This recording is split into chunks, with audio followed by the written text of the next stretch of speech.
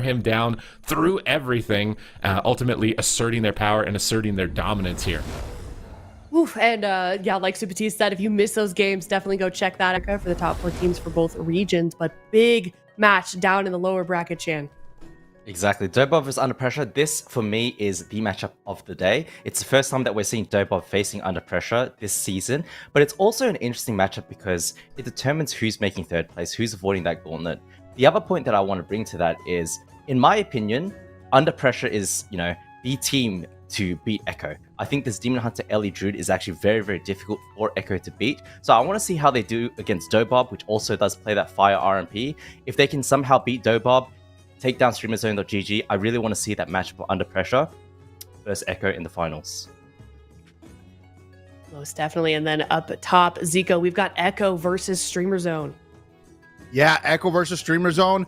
Echo, again, they've won 2 cups. They're looking to claim their 3rd win. And then StreamerZone is the team that has been facing them in the finals every one of these cups. So StreamerZone, it's been on them to kind of find an answer for Echo. I think they got closest in cup number 1, but I'm excited to see what kind of surprise they have planned here on the side of StreamerZone for Echo, because so far it's been that Feral Destruction Warlock from Echo that has been kind of unbeatable for StreamerZone. So can they actually find an answer? We're going to see it today. Yeah, we certainly are. And something else we're going to see is the final standings as well, Super Ts, for both regions. Here is Europe. We've got Echo in first place, and it's going to be difficult, nearly impossible for anyone to knock them out of that spot. It's a pressure cooker, and even if they do, Echo would have to lose 2 series and StreamerZone wins the whole thing, and they'd be tied, and Echo still would be number 1 because of their head-to-head with StreamerZone. So Echo, they're guaranteed number 1, but they want to win, right? Like, they want the win on the cup. They don't just want to win by, the technicality of head-to-head, but it's a pressure cooker. That's what this entire weekend basically has been for Europe, and you can already see the gauntlet standings here for these teams with Echo and StreamerZone. It's basically just DOBOB fighting it out right now with under pressure to try and get that 3rd place position, which is a very coveted one because you get a comfy seat guaranteed in the grand finals. So that first lower bracket series is the most on the line, I would say, of all of the series here today. And then, of course, Echo versus StreamerZone is just a rematch that's been happening back to back, week to week. And we're looking to see if StreamerZone have evolved and if they're going to be able to take Echo down or not now. Oof, I cannot wait to see how EU shapes out at the end of today. So let's get started. We've got predictions as well. We can take a look at that real quick. Before we do that, of course, we got to look at the rosters. Excuse me. Zico, talk to me about the teams. We've got 4 left here in the EU region. If you're watching from home, who are the top dogs in this region? I mean, I got to agree with Chan. I think Under Pressure is very, very interesting against DOBOB. And then, of course, Echo and StreamerZone as well. The rest of the teams are eliminated, but they were here competing a little bit earlier throughout the Friday. But yeah, I would say all of these teams, really, really solid teams. We're going to see some of them in the gauntlet a little bit later on. But yeah, I agree with Chan. I think just these players on Under Pressure, I've been talking about it before.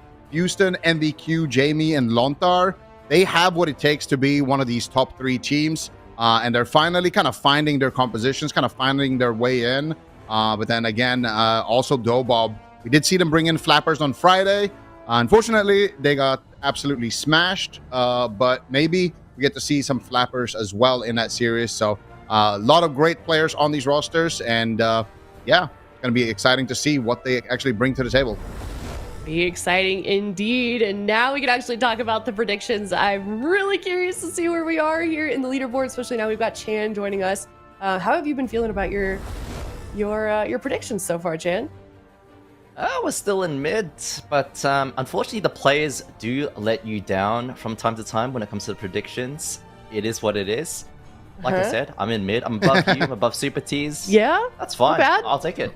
No, I'm the one in the crystal ball. Is that what's going on right now? Oh yeah, they swapped it. This graphic is literally the same every day. It's just everyone's points go up by 1, and it's like I can't get ahead unless I pick the answer which everyone else doesn't every time and somehow get it right. It's like as soon as you're behind, it's like you're forever behind. I need like a blue shell catch-up mechanic. I need like a 2x modifier if I get a prediction right now. It looks like they're also using an old photo on you. That looks like the little hat they used to wear a lot. I still have the hat. It's just this new headset I have is too pinchy for it. Oh, we got to make a comeback with the hat. And then Zico, you're beating Ven only by 1. Yeah, I went for a risky pick yesterday. The abjured. I mean, I didn't sleep too well last night. I really thought the abjured had that series. They were up 2-0, but then they ended up getting reverse swept. We did see the final game actually in that top 5 highlight clip. So, yeah, it is what it is. Sometimes you got to take a risk, and sometimes it pays off, and sometimes it doesn't. For Super Tees, he has to take a lot more risk than I do, though. So that's always a good position to be in. All right, well, if you want to take a risk, let us know what your prediction is in chat. That should be going out for this first series of the day, Echo versus Streamer Zone GG. It's one we've seen before, but I'm kind of curious, Chan, if you think it's going to play out the same, or do you think that these teams are going to have something different up their sleeve? I'm not sure. I think this matchup, I mean, we've seen it a couple times in the finals now. We saw it in Cup 1, we saw it in Cup 2, and Echo has won every single time. But I will say, when Streamer Zone plays that jungle cleave into the Feral Lock, it is kind of close. If they just don't make these slight defensive mistakes, it could go the other way. And so, yes, Echo did kind of stomp last week, but the reality is it is a little bit closer. And if Echo has a bad day and Streamer Zone plays at the top of their game, I think Streamer Zone can take this. However, I am going to go with Echo. 3-1 for Echo here. All right, 3-1 for Echo. Super Tees, what about you for your prediction for this series? I'm not taking risks. I know I'm already on the bottom, but I don't know. Like, I don't want that percentage dipping. I feel like my percentage is still a passing grade, 61%. Like, it's a passing grade. I don't want that to drop too much. So I'm in the exact same boat as Chan's prediction here, with 3-1 in favor of Echo. I feel like Streamer Zone have the capabilities on winning on some of their map picks with their jungle, but as far as consistency, it just seems like Echo are just driving it home every time. There's just no mistakes, no matter how long the game is. And if Streamer Zone can somehow work that up so that they can win in the late game, win in these long games, then maybe they can win the series. But right now, I think Echo still has the edge there.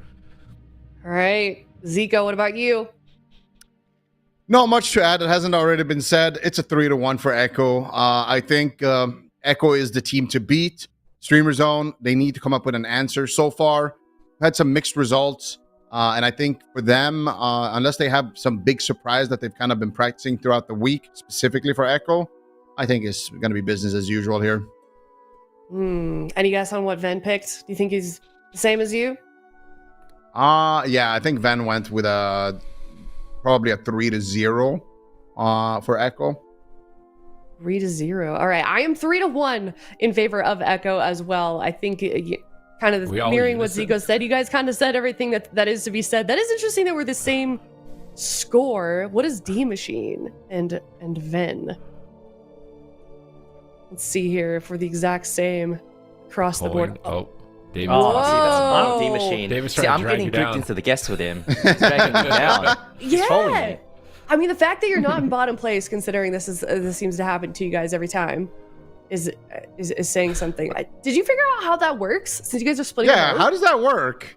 I get 1 point here, and he doesn't, get one, obviously, if Echo wins.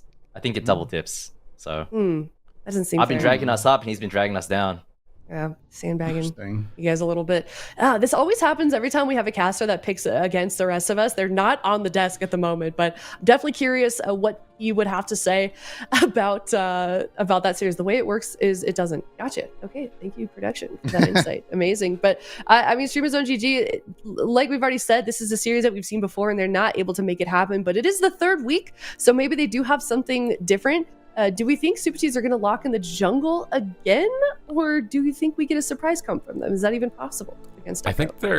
I think their jungle's been their best comp. I think maybe whether or not they want to shift their talent builds around. I feel like Diamond Ice is something the Survival Hunters could experiment more with. We saw it from Willie in North America, and I feel like it actually looked really well in their matchup. But that's been their most successful comp. I say most successful comp, but their win rate is against Echo, right? So like 5 wins against Echo is a lot, even though you have 8 losses. And then obviously their Ellie survival has been what they've been using mostly into Under Pressure when we've watched them on broadcast. They tried the DK Survival Hunter last week. It looked kind of promising, but it just runs out of steam, and then the DK becomes a liability. So I'm not fully sold on that, but maybe they have worked on that. For me, I think it's in between those two options, the Death Knight survival or the Feral survival, and depending on what they've worked on in the last week is likely what they're going to be leading with for this series. Yeah, it makes sense. I mean, when you're up against a team as strong as Echo, it's really difficult to make those decisions, especially in the blind pick. A lot of these series do end up going to a game 5, so we could be seeing that again. We could be locked in for quite a long series, given how competitive both of these teams have proven to be over the course of the first 3 cups. But it's upper bracket as well. No matter which team does end up losing here, they do have a chance to make it through that lower bracket run, Zico, and back up to the grand finals for a potential rematch. But DOBOB under pressure are looking just as strong, so it's not going to be easy by any means. That's the thing. I mean, we got the hungriest teams left in Europe. You know, you got Streamer Zone and Echo, number 1, number 2. Then you got DOBOB and Under Pressure, number 3, tied. So it's like the standings are very much mirroring the bracket, and it's coming down to the wire here. So I don't think anyone who goes down to that lower bracket is guaranteed to come back and have a rematch in the final.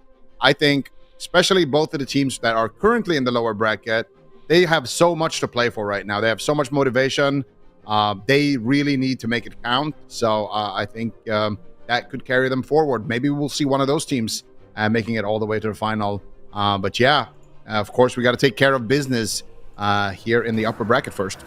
We certainly do, Zico, and it looks like Echo and Streamer Zone are ready to go here in game number 1. It is best of 5 here, the upper bracket. Echo in first place, solidly. Streamer Zone looking to get some more points before. Certainly do, Zico, and it looks like Echo and Streamer Zone are ready to go here in game number 1. It is best of 5 here, the upper bracket. Echo in first place, solidly. Streamer Zone looking to get some more points before heading into the grand finals mid-November. But game number 1 starting off.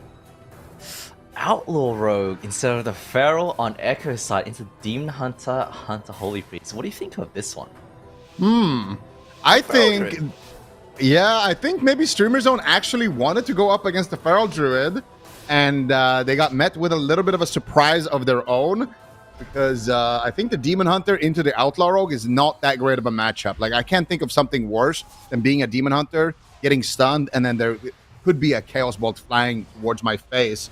I feel like that's an easy target for Echo to try to take down, but we're going to see the opener being started here. Actually, Mercy looks like he's playing the Imp Dispel there. Yeah. He dispels that trap immediately, and they're going after Big Mech. So I kind of like this from Waz, actually. On the Feral Druid, or on the Outlaw Rogue, double Chaos Bolt coming in from Mercy. He's doing a decent amount of damage here as well. Power Barrier is going to drop for JT, playing that Void Weaver, blasting away in the backline. Chastise down, Borg looking for the Fear, finds it onto JT.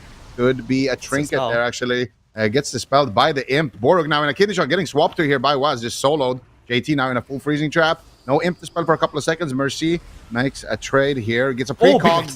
Big Chaos Bolt, nice imprisoned though on that precognition. But look at his damage that's coming out just 1 minute into the game, champ. Yeah, that was beautiful, actually. Limps saving Big Max with the in-cap on the last 0.1 seconds of that Chaos Bolt. Something from Mercy that was very, very smart so far in this game. Big Chaos Bolts onto Limps, though. Right now, he doesn't have any cooldowns, just another walk. Is going to get topped off by Borg. But what Mercy did is he saved the Malevolence and Inferno for after Borg's Guardian, Angel came out. So that Borg couldn't just mass spell and save it. Big damage onto Limps right now, though. Does have the Trinket, does have the Nether Walk available. Borg not into any CC, but Mercy playing very, very smart.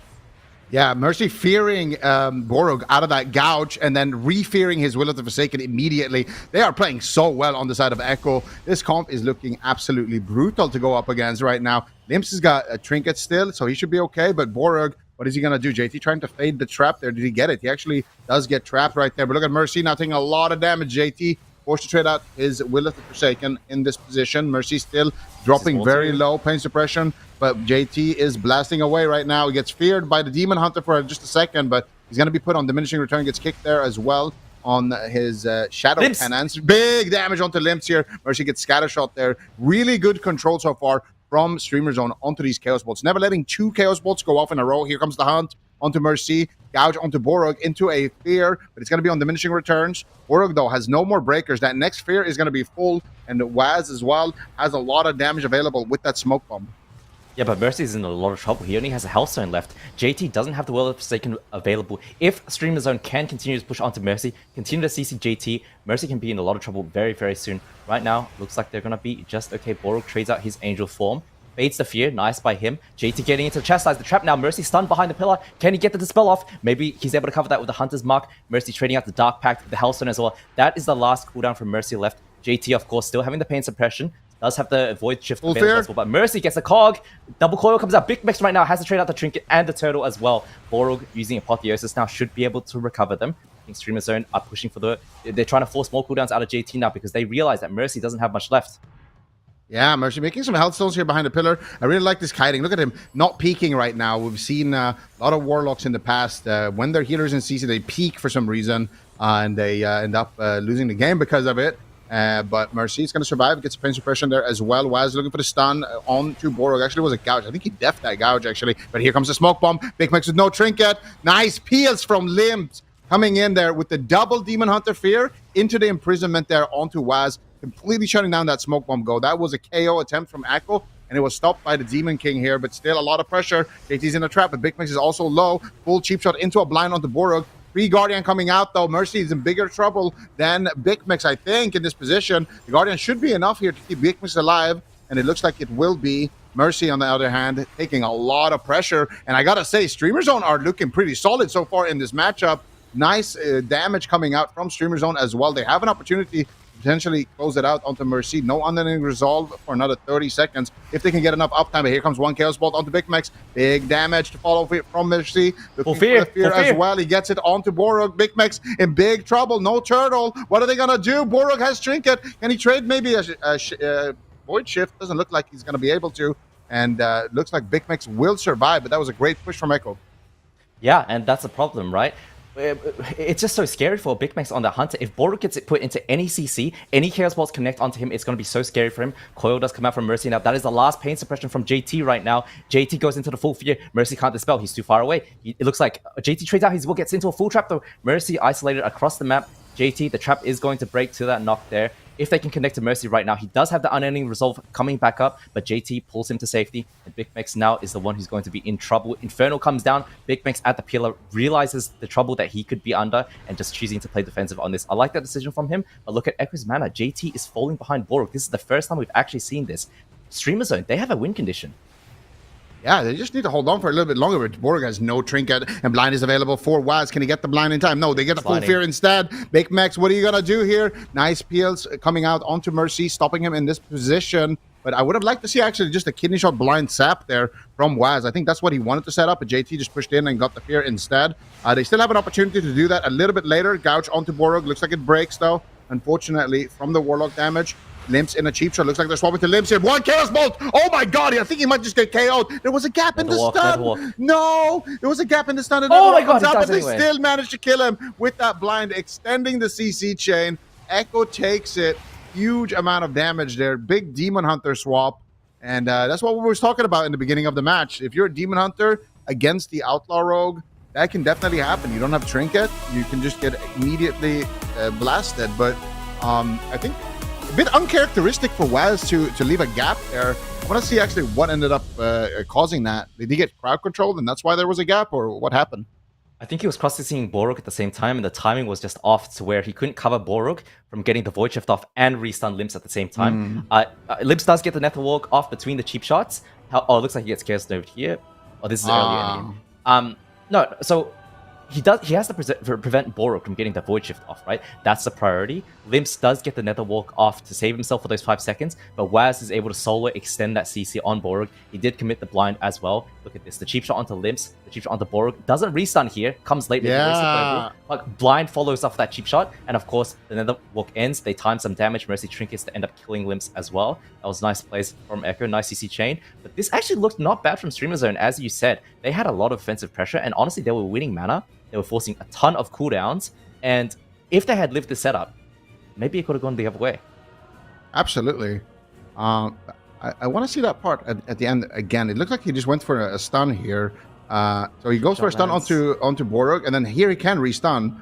But yeah, I guess he doesn't have the energy. I think he actually rare misplay from Waz there. I feel like he went for damage instead of the restun. But still, it doesn't matter. The priority, like you said, is to prevent that Void Shift coming out from Borog. So either way, he did his job. They got the kill. Could have been a little bit cleaner, but, still a 9.9 out of 10 there from Waz. on the Outlaw Rogue. And I really like this composition. Now, Chan, as somebody who has been on Echo and played this exact setup here, what do you think about this comp in the meta? What do you think? How do you think they played it? What's your take on this? It was a good game. The only issue I have with it is that Mercy on the Destruction Warlock is very, very squishy to those melee. And when they actually did land CC on JT, man, it looks scary for him. He has to commit the wall quite early. It doesn't look like a comfortable game. Now, granted, he is playing that Imp, so he's able to dispel those traps, those fears. He has to, RNG it against the Hunter's Mark cover from from the Hunter. But at the end of the day, it's so explosive, right? You saw at the end, the cheap shot lands onto Limps. 2 Chaos Bolts come through, and that's just a kill. That's through Blur as well. So this comp, very, very explosive, a little bit squishy, but this is exactly what Echo excels at. When you give Waz a comp where he can actually, get a setup going for some cooldowns, they're always going to do well. Yeah, and when you're talking about that Hunter's Mark cover, for those who don't understand, the Imp dispels 1 debuff. So as a Hunter, you can put a trap, which is a magic debuff that the Imp can dispel, but then you can also Hunter's Mark on the Priest while he's trapped. And then there's a 50-50 that it will dispel the Hunter's Mark and leave the trap open. So just a little bit of PvP terminology, but yeah, I like it. I feel like, like you mentioned, this is something that fits Echo's playstyle very, very well. Waz likes to be a playmaker. He likes to be aggressive. He likes to have a caster that can do a lot of damage, that he can set up, get big CC chain, stun lock people in his line of sight, and just make sure that his teammates can free cast into it. And I feel like having a Void Weaver and a Destruction Warlock really just enables that playstyle for Waz to kind of just make sure that everyone is controlled at the right time. Yep. And I actually want to talk about this map pick. This came from Streamer Zone, point. And then, of course, Echo locked in the same comp here. But, Streamer Zone, they want this small map, right? They don't want JT to stand far away and just Void Weave them. However, I will say, playing a small map into Echo, playing this kind of setup is scary, man. That's a double-edged sword, because it also means that the map is smaller. Borug can't play as far away, and what that means is that Waz can cross-CC Borug, get back to the DPS, and JT or Mercy can easily follow up because of the map size. The entire game is just, more clustered. So, Streamer Zone, I understand what they're going for here, but you have to be careful, because Echo, Waz, he's going to try and punish you for that. Yeah, absolutely. Big Max right now looking for an opener here in stealth.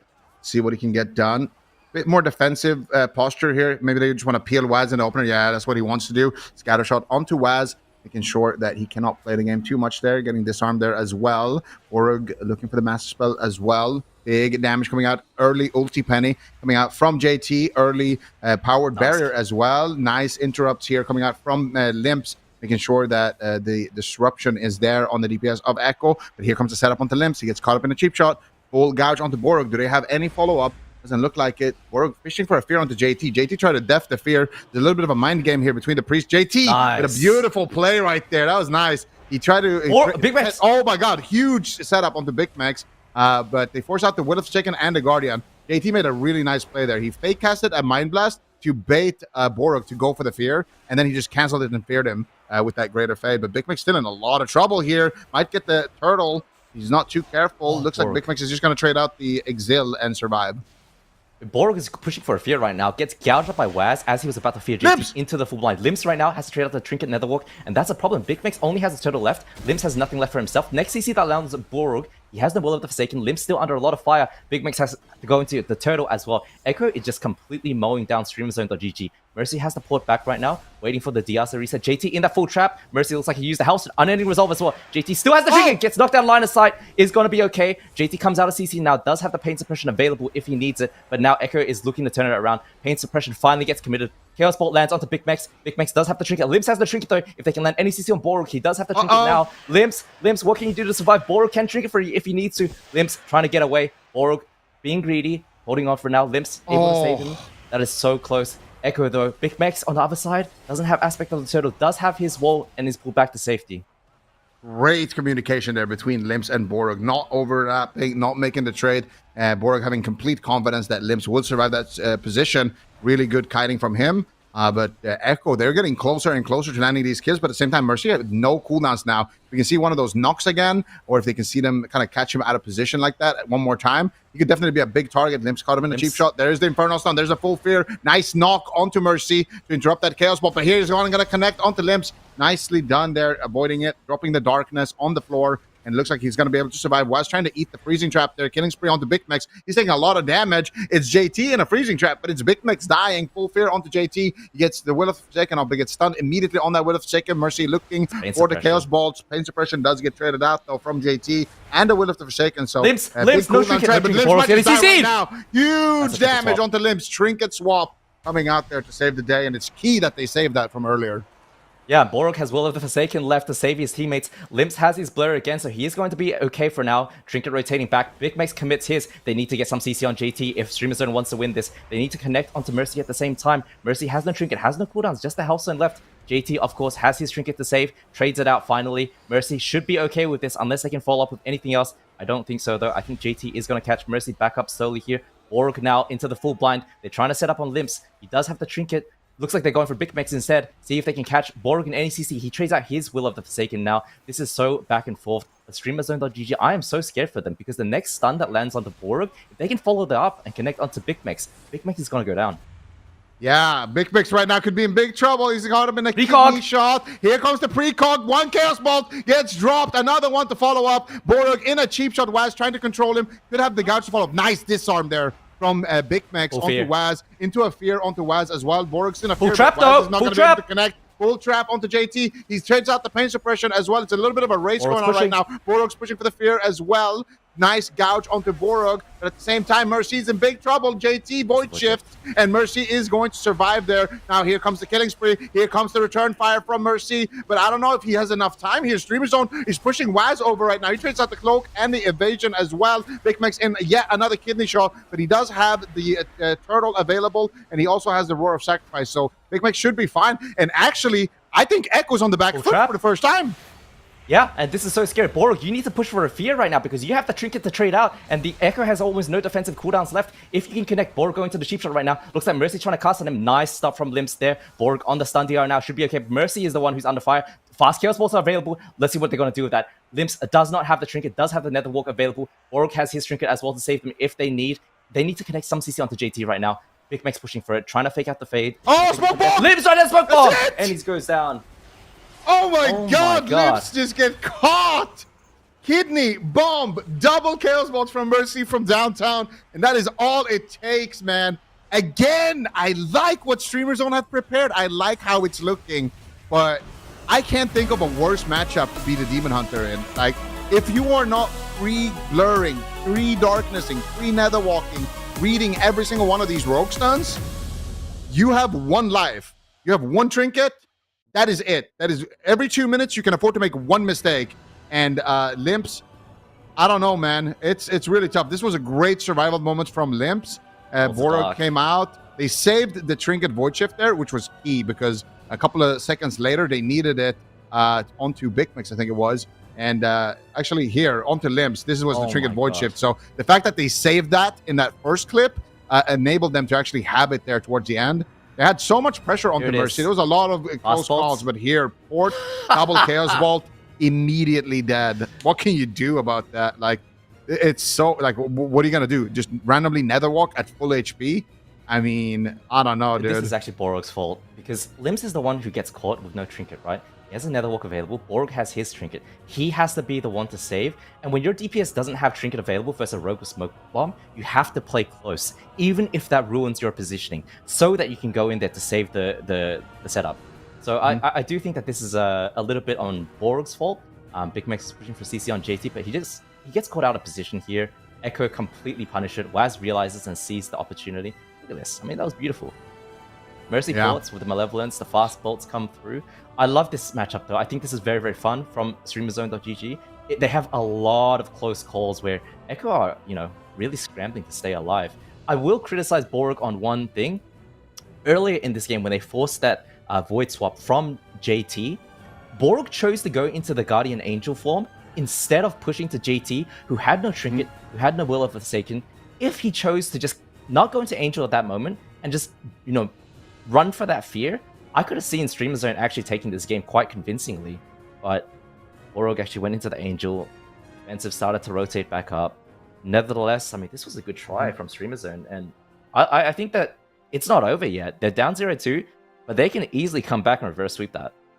Yeah, I think this is a good matchup, actually. I mean, if the Demon Hunter plays perfect, then I can see the win condition. I think they have two win conditions. They can kill the Warlock with a CC chain, and they can also just win on mana by having good enough pressure.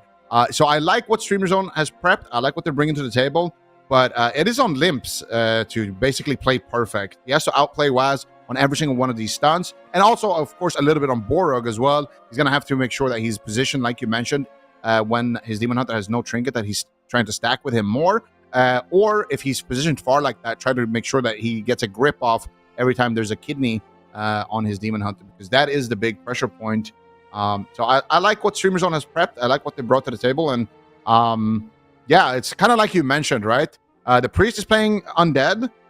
So he has his Will of the Forsaken, and then he has his Trinket. So if you get his Trinket with a Trap, and you follow it up with a Fear a little bit later, you're going to have about a minute window where you can actually get a full Fear, and there's no way out of that. So when you have that window, it's more important to prioritize actually getting aggressive and chasing. Even if it costs your own Trinket, just chasing the enemy Priest. If he fears you first, just Trinket it and fear him back, you know? Because I think that is their win condition. Yes, and the longer the game goes on, the longer you give Waz to set up a position for Mercy to cast double Chaos Bolts on someone with no Trinket, which is exactly what happened at the end there. When you're facing Echo, when you see these win conditions open up, you have to take the window, otherwise Waz is going to come punish you a minute or two later. And, you know, that was my criticism of Borog last game. We'll see what happens in Cage of Carnage now. This map is a bit of a cluster. It reminds me of Blade's Edge in a way. This is not the kind of map you want to play on as a caster, because you have the enemy melee pushing on top of you, the enemy healer pushing on top of you. It can be very, very awkward to play. It's hard to kite. It's hard to find distance and space. We'll see how Mercy is going to handle this onslaught from Limps and Big Mex. But it's not over yet. I like this from Streamer Zone. I've said that before. I think they can still win this. I will say, though, Mercy's Imp Dispels on JT, I think that really determines a lot of the pressure from Streamer Zone. If he's not hitting those traps, if he's not landing them on those fears, right? If he gets the trash cover instead, Streamer Zone can actually snowball that momentum, and the game can really fall out of hand really quickly. Because JT is on that Void Weaver, and if you don't give the Void Weaver space, it's really hard, right? Yeah. And you can even see it right now in JT, that little red dot is that Hunter's Mark to get a full trap onto JT, but he gets the dispel there, unfortunately. And JT does get interrupted on the ulti penny. Big Max high mountain back. Limps is in big trouble here. Taking a lot of damage. Double call. Here comes Chaos Bolt. Could just be over instantly. Limps is going to trade out the Trinket Blur immediately. This is a huge win for Echo. We saw what happened in that last game. And guess what? Waz still has that smoke bomb. Could be an easy kidney shot bomb KO. If they're not careful here. It's going to be up to Borog to save the day. Let's see if he learns from the mistake. And again, the Imp does get the trap there onto JT. So unlucky here for Big Mex, losing that 50-50. Double Fear coming out. Borog, oh no, he got outplayed there on his Fear, I think. No, actually, he held it. Straight out his own will taken to get it. But here comes the damage. Big smoke bomb set up. Full cheap shot, full Chaos Bolts coming in. But Borog, like you mentioned, ducks in to the bomb, stacks, plays close.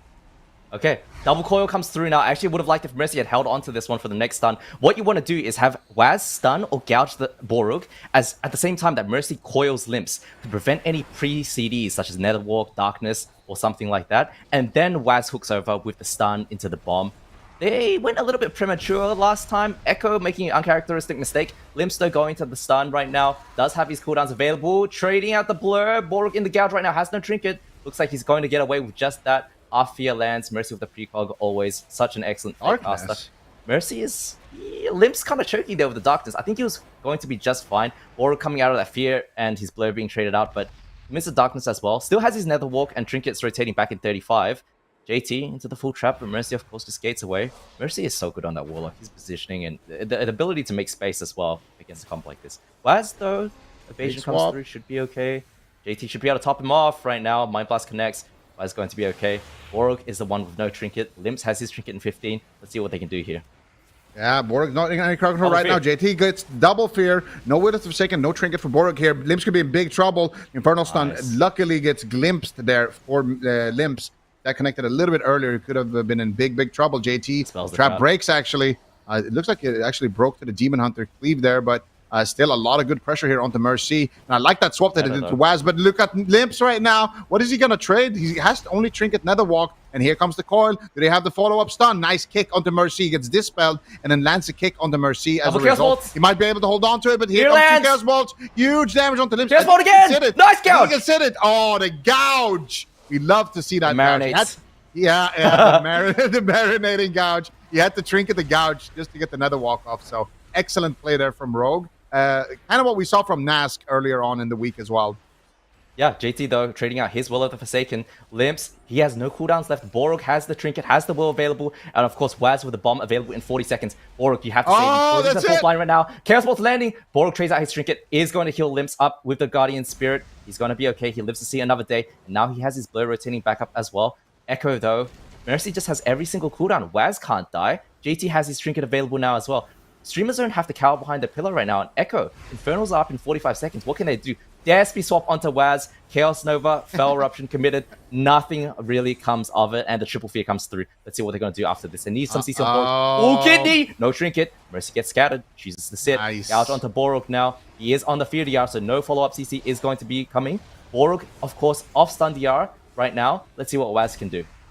Really well played there from Big Mix. Trinketing out there to get that scatter shot, but now Big Mix is an exposed target. Smoke Bomb is back up. Waz has two juicy targets right now that he can go after with that Smoke Bomb. So if Big Mix overextends, he could die in a Smoke Bomb, but so could Limps. Limps is actually a better target. He has no defensives. The only thing he can do is like pre-meta or pre-Glimpse maybe. But right now, Waz is taking a decent amount of damage here while JT's Fear. Here's the kidney shot. Are they going to commit the Smoke Bomb? They could. Here's he was with a Chaos Bolt! Massive damage. Beautiful scatter. Limps is going to survive. Big Mix MVP stopping the Chaos Bolts in their tracks, but still. They're still coming. They're still coming. Another Chaos Bolt comes through. One. Beautiful interrupt. He still dies.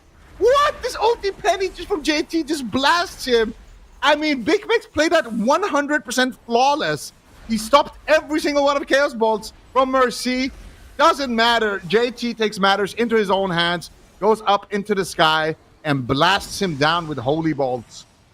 Dude, I love that sequence at the end. Mercy actually unending resolves offensively, uses his wall offensively so that he's immune to kick when Waz sets up the stuns for him onto Limps. Big Mech saves him at the very last second with a scatter shot. Infernal stun comes through. Casts another bolt again, gets kicked, this time for Big Mex, but then JT comes in with the ulti P from the side. I mean, that was beautiful to watch. And this gouge here right now to marinate Limps at low health, trying to deny that Netherwalk. Beautiful. I mean, look at this. Unending Resolve. If he actually just didn't press Chaos Bolt there and press Conflag or Shadowburn, he would have killed Limps. But Big Mex, of course, with the scatter, there are so many variables. Bolt does land in the end with the Infernals into the coil.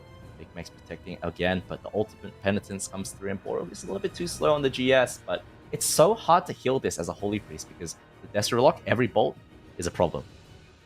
Yeah, definitely tough situation here for Borog. I think Streamer Zone, I like what they brought to the table, but yeah, Echo, I don't know what it is, but I think Streamer Zone was expecting to go up against maybe the Feral Druid, and then Echo just like randomly, like that's the thing about Echo as well. They're not just going to play the same comp that wins over and over and over again without looking for improvements, you know? They're going to keep playing the best comp, but they're also at the same time going to look for other, you know, ways to win the game. I mean, you played on Echo, Chan, and I think that's something that we noticed a lot on the desk. Like, when Rogue Lock Priest was really good, you guys would be locking that in, but at the same time, you would also be looking at other things to play and bringing to the table to not let kind of the rest of the tournament competitors catch up to you guys. Exactly. What you want to have is this strong main comp, and this is exactly what the RLP is, right? But what is RLP weak against, right? It can lose to those melee cleaves sometimes because you have the Warlock and the Void Weaver who can get bullied. So what do you prepare in response to that? The Feral Druid. Feral Druid with all those stuns, all those clones, very, very helpful against those rushdown Zugzug comps. And so that's where Waz is really, a key player for Echo, where he brings in his Feral Druid Waz form for those kinds of matchups. Of course, Echo always just playing their main comps, RLP, RMP, very, very comfortable. They're the best at it, of course. Why wouldn't they? As soon as a team finds something that is, giving them some trouble, well, you have to figure out the next comp that they throw back at you. That's why this team is so good. Yeah. Streamer Zone just cannot figure out this team. I think that's the only time it's been a 3-0 between these two teams. It usually goes to at least the 4th or 5th game. I could be wrong. I was kind of breezing through the brackets from Cup 1 and Cup 2, but either way, Streamer Zone, they have got to figure something out against Echo because they just cannot do it. They've tried so many different compositions that they've thrown at this team, but Echo, just as you guys are highlighting, so good at getting those counter compositions. But Streamer Zone now knocked down into the lower bracket. They're going to be playing the winner of this next up series, either DOBOB or Under Pressure. Here's that bracket right now. We're hopping down to that lower bracket, and we're seeing Streamer Zone now just waiting for an opponent, and it's going to be one of these next two teams. Do we feel like there's one chance that they're maybe more prepared against DOBOB or Under Pressure? I think the Streamer Zone that I have no idea. This is actually, for me, this is the ideal setup in the lower bracket because I want to see DOBOB versus Under Pressure, right? I want to see this matchup. We haven't seen it yet. I think it's very, very interesting. And then either team into StreamerZone.gg, I think is going to be a fantastic matchup as well. Of course, I mentioned this earlier today. I do want to see Under Pressure, how they perform against the RMP. If they are able to actually smash DOBOB, I'm hoping that they can overcome the brick wall of StreamerZone.gg to give Echo their run for their money in the finals. Because Under Pressure is the only team that hasn't faced Echo this season. Yeah, that's very true. We can take a look at the bracket here. Of course, DOBOB and Under Pressure currently tied for that 3rd place spot, which is a very scary place to be because you could either be going into the standings or into the gauntlet, and you may not make it out of there despite you finishing in that 1st place seeding. Round 4, not necessarily a safe place to be in, Zico. Yeah, no, absolutely. One of those teams, I mean, this is the highest stakes possible, but also the best position to be in, right? If you're under pressure, if you're DOBOB, one of you guys is going to the gauntlet. May the better team win. Your fate is in your hands. The worst position to be in is where, oh, I need to pray that Echo wins against this team and then that this other team also beats them and then that we win our game against this other team. You know, like when you get into those situations where you kind of need the bracket to play out a certain way, that's the worst position to be in. Right now, top position. We just win this game, we're in. We lose, we're out. So DOBOB and Under Pressure, highest stakes possible here.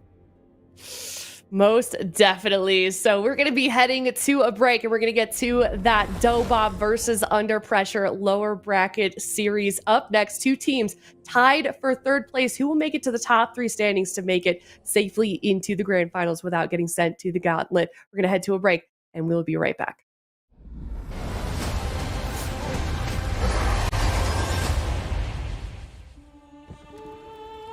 The light flickers, and in its trembling glow, you still cling to hope. How quaint.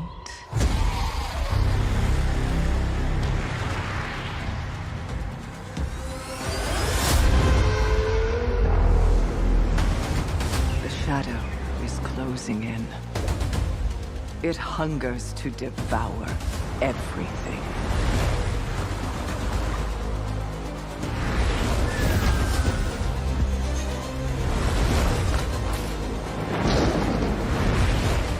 Our home, our kin, our hope. We cannot succumb to fear. We must not falter. There will be no victory without suffering. No survival without sacrifice. You feel it, don't you? The call of the void, that devouring host, with no mercy, no equal. Come, little lights, and be extinguished. The darkest night falls upon us.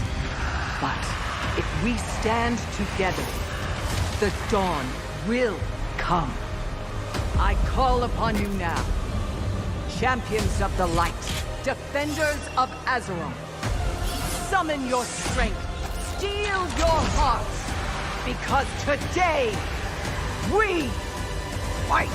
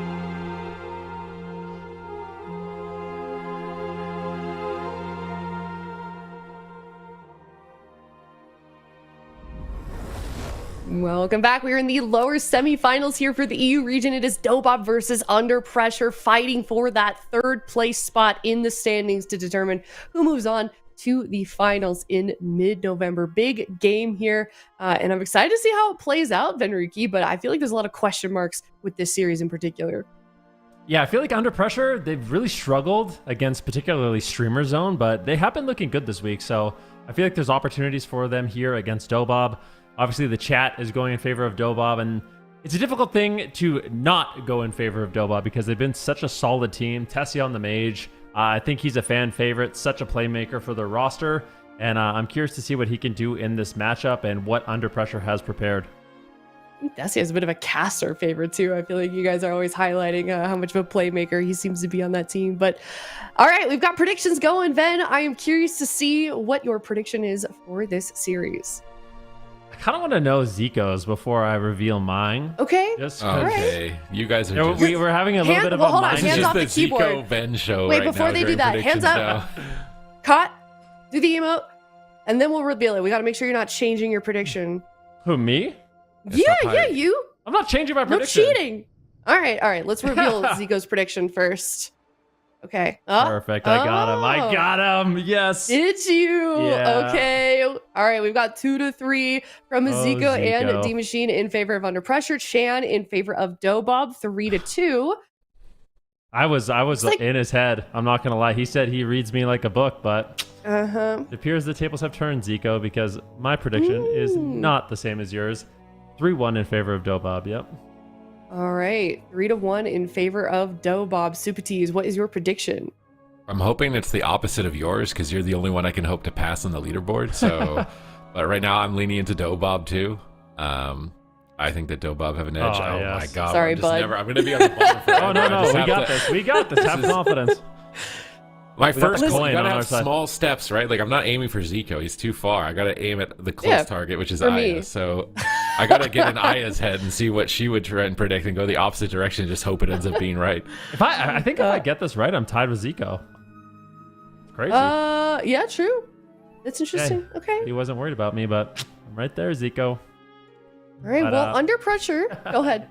No, I was just gonna say, like, all jokes aside, I feel like this is one of those matchups that could go either way. MVQ, kind of the king demon hunter on Yep. this roster. They've been playing really interesting compositions like the LE demon hunter, the DK demon hunter, and in general, they've actually been doing pretty decent into mages and rogue mage. So I kind of feel like DOBOB will ultimately lead with a Pharaoh druid in this matchup as more of like anti-cleave tech. So that's what I'm thinking for the blind pick.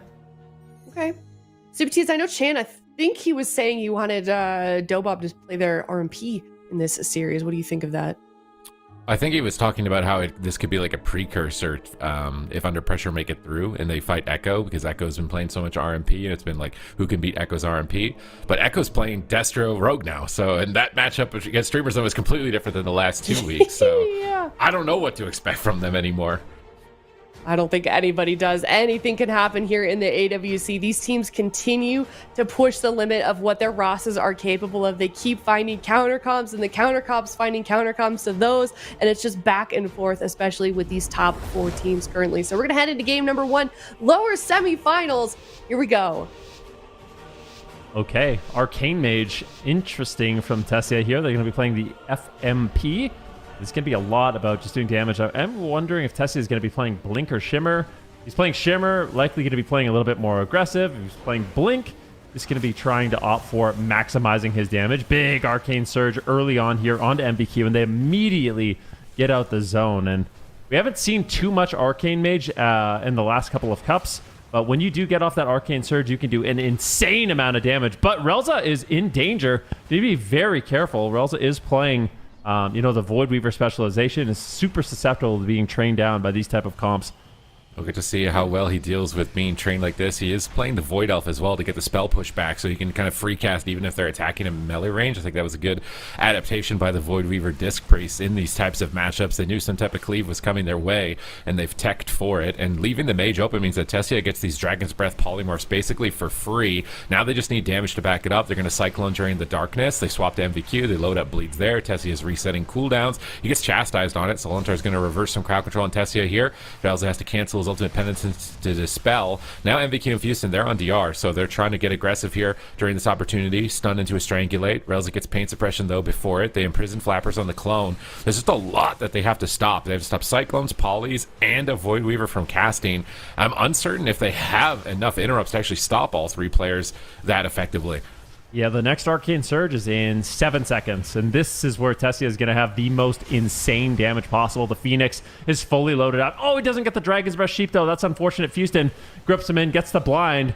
But this next Surge, like I said, this is going to be absolutely devastating. faked. There's no anti-magic zone to back it up. Here it comes. The Phoenix is out. MVQ is getting absolutely destroyed. Massive Arcane Blast. He nether walks and survives, but this is not over yet. Houston could easily go down. Good control there by MVQ as he shuts down some of the damage that Tessia has available, but it is just completely unstoppable. It's never ending, and Houston could still just die.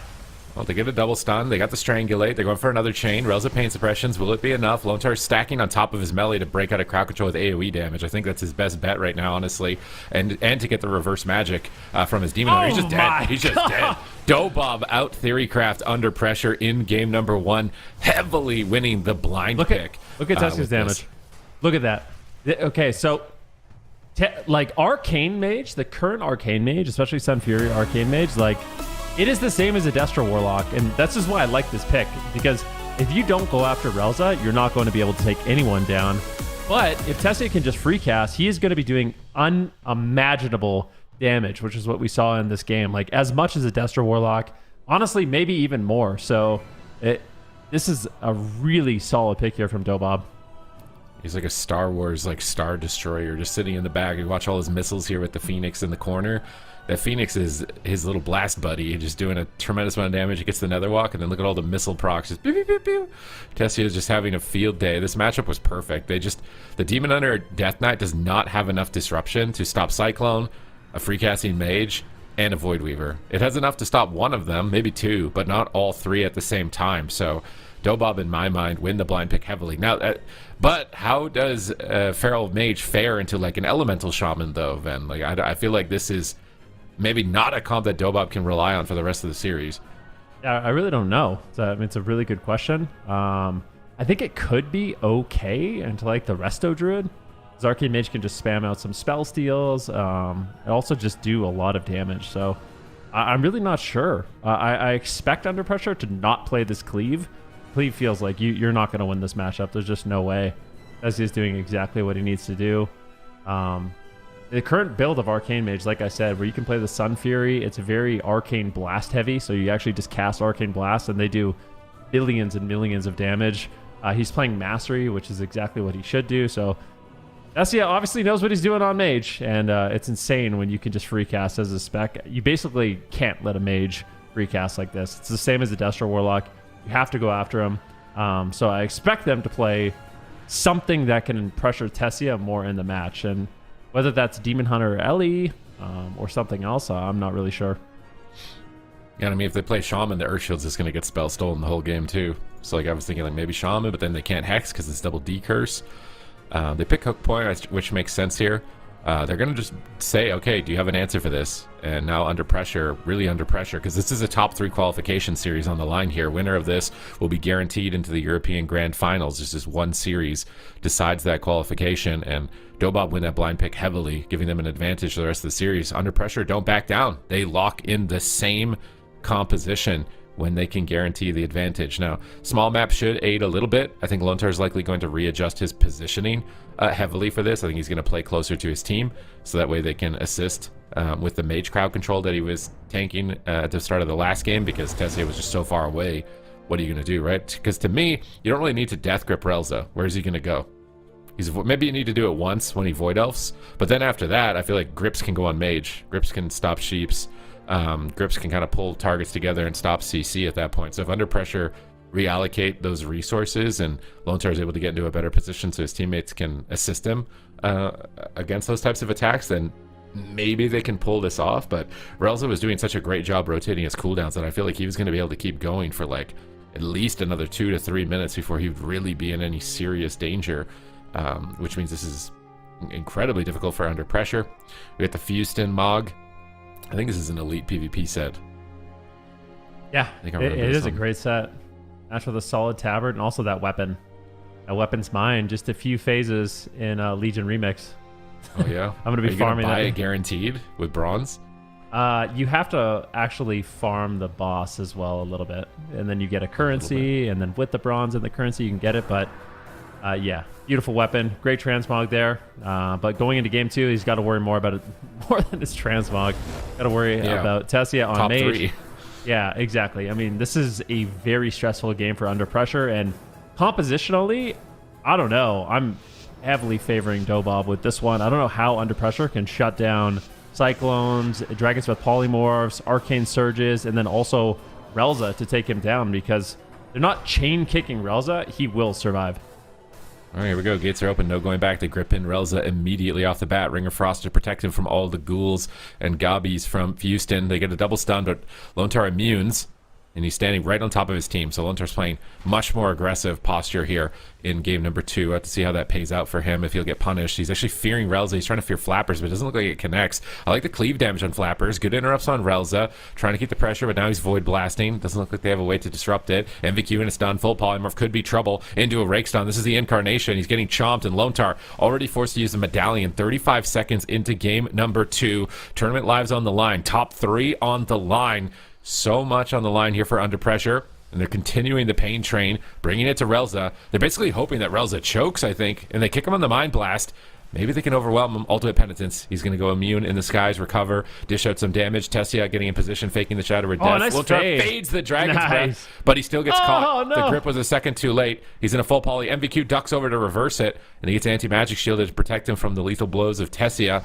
Lontar makes a really good play there, and even that, not enough to really stop the onslaught. We see Cyclones on the Death Knight. Good peels from Flappers during the stun lock on Relza, but the Strangulate connects nonetheless. And is Relza going to choke? That's all that I'm looking at, is like, does Relza mismanage a cooldown? Does he mismanage a fake cast? Because that's going to be the opening that Under Pressure can take advantage of. Now, let's see what ends up happening. Lontar going for a Chastise Fear, immediately dispelled there. Great job by Relza, backing up Tessia. Arcane Surge, this is the moment. This is the scariest time in the game. The Phoenix is out. Tessia, if he can land Blast, it would be massive. Goes for the Polymorph. Darkness Dark. drops down. Beautifully done. the He gets knock. knocked out of it, but he likely should be able to get back in. He's just opting to line of sight, not taking that 50-50 chance. At the same time, Houston's getting absolutely owned. Tessia's going to have some big barrages here in a second. Lontar not in any crowd control, should be able to heal through the damage. Here comes the bash, potential full cyclone. No, it's going to be a Ring of Frost. Nicely done. Relza getting low at the same time. Houston and MVQ putting in some work and finally pressuring Relza in the match. He's got no pain suppression. He's getting low on health. 10%. He could fall. He uses the Void Shift on the Tessia, and finally, Under Pressure, they are really They've just done it. owning Relza. They might be able to do it, and he will go down. The small map paying dividends for Under Pressure. Few scary moments, and honestly, MVQ wasn't able to get that much damage out, but still, they just overwhelmed him eventually, and I'm honestly surprised that happened. All right. They catch Relza. They catch a W here. He's a couple seconds away from rotating to his next pain suppression. They saw an opening, and they squeezed through it. They get a win on their map pick, but DOBOB, obviously, they're going to be going to Tolvaron. They're going to be going to Ashmane's Fall. They're going to be going to much more difficult locations for Under Pressure to be able to deal with. They definitely did a better job. I think Lontar also had a lot of personal plays against Tessia, kind of a 1v1 between Lontar and Tessia, and then a 2v2 between Flappers, Relza, and MVQ and Houston with where they're positioned on the map as far as being able to get through interrupts and avoiding crowd control. But they had this crowd control chain that's just Chaos Nova, Pet Stun, Strangulate. And they're really coordinating the stun of the Demon Hunter well with the Death Knight silence, and that puts Relza far behind. And then landing this kick on the Mind Blast, this window where his paints up is just 7 seconds away. If he had been able to find a way to rotate that a little bit more effectively with his Trinket during a critical moment, he could have kept this going. They almost sniped the kill with the Incarn here, but Lontar Trinkets to block it, trading 1 for 1 in that position. So really well done to Under Pressure as far as their disruption. I'm curious to see, like, it'd be nice to see like a side-by-side of like MVQ's damage breakdown next to Trill's, because they're both playing different builds entirely, but the same composition. Trill playing the Fellscarred yesterday, MVQ still on the Eldraki Reaver, and Eldraki Reaver's kind of been the expected meta for some time, but it seems like Trill has been kind of owning with the Fellscarred, and I wonder if in this type of matchup, if it might be better for MVQ or not. It does limit your damage to some very specific windows of time, whereas the Eldraki can kind of give you a bit more damage on like a random go when you get a proc. But I'm just interested to see that, because they're obviously both, top of their class, and they're still playing entirely different builds. Always fun to see the players utilize different builds. Now I do wonder, because honestly, game number 2, after game number 1, I was like, all right, there's no way that Under Pressure is going to win this matchup. Like, you leave the Arcane Mage open, you lose. But they did it. They just did a good job line of sighting, avoiding damage during the Arcane Surge, and then they were able to pick their moments to kind of all in, stay on target, and get some damage rolling. So we are going to a big map, and DOBOB obviously will have the advantage in that regard because they did win game number 1. So if it does play out to a best of 5, we will be going to a large map, and I think it makes it more difficult for Lontar because he's going to have to spend more time in the open. If Relza kites away from Lontar, he's basically baiting Lontar. Like, if he kites away with the DPS, Lontar unfortunately has to chase, which means more time in the open, which means more susceptible to Cyclones and Polymorphs and Dragon's Breaths, and I think that's where it gets difficult for Under Pressure. So positionally, I feel like DOBOB should have the edge here, and I'm curious to see how Lontar kind of navigates that. Yeah. I wonder if they can like use Death Grip to put Relza in spots where he's close to a pillar, so then Lontar can just take that pillar. And they, rather than using it to like just grip him across the map, use it to try and tactically position him in a spot where Lontar has a bit more of an advantage in the matchup. But Under Pressure are going to show that they're not going to get clean swept. That's what I was worried about. Game number 1, I was like, oh my god, they're just going to get knocked out instantly. But game number 2 looks a lot more impressive for them. If they can win here on the swing match, it would be very critical to their overall success. Tournament lives on the line. Top 3 in the European Grand Finals. Relza is just in the starting room as far away as possible. He gets gripped immediately into center field, chastised onto Tessia. So Lontar is going to allocate his crowd control to the mage. Relza already getting just absolutely destroyed. He's just dead. He's outright dead in the opener through pain suppression, through multiple shields, and Houston and MVQ have amped up their damage so much here in game number 3. It's like a completely different roster. If they land one kick, it's game over. Relza fakes it. Void Blast. He's back to full. Houston on the back foot, but look at Lontar's positioning. Off to the left. He's far away from Tessia. He's able to line of sight the mage. Tessia needs to get closer to get crowd control. Is Tessia going to be able to sneak in here successfully? Pre-grips Houston on the Dragon's Breath, but then he grips Relza on top, so that Lontar can continue to line of sight, I would assume. Here, MVQ wrapping around the side, but Lontar's rooted by Flappers. Annoyingly, he has to dispel that. Now they swap back on Houston. Now they swap back on MVQ. Constantly switching targets, throwing Lontar for a loop. He trinkets out. He might get crowd controlled on his trinket. They blind the Feral Druid. They're desperate. They're at the pillar, and they are hiding. Despite the initial exchange looking good for them, they're likely going to have to do these kind of hit and runs where they maybe grip the priest to the pillar and start attacking him, because I feel like they spend too much time pushing in. They're going to get punished. Very interesting. That was such a big push on Relza at the beginning of the game. They almost take him down. They might just be waiting for another Metamorphosis, Unholy Frenzy. Those are really the moments where both the DK and the Demon Hunter are going to be doing exponentially more damage, especially the Unholy Frenzy. So Houston, I think he's just waiting. They're going to pick their moment. They want to all in. There's no reason to really take unnecessary damage. Tessia gets kicked here. He gets knocked away. Flapper's just trying to put some pressure here onto MVQ, making it a little bit more awkward for them to make that push onto Relza. Here comes the Chastise. Lontar, is he going for a fear? What is he doing here? Here comes a big surge on MVQ. The damage is ramped up here for Tessia, and once again, under pressure, they are being pressured heavily in this match. Forced the line of sight. Here comes the darkness, and this is not what you want if you are Cleave, to just be forced at the pillar like this. I mean, they have no choice, though. They're just trying to take their opportunities here, and Relza came in. They can catch him here with a stun, strangulate.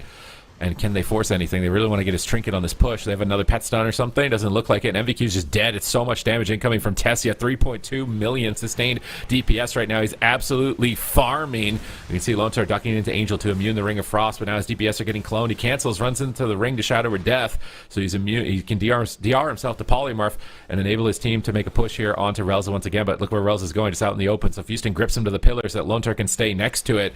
But MVQ is just getting destroyed. Here comes an Incarnation. Is Lontar ready? He's got the Void Shift. He pops it through. Relza is low as well. It's a race to the finish. It's an important round, a swing match. If Under Pressure can take this away, they'll have an advantage. But now Lontar's caught in a Polymorph. MVQ reverses it. Houston's caught into a stun. Lontar has to just power through and heal him through so much damage. They get a stun on Relza. They get a stun on Flappers. MVQ is trying to go for the win right now, but Relza still has a pain suppression, and they're not even really close to getting it. They pop the Essence Break. They're trying to tear in for it. Is Relza going to be too greedy here? Surge. He's continuing to position back, but Tessia is still free casting, and as soon as he finds crowd control, it could be trouble. Relza trinkets out to Strangulate, knowing that he can pain suppression during the stun in the future. I think that was a smart decision from Relza. He's positioned in the corner. Houston's on the run. He's getting blasted down from Tessia, blinking in. Flappers is cleaving 3 targets. Ring of Frost around the corner. Flappers gets gripped around. He might get stunned here. I don't think they have it, though. They stunned earlier to peel. They grip Tessia in for a double blind. They're going to just retreat once again, but look at the mana situation. Honestly, while they're running away like this, I would love to see Relza just drink.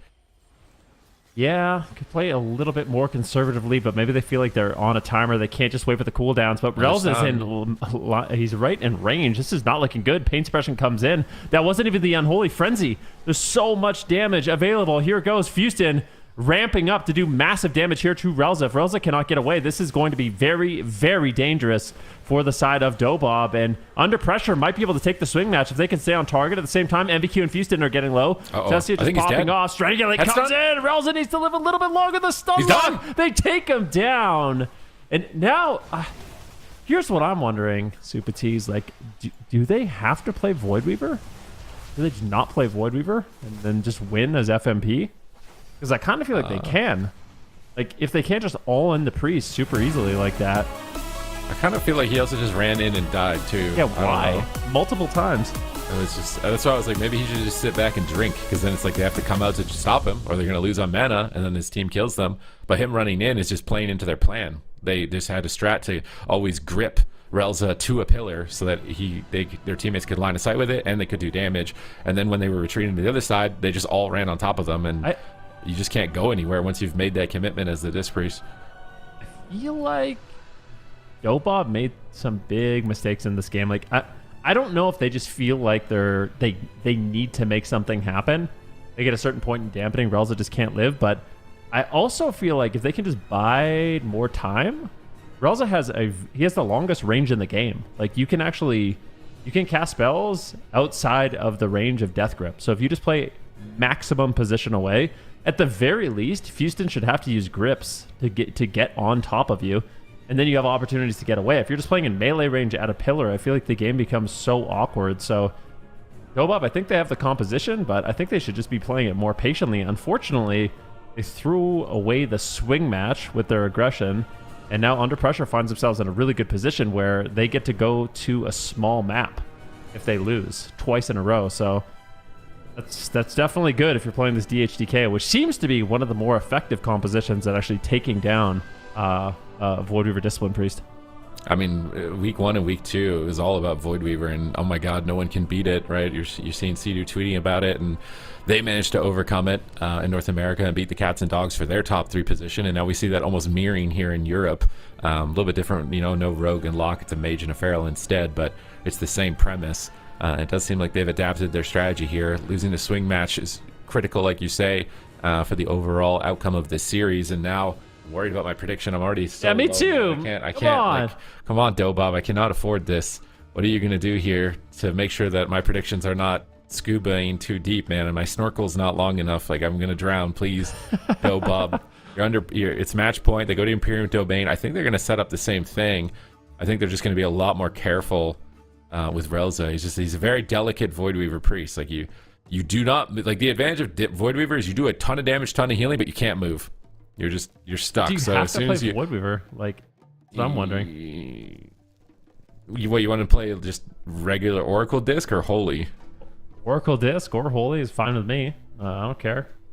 But I also feel like they could probably still play Voidweaver, just stop running on top of them, which seems to be, Yeah, I don't think he should be. He needs to be just playing max range. Let the Mage the Feral tank. I think in those instances, I think he thinks he's a little bit more immortal than he's actually able to let on here. But they're taking their time, so and I feel like a Subtlety Rogue still wouldn't be a bad pick either. Like, what about like Subtlety Arcane?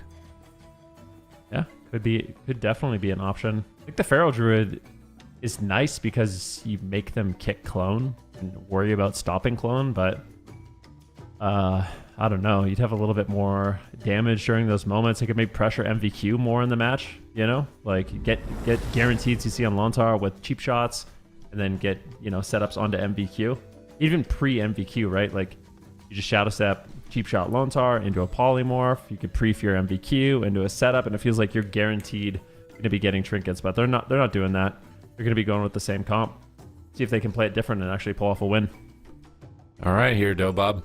Last game, Under Pressure. First game, it looked like they were just going to get 3-0'd. I thought Under Pressure were out, but now in these last 2 games, they've shifted gears. They've got a better strategy. They're keeping good positioning for Lontar. They're not getting separated, and if they're playing as a unit, it seems like they're very terrifying on this Unholy Death Knight Demon Hunter.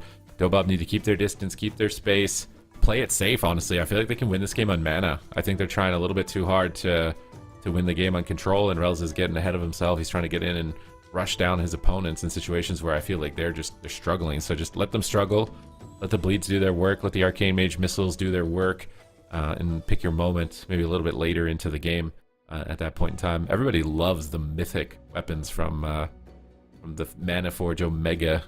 All these like purple forms. We have the red ones for the Elite PvP set, but they are loving this purple one. I'm gonna have to wait for like the War Within remix or something. I don't think I'm good enough to get the mythic dagger. It's gonna take a while.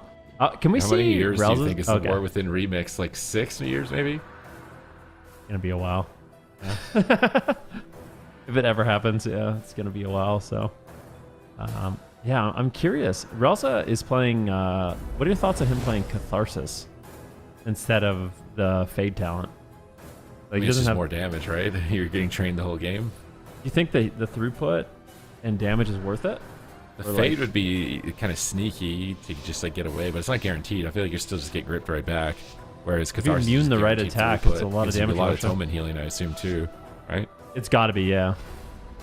I would think it has to be contributing significantly to atonement to opt between them. But the gates are open here. It's match point, under pressure, looking to lock in their top 3 position for the European Grand Finals and looking to continue on in the tournament, potentially win the whole thing. And Relza is immediately gripped into the middle of the map, stunned and strangulated multiple times. The pressure is on. There is no going back. How is he going to deal with this? He gets the pain suppression off. He tanks a kick. He's trying to reposition away from the anti-magic zone, but he's getting cleaved down by the I-beams. Flappers is there for multiple stuns. Relza fakes a kick. He's going in. Void Blast after Void Blast to recover and keep pressure onto MVQ. Lontar just needs to deal with it. He activates the Guardian Spirit with the Metamorphosis Leech healing. It should be enough. They get a stun now onto Relza. They kick Flappers on the clone. Tessia has been free casting. He's at almost 5 million DPS at this point. He's getting a Dragon's Breath Sheep. It's so much. The anti-magic shield the Sheep. I love that teamwork from Houston, but now he doesn't have it to protect himself from the damage, and Tessia continues to rain down destruction on that Arcane Mage, getting another full polymorph. MVQ is there for the reverse, but if Tessia can keep this gas going, I don't know how much longer Lontar can deal with it. Yeah, it's a lot of pressure. Ring of Frost is going to be dropping down. Relza gets gripped on his ultimate penitence, and unfortunately taking a huge I-beam into a Strangulate. Great setup there by MVQ and Houston. They get the trinket. Relza needs to be able to get away, gets the ultimate penitence off, and will manage to recover. But that's a huge emergency kind of failsafe that Relza has available. And MVQ and Houston are going to be super happy. I will say, I feel like for under pressure, their all-ins are very strong. Beautiful triple blind here. They get the Netherwalk out of the way. Tessie's damage is just overwhelming MVQ. But MVQ and Houston, I was saying, they're doing a great job during these Strangulate windows of really basically forcing all of Relza's cooldowns. I think they're doing super well with their burst. They just have to hold on a little bit longer. Lontar's doing a really good job of avoiding crowd control. He death to ring that was on the ground earlier. He grips MVQ next to him, so he'll get cleaved by missiles and break out of the polymorph. Lontar is playing expertly here. But they get the Icebound Fortitude regardless. It's just so much damage coming out from Tessia. Tessia just needs to keep it up a little bit longer. They clone MVQ, but he gets topped off. Relza's stunned multiple times. He trades up pain suppression. There's a Strangulate in their pocket. They're going to have to hold it. The polymorphs are good during the stun chain. MVQ is stunned. Lontar, what are you going to do here? He's pushing out into the midfield, but Tessia is there. Nice double fear, but they dispel it. Polymorphs are incoming. Lontar immunes it with the Angel. Lontar is making some smooth moves, man. He wants that top 3 position in the European Grand Finals. They're so close to it. Pain suppression is 8 seconds away from Relza. He's getting kicked multiple times. If they have a stun here, they might be able to close it out. They get the High Mountain stun. They fear him. Can they drop him in a High Mountain stun? He's greedy. He gets caught in a blind. Flappers can't help. Tessia is blasting out damage, but Relza could just die. He void shifts over to Tessia. Void blasts are coming. He fakes the kick. Good pressure from Relza. He's dying through his void blast. I've never seen this. It's overwhelming pressure. Lontar's on top of him. Fear comes through into a double stun, but it's on DR. That DR stun gives Relza an opportunity here for his team to come back. Oh, beautiful Cyclone on MVQ. We need Cyclones on MVQ and Houston at this point. Flappers is going to have to be a hero. The damage comes in. MVQ is getting absolutely blasted. Relza has pain suppression. Trinket available as well. And for the first time, DOBOB is looking A-okay. And I really just want to see Relza play this very passively. He gets gripped in. Just try to get away from MVQ. Play at max range. If Relza runs in, I'm going to be so sad. Oh, he gets gripped. This is the second grip. Trying to get away once again. I love the Cyclone. I love the Cyclone on MVQ. Strangulate now onto Relza, but I think Relza should be okay. His mana is getting burned through quite rapidly here, but I think Flappers is doing such a good job controlling the DPS with Cyclones and stuns.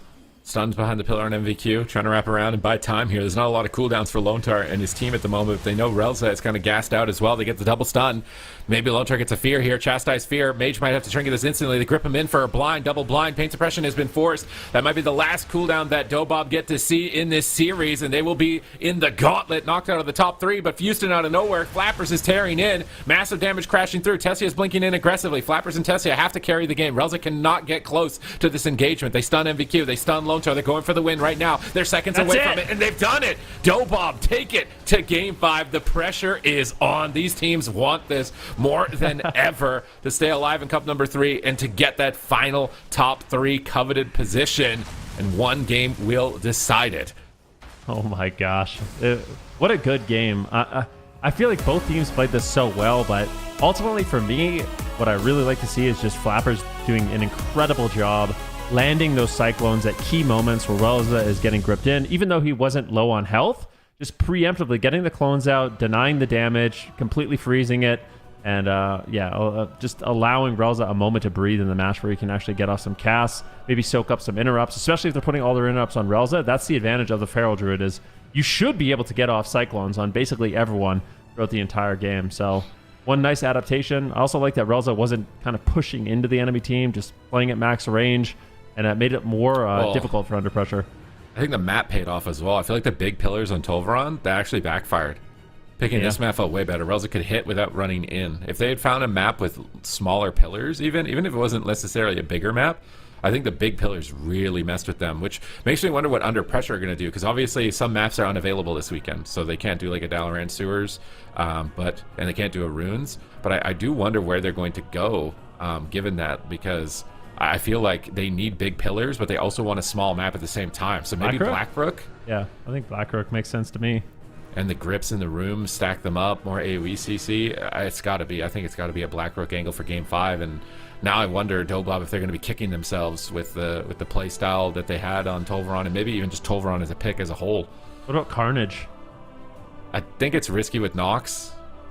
Yeah, it is. Definitely a little bit risky. But I don't... And it's DOBOB's map. I don't think you pick... Yeah, I think Blackrock Hold has got to be the best option with what's currently available to them. And they're going to go to it. There's a pillar what do you mean nearby. It's DOBOB's map? Like, that's like the map they style on the most? That's just, it's DOBOB's map. It literally has their logo on it, okay? Like, if you get the loading screen, it's been officiated, all right? It's DOBOB's map. So it's Blackrock Hold, and DOBOB, bro, this is it. It's coming down to the wire. They were looking like the real threat for Echo in Cup number 1, taking them out in one series. I think the only team that beat them so far this season in a series. And then it kind of fell off in week 2, and then week 3 they've been kind of back on their stride, but other teams have leveled up, is my opinion, is Under Pressure are just much better than they were at the start. They've started to find their stride, find their energy, and find their strategy and composition that's going to play out for their roster, because they are a little bit reformed as far as a roster, given the shakeup that's been occurring so far in Europe. So I just wonder what DOBOB's going to do. Are they going to panic? Does Relza really think he can deal with that pressure on a small map? And honestly, I wouldn't feel bad if he backed out and went on Holy Priest, but he's not backing out. He's not backing out. He's staying on Disc Priest. That's a risky gamble, and Under Pressure, like, all right, let's go. Insta-lock, Unholy DK, Demon Hunter. They're ready to go. You can see Relza's damage. Catharsis. Yeah, okay, you're not dropping that, bro. You're not dropping 24 million damage for a Fade that's probably going to get gripped a little bit later. Yeah, we're not. I don't think we're dropping that. That's some pretty high value right there. And it's also probably buffing the Rift. It's buffing the Rift, too, I would assume. It's a lot of healing, too. It's instant healing, you know? Yeah. There's no way Fade is better than that. There you go. All right. We learned something new here from Void Reaver Disc. I wanted to play this, and I think Conquest is uncapping, so maybe I'll actually get a chance. You want to play Void Reaver? Yeah, I haven't got a chance to actually try it, so... Oh, it's fun. I need to give it a go before it's gone, you know? I don't know how long it's going to last, or if it's going to be gone Definitely next give it a expansion, go, or what's going to happen. Like, I need to make sure that I'm jumping on this bandwagon a little bit. Completely different playstyle of Discipline Priest. It's super high risk. It's all in. If you get it and you get away with it, it feels really awesome. You do more damage than a DPS, but you get punished, you slip up, it's lights out. It's got very little emergency recovery. So Relza is gambling a lot here for himself and his team and the entire season, because there's no guarantee he'll make it out of the gauntlet, given the competition that's in there, and depending on what happens between now and the finals as far as practice or class changes and the like. So you'd really like to just sit in that comfy position of number 3. Also, if you're number 3, you don't fight Echo in the first round. Yeah, So that's nice. I feel like that's the biggest prize of all. If you get third, is that you don't have to fight Echo. Like, sure, you get to avoid the gauntlet, but you don't have to fight Echo. You might get at least one round deeper into the tournament. So I think this is very important for both teams because they've both been struggling. Everyone's been struggling with Echo. So if you can avoid them for even one round in the grand finals, that would be a big advantage. And Tessia's got that sick Mog with the new age ethereal helmet with that Ulduar set and his Legion artifact weapon skin, and he's. I don't even have that on my mate. I want it. The goo one? You didn't get the goo one? No, you have to. I think you have to do the achievement Balance of Power. I think I have that. Do you have to do it on every class, or was it account wide? I don't know. That's not a question. I need to log on my mage and see, and I'm gonna put that on if I play with you to make you feel bad about not having it. Like why would you do that? Like, because you put the vicious glad title on to make me feel bad. Okay, now I'm gonna put the mage artifact weapon on. Okay, I got something too. Okay. I could still farm it if I wanted to. I think it's still available. Wait, it's still in the game? Yeah, I still need to put in You're the work. Complaining? I'm not Don't want to complaining. do I'm any just saying work? it's hard. Yeah. You're just slacker. Okay, I see. All right. Actually available. Okay, game number 5, man. Slacker. Duel me and Legion remix. Duel me and remix. Yeah, you want to do that? I'm a tank. We should go back to the games. You know, like we're in game 5, man. They're taking their time here. They're probably taking a little bit of a rest because like it's been rough. Like, this has been back and forth. One game I'm thinking like, oh, DOBOB are going to 3-0. And then in the next 2 games, I'm like, oh, never mind. They're not going to be able to win a game ever again. And then the final game, I'm like, I don't know anymore. This is like anybody can take this, which is going to be incredibly stressful. Every game has been super intense as far as Lontar trying to avoid crowd control, Relza trying to avoid death, trying to time your interrupts and your grips. Like, you can tell there's a little bit of slipping up as well because sometimes Relza's not even faking and they just miss the kick because it's so fast. It's just like the Void Blast goes through, and sometimes it's probably better to not fake because it's just so fast. They just miss it, and then you just keep going after the fact. But we're going to be zoning into Blackrock Cold. It's Game 5, European Grand Finals on the line. 3rd place position. You'll be up against Streamer Zone, and you'll be able to avoid Echo for 1 round at least in that European Grand Final. You'll avoid the Gauntlet. There's a lot on the line here. We're just seconds away from the point of no return. DOBOB under pressure, game 5, small map. This is going to be very devastating for Relza. We'll have to see how they handle it. At the same time, Tessia and Flappers have explosive damage. Houston moving in. Relza just going to be line of sighting, so just doing the best he can. But if he stays in that line of sight for too long, if Houston and MVQ can get on top of him, makes it really difficult for Tessia and Flappers to actually get off the damage that they want. Big Strangulate coming in. Relza gets stunned. He's low on health. It looks like he will be able to survive. Looking for a Mind Blast. He gets the precognition. He's just free casting, but still dying. What is going on? It's such an insane amount of damage. Relza will recover for the time being, but MVQ and Houston are here to play. Ultimate Penitence. So he's rotating his cooldowns a little bit differently this time around. MVQ is taking so much damage, almost dying behind the pillar to Flappers. Flappers gets a bash Ring of Frost. He lands it around the corner. Perfect precision. Double Ring of Frost. They swap back on the Death Knight. No trinket available. How is Houston going to trade? Anti-Magic Shield. They cut through it like butter, and Houston is melting rapidly. Lontar fades to crowd control. They cyclone him low. They're switching their attention to MVQ, but Lontar ducks in for a fear onto Flappers. They stun Relza to cover it, forcing a Pain Suppression. They have Strangulate out of this stun. If they get Trinket and Pain Suppression in one push, it could be game over for Relza. They grip him into the corner, so Lontar can line of sight. Beautiful death grips for Lontar to abuse the positioning on this map, but Relza fakes a kick. He's free casting Void Blast. They grip MVQ back into the corner so he can line of sight Cyclones in the room. Lontar with great positioning, great awareness as a team and a unit, and that's exactly what Under Pressure need. Relza trying to reposition away from that room and drag Lontar into the open, so Lontar's like, all right, I'm going to take the center pillar instead. Tessia intercepts. He gets a polymorph. MVQ is there. He reverses it. Now they're getting back on Relza, but Flappers gets a clone during the I-beam window. Now Lontar getting to the Ring of Frost, likely wants to death run in, but he gets caught by a polymorph before he can. Then another fear on Flappers, but it does get dispelled. Relza is casting. They stun MVQ. He's got Trinket Blur. Is he going to trade? A Cyclone on Lontar. He blurs. He should survive. They may swap onto Houston here. Tessia gets stunned. It looks like he blinked through it, but he's going to get feared. Now they're stunned on Relza. Strangulate available. If he doesn't Pain Suppression, he could just die. He's going to Trinket swap. I think he's dead. He trinkets into a Strangulate, possibly. He has no Trinket. I think he's dead. He can't do anything. And Under Pressure do it. 3-0. Under Pressure. I can't believe it. Go to game 5. They get the all-in on Blackrock. Beautifully done, and I think it just comes down to Relza kind of disrespecting that stun, putting him into a really awkward position where he had to trinket. He gets trinketed, or he trinkets into the Strangulate, not able to get off the Pain Suppression, and it's just too little too late. So I feel like it just had to be an earlier Pain Suppression to actually survive that setup. he doesn't want to use Trinket Swap and Paints Up on the same go. So his logic here is like they have Strangulate, so I would rather use Trinket, but he got Pet Stun. He didn't anticipate that. He thought he would get Strangulated, he could Trinket Swap, and then he'd be fine, but he got Pet Stun, and then he couldn't do anything to be able to recover from that. And that's why I said, like, high risk here on the Void Weaver disc. One little miscalculation, one little slip up. The pressure is endless from Under Pressure. Not unironically, and they're in top 3, man. They're in top 3. They beat their Kryptonite. They've leveled up as a team in a roster. They had a little bit of a struggle at the start, a little bit of a slow pickup, but week to week, getting better and better. Lotar, I feel like, had an astounding series for crowd control avoidance as far as the 1v1 against Tessia. You got a lot of pressure with Fears on Flappers in this game. They played the map out excellently. They had a strategy. They didn't just give up after immediately getting wiped the floor within game number 1. And they found a line to victory, and now they will advance. They'll be facing Streamer Zone. I'm interested to see what they've brought in anticipation for that rematch, because that's just another roster that they have been struggling with, and if they could possibly overcome that. And I do wonder if this is, like Chan was saying earlier, if Under Pressure managed to make it to the finals, if they're going to be a legitimate threat for Echo. Yeah, well, the thing is, like, Under Pressure finds themselves in kind of a weird position because they're getting destroyed by Streamer Zone, and in the finals, I think that's who they're going to be playing, right? It's pretty much a guarantee Streamer Zone is in second.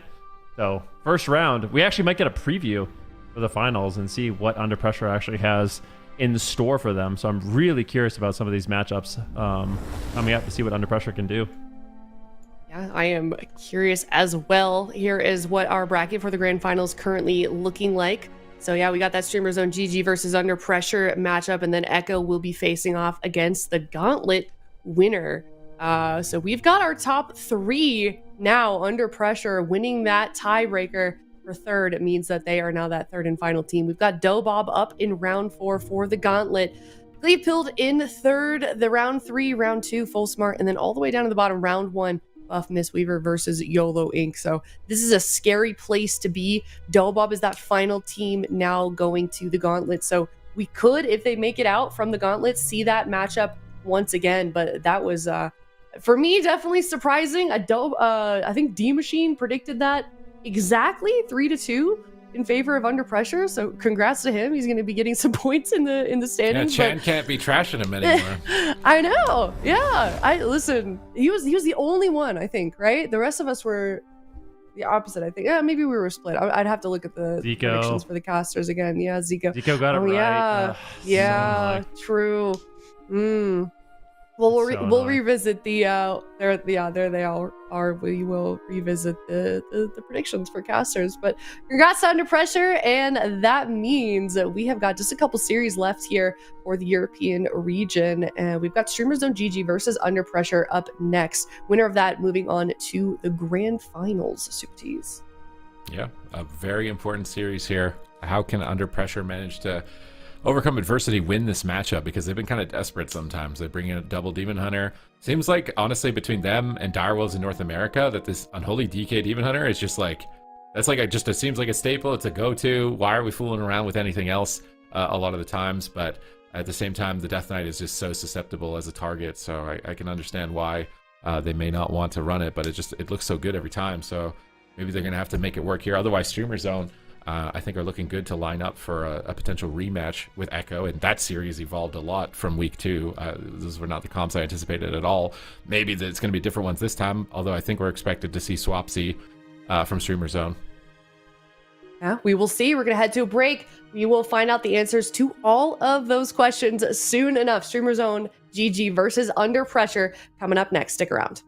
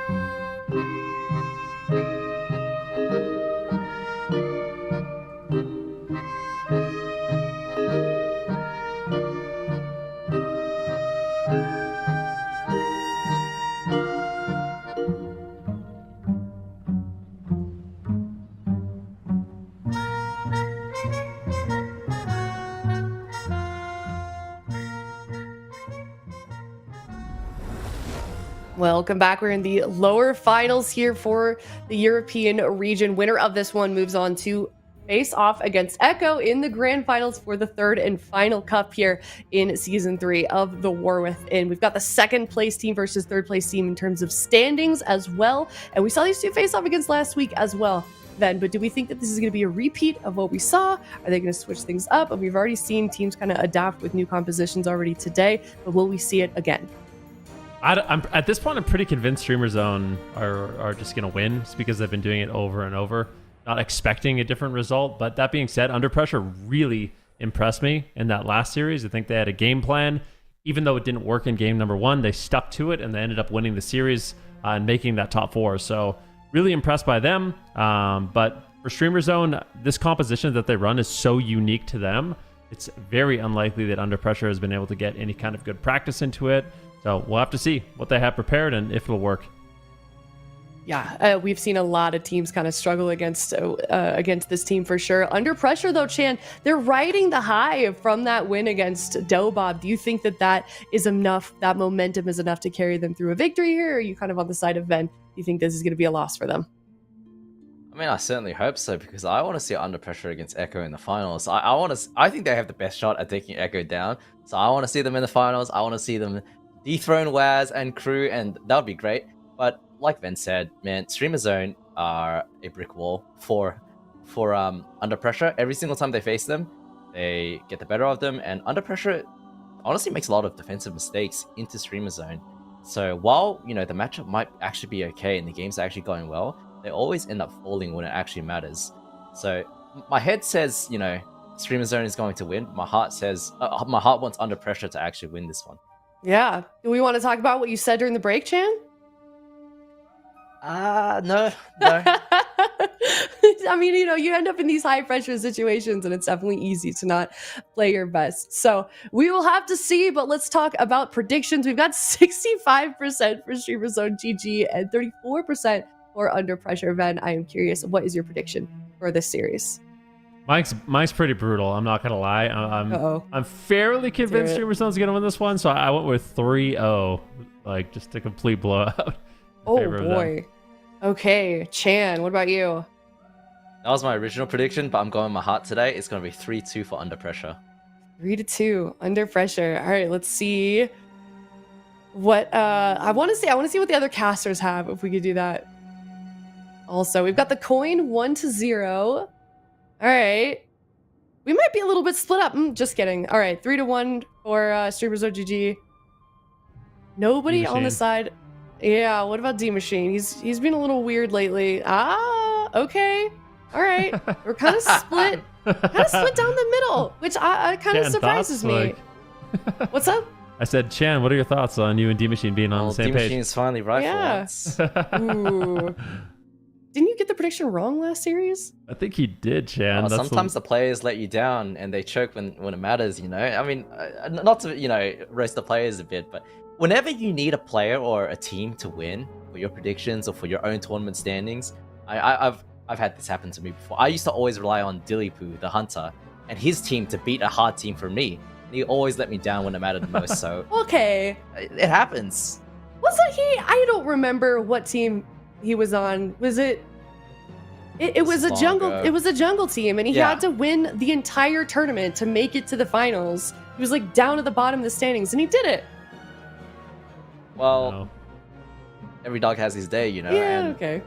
the reality, I always need a Dilipu to beat some team like Sea-Doo or something, to knock him out into the lowest bracket. He always let me down. I ended up facing Sea-Doo or whatever and losing. So I've learned to never trust the players. They let you down. You should create a hit list. We got Raikkoum, Poike, Dilipu. You're creating a list here, Ben. What'd you say? No, I said MVQ messaged me. He called me a traitor after seeing my predictions. So. Ooh, all right. Part of me hopes he proves me wrong, I mean, that's the thing. These predictions are really hard to do because you know what your brain thinks, but you know what your heart wants to see. And I think it's really difficult to pick between the two because I'm with you. I would love to see Under Pressure win this. I'm on your side, Chan. I want to see them fight up against Echo. I think it would be an incredible series, an incredible way to finish off, the first 3 cups, the third season of Here in the War Within. But we've seen upsets all weekend. I feel like this has been kind of the weekend for upsets. A lot of these teams are been surprising us already today. So it certainly could happen. And it kind of seems like Under Pressure, not maybe as much as the underdog as maybe some of us do think, but we will certainly have to see. But I'm kind of curious, how important is this blind pick, Chan? Because we have bread and butter compositions for both teams, but how easy is it to sort of switch things up in this situation? It's a risky move.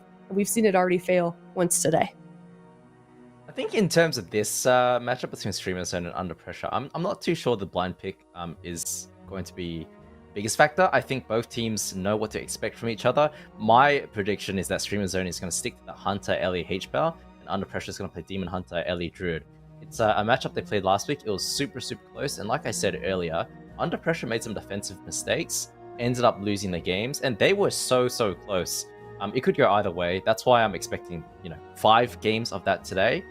3-2 in Under Pressure's favor.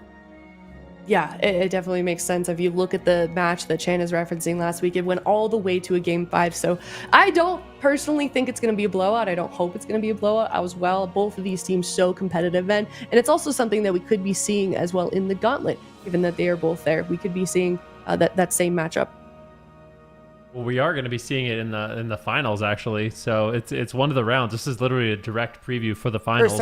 Finals. Excuse me. Yeah, so it's going to be interesting because if it is a blowout one way or the other, you're not going to be feeling too confident. If one of these teams actually does get 3-0'd and it's just completely one-sided, that's not really the confidence level you want going into the final. So either way, I do hope it is close. I know that's not the way I predicted. I hope it is a close series because we want the finals to be as good as possible, Yeah, we certainly do. Here's some of the comps that we've seen from Streamer Zone Esports, streamerzone.gg. Last time we saw these guys, they did play that Hunter Ellie composition. Kind of seems like that's what everybody thinks that they will be playing leading into this one.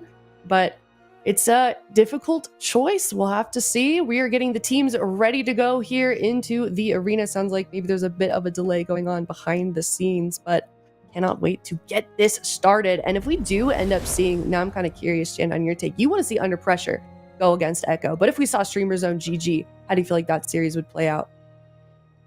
Well, Streamer Zone.gg versus Echo earlier today was a banger of the series, wasn't it? The Demon Hunter, it was so close, and it could have gone either way. But we've seen Streamer Zone versus Echo so many times now. I think it's time. Let's give Under Pressure a try. I'm hoping that they make it through. I'm hoping that they have something cooked up that has Echo, on the back foot for once. This season has really been about Echo and just pure domination across the board. DOBOB being the only team to take a series off of them. They haven't faced Under Pressure. That's a matchup I really want to see today. See how that goes. And I think if Under Pressure does make it to the finals, they have all the momentum behind them. I really can see a world where Echo gets dethroned and we wipe that smirk off Waz's face. Oh, so that's your that's your real motivation, I guess, huh? A little bit. Okay, all right. Add Waz to the list as well. Check his camera afterwards. Enemy list. Oh, dude, yeah. Wait for the Twitter, the tweet afterwards. Unfortunately, Echo, they are so far up in that standings that no one's going to be able to knock them out of the actual first place, just in terms of standings. But it would be cool to see them actually get beat in the cup itself, because Echo, like Chan said, has been so consistent for so many seasons in a row. We've seen them bleed just a little bit, and I'm with you. I would love to see what Under Pressure can do against this team, because that's kind of always the question: who can take them down? Who can figure out what actually does end up countering them? But we are still waiting for this series to get started here. Streamer Zone GG, Under Pressure. We've talked about their compositions. They have their staple comps. Seems like it's extremely likely that we do see them in this starting matchup. And we are ready to go here. Game number 1, starting off in the lower finals. Winner of this one moving up to the grand finals, the final grand finals here in the 3rd season of The War Within. It's game number 1, starting off on the Grand Arena, streamerzone.gg versus Under Pressure, Ben. I'm excited. I mean, even just looking at both teams and what compositions they're doing well with, the blind pick should be obvious. It's not, actually. Remake. Boom can DH. Whoa. Did you see what Stream Zone were playing? I didn't. No. They're hiding it. They left the game before we could see. They don't want us to... Okay. What do you think about this? Lone Star playing the Prez Evoker and the Balance Druid. Very interesting choice. Well, depending on what Streamer Zone player, man, Under Pressure is planning to go in there. Fusen is a very, very aggressive player. He is no Swapsy by any means. This is the Brick Wall versus the Unstoppable Force. Under Pressure is looking to get in there, collapse on top of Streamer Zone, and try to take control. Playing a very, very fast game. I don't know what Streamer Zone has actually picked. I'm assuming it's going to be the Hunter LEH power. We'll have to see how they respond. I think, you know, with Lontar having to push in on the Preservoker, he is very susceptible to CC. But Demon Hunter and Boomkin and Prez, man, you can absolutely pump damage. So Big Mex, if he is in the game, he's going to be under a lot of fire. I feel like there's a very high chance he's in the game. It seems like he's kind of the all-star of the roster right now. So we'll see what he can get done. And if they do lock him in for game number 1, Under Pressure, bring in something I didn't fully expect, but it makes sense. They basically play every good Demon Hunter comp in the whole game at this point. You know? Okay. Streamer Zone going to be locking in the composition that has been giving Under Pressure so much problem. So for me, this is the matchup Under Pressure wanted. They knew exactly what they were walking into, and this is the composition that they picked to try to win. For Streamer Zone, at this point, they just keep winning with this setup, so it's going to be up to Under Pressure to force them off of it. Yeah, and you have the reverse from MVQ to support Lontar on the Preservoker, who's susceptible to CC. Now, the issue is, MVQ and Fusen both are super squishy if they don't have that blur bark skin available to Big Mix and Swapsy. So it really depends. Can Streamer Zone withhold the pressure that's going to be coming in? And look at Fusen's positioning on the Boomkin. He does not care. He is going in instantly on top of this team. Yeah, big damage early on Fusen, but he's in bear form. Beautiful job getting into the bear form, getting the bark skin off. He's going to deflect a lot of that early Ascendance, Bloodlust damage, which I think is smart. Under pressure, under fire. Lone Tar's getting low. He has to play catch-up at this point. The damage from Big Mix and Swapsy is quite high, but I think once Under Pressure stabilizes, it's going to be their turn. Start getting some damage out and potentially go after Big Mix here.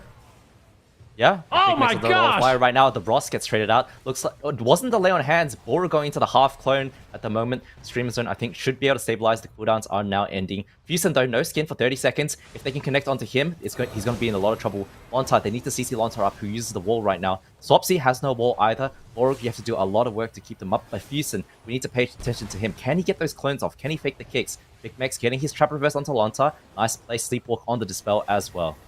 Yeah, nicely done. So far, so good. Under Pressure seems to be alive, but keep in mind, Lontar on the Preservoker, he's on a bit of a timer. I think Preservokers at this point, they probably are the least mana-efficient healers, so I think Under Pressure, they have to play aggressive if they want to win this one. Full Hammer of Justice, and that's going to be the Emerald Communion trading from Lontar, keeping Fusen alive. Full Cyclone lands onto Swapsy.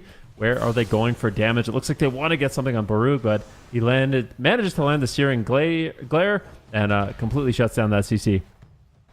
Yeah, and Swapsy has his wall rotating back up in 30 seconds. Big Mex looks like he's going to be okay as well. Does have a wall available. Under pressure right now, you have to pay attention to Fusen, right? He doesn't have that bark skin available. MVQ going to the Lightning Lasso right now. Swapsy just delaying. But Fusen is going to be in so much trouble if they can connect. Big Mex instantly rosses on the Incarn on Swapsy. Beautiful reaction from him, very quick. Bora going into the bash now. Grounding comes out from Swapsy on the Cyclone. Isn't able to get the follow-up Cyclone because Swapsy is there to shut him down. And Fusen right now, 15 seconds left on the box. He gets put into a full Hodge. Lontar is able to dispel Big Mex. 18 seconds left on his trap. But Swapsy under a lot of fire. Does have his wall available if he wants to trade it out. Ends up using it. Boruk with the Hand of Sacrifice as well. Fusen has his skin rotating back up. Under pressure, actually doing okay. Starting to get some really good momentum developing onto Big Mex. In-cap onto Boruk into the Root Beam. Can they freedom him out? Doesn't look like it. Nice catch from Fusen. Can he follow up with a Cyclone?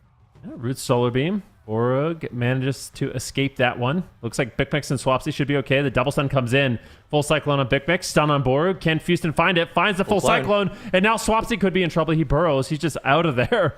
Getting underground mole mode to stay alive. Avoids that damage. Looks like some crowd control is going out onto Lontar. Gets caught into a stun, a trap. But ultimately will be okay. And once again, Under Pressure can make a push. Lontar needs to recover though. Looking a little bit dangerous. The time dilation comes in. He's not topping himself off. Just going for aggressive fire breaths here, but has fallen behind a little bit on healing. Streamer Zone doing a good job maintaining their pressure. Yeah, Incap lands onto Boruk into a full Cyclone. Nice CC chain there. Swapsy has no wall, no Boruk. Boruk might have to use some cooldowns in order to save him, but Fusen is also the one who is under trouble himself. He doesn't have the bark skin available. Incar now instantly pop from him. Swapsy has no wall. Boruk has to do a ton of work here. Lay on Hands might have to come out. Swapsy just line of sighting. Trying to run away from Fusen. Boruk, what are you going to do here? Lay on Hands finally comes out, but he has to heal himself as well. And look at Fusen as well. Cyclone gets faked. Precog gets onto him, and Swapsy goes into a full clone, instantly trinkets it out, wants to continue the offensive onslaught, but he's actually taking so much damage himself. Borg recovering him at the pillar, Swapsy realizing he's in a lot of trouble right now. But Under Pressure actually looking quite good in this exchange. Yeah, they're looking great. This is the best we've really seen them look into this composition. X right now getting stunned up once again. Full trap on Lontar. The Streamer Zone is looking to get something rolling, but Houston seems to be completely fine. Trades out the Barskin at 100% health to keep tempo. They want to keep up the momentum. They want to keep up the pressure and just run at Swapsy. Try to find Cyclones if they can. Lontar getting down to about 50% health. Darkness drops down from MBQ to protect the team. Nice fire breath there from Lontar. Unfortunately, it misses, and Swapsy's able to avoid it. Avoiding a lot of that incoming damage. MVQ trinkets out of the Lightning Lasso. Swapsy potentially looking for a Hex here. It doesn't look like he's going to be able to. Emerald Communion trades from Lontar, getting that cooldown out of the way, but he's been doing a great job maintaining his mana. Under Pressure is looking good to potentially get into the late game. Yeah, and MVQ just instantly reversing that trap, so Streamers don't have to wait till the next DR to really get some momentum going. Houston has his skin rotating back up in 15 seconds. Under Pressure are looking super good. Big Mex has one wall available, and so does Swapsy. Houston has his Incarn coming up, so I think Streamer Zone is going to be okay defensively at the moment. Looking like they're swapping onto Borg, and Houston taking a ton of damage as well. Borg has to go into the bubble. Oh no. Big Mex, what can you do here? You need to counter pressure right now. You need to land a full trap onto Lontar. You need to do some damage to Houston after this Barkskin ends. Swapsy the one under fire right now. Caught into that stun from the Evoker. Trades out his wall as well. This is so back and forth. I don't know how they're going to keep up with this. Once dampening starts to ramp up, it's going to be so hard for Borg to keep them up. Yeah, this is not looking good. Some big cooldowns still available. He's got the Hand of Sacrifice as well as the Blessing of Spell Warding. Trying to stay ahead of the damage. Popsy Avenging Crusader. Lontar moving in though. He's tethered to Houston, and when they have that tether, they're both sprinting at extra damage. They could run at Swapsy, especially fast. Swapsy could be in danger. The stun comes in, but Borg playing it cool. Opting to just line of sight here with Swapsy, but he's falling behind. He's got the trinket. Swapsy once again just ducks undercover, underground, but he is not getting topped off. Cyclone lands once again. Baruch might have to trade more. At the same time, Lontar is getting low on health as Streamer Zone is looking to get some counter pressure. They land the trap, and now it's actually Houston on the back foot as Streamer Zone is looking to strike back. Yeah, Big Mix doesn't have the trap available though, so Lontar is going to be free this entire time, and when the Preservoker is free, the HPS that they can put out is extremely high. His mana though, not looking too good. Houston has his skin available, might have to trade that out. Full clone onto Big Mix, who trinkets, see if they can connect onto Swapsy, who doesn't have that wall for 30 seconds, and Incarn is coming back in 10 seconds. Lontar trades out his last Obsidian Scales, going for a Sleepwalk onto Big Mex just to peel. Swapsy doesn't have his wall, and Borg is trying to keep him up. Swapsy, you need to get out of there. You need to kite across the map if you're facing this, because you're taking so much damage. You're stuck on the pillar with Borg. You're just getting cleaved down. He lands onto Swapsy. Can he kill him? Lay on hands trades out from Borg. He's going to be okay for now, but Streamers are really running out of cooldowns, and Fusion has no skin. See if they can turn it around. Big Mex needs to go for a trap onto Lontar, but when he does have the trap available, MBQ just has reverse available.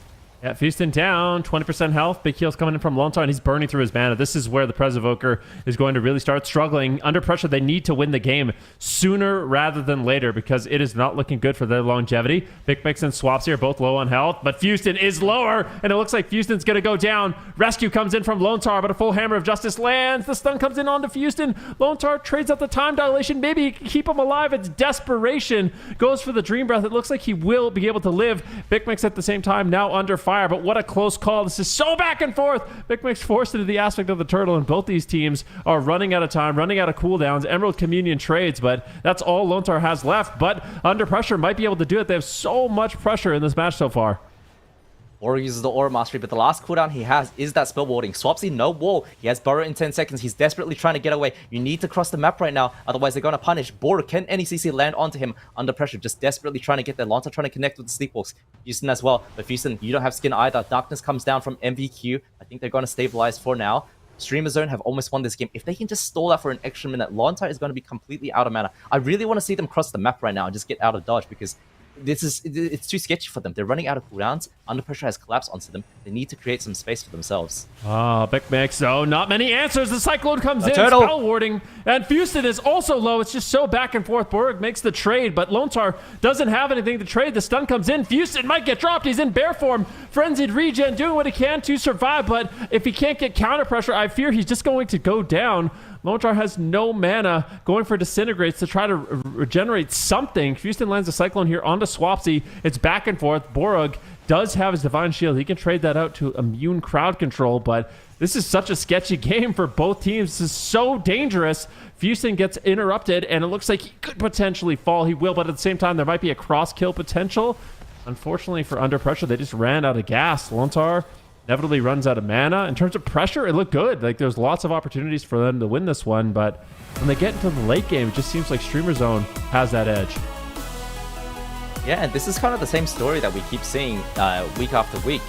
You know, Under Pressure, they're just, it looks like they're terminating down the Stream Zone, right? They're just pushing in. It looks good going for them.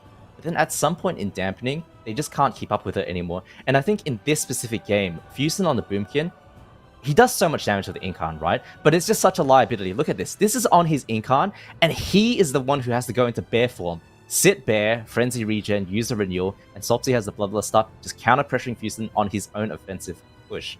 That's the problem with the Boomkin. It's so squishy at the moment, and when you're playing a class like Boomkin, a momentum-based class, you're the one getting put into bear form, having to frenzy regen instead of making the plays of Cyclones, trying to get the cogs. It's just so brutal for Fusen. It's hard for Under Pressure to get anything going once it starts to get damp. Yeah, definitely. It's just exactly what we talked about during the games too. Like, once you are in bear form, especially at this point in dampening, you're not recovering. So it's like you have a really difficult choice to make. It's like, do I just keep sitting in bear form and like barely holding on, or do I go back and start doing damage and try to get some pressure rolling?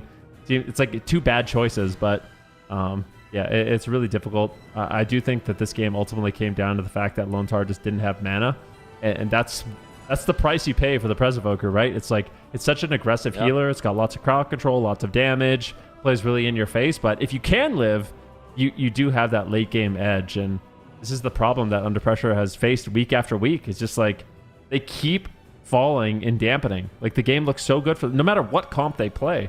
It doesn't matter what comp it is. It's just deep enough in dampening. Streamer Zone just pulls ahead.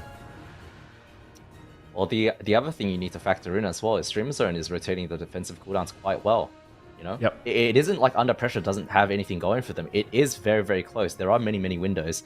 Now, if Streamer Zone messes up defensively, they rotate poorly, they overlap. There's easily a world where Under Pressure can take this. And I think, you know, whether they play the Demon Hunter Boomkin or the Demon Hunter Ellie, it's going to be close games regardless, right? Into this Hunter, Ellie, Holy Paladin. So as long as they don't get discouraged, there is the potential for some chokes, potentially, on Streamer Zone's side. I think I like this matchup, to be honest. But I will say that Streamer Zone, I think they kind of gave this, you know, made this game a little bit closer than it had to be. They're the ones getting pushed in by the Presevoker. They're sitting at the pillar, letting them get pincered from both sides, from Lontar, from Fusen. Why don't you just cross the map, do laps around the entire map? That is a Swapsy classic. He's very used to it. He knows how to do it. Now, if you do that, you run circles around the map, you make it so hard for Borug to, you know, get CC'd, get attacked. If Borug isn't getting CC'd, he isn't getting attacked. I think Streamer Zone are going to take it away. But Empyrean Domain, the Toothpick Pillars, Under Pressure, lock in the same comp to... this is their pick into the Ellie Hunter H-Pal. I don't think, like I said, I don't think it was that bad of a game, but it just wasn't enough. And Streamer Zone, defensively, they look good. I think also it's important to remember this is a repeat of what happened in the last series for Under Pressure, right? They came in with a composition and they lost. Honestly, they lost even worse than what we just saw in that last game, because that last game was really, really close. But against DOBOB, they lost that game number 1, and they stuck to their game plan, and they ended up winning the series. So I like the confidence here from Under Pressure. If they can continue to make that push, those adaptations, play maybe a little bit more aggressive, just force any kind of mistakes from Streamer Zone, because if they can force defensive cooldown overlaps, that's going to open up a bunch of windows of opportunity for them to actually pull off a win. And that's why I like the strategy that they're taking, right? You saw at the start of Nagrand, Houston instantly runs in on top of them. That's how you make teams make mistakes in Arena. If you sit back, you play a damping style, you're just 40 yards away, it's just so easy to play against. That's why Houston is a difficult player to play against, because he's always the one who's pushing on top of you, making you make mistakes, putting you under pressure, right? And I like to see that. They'll have to do this on Empyrean Domain. Now, are Streamer Zone going to recognize the strategy from Under Pressure?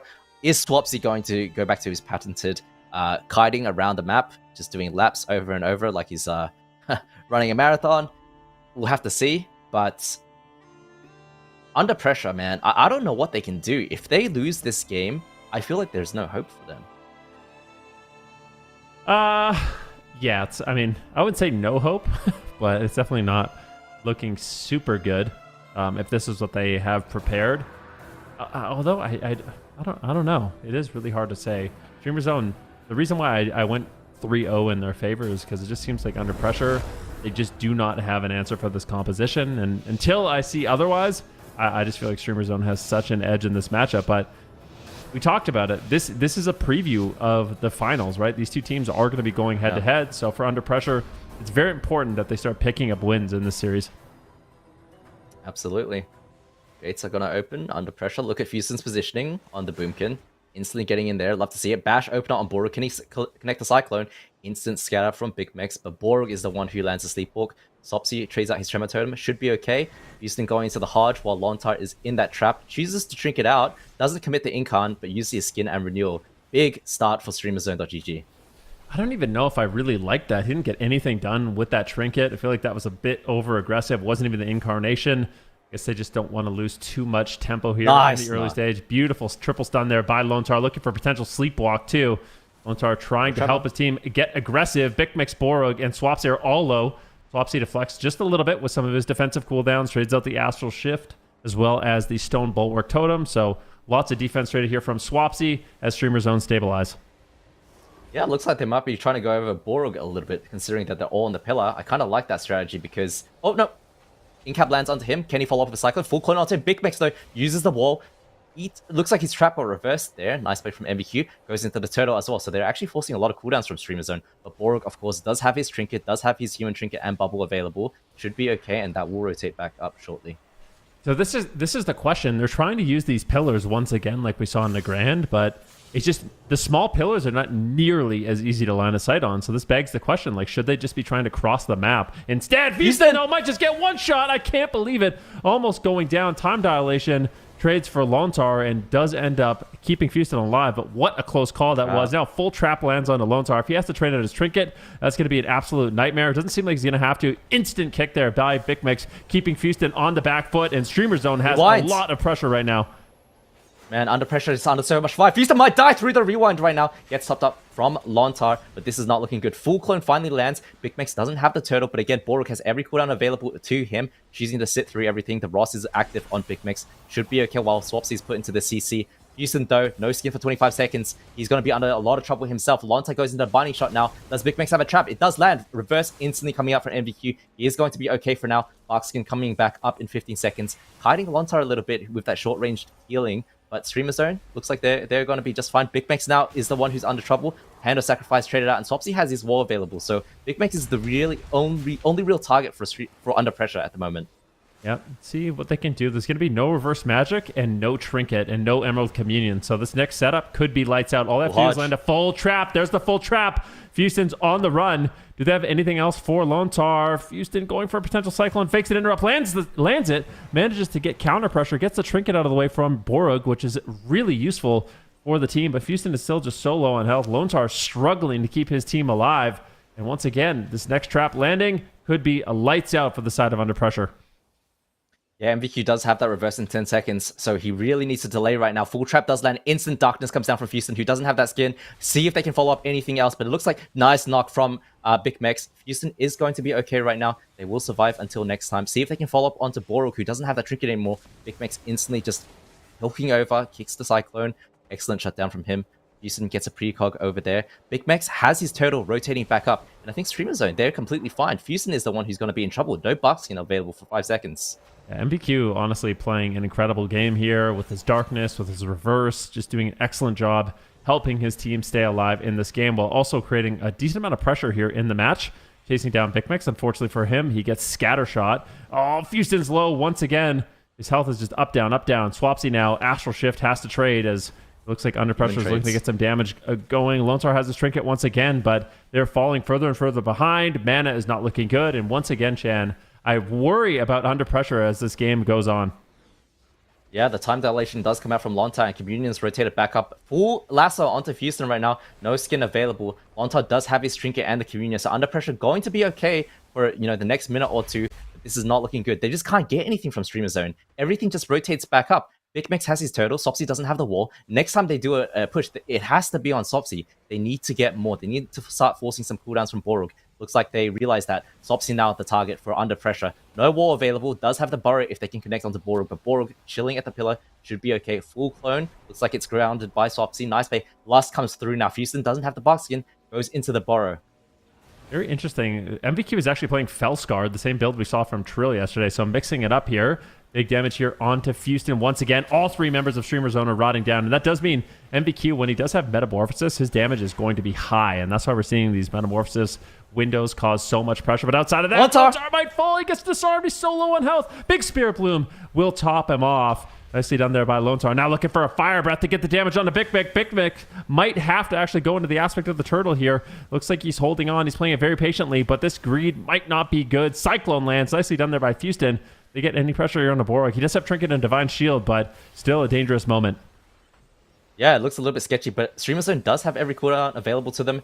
Lontar instantly trinketing the trap, realizing that Houston doesn't have skin. He's in a lot of trouble right now. Does have the renewal. They need to connect onto Big Mex now. Try and force that turtle if they can get some CC on Borg. But Borg, look at him. He's just at the pillar.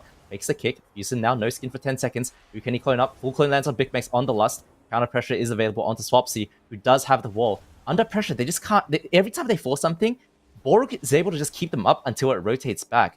Full clone finally now onto Swapsy. They're able to connect onto Big Mex, but Houston, Lontar, look at them. They're just pushing on top of Borg, just desperately trying to get there. Borg slipping away, and Big Mex is under a little bit of trouble right now. Ends up reversing the trap. Nice play from MBQ. Connecting onto Houston again, who trades out his bark skin. But Lontar, man, look at him. He's got 20% mana left.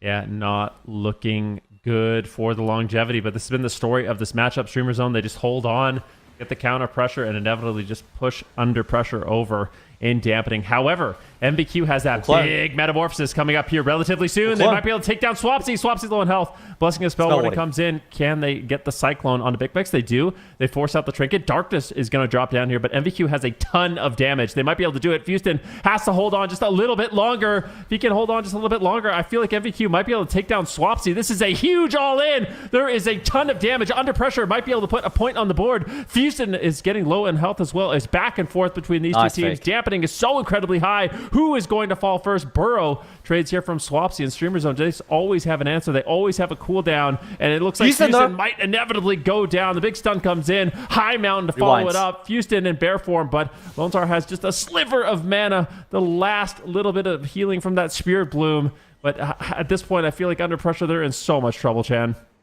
The community comes out from Lontar, so they do hold on for a little bit, but Fusion almost dies through the rewind there. His skin is now gone. Borog still has the lay on hands the entire game. I don't think he's used it a single time. If they just push onto Fusion right now, it's over. Lontar can't keep this up for more than 20-30 seconds. They just need to do damage. Swapsy gets put into a stun, does have the wall available. Borog can bubble out to save him if he needs. Trades out his wall. Lust is popped now. Houston, what are you going to do? Lontar is completely out of mana. We need to trade out the lay on hands. Full clone onto Swapsy, trying to immune that from Borg. Big Mix, though, has to go into the turtle as well. Borg has to do so much work here. He has lay on hands, but who doesn't use it on? Oh my gosh. Thought he wasn't going to trade it out. Swapsy does get topped off, but Houston, once again, could go down. It's so close. Under pressure, they just get so close. It's crazy. Like, they're not winning games, but every game feels like they could win. Like, they just a little bit more. They just had a little bit more CC, a little bit more damage at the right time. They win this, but Streamer Zone, it must be so frustrating. They just don't die. Like, Borg is so greedy with his cooldowns, and it just pays off for him. I don't think he used lay on hands a single time until the end there. He was holding it in his back pocket the entire time. And that's the issue, right? The entire game, under pressure, is just so desperate to make anything happen.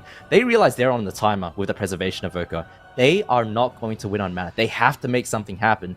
And then when Big Mex has no cooldowns, he just plays defensively. They go on to Swapsy. But then Swapsy uses his wall, plays defensively. And then they have to go on back on Big Mex, who has his turtle rotating back up. And it's just so horrible from under pressure's point of view because the brick wall just keeps regenerating over time. And Borg is doing such a fantastic job of his positioning with his cooldown management to keep Streamer Zone nice and healthy. Always something available.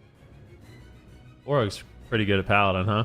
Like, definitely. I think he's the best Paladin in the world. I think I said this, last week in Cup 1 as well. I think Borg is very, very good. One of the best healers in Europe. I think Holy Paladin is one of his, is probably his best healer.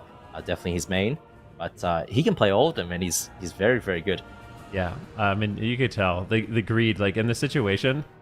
I honestly can't believe it. Like, Big Mix, I'm just thinking, like, what would I do in this situation where you have Big Mix at 20% health and a turtle, Swapsy's at 20% health and a cyclone.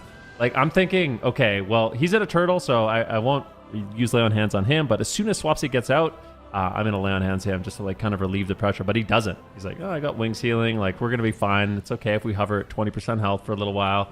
Greed the lay on hands even a little bit more, and that is just the most annoying thing to deal with when this paladin just has these immunity answers, these instant tops, and he's just greedy with them because you're playing this momentum comp and you have to make a push, but you realize every single second you're sitting in there, you're also taking damage. And that's one thing Big Mix and Swapsy are doing a great job of, is getting that counter pressure out. You look at the damage meters, like they're both doing so much damage in this match. And Big Mix is really making a case for survival hunters. I mean, he's an incredible survival hunter, but like the fact he's putting out this much damage, like significantly more than a demon hunter, is kind of crazy.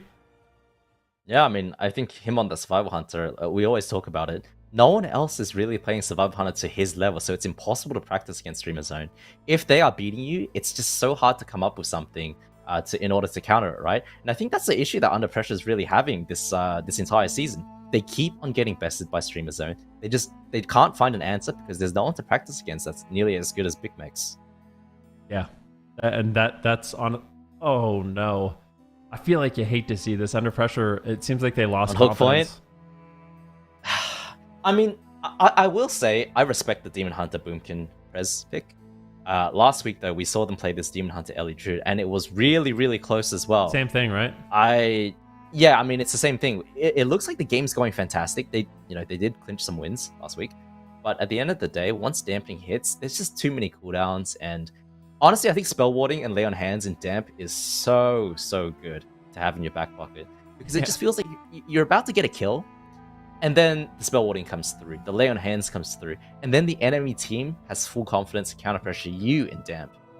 Yeah, I mean, they're dealing 100% damage. What is Blessing of Spell Warding? I think lasts 10 seconds. It's 10 seconds Yeah, I mean, of just... it's full immunity to magic damage. And everything does magic damage too now, too. Yeah. You know, like... Yeah, being basically immune on your damage as a Demon Hunter is quite tough. Yeah, it lasts 10 seconds. Especially in Dampening, 10 seconds of you can't be touched and you're doing maximum damage. It's insanely powerful. You throw caution to the wind, you just go behind the pillar and you're immortal, right, for those 10 seconds. You have your offensive cooldowns popped and the enemy team just ends up crumbling off of that. And that's why Paladins in Damp sometimes can be super hard to deal with. My experience with Red Paladins in Shuffle, I always feel like I'm about to win, and then the Spell Warding comes in and it just turns everything around. So. Yeah. It's a classic. Yeah. It can be difficult to deal with. I will say for Holy Paladin is, especially this build of Holy Paladin, the Lightsmith, it feels like you have to be really comfortable being uncomfortable, because it can be really difficult always to low. top people. Yeah, everyone's low on health the entire game. You know, you're hovering around 50% health, maybe like 60% health, which is not what you want. As a healer, it's like it feels good when everyone is nice and topped off, but Borg, he doesn't panic. Trades out the first aid to be more mana efficient. Like, seems like it's completely useless, but still doing it consistently in the match, and just doesn't panic, which is a very difficult thing to do. Yeah, to that point as well, it's so hard for Big Mix and it's so hard for Swapsy to play as well, because obviously Demon Hunter Boomkin, Demon Hunter Ellie do so much damage, right? And they're low the entire game, so they need to not choke their defensive cooldowns. But this team defensively is doing a fantastic job of rotating their cooldowns and making sure they have something available for dampening when Under Pressure is making that push. What do you think about this transmog? Looks good. Well, he's got the pirate hat on. I like that. I did a call out. I really like Halloween, so I want to see more Halloween costumes from these players. I think Lontar has a Christmas mog on his Tauren Druid. He's a moose with the Santa outfit on. I appreciate that. He's getting in the festive spirit. 2 months too early, maybe. That's how they do it, I guess. Yeah, no doubt. But yeah, this is just... The Christmas songs start playing in October, I don't like that. It's for people like Lontar, right? Lontar likes that, I think. Yeah, I feel like at the stores, even like where I live, they're already taking down the Halloween decorations and putting up Christmas stuff. I'm like, this is just, I don't know. Yeah. I don't like this. It's too early. Yep. Not for them, apparently, so... He's in the festive spirit. I think, yeah. I feel stressed out right now for Under Pressure. because they just can't. Me too. It's just so close. Honestly, it does feel like they can win all of these games. They just aren't. And it's why I respect them for going for that Demon Hunter Boomkin. They had to try it out, right? But I wonder if they had played, all these games on Demon Hunter Ellie, would they have done any better? It's so hard to say. I think at the end of the day, it's really who plays better in Damp. Well, if Streamer Zone makes a mistake in Damp, because if they don't, I feel like it's just so hard for Under Pressure to crack that. All map potential final game of this series. If Streamer Zone can win, I don't even know what the record is between these two teams at this point, but for Under Pressure, this might be, if they lose this might be the worst potential, finals opponent that they could actually have. They might rather fight Echo, honestly, in that opener round, unfortunately. So we'll see how this goes. Jamie coming in on the Elemental Shaman, MVQ sticking with the Demon Hunter, and Lone Star on the Restoration Druid, one of the best to ever do it. And they had some close games last week with this composition. Let's see what they can do here on Hook Point. Lontar starting the game with an NS before the gates open. But should rotate back up pretty quickly. I'm expecting Under Pressure to have the same strategy as they did the first two games. Run on top of Borug's pillar and try and play on top of him. Try to counter pressure like that. But man, Lontar, if he goes put into those traps, MBQ isn't able to reverse Streamer Zone, they can do a lot of damage as well. See what Lone Star decides to do. Just immediately going to be popping that tree form just to get the game going, get the heals rolling. And it's such an important cooldown there for the Restoration Druid. Outside of that Ancient of Lore is when Streamer Zone can really look to get aggressive in this match. Yep, Streamer Zone realizing that, have to wait it out. Goes for the full trap, is able to land, but MVQ always doing such a fantastic job defensively. This guy is a great bodyguard, man. In another life, he is a fantastic bodyguard. He's always there, ready to help his teammates, help Lontar. Darkness coming down now for Jamie, for Lontar. Trying to counter pressure Big Max, and we have to pay attention to him, right? He is the target of this Demon Hunter Ellie, but look at Jamie. Has to use the Stone Bulwark Totem. Swapsy just absolutely procking him off screen at the moment. Big Max out of walls, no Royal Sacrifice available. If they can connect with any damage onto Big Max with CC on Borug, he's going to be in a lot of trouble. Full trap onto Lontar. Can he follow it up? Blinding Light comes through. Hodge is available. No reverse for MBQ. Lontar has his trinket, but MBQ looks like Lontar is choosing to sit right now. I like this decision from Streamer Zone, hitting Lontar a little bit, making it difficult for that Resto Druid to keep up 3 targets. Yeah, it's exactly what you need to do. And as dampening gets higher, it becomes more and more difficult. Big Max, though, getting super low on health. That's going to be the turtle. I don't necessarily mind it, though. The clone comes in. I think they have enough time. A few more seconds here. Borug should be able to top him off. And I don't mind that Big Mix is willing to trade the turtle early in the match. There's a very high likelihood it's going to rotate off of cooldown and allows Borug to basically hold on to all those key defensives. I think it's intelligent by Streamer Zone. I like the way they're rotating defensives. Yeah. Lontar finally getting put into the full trap. MVQ gets scattered. Isn't able to reverse that. Roots him now. Nice plays. Jamie, no wall. Has to go into the burrow. Under pressure. Not looking too good on mana. And I agree with you. Big Max using the turtle nice and early. I think it's completely fine. It's going to rotate back. Borug still has all of his cooldowns as well. It makes it obvious as well that Under Pressure is going to go after Big Max, right? Because he's the one without cooldown, so Borug can prep for that. Borug into the incap at the moment. Big damage onto Big Max. Instantly trades out his wall. Full trap onto Lontar now. MVQ does finally reverse this one. Should be okay on Under Pressure side because Jamie has his wall coming back up. Lontar now, the one under fire, gets kicked. Isn't able to skin. Has his Iron Bark available. Chooses to Iron Bark someone. Maybe might have been on himself. Goes into the half Hodge, trades out his skin now. This is fantastic from Streamer Zone. I like this play from them, but Big Max under a lot of fire, and Borug has to do a ton of healing to keep him up. Yeah, let's see how far they can take it. Swapsy throwing in a lot of damage. Losar just moving forward with the high mountain. Getting the double disorient. Nicely done. Full trap lands, though. Big Max Nice is trap. low, and Borug, what is he going to do? The stun comes in. No mismanagement. He does trade out the lay on hands. Big Max ultimately survives. Still just holding on. He used the Everman for himself, so trades out some of his defensive cooldowns. He still has his sacrifice. Hasn't used it in honestly quite some time. Lontar, no skin. Lontar getting swapped too. They're going forward all in. Lightning Lasso. Darkness trades. Lontar still low. He needs to recover. Can he? Oh, is it going to be enough? The Ancient of Lore seems to be. But that was a great push there by Streamer Zone, punishing Lontar's aggression. Yeah, that's exactly what what you need to do against Resto Druids, right? Is because Resto Druids are so good at healing 2 targets. As soon as he punishes Lontar, he can't push in anymore. He has to heal 3 people. He starts to go He starts to become a fantastic target. Full trap lands onto him. Scattershot onto MBQ to deny the reverse. It's too late now. Holds onto the reverse. I like that decision from MBQ. Big damage onto Jamie, who doesn't have that wall available. Connecting onto Lontar again, who trades out his Bark Skin. I think he should be okay with his Bark Skin, but Big Mix has to watch out for himself. Ross is traded out. And again, aspect of the turtle rotating back in 5 seconds. And that's the issue with Streamer Zone is that once Under Pressure starts to develop pressure, things just start to rotate back. It's just too little and too late. Yeah, full trap now onto Lontar. Big Mac's still getting low, so even though they got the trap, Jamie looks like he's going to be okay. Astral, or this Stone Bulwark Totem will trade out there for Jamie, giving him a little bit of absorb. Big Mac's going to be line of sighting, trying to just avoid MVQ, allowing Borg to top him off. Mana is in favor of Streamer Zone at this point of the game. Full stun here on a Big Mac who's still low. Needs to jump away, but Borg, this is what I'm saying. As a Paladin, you have to be very comfortable being uncomfortable, even though they're both at half health. I think Borg should be able to keep them alive. Maybe Jamie has a lot of damage loaded up, and Borg is struggling to keep them alive. At the same time, Jamie is getting low. Good counter pressure here by Streamer Zone. This game is so back and forth. Borg Trinkets. They're trying to pressure Big Max right now, but he is going to get topped off right now. Does have the aspect of the turtle as well as one charge of wall. Will he trade out one of those? I think he trades out the Ross. Should use a wall charge as well. Trap gets reversed from MVQ onto Lontar. Fantastic plays from MVQ. Again, always playing bodyguard. Big Max, though, just playing back and forth. Does have his wall available. I think he should be okay. But look at Jamie. He has his wall too. They're connecting onto him finally. Streamer Zone trying to push onto Jamie. Lontar's mana is at 40%. Borg isn't too far behind him for once. Look at Big Max. Nice maim. Great crowd control here by Lontar. Maybe going for a potential game-winning Cyclone. Big Max is in the aspect of the turtle. MVQ! More, but big damage on MVQ. It's back and forth once again. Borg going for the Avenging Crusader, trying to keep Big Max alive. It looks like he will live. Jamie and MVQ, in the meantime, getting completely owned from the bloodlust of Swapsy. Oh my goodness, this game is just so close. 5 minutes have elapsed. 24% dampening at this point in the game. Full stun landing onto Borg.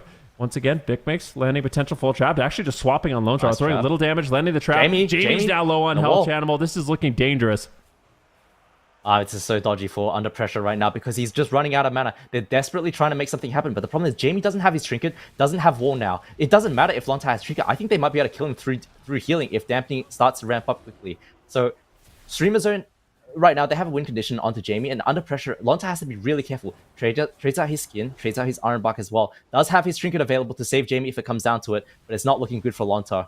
Yeah, this is looking very dangerous. Borg, he has the Lay on Hands back. Somehow they've rotated back to his second Lay on Hands. Lontar trades in a big way. Big Max is low. I think this should be enough for Under Pressure to completely stabilize this Ancient of Lore. But after this, I'm really afraid. Like, if Streamer Zone can somehow survive this, the next pressure that they get, the full trap on Lontar, is going to be absolutely devastating. This is where we see them kind of fall over at this point in the game. They're going after Lontar. No skin available. Pops the Heart of the Wild, but it might not be enough. Big Glare, and Lontar is going to fall. 10% health. Big heal lands. He gets the Nature Swiftness, and he is on the run. I can't believe Lontar manages to survive. It's still not over. The full trap lands. Nicely done. Reverses it. MVQ being a hero once again, keeping Lontar alive, but what a dangerous situation.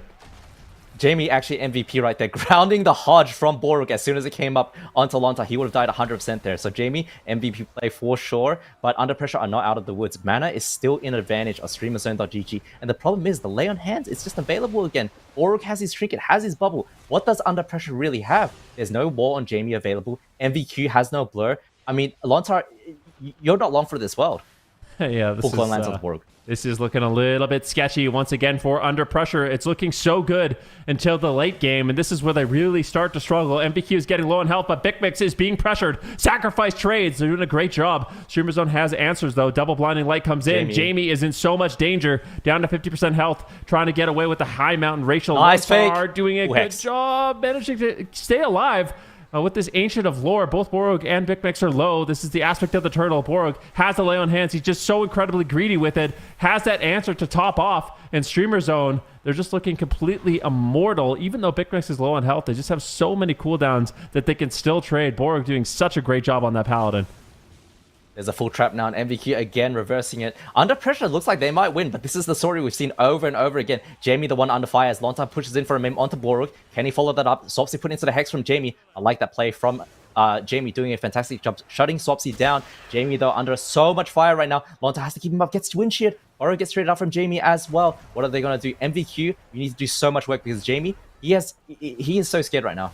I can't believe it. Big Mix making a push. Streamer Zone almost fully recovered. Big Mix getting a little bit low. Lone Star Trinkets out. Not going to have that available. Big stun on Borg, but he has the Divine Shield. He's got the Lay on Hands. He has all the answers to stay alive, but Jamie is continuing to make a push. Can Under Pressure put a point on the board, or is Lone Star going to fall? He manages to escape once again. Big Mix does not want to fall. They're so greedy. I can't believe it. Oh Lay on Hands! Gosh.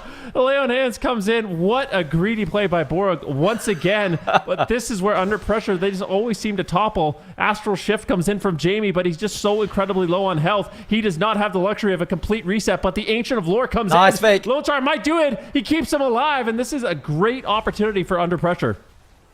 Yeah, Under Pressure somehow staying alive through all of that. Jamie, though, he wants to hex Swapsy, but look at Swapsy's positioning, just making it so hard for him. And Swapsy now punishing Lontar, not letting him push in. Borg does have the bubble available, the spell warding as well, but that's the last cooldown. Big Max caught into a full main right now. Borg, you have to save him. And the sacrifice falls, goes into a full clone. Nice play from Lontar. But what can they do on Under Pressure? Big Max, you have to get something going because the damp is at 50%. Even if Borg bubbles for you, he can't keep you up. You need to do some damage to Jamie. Pushing onto Jamie now. He doesn't have wall. No burrow. Can they kill him right now? He's 10% health. Lontar out of CC, but he just can't heal through it. Every game is the same. It's just Groundhog Day for Under Pressure. Every game is just like this. It's like they're winning. Oh my gosh, they're going to win. They have so much pressure. I can't believe it. They're actually doing it. Lone Star gets into Ancient of Lore, and then it's just 50% dampening. You can't stay alive. And Jamie ends up falling. Dreamer Zone had a few close calls on Lone Star as well, so there's opportunities for them in the early game, the mid game, and then inevitably in the late game. They just keep winning. Watch this. Look at the grounding totem from Jamie. Drops the grounding totem as Borg goes for the Hodge. That's nice. Yeah, good. That was beautiful. Good eyes on that one. That was a great play by Jamie, but it's just so frustrating because look at Borg. He's got the Divine Shield. He's got the Blessing of Spell Warding. He's got the Lay on Hands. He's so greedy. I can't believe he's so greedy. I hate him. Yeah. If I was playing with him and he was healing me like that, there's no way. I'd be screaming at him to press Lay on Hands. So scary to play with if you're Big Mix, but I mean, also, these guys are a complete brick wall. We gotta, if we see the end of the game again, it's exactly what you talked about. Orug at 50% dampening has the spell warding. Big Mix is just immune. He's just running at Jamie, doing maximum DPS. Probably has Bloodlust. Let's just watch this. Here comes the spell warding. This is Lay on Hands. The next one is going to be the spell warding. So this is where he has spell warding. He's just immune to everything, making the push in. I was actually a little bit before this, but yeah, Jamie just, unfortunately, there's nothing left. He has the Ascendance, he has the Bloodlust, but look at Swapsy. He also has Ascendance. So, I mean, he was really done at that point. And it's a 3-0. The closest 3-0s I've ever seen. I mean, the record is... It suggests that Streamer Zone are just, dominating Under Pressure, but it's not really true, is it? They're playing well. And, defensively especially, I want to commend Streamer Zone, but Under Pressure gets so close. But at the end of the day, they just can't get a point on the board. I think they've lost 3-0 so many times into this team, or 3-1. In reality, it is really, really close, and it's because Streamer Zone is just so good defensively. Yeah, they certainly are, and they're going to have to hope that they are for the next series also, because they are moving on to go up against Echo. Definitely unfortunate to see Under Pressure fall so tremendously 0-3, but like you guys were saying, so close nonetheless. So we will certainly have to see if they can make a recovery or grand finals, because they're gonna have to figure something out against both of these teams that we've got coming up here in the grand finals. But we are almost done with the third season of Europe. We've got one series left, Ben. I know, and it's an exciting one too, because I feel like Echo, they've been so dominant, and Streamer Zone has been kind of their main challenger for this. And Streamer Zone, it's been rough for them. Let's just be completely honest. It's like Under Pressure versus Streamer Zone. It's super rough for Under Pressure, but Streamer Zone versus Echo, Streamer Zone has really struggled. So I am curious what they have prepared for this, what they're going to be able to do, because Echo seems to have all the answers for this roster so far.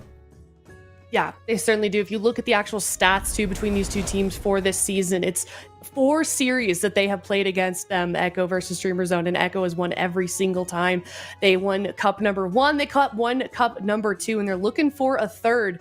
But Streamer Zone GG, maybe they have the answer. It's the second time within the day as well. It is a rematch, but you never know. Maybe they'll make a turnaround here for the grand finals, because they're going to have to. It's best of 7 as well, so perhaps a little bit more wiggle room there in the actual draft process, Chan. But is there something different that they could do a second time around? I don't know. I thought I liked the we saw the 3-0 earlier today, but I actually like StreamerZone.gg's plan with the Demon Hunter with getting limps in the game. It's like the same story. StreamerZone.gg versus Under Pressure. It's a 3-0 or 3-1, but it's close games. And it's the same story every time Echo faces StreamerZone. It's not a complete stomp. The score looks like it's a complete stomp, but it's not. StreamerZone have so many windows where they could take games, get kills onto Echo, and it really depends on who's playing better, I think, in the finals. And I think that's super entertaining for us to watch. Yeah, most definitely is. So we will see if StreamerZone GG does come up with something else. I am certainly curious. Echo, though, they have just been a tremendous force, especially this season. It does kind of really seem like they've stepped things up. I'm kind of curious, Ven. Maybe this is a bit of a cooked take, but they've kind of already secured their spot, StreamerZone GG being in the top 3. So do you think that they are kind of taking that into factor when they're choosing what to do leading into the series? Like maybe they feel like they have a little bit more room to experiment with what they're going to do against Echo. I think this is probably a good time. Like if you have a thought in your mind for a composition or a strategy that could work, I think this is the time to maybe bring it out.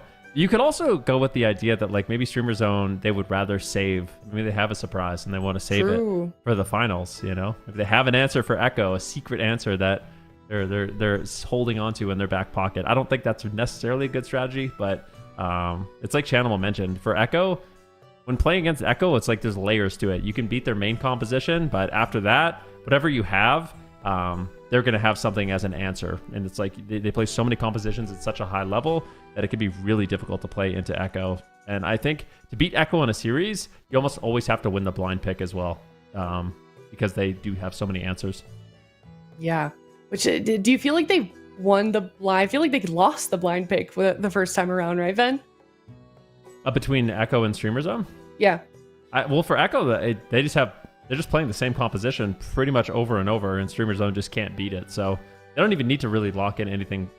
Well, they are locking it in blind, but it's like StreamerZone knows exactly what they're walking into, and they just don't have an answer so far. All right. Well, I think Echo is going for the same. You think same composition? Yeah, I think Echo is going for the same comp. Echo is a team where they play a comp, and you are the one that needs to figure out how to beat it. And once you start getting close, then they switch off, right? I know, it's so annoying. They're just gonna play Roguelock, and they're gonna... It's their mains. They're so good on it. I don't know if StreamerZone can take a game off them. It is close, though. Definitely is. And a lot of teams have gotten very close, but none have quite figured it out and how to repeat it again and again so that they can actually win the entire cup. We'll have to see if StreamerZone could be the one to do it. They've already lost once today and many times before, but maybe this time is their chance to make it happen and to take cup at number 3 for the win. We will see after this break. We'll be right back.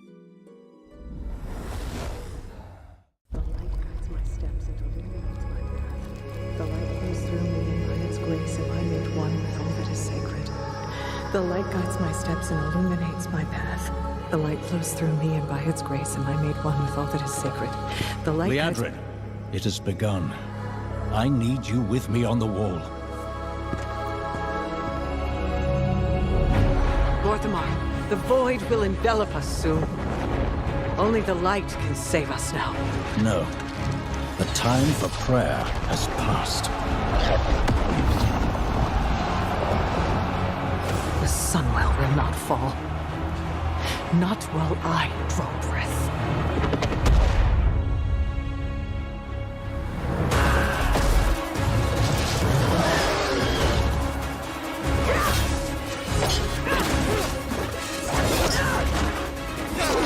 Little elves. I can see you grow weary. How much longer can you hold out? Flee and save yourselves. Liadrin, don't. Light be with you. You see? She understands it's hopeless. Soon, you all will. The light guides my steps and illuminates my path. The light flows through me, and by its grace am I made one with all that is sacred. The light guides my steps and illuminates my path. The light flows through...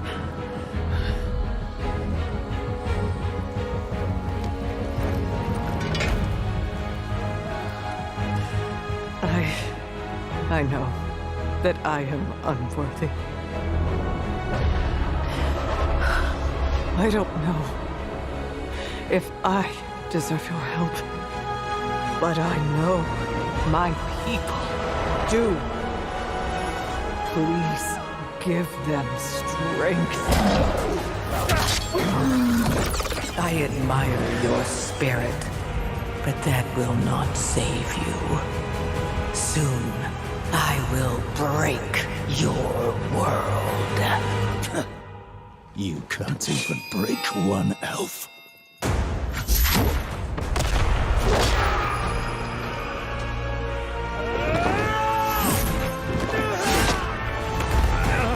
This darkness comes to devour everything. And when it is finished, there will be no more light. Without your aid, we will perish. I beg you, help us.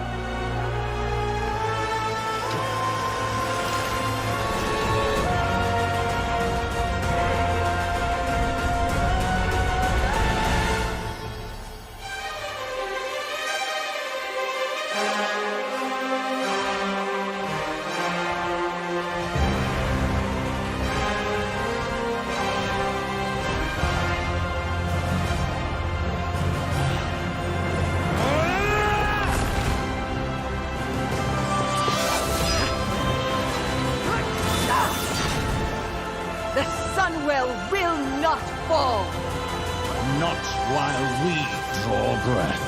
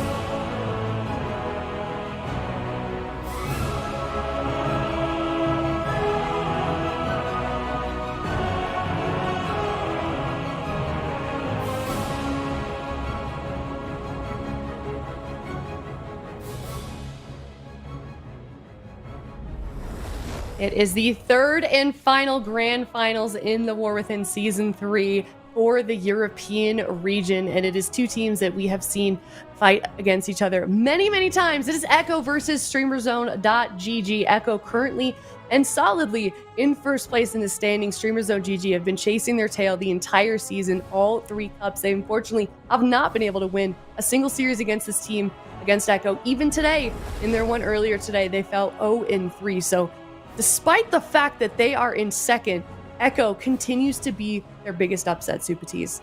You say they're on their tail, but I feel like they're just trying to get off the ground still. That Echo have just pinned them down for the entire season. We've seen them playing so many different compositions today for the first time with Demon Hunter Hunter, and it looked close, but it's also a very scary matchup for them. So I'm very curious to see what they're going to be bringing to the table this time around. Their current match score is 14-4, so 14 wins for Echo, 4 wins for Streamer Zone. But 4 wins is all you need to win a grand final. So if they're going to string those 4 wins in one series, they might be able to take Echo down. Now, their favored comps here, you might be thinking, why don't they just play that first one at the top if they go 16-2? That's because they farm under pressure with that and never lose, but they don't really utilize it a lot of the times. Other than that, all of their other match scores, you'd be like, why would they ever play those comps? They go 0-3 and they lose all the time. That's because they're queuing into Echo with those comps.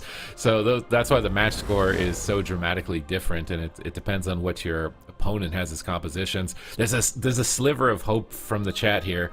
4% in favor of StreamerZone.gg right now. I think they have the potential. Echo are so good. It's just Echo are so good. Yeah. They're a brick wall, as Chan was referring to them last time we saw them. So it's going to be difficult for sure. StreamerZone.gg 6% in favor of StreamerZone.gg in the chat. So now I'm kind of curious to Patiz. What is your prediction for this series? I should have honestly taken the risk. I wish I did now that I'm sitting here, but I went with Echo. I maybe gave a little bit of lenience towards Streamer Zone a bit here because they have been able to get a couple of wins in the past, so I think it's going to be about 4-2 for Echo. But maybe I should have just risked the biscuit here. It's the last day. Like, what do I have to lose? I'm in last place anyways. I think NA, I'm going to do some wild stuff. I think for sure in NA, I'm going to make some wild picks, but this one, not so wild. 4-2 for Echo. Okay, 4-2. Zico, what is your take on the series? Well, I wanted to get caught up with the chat because I want to finish the season together with the chat at the top. So my predictions are just going to be what the chat is predicting. I know Ven still thinks he's like in the running, and I'm still trying to do what, like the same predictions as him and stuff. But like, let's be honest, there's no need for that anymore. The gap is too big. So yeah, I'm just going to go with Echo 4-1. Most likely, unless Streamer Zone can really, unless they learned something insane from earlier, I don't know how to beat them. Like, Streamer Zone is just sitting there prepping the entire week for that Feral Destruction Warlock, and then Echo just brings out Outlaw Destruction Warlock, and now he's like, okay, well, my homework, I just toss it out the window, like it's useless, So it's tough. It's a tough situation to be in, and I don't know. They're going to have to play absolutely incredible if they're going to win this. But I'm still giving them one game because it is Streamer Zone. Like, anything can happen. You have the big mix factor, of course. Yeah, definitely do. I am with you guys. I'm 4-1 in favor of Echo. Obviously, like everyone else, I would love to see the underdog win this series. Statistically, though, like Sid said earlier, 14-4, not great odds. And this is the team that is able to just bounce back on a win. Like, if you get one win, they're like, yeah, we're going to figure you out within the next time we actually see that. So Coin 0-1 in favor of Streamer Zone. Let's see what the rest of the casters think. Chan and D-Machine and Ven. Echo still at 80%. So Streamer Zone, a little bit more hope from chat. Maybe some hope there. Let's see. What do we got? 4-0-4-1-4-1. Okay. Not even D-Machine. Great. Even D-Machine's not going for the underdog this time. Maybe Chan is blackmailing him or something. Chan's pressuring him like, D-Machine, you better do this Echo pick. I swear. If you do Streamer Zone right now. Like, this one time maybe they're talking it out to try and get an edge here as the guest selection. But yeah, no. 20% of the chat, I think maybe it's just one very rich individual putting all their channel points. They're just doing like an all-in right now, trying to get a big payout. Because if you win, it's pretty big, 80-20. Yeah, it is. Zico, are you putting your points in on this one? I know you do mind games with your points. Nah, I feel like I should put my points in right now. In a game like this, I feel like the odds that I'm giving Streamer Zone based on what I've seen from Echo today, it's not worth the risk, and putting my points on Echo, I feel like I could do that, but honestly I should do that. I feel like it could be worth just to get some just to hustle those Streamer Zone points. So yeah, maybe there's still some time. I might do that, but for the most part, I like to go into the games with my channel points that are like where the chat is kind of split. If I can sway the chat in a different direction, going all in on the team that I think is going to lose, I can up my prediction on the desk and beat the chat. But I don't need to do that anymore because we've all caught up, and that was my goal for the season. It was to join the chat at the top. So there it is, and to beat Van. Yeah, of course. And you did everything you came to do. Any Vidi Vici. All right. Well, not yet. There's still an A, but yeah. That's true. You're right. But we'll see. We'll cross that bridge when we get there. But let's talk about this actual matchup. It's best of 7, blind pick. The teams are making their choices right now. The first time that we saw this series earlier today, it was an 0-3. Streamer Zone did lose that one. And like you guys did mention, they played that Demon Hunter composition. It's Echo, it feels like Supatees, they don't really have a reason to change their comp up. But do you want to see that same comp from a Streamer Zone for this? I don't really know 100% because it just seems kind of flimsy, but at the same time, its offense feels the best. So it's higher aggression, lower defense.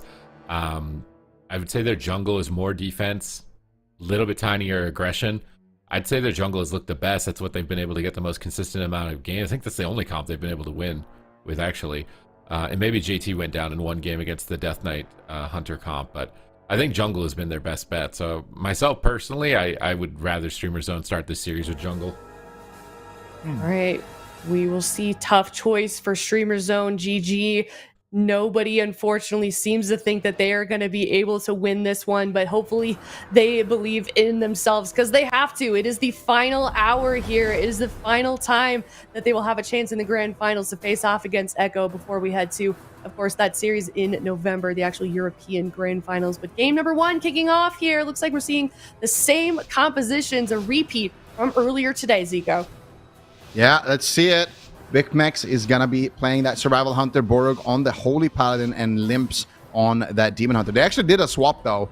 They changed up their healer to the Holy Paladin in favor of the Priest that we saw earlier. Echo going to be running that Outlaw Destro. What do you think here, Supatees? Is the Holy Paladin going to be enough of a change here to kind of turn the tides for the series?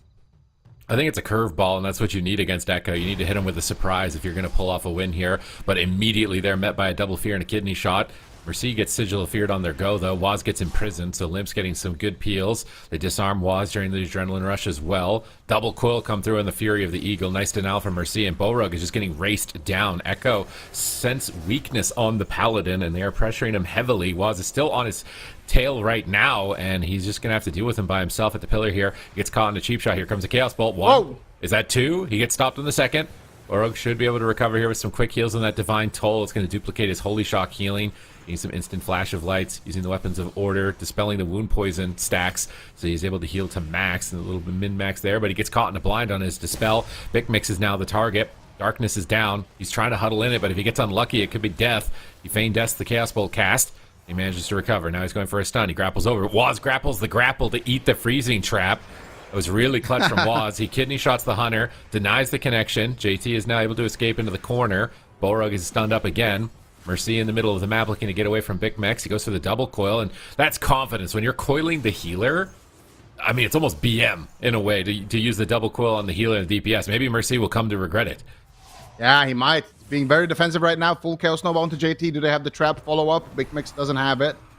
Waz actually getting cleaved up pretty good as well. Mercy with the fake cast. Here comes the Chaos Bolt. 1 is going to connect onto Limps. 2 is going to connect onto Limps. He's caught up in a cheap shot, but a sacrifice will be traded from Borog. Scatter shot defensively as well. Borog getting swapped too. That sacrifice is doing a lot of damage back to Borog. Had to trade out the protection as well right there. The Blessing of Protection. Full trap connects onto JT though. An opportunity to get aggressive onto Mercy, but he's immediately just porting out of there. Limps is chasing him though, doing good damage, but now JT is out of crowd control. Still has a lot of cooldowns here to work with on that Priest, and he's free casting. Mind Blast is coming out. Collapsing Void is there as well. Mercy still taking a lot of damage though. Has to trade out the Pain Suppression. Full Fear connects onto Borog. Big Max in big trouble. Trinket lay on hands to respond. All right, good reaction. Borog getting pressured once again. Here comes the Void Blast. Here come the Chaos Bolts. 3 players attacking Borog at the same time, and that Collapsing Void is massive. Is Waz going to be able to keep up the pressure here on the pillar as that Collapsing Void is about to conclude. Could crash on his face. Big fake cast by Mercy. Actually, the Unending Resolve. He's kind of playing it defensive and offensive at the same time, but Borog gets feared at low health. He's getting blasted by a Penance. It's a race to the finish, and Borog is losing it. Echo with the plays. There was a massive spell lined up even if he got the bubble off there was already a mass dispel in the chamber with the trigger just a millisecond away from firing for JT. He had him in a checkmate position. They throw a wild card pick with the Paladin, try to throw something different into the play field here against Echo. Doesn't work out. They know exactly how to deal with it, and they are able to dunk on poor Borug here in game 1. I think Borg was on forbearance anyway, so they were kind of timing that regardless. And from this moment here, they got the sacrifice. They did a lot of damage into that sacrifice, and then they used that kind of big dot to swap to Borg and get his Blessing of Protection, which left him vulnerable. Here he had to Trinket, trade out the Lay on Hands. Now he has no Trinket, and he's on forbearance. So I'm pretty sure he's on forbearance anyway. Mercy just trading out the Unending Resolve to free cast some damage. And Borg falls down right here. I actually didn't see it. He got targeted there at the very, very end of that replay. So I didn't see if he had forbearance, but like you mentioned, regardless, JT was there with the Master Spell kind of precast. So incredible amount of damage coming in from Echo. And they know exactly how to swap around with this Paladin. I love when teams do that. They get the sacrifice, and then they just use that as a nice indicator to swap. So see here, it's actually mostly JT doing the damage here onto Borug, and Wes connecting very late, and Master Spell as well going off there. So that's the problem with the Void Weaver when they're free casting like this. It's so hard because you want to stop the Chaos Bolts from Mercy, but you also have to stop JT from just free casting like this, and it's really, really brutal for these melee comps. I want to say a Resto Shaman, but I don't know if Borug has it. I feel like Hexes on Rogue, Roots on Rogue, Static on Rogue, Lasso Rogue. Like, he could just take Waz out of the game by himself, and he gets extra disruption for the Destruction Warlock, because they're killing Mercy through JT free casting a lot of the time, which is surprising because I've yet to see a comp that's capable of doing that. But it seems like this comp can, and I feel like a Resto Shaman would just round it out really nicely in this matchup. They try to do the Paladin. I haven't seen him on a Shaman before, and I feel like locking in, Shaman for the first time is not going to be something you do in the finals here in the European region, but maybe something they could consider in the future, obviously, since they have that top 3 position already guaranteed. Because their offense looks good. I feel like they are getting pressure. They're building momentum. They're making Mercy afraid in the match, which a lot of their other comps aren't able to do. So if they can get a healer that's a bit more stable, a healer that can bully a rogue a little bit more, then I think that this matchup could flip in their favor a lot. Honestly, I feel like they're going to lock in the same thing again. I kind of don't mind the Holy Paladin pick that much. I feel like the Priest, okay, they're going to go for the Priest. I actually didn't mind the Holy Paladin that much. I think it was just one of those situations where they just did a really bad trade earlier. They just needed to stop a little bit more damage maybe when that sacrifice swap happened. But yeah, I don't mind the Holy Paladin pick because the idea behind it is solid. You just have more kind of hard stops to get limps out of those stun one-shots, which was the problem when they faced in the upper bracket. So I don't mind the theory behind that, but the Holy Priest did look decent. They had longer games. I just feel like the win condition against the Holy Priest is it's a lot more kind of cutthroat. You just go Priest no Trinket, Demon Hunter no Trinket, or the regular Hunter, one of them, and then you can just set up a big kill. We saw it happen in the upper bracket a lot of times. Somebody getting caught up in a smoke bomb, somebody getting free casted on in a stun and just dying before they could press anything. So I feel like for Echo, that gives them, a long game where they can execute that win condition. Like they have so much time before Mercy is going to die where that could happen. So I think for Echo, it's not a bad matchup against the Priest. But with the Paladin, you throw in, extra buttons to kind of stop that. When that situation happens, you have more kind of ways to respond with Blessing of Protection and stuff like that. So I don't mind the Paladin pick. Plus, Borg on the Holy Paladin has been just looking stellar. But they're going to try the Priest. I wouldn't mind it if they swap back to the Paladin later on. I think the Shaman is interesting too, but like you mentioned, I don't know how much practice they've got on it. That has been historically a good kind of answer to rogues, just playing Orc Shaman and just having like short stuns on yourself. All right, is Borog going to be able to assist his team a little bit better, get this game going a little bit longer? Because their offense is good. I'm not doubting the offense of Streamer Zone. The offense is capable of winning. It's just a matter of if they can stay alive long enough in order for that offense to finally sink its teeth in and gain a victory. Both teams going to the European Grand Finals, but we are looking to settle for the final time. Who is the top dog moving into it? and Streamer Zone win a series here, win a cup. Otherwise, Echo, they're going 3 for 3 on cups, and if they win the finals, they will have won all 3 championship finals for the War Within expansion. Gates are open. Big Mix in stealth trying to find Waz. He's right next to him, but he doesn't find him. He gets cheap shot. Waz is all over the map, man. He just crossed everybody and almost dropped Limps in the opener. They get a double trinket, and I mean, that is basically lights out. I cannot believe Waz's APM on that grappling hook. He got around every corner in a millisecond to stun every single player, and they pull almost every vital cooldown from Streamer Zone. Limps is going to have to make the most insane play of his life to stay alive in a moment. I mean, it's very brutal right now. They can just kidney shot Borog. Oh, wait, Mercy taking a lot of damage. Okay, it responds with the Healthstone. But Wes can just stun Borog into Smoke a blind, into a sap. They have smoke bomb and he has blind. smoke bomb as well. Like, they can do so much. There it is. There it is. Full cheap shot. Here comes the kidney shot. There's the disarmed. blind. And now restun is coming. Can he get it? No, the Shadow flare. melted it. He shadow melted it and he got... Oh my god, Big Mix with the play, and then he shadow melts the restun after that. He couldn't get the vanish restun because Big Mix dropped a flare on top of the Limps to prevent the restun. Big Mix is so good on this Hunter. That was a checkmate situation. It was over. It was done. It was over. There's nothing they could do. I mean, he got coiled into the setup too, so he can't pre-blur or pre-darkness or anything like that. Big Mix is MVP, man. But still, they need to survive another one of these, though, because still 20 seconds on that trinket said. They need to save Intim stun. He needs to like Intim stun the restun or pre-blur. One or the other here. Chaos Nova on Rogue. Wanted to hit lock with it, I think. Nice silence on JT. He's used the stun offensively. He might regret this, but at the same time, they're so close to winning. Mercy is so low. JT trinkets. Big Mix looks to reconnect. Here's the Gouts. The cool to set up for the kidney shot. How is he going to survive? 1 second away from his trinket. Is he going to trinket swap in time? They overlap again with the... He pre-blurred that. He still had to trinket swap. Such a devastating setup from Waz and Mercy on this Outlaw Rogue Destruction Warlock combo. Mercy going to get gripped out of there from JT, reposition, and bide their time. But Trinket is becoming available for Limps for the next attempt. Nice freezing trap. Mercy ports away. Can they chase him down and connect? He's hovering around the corner of this pillar, and Limps is just limping to get there. We see Waz into a binding shot.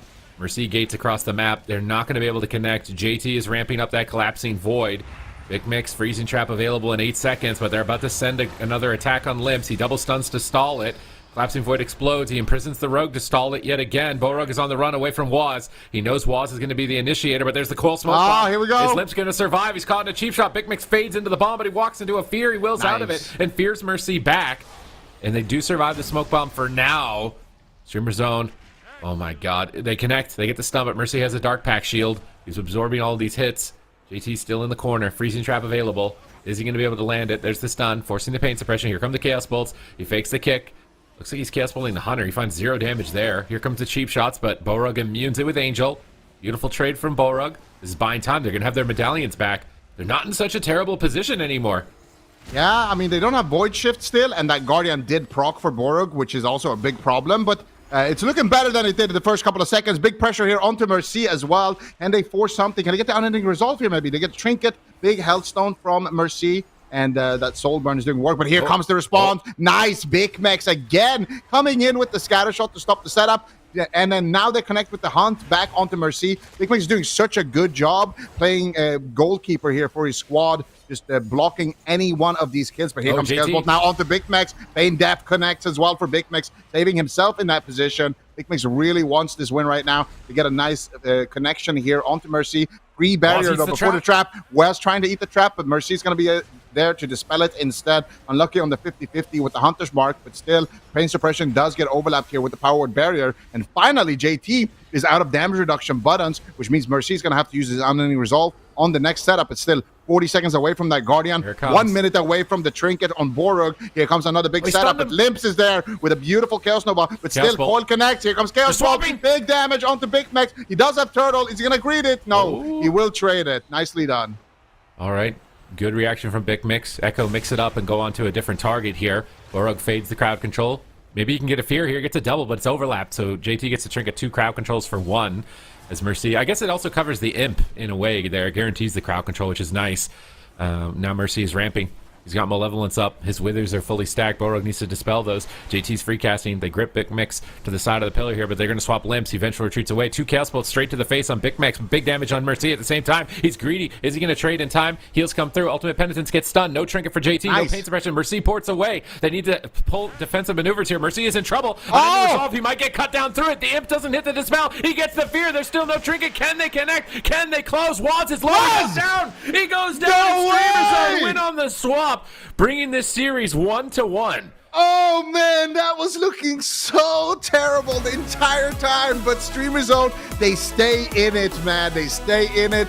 They don't choke. They find a win condition. Borog at the end, after getting slapped around the entire match, finds the trinket on the cheap shot aggressively to get the follow-up fear, and they connect their beautiful fell eruption as well from limps. So Mercy is playing the imp dispel. So that means that if Mercy is not in a stun, he can just target his healer and dispel him out of crowd control. And the reason why that's important, we'll break that down during the kill, but here's Big Mex stopping a Chaos Bolt onto limps when he most likely was kind of dead, and then turning it around. And then here, Big Mex feign deaths the second Chaos Bolt right here, gets the turtle off in time as well to survive that CC chain.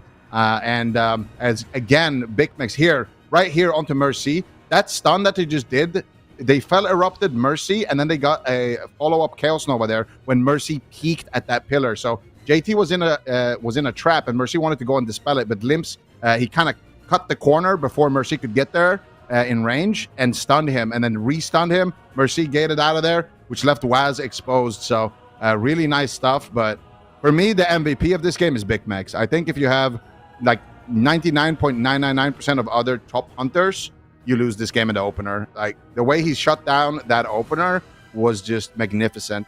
He got the flare down on the demon hunter to stop the vanish restun, and he disarmed the rogue as well to stop the follow-up. I mean, it's just so good what he did. But then Limps gets the shadow meld and nether walk as a result of that. Like right here, he gets the disarm there onto Waz and the flare here. Look, Waz can't vanish. He knows it. He wants to vanish and restun Limpster, but he can't do it. Now he vanishes, but Borog's out of combat, or Borog is back in combat, which allows Limps to actually survive this. So just a great play from Mr. Big Mex. And Streamer Zone, they show, like I said it during the upper bracket, this is a comp that has potential if you can stay alive. The problem is when you're down 2 trinkets, it is really hard to stay alive. Big Mix is using the full utility of his specialization here, countering the Rogue and the Warlock and the Priest simultaneously, navigating around this matchup. And he's had weeks and weeks of practice against these Destruction Warlocks, knowing when to time the scatters, knowing when to time the flares. And maybe he's finally hitting his peak here at the most critical time. Last time they're going to go head-to-head before the grand finals, putting a point on the board. However, I think we all know that it is not going to be easy on a large map, and having lost a blind pick means that they will eventually have to win a game on a large map if they want to take the series here, as the teams look to lock in their compositions. And it was so dicey multiple times throughout this for Limps to be able to survive, and Empyrean Domain's probably the most threatening of all of the large maps in the pool due to the small pillar circumferences. You don't have a lot of points of line of sight.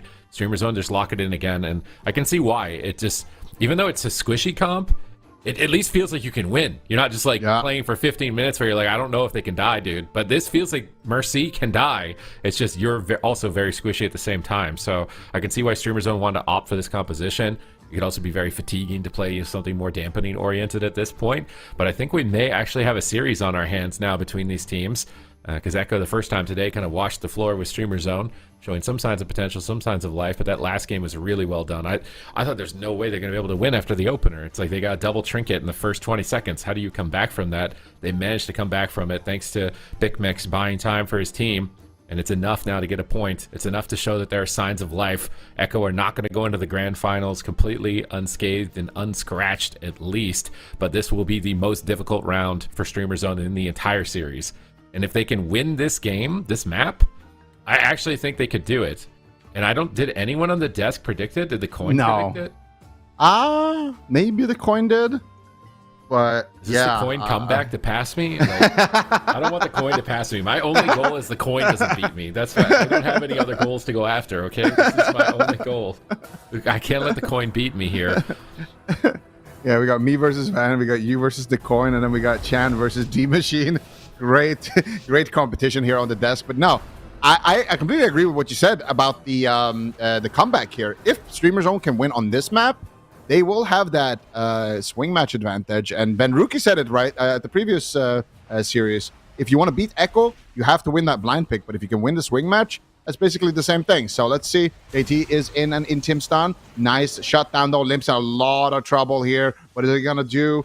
Borog's in a fear. Free blur though. Nicely done. Gets a double Chaos Nova. Disarm onto Waz as well. Limp's doing some work here. Nice kick there onto Mercy. Now they're going to connect with the damage. Fury of the Eagle. Immediate response from JT with that barrier, but they knock him out of the barriers. Good stuff. Nice gouge. Actually, nice coil into kidney shot onto Borog. While setting up here onto Big Max. And they get the fear. Nice Infernal stun to cover Chaos for the Bolts. fear. One Chaos Bolt is going to connect as well. Borog has to trade out the Will of the Forsaken. Great offensive play there. Mercy getting that coil to make sure that he can find the fear with the Infernal stun. Great Warlock plays. Nice Scarpet Sting on the Chaos Bolt while Limps was stunned. Now he's ducking and pushing in. We can see crowd control on JT. Borog's trying to initiate. They get the Chastise into a freezing trap. Where's the Imp Dispel? Doesn't look like he's going to go for it, or he has it. He's double stunned. Big pressure, but a huge heal. That is the Evangelism from JT, his big emergency heal. Borog gets cheap shot. JT's in position for a Psychic Scream. No Will of Forsaken, but it's on DR. Big Mix on the run, trying to get around the corner here. He's actually pushing in and line sighting at the same time. Limps is the target. They're both low. They could go anyone at this point. Big Mix is just dying to damage right now. Waz is soloing him, seemingly. Chaos Bolt, he fakes it. Mercy might connect a lot of damage. He's confident. He's pushing in on top of the Hunter right now around the corner, but they do stun Waz. JT is free casting off to the side. Big Mix is dying in a coil. So much pressure in this moment in time. Trinket and Turtle has been forced outside of the smoke bomb window. Big Mix is trying to get a freezing trap. Where's the Imp? The Imp doesn't get lucky. Big Mix gets lucky one time here in the series. Maybe they can pull off a win. They force the on resolve. They get the Hellstone, but here comes the smoke bomb. Can Big Mix survive once again? Oh, He's DR. got survival of the fittest. He pops it. He disengages out of the bomb. He gets the scatter. They stay alive. Waz no trinket. Mercy no unending to resolve. If they could bait Waz behind the corner, maybe they could do a stun 100-0, but they need to be very careful of protecting Big Mix. Yeah, I think that stun on Big Mix was actually on DR when they put the smoke bomb, but still Limp's responding with the darkness. Eats the anyway, trap. Waz eats the trap there with the hook. Beautifully done, but they still get the pain suppression, so still good pressure, but Big Mix needs to be very careful. He's got nothing right now. One Chaos Bolt is going to come crashing in, but he does manage to survive, disarming Waz. Mercy at the same time taking a lot of damage here, but he fears up Limps. Another fear coming out. Borg Angel form should be able to stabilize Big Mix, but still, it's so much damage. Oh my goodness, he just dies in a gouge. Borg's in Angel form, spam healing, and then as soon as he comes out, he just gets gouged and his Hunter dies. That's really brutal there for Borg, but at the same time, this is the comp that Echo has brought. Echo showing absolute domination here in game number 3. Yeah, they know the map here, and they kind of got separated. Big Mix wanted the pillar to line of sight, but Borog got stuck in the middle of the map because he trinketed and didn't want to get re-CC'd, so he just angeled. But because he's stuck in the middle, Big Mix kind of had to stand in a spot where he was in line of his healer, but also in line of the enemies a bit, and they just did more damage than healing. I mean, they're basically playing triple DPS. Look at JT's damage right now, 1 million sustained damage. This is probably the best map for a Void Weaver in the game right here, and Big Mix charges forward, but you'll see it here at the end. Big Mix is at the pillar, but look how he has to line of sight. The Warlock can still hit him if the Priest is going to be able to heal him, and they gouge instantly out of the Angel. Gouge instantly into fear, and that's why Borog was forced to Angel, and he couldn't. So he avoids the crowd control. He still couldn't keep him alive, and he would have been CC'd if he didn't Angel. So it's just you're pretty much done at that point. You're out of time. You're out of rope here against Echo. So this is their best map. Echo take it with confidence, and Streamer Zone need to just kind of shake it off here, moving into the what is this going to be? The fourth game of the series. A lot of games happening here. Best of 7 finals here in Europe. We're going to be moving into game number 4. It's going to be a little bit more home turf, but honestly, I wonder if the map limitations this week could actually negatively impact Streamer Zone in this matchup, because without being able to go to Runes or without being able to go to Dalaran, where do you go? Because Blackrock Hold could backfire with a Warlock. They get the room to port into, so Mugambala, they get the top side to port to. I'm a bit concerned, honestly, with where they can go. I mean, maybe they can go something neutral like Nakudan. Honestly, I wouldn't mind a Nakudan. They won a game on Nakudan. That used to be like their go-to pick, honestly, in this series. So we'll probably see it. Maybe a Nakudan here for game 4. I think we're gonna see Cage of Carnage. I think we're gonna see Nakudan, and I think we're gonna see. I think we're gonna see maybe Tiger's Peak. I don't know, actually. Yeah, that's a safe one. Maybe not. I think that's a safer one than. Well, actually, it depends on how those maps go. But I think for sure we see Nakudan and Cage. I think probably Cage next, if I had to guess. I think that they seem to like the chaos. They seem to like to actually maybe Nakudan next. Oh wait, we okay. just got confirmation that it's none of those maps, and there's so many maps I don't even know what it could be. Like, there's no way they picked Robodrome, right? There's no way. Not the drome. Nah, it is Nokudon. I said Yeah, Nokudon. we said Nokudon. It was the first map I said before Zico started grocery listing the rest of the maps. Okay, I said that this has been their map in the they're just series. gaslighting us. In the previous series, week to week, Nokudon has been their closest map and the map where they won one time. So I think this works. It's a nice map because of it's hard as the Warlock. If you get caught in a position where you're chasing and then your port's in a bad spot, you can get caught a lot of the times here. So let's see if Streamer Zone's new composition on Nokudon is going to be the difference maker here. If they can tie it up 2-2, best of 7 grand finals. Echo not going completely undefeated here in the final cup. Streamer Zone actually pull off the biggest upset. I mean, there are literally millions of points on Echo right now, and I put like 50,000 points on Echo before this started. This is like 6.5 million points on Echo. If they somehow lose this, Streamer Zone payout is going to be massive in the chat right now. And we're going to Nokudon, and we're going to have to see how much, how easy it's going to be for Echo to adapt to this map, because often teams will do this. They'll pick the newer maps in the pool, because Echo, they've been playing for a lot of years, but these newer maps, maybe they don't have as many games on them. Maybe a matchup on that map plays differently, and that's what you need against Echo. You need surprise. You need something they've never seen before. You need a map that's uncommon. Those are the only advantages you can really grab against such a veteran roster. Yep. And we're checking out some Mogs. They haven't changed any of their Mogs, sadly, from Friday, by the looks of it. I was expecting a little bit more Halloween, something more festive, but yeah. Wes going with the classic Rogue Tier 3 Illidan Mask Warglaive Transmog, which is only available in the tournament realm in terms of weapons, but still. You could sign up for the AWC and have access to that on your tournament realm character. And also win a cool banner. But obviously right now signups are closed, so unlucky. But, next season. Echo versus Streamer Zone. 2-1. Nokudon has been good for them in the past. Borg sticking with the Holy Priest here. And Mercy now dropping a long-range gateway right there. So he's going to have that Demonic Circle. He's going to have long-range gateway. He's going to have a lot of work to do here. So he could walk to the other side of the map, then gate back, port away as well. Do a lot of things with this map, but a full stun on the JT. Oh my god, Limbs is just dead in the opener. Borg has to trinket out immediately. JT coming in with the ulti penny as well. This is costing them a lot of cooldowns already. Borg down a trinket just 5 seconds into the game. It was for the blind though, so I don't think it's completely over as a result of that. It could have been way worse. Like, Limps didn't overreact. He still has all of his cooldowns. Borug extends the opener with the Angel. They stun JT for the trap with Chastise. I love that. Mercy gates, but he's really far away from his team, and Limps is still on top of him. Borug is sneaking up on him for a shot. Where death is he going to drop? Hellstone pops for him. And JT's trying to get in range, but he's so slowed. He's trying to get across the map. He's finally getting into range. Pain suppression will be forced. They stay in the match, at least offensively here. When is Waz going to initiate? He has a kidney shot. Smoke bomb available. Where's Waz? He gouges the healer. He's setting up. Mercy ports away to bait. Limps behind the pillar. Limps eventually retreats to try and immune the stun lock here. Waz is still waiting. He still hasn't pulled the trigger. He's sitting on that kidney shot. They grip Mercy around the corner, but now Mercy is really far from his portal and his gateway. And this is why Nokudon can backfire on you. He's going to relay his portal here, and they're going to try and push in and punish that, because he's going to port right on top of the enemy team if he ports here. So they actually have a good position. They fear and stun. Beautiful cross crowd control. They silence the Warlock at the same time into a stun, forcing the last pain suppression. What an excellent setup from Streamer Zone right here. Whoa. They make it the unending resolve on top of the double coils. We'll match it. Waz is grappling in. Finally, Echo pulled the trigger, and Limps is almost going down. He trinkets. Eventual retreats to the Guardian Spirit.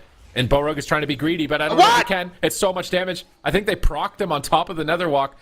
Oh, that's going to be so bad. If this Guardian Spirit's a 3-minute cooldown, I don't even know if they can come back. It is a 3-minute cooldown. They procced him, as well as getting the trinket. This is devastating. They were looking good, but now it's looking dicey. Yeah, and they just use Word of Sacrifice as well. They have Smoke Bomb available here. Limps and Borg have to play stacked up. Borg has to save the day here. If Limps gets stunned far away, it's just game over. But here comes the cheap shot onto Borg. Full kidney shot onto Limps. They get the full blind to follow it up. Darkness, though. Nicely done there by Limps, dropping that Darkness, but he could follow the chain. They got a half fear. Big Mix is rotting down into a gouge as well. Big Mix, what are you going to do? You're going to trade out the turtle. Really doesn't want to. Borg has a lot of healing to do right now. Big Mix holding on for a second. They need to stop these Chaos Bolts. Mercy gets precogged. He can free cast right now. Big damage potential. And they get the freezing trap. It doesn't look like they're able to find it. They get the Will of Mercy's Forsaken is dead. instead. JT has a lot of healing to do here. Empowered Healthstone coming out with that soul burn, and that is going to recover him for a moment, but still JT has a lot of work ahead of him. No pain suppression charges, but the Void Weaver is weaving right now. Is that a range? Looks like they actually are connecting onto Waz a little bit here, just line of sighting the damage for a moment. Boruk in a kidney shot. Waz in a stun. JT pushes in. Triple fear from JT. No. This is going to be brutal for Limbs right now. Nice grip on the Chaos Bolt to avoid it, but is it going to be enough? No, it is not. And they are taking game number 4 on the side of Echo here. Beautiful grip by Borok to try to save him, but ultimately, like you mentioned earlier, no Guardian. That's the only way to live that. And the fact that his Guardian instantly proc means that he has no emergency healing there. Oh man, I think he had a way out there. He wanted to will the fear because it's higher value, but then he was right on top of Waz, so he just gouged his will and he couldn't swap. But if he had sat on it, like you want to will first because it's a better efficiency, but he was afraid of like getting stunned on top of it, so he wanted to will before, and maybe he thought he could get a heal off and save him, but he just instantly got gouged and he died. And they just miscalculated thinking Limps would survive here and Borog could sit the fear, because right here he's got will and trinket, so he wills it and then gets gouged, and then he gripped. Oh, he could have swapped instead of gripping. It's literally just a one GCD mistake, and that game is lost. And it was looking so good. I feel like that map offensively was actually looking good. They're getting Mercy in really awkward spots where he was getting low and he didn't really have a good position to port, and it was making JT have to move a lot more awkwardly. So Streamer Zone lose on one of their best maps here. They lost on their worst map, their best map. It's going to be rough. It's going to be rough to come back from this now at this point here as Echo lock in. They're looking a bit shaky, like the middle part of this game, but towards the beginning and the end, absolutely finished them here. And now it's match point. I see the vision, right? Like you just get a long game. You got Mercy really low at multiple times. You know, if Big Mex and Limps can just get that uptime, they can definitely take him down. If they get to sit on Mercy for long enough, he just dies through everything. But the problem is, if you make one mistake, one overlap, you don't stop one Chaos Bolt, all of a sudden you're just dead. And I mean, look at the JT's damage. 10.2 million contributed to that kill. Gets the triple fear to set it up, and then just full blasting away. Collapsing Void hitting him for 1.7 mil. I mean, the lucky coin from Outlaw, proccing for 1.1 mil. Shadow Burns coming in from Mercy. It's just so much damage that is impossible almost to stop for Streamer Zone. So they really need to have a perfect defensive rotation. And even then, it's so difficult for them to win this. So I'm wondering, what are we going to see here in terms of healers? Are we going back to the Holy Paladin? Are we sticking with the Priest? Because I'm going to be honest, I feel like the Paladin game didn't look that bad. I think it was just like, you know, it happens. They just didn't stop enough damage when that sacrifice came out, and they had to, you know, trade out too much. Maybe a little bit of misposition. They were a little bit split. I feel like, we're seeing something change at least. Okay, so this is, a little bit despy. I feel like this is looking like under pressure. They pressured Relza. We saw Relza get pressured from under pressure. Yeah, Maybe Streamer Zone, they might be onto something. Although I don't know Destro versus Arcane, right, in the matchup. Like that's a big difference there. But they're trying to bring in the comp that we have seen kind of thwarting Voidweaver priests throughout both North America and Europe. So I don't blame them for maybe wanting to try something different here and having seen it work for under pressure. Maybe they're feeling inspired. Yeah, I mean, it did work for under pressure, but it's a different matchup. Let me ask you a question, Sid. Would you rather, if you're playing a Voidweaver healer and you get to pick a teammate here, would you rather have a Feral Druid healing for you or a Rogue healing for you, like an Outlaw Rogue? I actually don't know what I would rather have. I think I'd rather have a Rogue. I think so too. I feel like the Cyclones are annoying, but you can stop them. Yeah, but it also just pauses the damage, though. I feel like with a Rogue, you're just maxing damage, whereas the Cyclones are more like a pause. I think I'd prefer a Rogue if I was the healer. In terms of offense, maybe it's a bit more of a gamble, but I feel like the Rogue has more finishing capability than the Feral Druid does in a lot of cases here.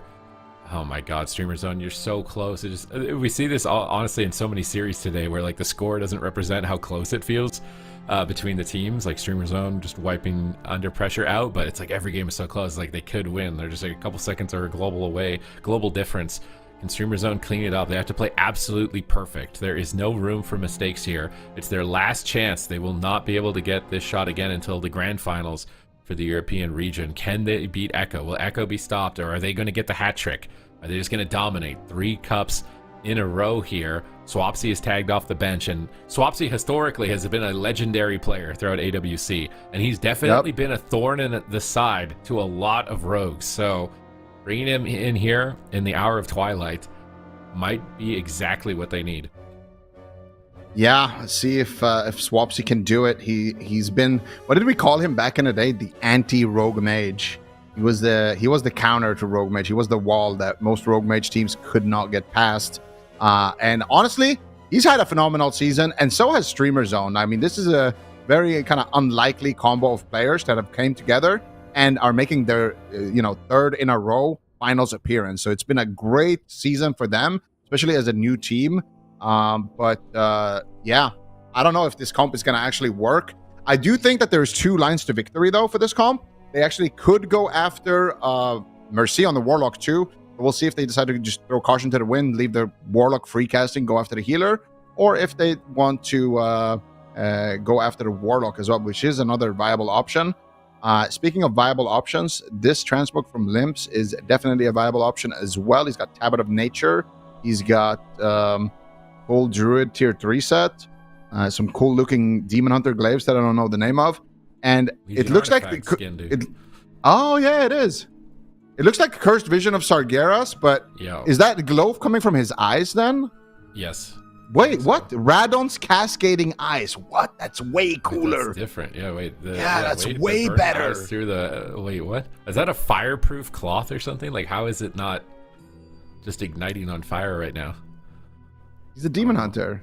We're gonna need I want to the firefighter crews need to contact the Demon Hunter Society and get their fabrics so that they can fight fires in Azeroth safely right now. He's a demon hunter.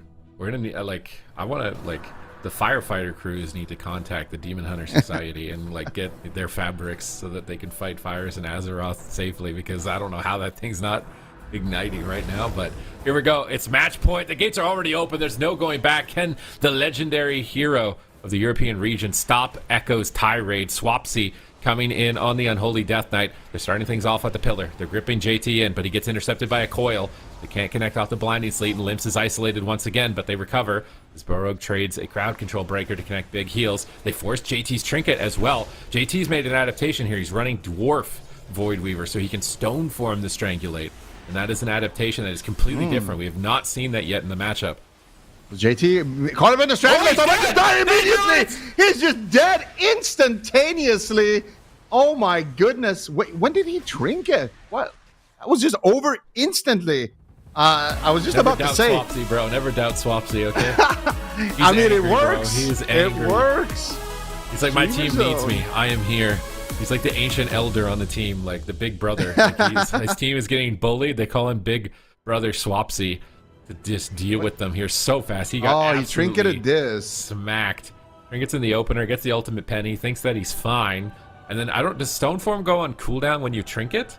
Yep. Is that why you couldn't? Because I don't think he was expecting to go Stoneform, but he just dies at a strike. He dies through Hellstone, and he gets stunned out of it. They just absolutely smack. I've never seen somebody get just destroyed so hard that in like a millisecond, just instant punish. So like, oh, this guy trinketed? Nah, dude, you're done. It's over. Lights out. All right, easy game, easy dub, 1 win. You might grab 1 win that way. I don't know if you'll be able to grab more than 1 in a row though here. And obviously Echo can change their comp too. Yeah, also large maps are coming. And, Yep. Trouble is heading your way. This is why when Ruki said you have to win the blind pig against Echo as well, if you actually want to take it serious. But Streamers are putting up a great fight here, and it's got to feel good if you're Swap. So you get tagged in, finals. It's the last cup of the season, and you just go in and instantly win in like 35 seconds, 40 seconds. That's got to feel great for Swapsy. And he's probably going to be bringing some good momentum and vibes to the team on the back of that. So I do like what I'm seeing here, but I don't know, man. large maps are coming. Muldraxxus is coming. Ashamanes is coming. Tolvir. There's a lot of options here too. I think Robodrome as a warlock is really nice. Yeah. But against the Demon CX Hunter, it kind of gets nullified a little bit. But yeah. We'll have to see exactly where they want to go to here, and obviously I feel like that was JT was playing a different character. Maybe he was having maybe it was like a keybind adjustment. I don't think so. I think he just didn't anticipate that. He just thought he could trinket the open barrier and be fine, and he just got punished on it immediately afterwards. And that's why I say, like, if you're not used to getting trained by this comp and you don't have like a lot of reps on it, you can just get just swelled upon and you're just done and the game is over. So we are going to the sands of Tolvaron here. Streamer Zone have put 2 points on the board against Echo, the closest anybody's come since DOBOB were able to beat them in Cup number 1 here. Can they manage to pull it off again? Do they blind block Swapsy? Do they doubt Swapsy and go back to the Hunter because it's a big map? I don't know what you do here if you're Streamer Zone. Also Echo, they have Raikou ready on the bench to go. Yeah. So they have to think about the mage comps as well, because mage could definitely disrupt that composition as well. So I don't know.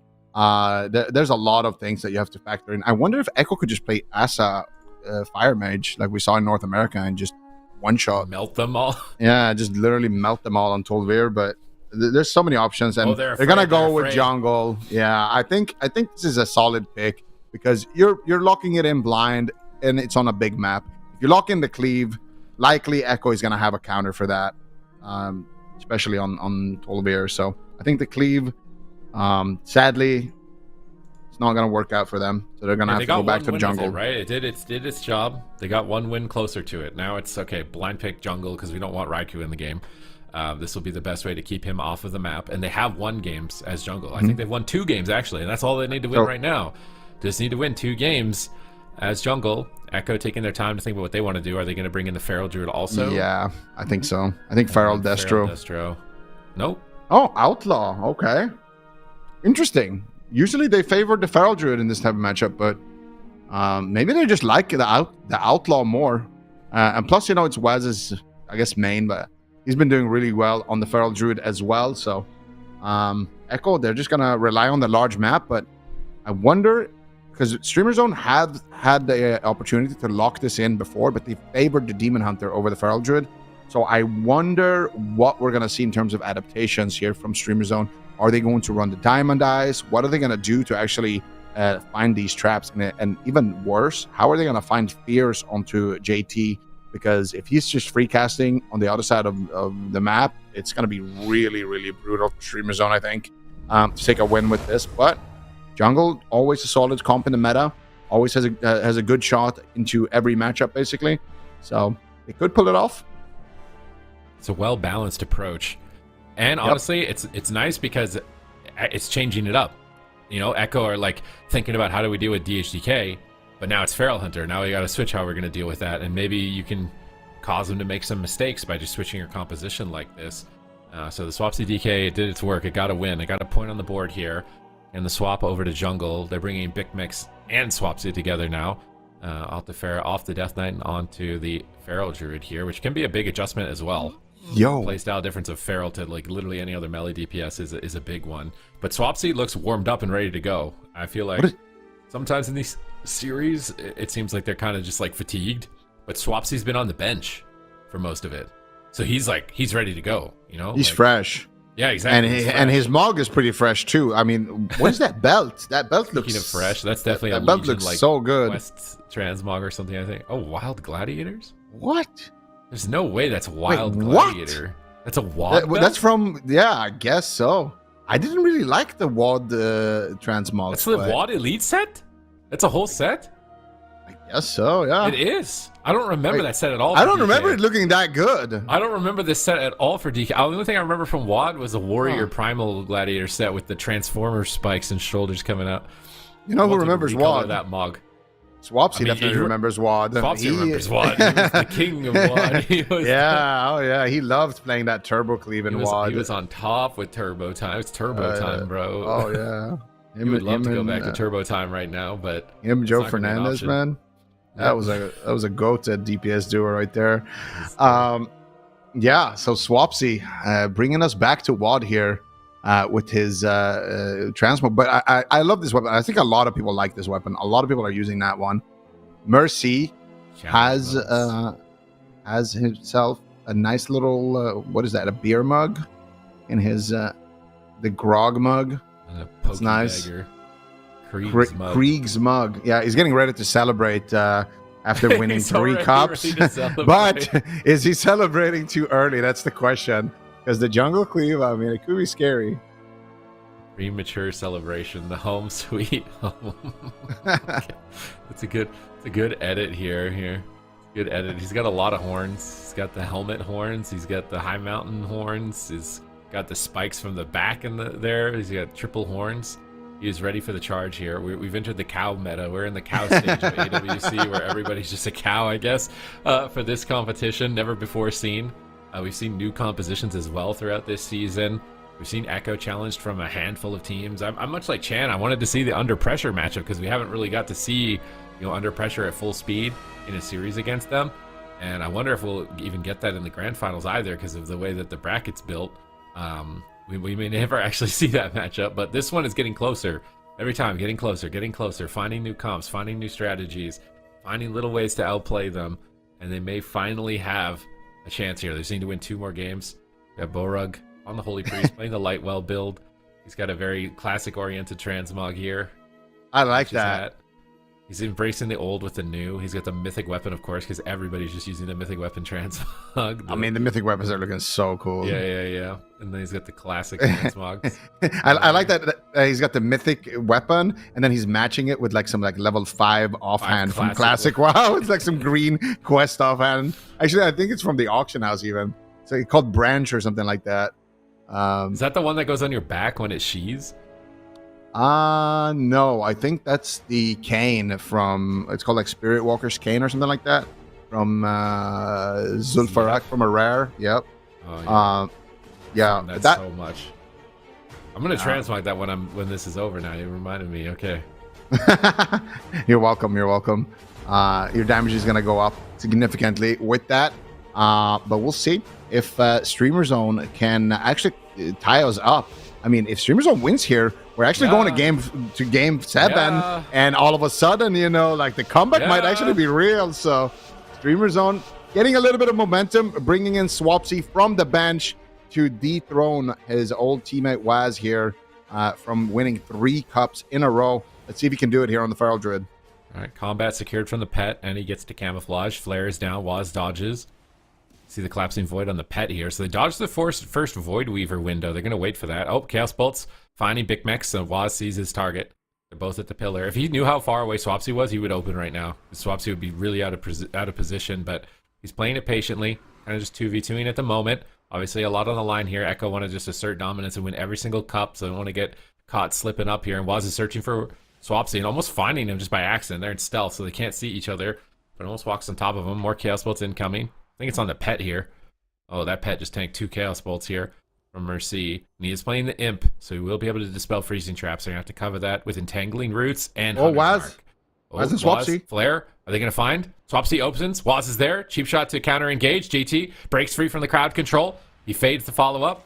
Gets a fear of his own, forcing Borog to use Will of the Forsaken. Swapsy in a smoke bomb. Echo go all in. Is Swapsy just going to get dunked on here on match point? He manages to survive. He shadow melts. He restuns Waz. Mercy ports back behind the pillar. They cyclone off the stun. It's on DR though. They push in on top of Mercy. They cut through the Dark Pact, but JT is already in the skies. Ultimate Penitence denying their assault for now. Borog into a cheap shot. Cheap shot on Big Mex, setting up for Mercy, but Mercy can't cast. He's pinned in the barrier. He doesn't actually manage to get the fear. They swap on Big Mex. He pops Survival of the Fittest. They swap on Swapsy. He's caught in a cheap shot. Borog's in a gouge. He has Trinket swap available, but Infernal Stun connects to chain it together. He gets a huge heal. They got JT in the corner, and Borog is chasing him down. Borog is playing aggressive. He fades. JT fades the fade.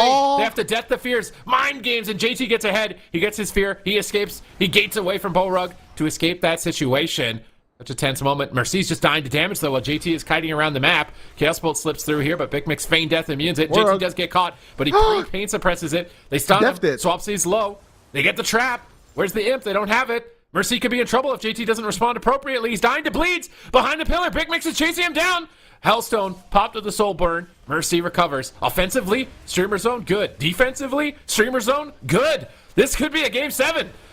Yeah, we might be going to a game 7 here. 4 seconds left on that stun right now on the Mercy, but JT is blasting away here in the back line.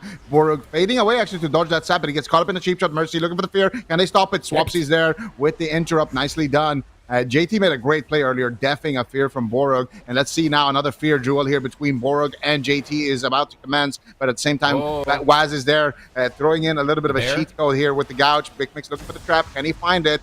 He fakes out the Shadow Word Death. He fakes out the Greater Fade. He has Patient. Is he going to be able to find it? Full fear onto JT. Big Mix is there with the follow-up trap as well. Mercy's running down the pillar. Swapsy making his way over there. Full trap is going to connect. Mercy in huge trouble. He does get the Dispel, though. I really like what they're doing on the side of Stream Zone. Full paint up actually onto Mercy. Big swap here onto Waz or onto Swapsy, but Big Mix is there with the Scatter Shop. I was going to say, I really like what they're doing on the side of Streamer Zone. They're covering the Dispel onto these traps with the root from the Feral Druid as well as the Hunter's Mark. Yes, I was saying that at the start of the game, the root and the Hunter's Mark, it's double cover, but they've got Borug and a fear in the middle of the map. Swapsy bear forms the go. Sap off of it, he fades it. Borug playing out of his mind right now to get this to a game 7. The closest Echo have been to defeat in a finals that we've seen so far this season. Can they pull it off? They're so far ahead. They get the stun. Where's the trap? They need the imp. He ports away. He can't imp. He's out of range. Big Mix is dying, but Waz got cloned. He's vortexed. He can't get away here. And he's staying on target. Kidney shot onto Swapsy behind the pillar. Chaos Bolt. Swapsy trinkets immediately. Smoke bomb opportunity. Blind available. Swapsy definitely going to have to be careful with no Barkskin. Be careful with no trinket. Let's see how he's going to navigate this because his team is the closest they've ever been here. Mercy has stone form defensively, so he'll be okay for the initial exchange. Swapsy needs to get ready. Waz is in position, getting ready. He's looking hyper mobile with that sprint to engage. Swapsy knows it. He's trying to get back to the pillar, but then they're going to swap with Big Mix, I think. He disengages back. They want Swapsy. He has no trinket, so they stay next to the healer so that Borug can trinket swap. They're not going to get caught in a smoke bomb. Streamer Zone are taking a moment here just to pause the game. They don't want to choke. They don't want to throw it away because they are so close. Map paying dividends there for Swapsy or for Mercy. Swapsy having to overextend behind that pillar. Waz instantly punished it with a nice stun there to force out his trinket. So at least now Swapsy has his bark skin, so he's feeling a little bit more confident, but at the same time, big CC chain here. Borug actually wanted to fade in aggressively there, but he had to just trade it and go back to the pillar. Here comes the stun onto JT. At the same time, though, this is the setup onto Swapsy, but look at the Fury of the Eagle doing so much work. Big Mix launching a solo setup here. Swapsy is going to connect onto Mercy. Mercy gates away immediately, but now Swapsy could be in big trouble. Borug was in a trap there, or in a sap there. Full Chaos Bolt connect onto Big Mix. He gets a feint off on the second one, though. Collapsing Void, now big damage on the Swapsy. Smoke bomb drops, big damage, but he does have the bark skin, and Swapsy will survive. Nice scatter shots onto Mercy, every single one during these crucial moments. Big Mix knows he's not going to need it for the trap, so he's just using it as an interrupt. But at the same time, Swapsy gets faked. Here comes the Chaos Bolts now. Swapsy stuck in midfield. What is he going to do? He actually gets a Shadow Melt stun onto Mercy just to pause the damage for a moment. The Mercy gets a fear. Borug fades it. Full trap onto JT. Big damage now onto Swapsy. Here comes the Chaos Bolt. One is going to land, but Swapsy does manage to survive, and it's actually Mercy on the back foot. All right, they got the stone form, though, so they're going to get on any resolver. Paints up pretty soon, but Swapsy has to survive. It's so much pressure coming through here. Mercy gets the fear. There's no breaker. Swapsy's in bear. He's got survival instincts. He's being so greedy with it. I don't know if he's going to get away with this. He's trying to camp in bear. Double Infernal. Chaos Bolt slips through. Gouge on Borug. No trinket for 1 second. He's got Void Shift available. Cyclones from Swapsy. He gets that. No, he doesn't. They actually just go for the kick. Looks like JT avoided the trap with the Imp Dispel. They didn't have enough cover for it in this position. Swapsy pre-walls. He's anticipating the stun, but now the wall is over. He's trying to bait him to stun him while he has Barkskin, I think, but he's just dying. Waz and JT are just owning Swapsy. He has to retreat away. He's trying to get back behind the pillar. They're still so close. They still have a chance. They don't want it to go throw it away right now, but defense is rotating back up for JT. He's going to have 2 paint suppressions. They swap on Big Mix. They catch him in a coil into a cheap shot. No trinket. He roars sacks. Will it be enough? He feigned death to follow up Chaos Bolt. Cheap shots incoming onto Borug and Swapsy in the back line. Mercy is fearing the Hunter into the open. Connecting Chaos Bolts here onto Swapsy. Oh my god, it was massive. And I think Streamer Zone, they might have run out of steam. They're losing their momentum. I feel like they need a miracle, and perhaps that miracle is the incarnation that is available in 15 seconds. So this I feel like it needs to win the game for them. JT just deft another fear there from Borug. Absolutely brutal. Now Swapsy has no kidney. He's got nothing for this. He trinkets out, tries to get out, but there's the full blind of the Borug. He trinkets wood chip right before the fear connects. Nice defense there, but Swapsy and Borug now overlapping their trinkets. It's not looking good. They need to make something happen here with this incarnation. Can they get the full trap onto JT to get the pain suppression? Mercy not able to dispel it. Borug's there for the follow-up. Look at Waz gouging Borug in that moment, not allowing it, but Swapsy swapping to Waz at the same time. JT he Did he faked him. def another fear? He did def another fear, and now Fake has coming in. 1 Chaos Bolt, 2 Chaos Bolts. Meanwhile, Borog in angel form, spam healing, keeping Swapsy alive. Does have the Barkskin active right now. Is going to have the renewal as well, but they have no more defense. The next kidney shot on Swapsy is going to be lights out.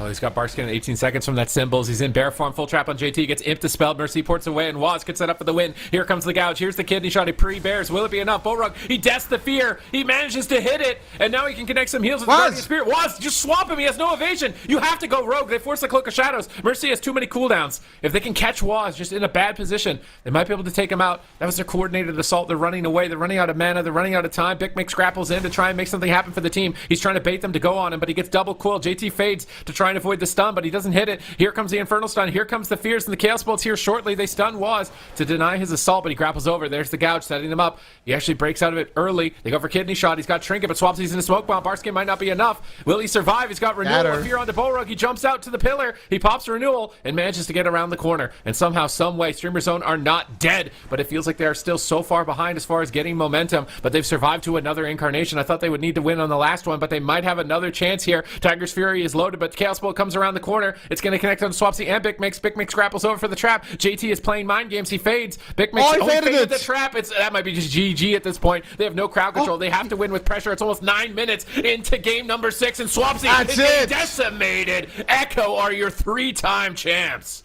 My goodness, the damage from Mercy. I thought it was a mistake, actually, at the end there. Mercy, in the powered barrier against the jungle, decides, you know what? I don't need this barrier right now because I don't want to get kicked. So he gateways all the way to the other side of the map, gets himself distance from all the kicks, gets 2 Chaos Bolts off, quick succession, and immediately takes him down. Nicely done here by Mercy. I gotta say, JT, though, played a phenomenal game. He defed so many fears. He faded that trap at the end. He just made so many plays to actually keep Mercy offensive and alive. So really, really nice defensive plays from Mr. JT. And we can see it here. A couple of close moments earlier on in the match. Swapsy almost dying here behind the pillar. Pops the Barkskin. Manages to survive this grip. And this setup was really nice. Trinket Void Shift. Before he got feared on his Trinket, Swapsy gets Cyclone there. And then they continue to get aggressive. And then here, a little bit later on, look at Mercy gating away from that powered barrier and then just lobbing out Chaos Bolts in the face of danger. And Borog, I mean, he had no mana. He had the Trinket, but no real cooldown to kind of respond to combo with that Trinket. And really, really rough situation there. I think Streamer Zone played a great finals. I think they really did give it their all. This jungle wasn't looking too bad, but it's just really hard to get something going when you're facing, a Warlock on Tol'Vir, and especially if that Warlock is Mercy. Yeah, this is a really tough matchup, but they made Echo sweat. They made them bleed, and they're showing that there is potential. DOBOB won in Cup number 1 in his series. We haven't seen Under Pressure against Echo in some time since they've been developing as a team, and Streamer Zone are getting closer than ever, and they're going to have a lot of time to practice in between now and the finals. And they play compositions that are hard to get practice against, There's going to be a lot of Void Weaver Destros. Streamer Zone can get a lot of practice against that, but how are you going to get practice against the Survival Hunters? How many Survival Hunters can play as good as Big Mix? I feel like given, a little bit more time, a bit more reps under the table, and in Streamer Zone, they have the potential here, at least for the grand finals. But for now, Echo remain on top, 3 cups in a row. Just absolute dominance. Great finals, but we still, I can't wait for the games from NA as well. We have so many good games still happening later on today as well. But yeah, Echo, who's going to stop them, man? Won every single cup. These guys are just on fire.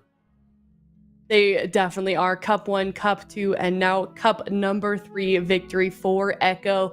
And they got to watch their back. They have got a huge target on them for the finals in November. And like you guys were saying, that looked pretty close from Streamer Zone. And I couldn't agree more. Excited to see if Under Pressure can actually take them in the finals. So we'll have to wait for that. We might be getting an interview, so I'm kind of curious about their take on that specifically. But 4-2, and that is the last grand finals for Europe before we head to the big grand finals in November, of course. So European region this season, I feel like Super Tees was so fun to watch.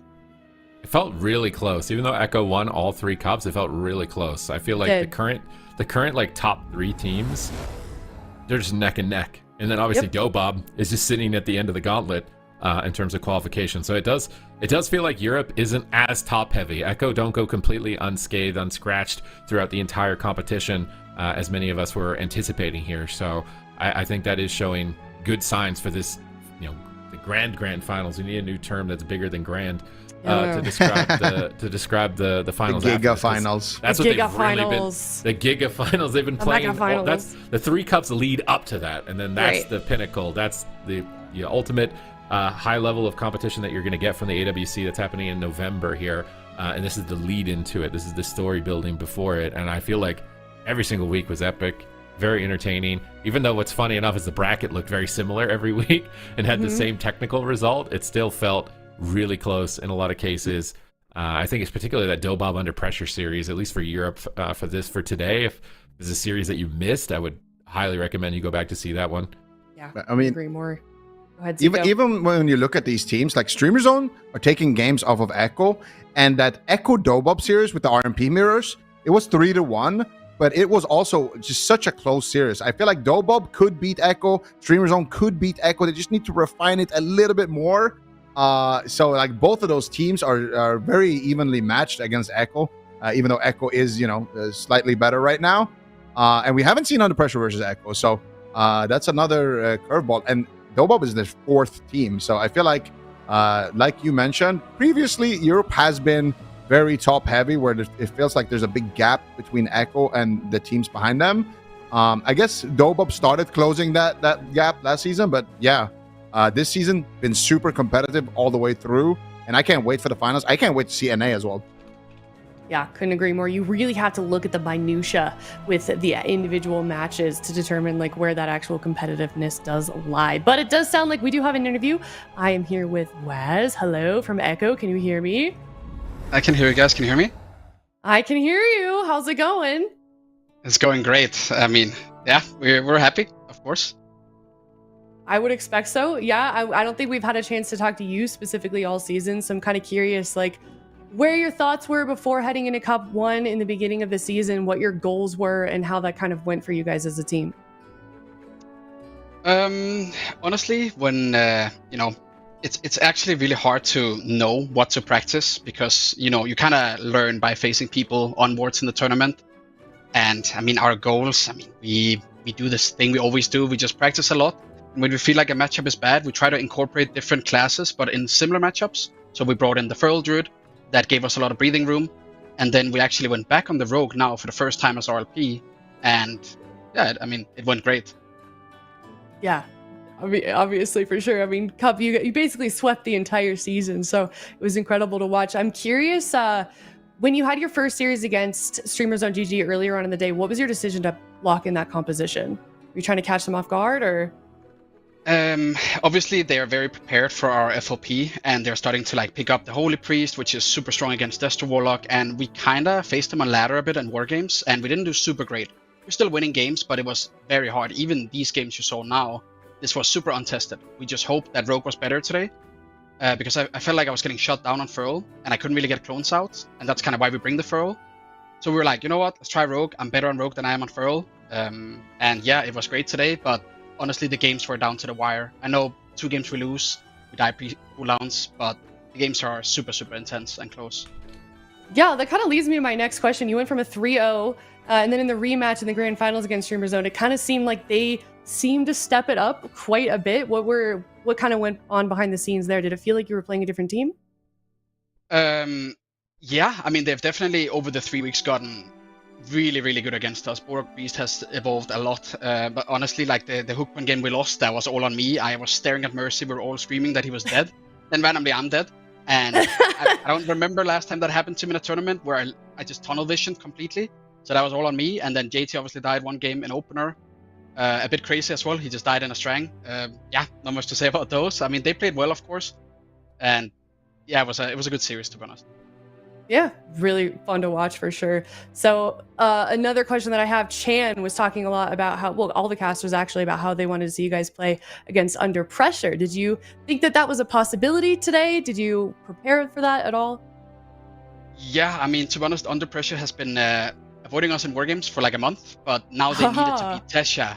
So we wargamed yesterday for like 4 or 5 hours, and I would actually go as far and say that if we didn't wargame, they would not have qualified today, because they learned a lot from the wargames, and I'm super proud of them, to be honest, that they overtook the Arcane Mage, because we had some very close games into them, and we also won a lot into them.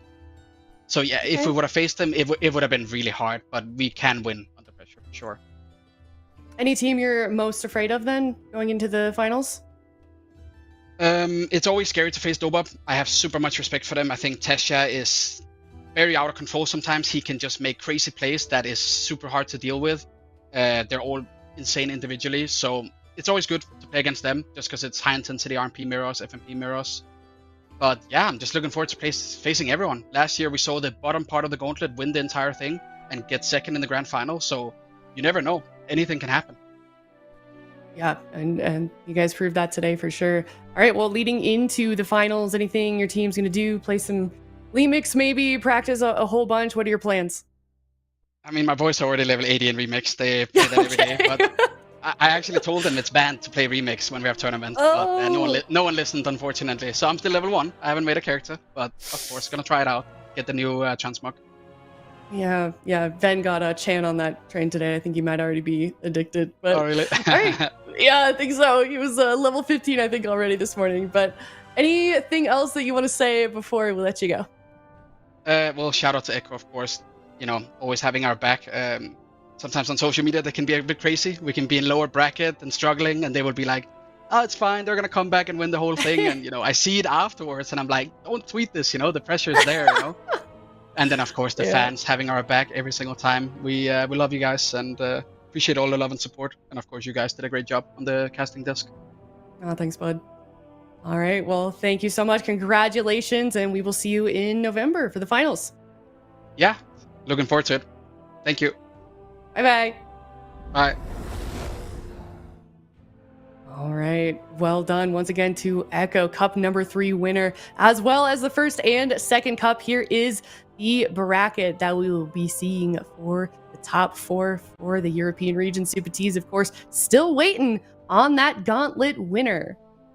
Yep. And DOBOB are just ready to go, waiting to go to get into that. They're the final boss basically for this, which is going to be the prequel, where all these teams get a last chance opportunity to take that 4th position.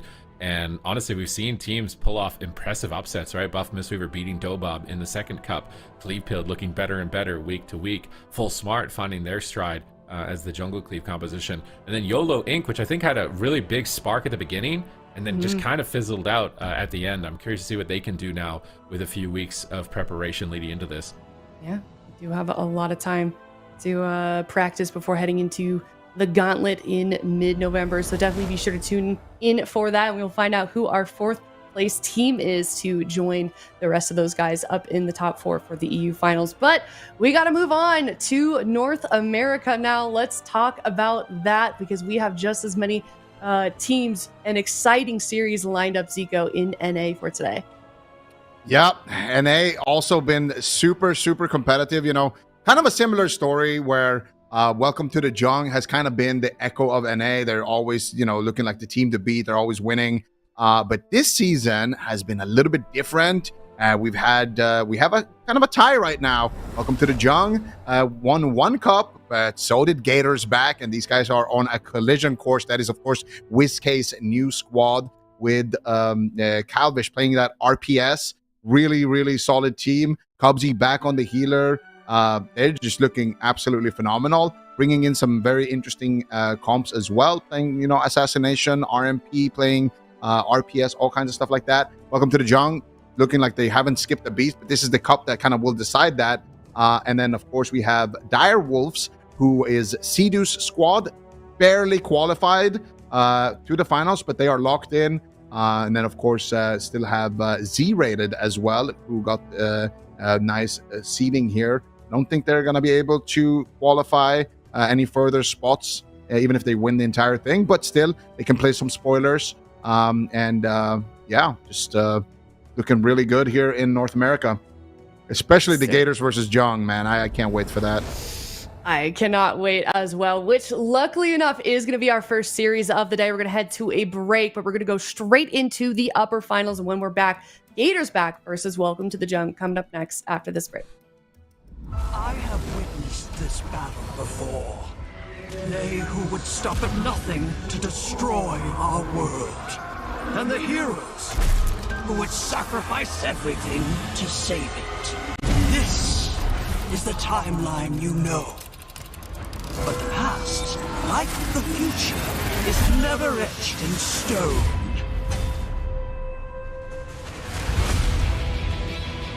This time, we experiment with new variables. We play with power. We wield weapons of unimaginable strength.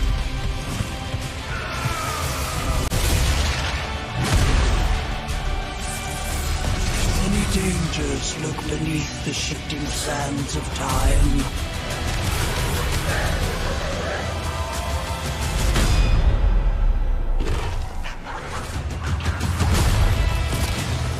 You will grow stronger and faster to face them. But so will the enemy.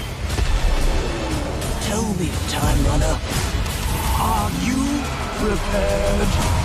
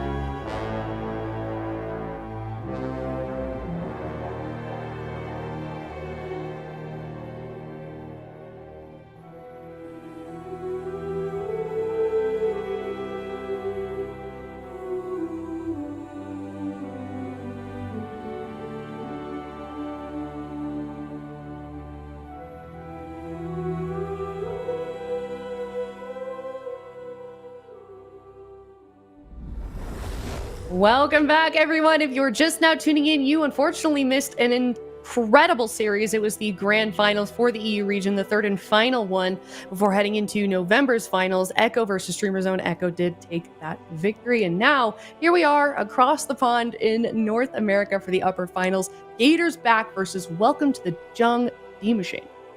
I'm stoked. I mean, we've seen this before, especially in the upper finals. We've seen it over and over again. They always bring the fireworks, though. We've seen all sorts of different compositions coming out. I did get a quick chance to talk to Calvish and ask him about the series, and I asked him, like, how do you prepare for this? And he's like, we can't. Welcome to the Jungle's compositions and like what they have available to them. They just don't even know how to scrim to prepare for that, so they kind of have to play it by ear, and that just got me really excited. Really excited. However, he also did mention that he's feeling very confident this time around for some reason that he did not want to tell me. So interesting. Like he was intentionally hiding something, or it's one of those things where I can't really tell. It was just like just kind of leaving. I asked him like 6 questions and he answered one of them, and he was like, not going into it. Okay, all right. Interesting. Welcome to the Jung. 94% of chat in favor of this team, Venruki, but Gators back. I guess I'm kind of surprised. Like, Jung obviously statistically does win this one, but Gators back, I think, deserve more than a 7% from chat. Yeah. Let's see if we can sell chat a little bit. Gators back. Yeah. Let's just a quick little reminder. This is Wiz K, you know? This is Cubsy. This is Calvish. This is Dazed, a phenomenal team. They've actually beaten Welcome to the Jung, in a series. So this is the team that definitely can win. I don't think it's a 90-10 kind of matchup here. Gators back, like D-Machine mentioned. They're one of these teams. They can play lots of different compositions. It seems like they're focusing on 2 in particular, the Mage Rogue as well as the Shadow Priest Rogue. And Welcome to the Junk seem to have an answer for that with the Unholy Death Knight Assassination. Gators back. They're flexible players, super solid. I would anticipate that they play something different for the blind pick, just to kind of check Welcome to the Jung a little bit. But anyone's guess. It's like these teams are so incredibly good, and it seems like these 2 teams in particular are cut above the rest this season. Could not agree more, which is why they're tied right now in the standings for NA. But D-Machine, would love to see your prediction for this series. I mean, okay. So every single time Welcome to the Jung has faced Gators back in the upper finals, not the grand finals, but the upper finals, Welcome to the Jung has always knocked Gators back down. Gators back has then come back and beaten them one time, but it seems like this upper final situation is always kind of like more of like a feel of like how this is going to go. But I think everything has finally evolved. To Ven's point, I think the DK Rogue is going to be the comp to beat. It just doesn't seem like Gators had a definitive answer against that. So now that the rocks or the dust has kind of settled, Calvish letting me know he's a little confident, I committed to them. I think Gators are going to take it. Okay. So you're telling me this series plays out based on like vibes? Dude, just that's aura all I got at this farming. point. I mean, both of these teams are so good, and they've gone back and forth so many times. Vibes is my main source of information. Yep. Yep. Yeah, that's kind of all you can go on sometimes. Ven, what is your prediction for the series? Now, production might have my prediction in favor of Welcome to the Jung, but I'm changing it right now in this moment. So if it shows up for Welcome to the Jung, I'm actually going in favor of Gators back. Sorry, production. 3-2. I'm convinced that Gators back have come up with some kind of answer. It's one of those things. It's like, fool me once, shame on you. Fool me twice, shame on me. Kind of thing. And I feel like they will have an answer and pick up the blind pick win, and then ultimately win the series. Well, that's so weird because like I want to change my prediction too. Then, I'm also. It's so weird. It's really weird. All right, there it is. It was like that the whole time. Actually, no, but I mean, this one is incredibly hard to predict. Again, Gators back. They've beaten this team before, but they are still technically, in my mind, the underdog. A very, very strong team, but up against the Jung. Their chances may not be quite the same as some of these other teams, but I am excited to see what they can do. I know they're going to put up a strong fight. Game number 1, D-Machine. Here we go. Upper bracket, Gators back versus Welcome to the Jung. All right, we see that DK Rogue composition coming in from Welcome to the Jung. Can Gators back get through this? They got 4-0'd by them in Cup number 2 in the grand finals, playing this exact composition. And most importantly, I need to beat Chanimal's prediction, man. I really hope Calvish is playing Shimmer. So he has the option between Blink, obviously, and Shimmer, just for more crowd control. If he's playing Blink, it means they're going to play a much more passive strategy. If he's playing Shimmer, it means they can actually try to win the game with crowd control. Calvish right now, going forward, he's got the combustion rolling. Nick answers immediately with the anti-magic zone. So good little defensive play here. We'll have to see what Calvish decides to do. Drake and Nick are just all over him at this point of the game. Cubsy is going to hop into the Angel form, bomb out some heals. At the same time, Nick is getting low. It's a very aggressive start here for Gators back. So far, AMZ is a 3-minute cooldown. It's a big one. But Calvish has been getting chunked down as well, but no big cooldowns other than that Guardian. And there's the full blind onto Cubsy. What are they going to get done onto Nick? If they're going to force that AMS, is there any other things that they're going to be able to force? No, Cubsy's going to leave that CC for now, and Nick and Drake are going to try to reconnect with the full fear onto Zhang Bahai. The Guardian to preemptively, the kidney shot onto Daze to slow some stuff down. Zhang Bahai is going to be A-okay to go and stabilize his team yet again, and Calvish seems to be getting locked down quite a lot by this DK Rogue. Yeah, we'll see. The combustion's rolling up once again. That's the one nice thing about the Fire Mage is you can lock them down, but once that combustion rips, it's difficult to stop that incoming damage. So that's the one thing I like about the Fire Mage is you are going to have that damage. You can see the combustion comes in immediately. Nick gets gripped to the pillar. They're going after Drake. Big setup on Drake. Beautiful! Down to 10% now. The Cloak of Shadows comes in. Chastise on Zhang Bahai. Full fear. Cubsy getting aggressive. You love to see it. And Zhang Bahai's forced straight out the Will of Forsaken. This pressure from Gators back in this match has been looking really good. Calvish is exceptionally good on this Fire Mage, and it's not looking too bad for them. Yeah, no, I that wasn't even combustion, right? That was huge. That was a big deal.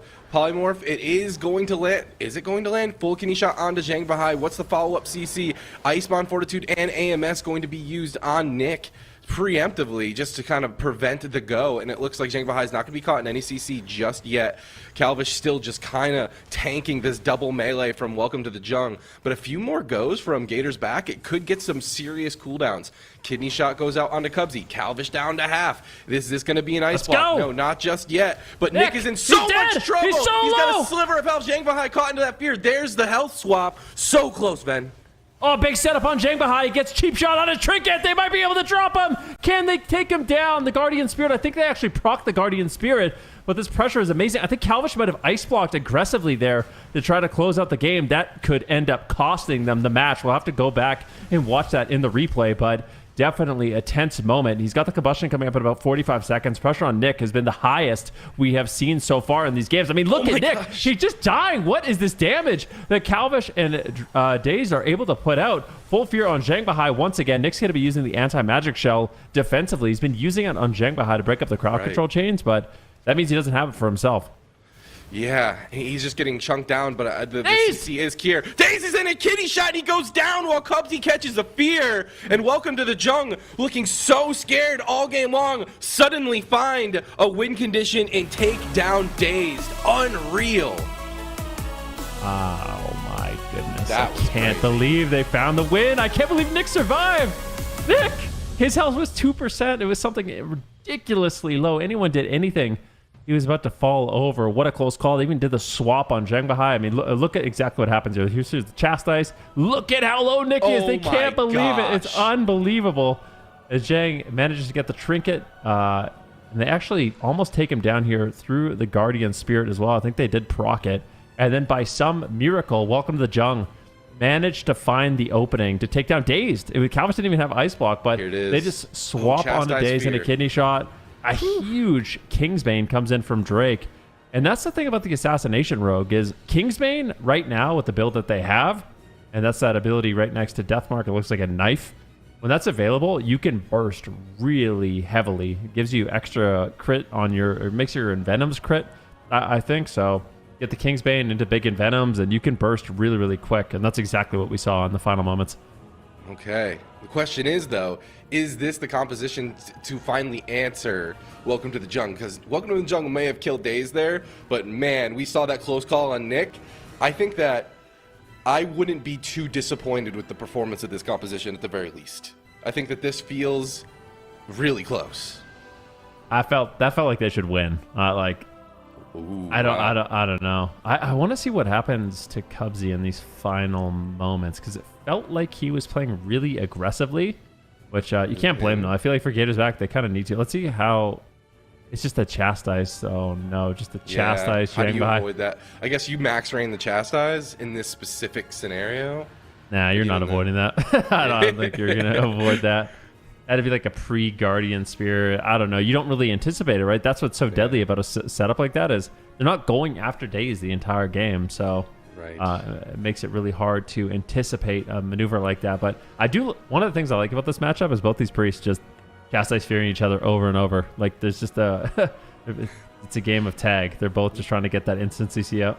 with people's health bars being like a sliver, you know, like to be able to have the confidence in your play to still continue to be aggressive and position aggressively while your team is that spooked. I mean, kudos, hats off to them. I play a Holy Priest myself. That's like my main healer whenever I do need a heal. And it's so much fun with, you know, the instant Serenity heals, but also all of the utility. You have your own stun, you know. You still have feathers if you need to get that mobility. It's a lot of fun. But at the same time throughout all of that, Nick and Drake continue their onslaught against Gators back, and it's this composition that I think Gators back needs to take down. And if this series goes back and forth with it being that close, I can see this going the distance for sure. Ashmane's Fall is going to get locked in. Welcome to the jungle, the favorite in Twitch chat. I mean, makes sense, especially not 90-10 in the upper at finals. least.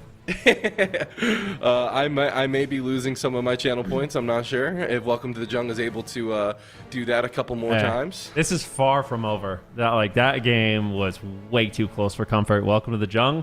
They won. They managed to find that win condition, but I don't know. Gators back. They're looking pretty good there. I'd be nervous if I was them. But the good thing for Welcome to the Jung is they take away the blind pick. So if we go back and forth to a best of 5, they will have the advantage compositionally and on whatever map they want. So for Gators back, they need to win 2 in a row. What a nice little scene we've got here.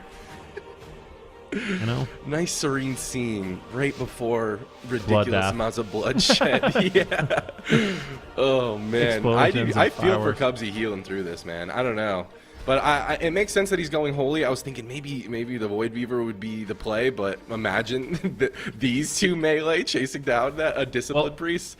That could be the reason why I think he's playing holy is so he can get crowd control, because like the way Calvish is playing with Blink, you're basically not going to land a polymorph. It's going to be really hard to do so. You can't rely on it. Whereas for Cubsy, he can just move in. He can get these fears out of the kidney shots, fears out of chastise. Big combustion here from Calvish. I like the gouge. So let the gouge sit into a garrote. Couch is forced to trade out his trinket, gets garroted again.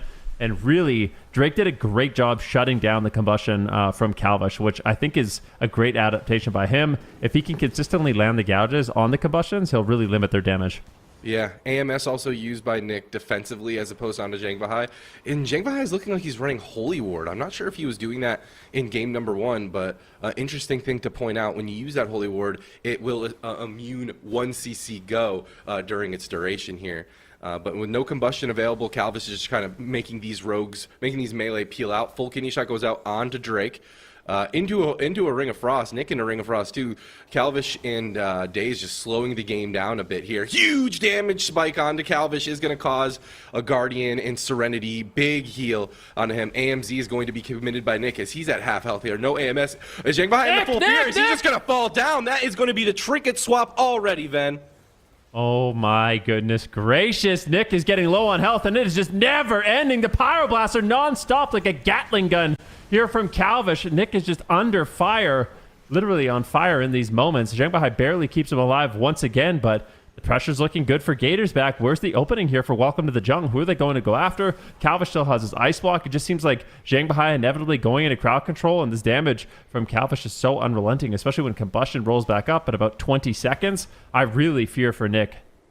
Chastise stun on the Zhang Bahai, but the kidney shot stops it from being followed up. And now Drake and Nick are trying to get aggressive as Cubsy's in his own fear. Daze is going to commit that kidney go out onto Nick right here. What can they get done? Cubsy's desperately. Look at the game of chicken of fear over here between the two priests in the background. Well, Calvish nearly dies, and he does. He goes down without blocking.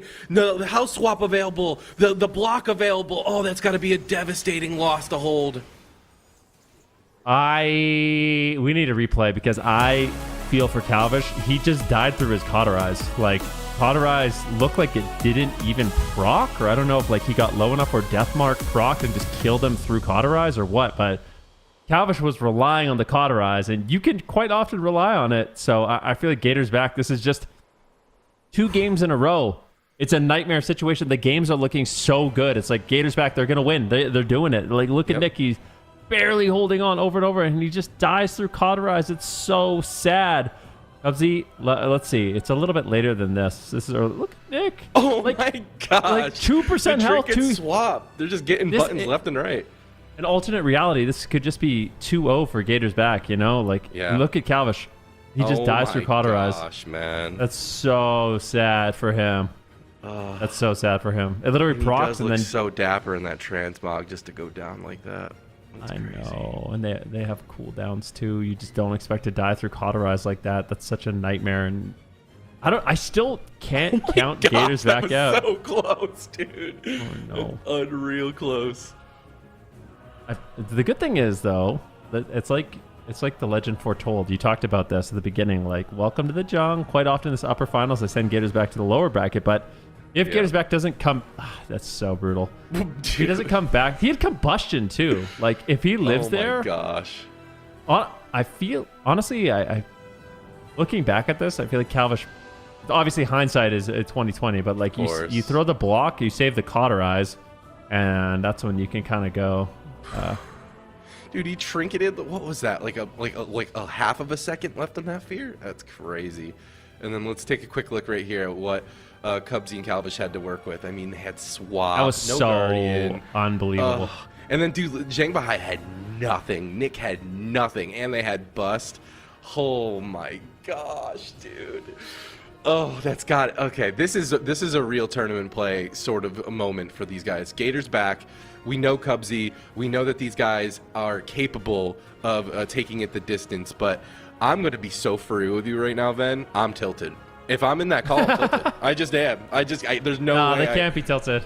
I know they can't be, but I would be tilted. I mean, it's hard not. But also, there is like the silver lining of like these games are looking good. Like you can also like have the attitude of like we're winning. Like we're getting like.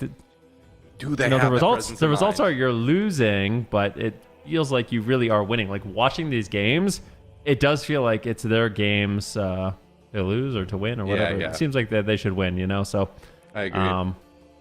We'll see what ends up happening. But those final moments. Zhang Bahai has been the first blood 4 times out of 211 games played on broadcast. Man was 4 out of... Yeah, so basically a legend. Zhang Bahai is just insane. Such an incredible player. Genuinely. He's super good. Insanely good. And, all right, something I wanted to point out really quick is that Calvish thinks that the biggest thing that basically determines whether or not these guys do well on any given tournament day is just how calm they keep in games. They're basically just, as long as they're calm, they're on the same page. They are on the same strategy, and they're making plays. As long as they're calm. And I feel like that's going to be really tested after 2 games like that. So that's the question. Can they remain calm going into Game 3 on potentially match point of the upper finals? Will they finally change destiny and take down Welcome to the Jung in an upper finals? It hasn't been done yet. I don't know. I still cannot count Gators back out because these games are ridiculously close. And I feel like 2 games in a row. The setup on Dazed in game number 1, that was a beautiful setup. But this one is like, they really caught them off guard. I threw Cauterize, had Ice Block, they had Swap. Like, Guardian Spirit was just about rotated back up. They had the Combustion to close it out. So, about as close as it can be for Gators back in game 2. But they're down 0-2. Welcome to the Jung. 1 win away from making it to another finals. So, this team is just so incredibly talented.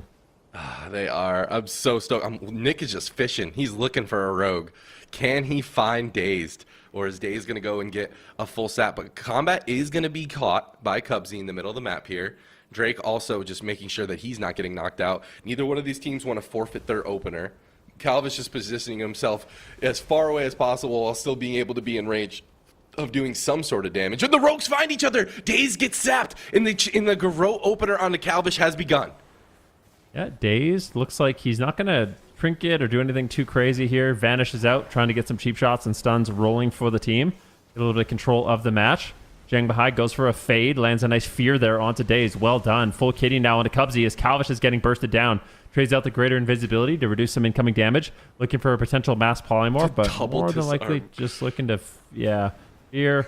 See, Drake gets corroded. Calvish still hasn't used the combustion. There it is. Big combustion here onto Nick, but he's out of line of sight. Big blind comes in, and Welcome to the Jungle are looking pretty stable here. Don't want to jinx them. Nick getting a little bit low. Has the anti-magic shell unavailable at this point in the game. They might just kill him through Guardian Spirit. Zhang Bahai is forced to trade out his trinket, but they might have procced the Guardian Spirit there. They might have. That was so. They did. They did. That was so low. Nick has got to be scared moving forward, but he just does. He's just the Terminator. He has zero fear, complete faith in Zhang Bahai, as would I. Holy Ward's going to be committed onto Zhang Bahai. He knows that the CC go is coming. DRs are following up. Kidney shot lands out onto Cubsy though. It looks like Drake is the one who's trying to get some damage rolling, committing that kidney shot. But the cloak is now down, and he's got to be a little bit careful too. Calvish could easily swap it over onto him. Full kidney shot onto Zhang Bahai. Cheap shot goes out onto Daze to stop the go, and both teams are just blocking each other. I just feel like I'm watching like a kung fu movie as like punches get blocked, and kicks never finally land. It's just constant dodges. Yeah, really nicely done. Full setup here onto Drake. Combustion gets popped out, and Drake might just get owned. So much damage. The smoke bomb comes in. Nick saves the day with the anti-magic shell. It's just cheat death after cheat death, but Calvish is not done yet. Still just ripping out Pyroblast. Nick drops the anti-magic shell, but once again, Gators back. They look like they're full control of this match. They're getting the cooldowns out of the way. They just need to not throw. They need to not get cheesed, and they can easily win this game.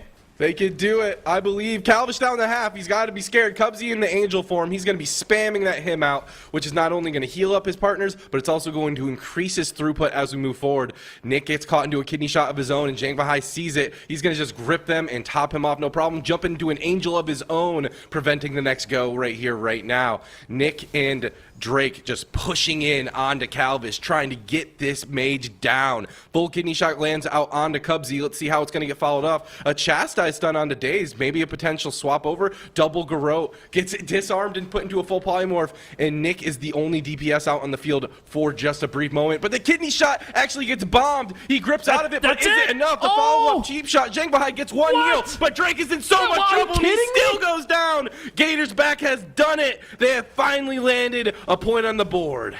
Look at Calvish's damage. What on earth? They killed him. Oh my god. He literally got topped. I swear. He got Serenity to 100% health. He got anti-magic shell. They killed him 3 times in that stun lock. I'm not kidding. I swear. He died 3 times when we look at this.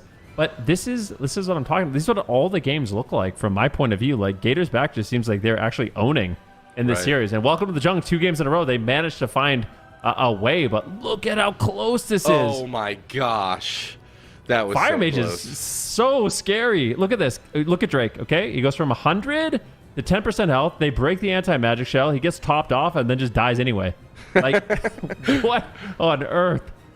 Oh my gosh. I think he was also disarmed during that as well. So it's like, oh, you want to try to like peel for yourself? Joke's on you. We have a button for that too. I would like to see Calvish's transmog and also his gear setup after this, because those are very important to the damage meter. I agree. Yeah, the transmog is looking good, but like the Fire Mage, it does so much damage. The combustion is, especially with Sun Fury, we have the Phoenix out. The Zhang Bahai, like basically the way they're playing RMP is how some RMPs have adapted, right? Like for Calvish in this game, he's not going to be really going for polymorphs because Nick and Drake are going to be able to easily shut him down. So the game becomes Dazed and Cubsy. They are the CCers now. They're the ones getting stuns, gouges, blinds, fears. It's their responsibility to CC Zhang Bahai. You can see the chastise on Zhang Bahai into a fear. Cubsy pushes in. Calvish's job is literally just hop around and press instants and do infinite damage and rotate through his defensive cooldowns. But he's doing his job quite well because his damage is pretty crazy. Yeah, I mean, if that is his job, he's doing that job fantastic at the top of the leaderboard right there of just damage done against DK Rogue. And don't get me wrong, it's not like they're getting 100% uptime. They are chasing a mage, but still, they're getting a lot of uptime. Cooldowns are being rotated through pretty aggressively. But yeah, that was pretty convincing. There were some close calls or whatever, but a couple clean goes. What on earth? Even the Phoenix Flame in there, Calvish. Yeah, that's wild. He did 40 million damage over 8 seconds. 8.2 million Serenity in between all of that. And it just wasn't enough. Yeah, he got topped and they just killed him through it. Like, the Phoenix is insane, dude. Like, that's the thing is, like, not only are you ripping out a combustion of a Fire Mage, but you summon a pet that just is blasting as well. Let's see these last few seconds. Oh, look at this. The meteorites are so ridiculous. Holy Phoenix, million. And it all happens so fast, too. It did. It did. How, so, what is it? What's off of global cooldown here? It was just Fire Blast, right? So none of this stuff. I guess the the Phoenix pet is off completely global cooldown. independent. Yeah, everything from the Phoenix is completely independent of Right. What's going on. So, yeah, pretty wild. Same comps. Gonna get locked in, and honestly, it makes sense. Welcome to the Jung. They just need to win one more time, but this team just feels like they know what they need to do to win, and they just cannot choke. And if there's a team that's not going to choke, it's Gators back. They got a lot of tournament experience. As I said that, they literally have already choked in the series that we're watching. But it's just warm-up games, right? They can win 2 in a row, no problem. Playing a lot more mastery than I really would have anticipated. I wonder... It's like a ring that's a verse. I think it's... No? I don't know. I'm looking at his gear right now. I'm literally looking at his ring now that you said that. He's got some bling on, dude. He is looking so handsome. Some boots too. You kind of, I guess, from years in the tier, the weapon from the raid that's gonna have a lot of mastery on it, as well as the boots. A lot of players are opting to use these boots from the mythic raid to make it so your cloak procs more often. Yeah, but opting for high versatility, the high mountain, just to avoid as much damage as possible and just let it rip. Get out that damage whenever that combustion is available. I'm a big fan of the red rope on the tail too. I don't know, it's just a nice accent that kind of pops. I know you're like actually talking about genuine analysis, and I'm like, yeah, but did you see the vanilla helmet? Yeah, it does look good. Transmog's looking good. I would say that's like at least like an 8.5. Oh yeah, I was gonna go for a 9. I was gonna go. Right. And it doesn't have to be super flashy. It's just gotta feel right. All vibes. All right, here we go.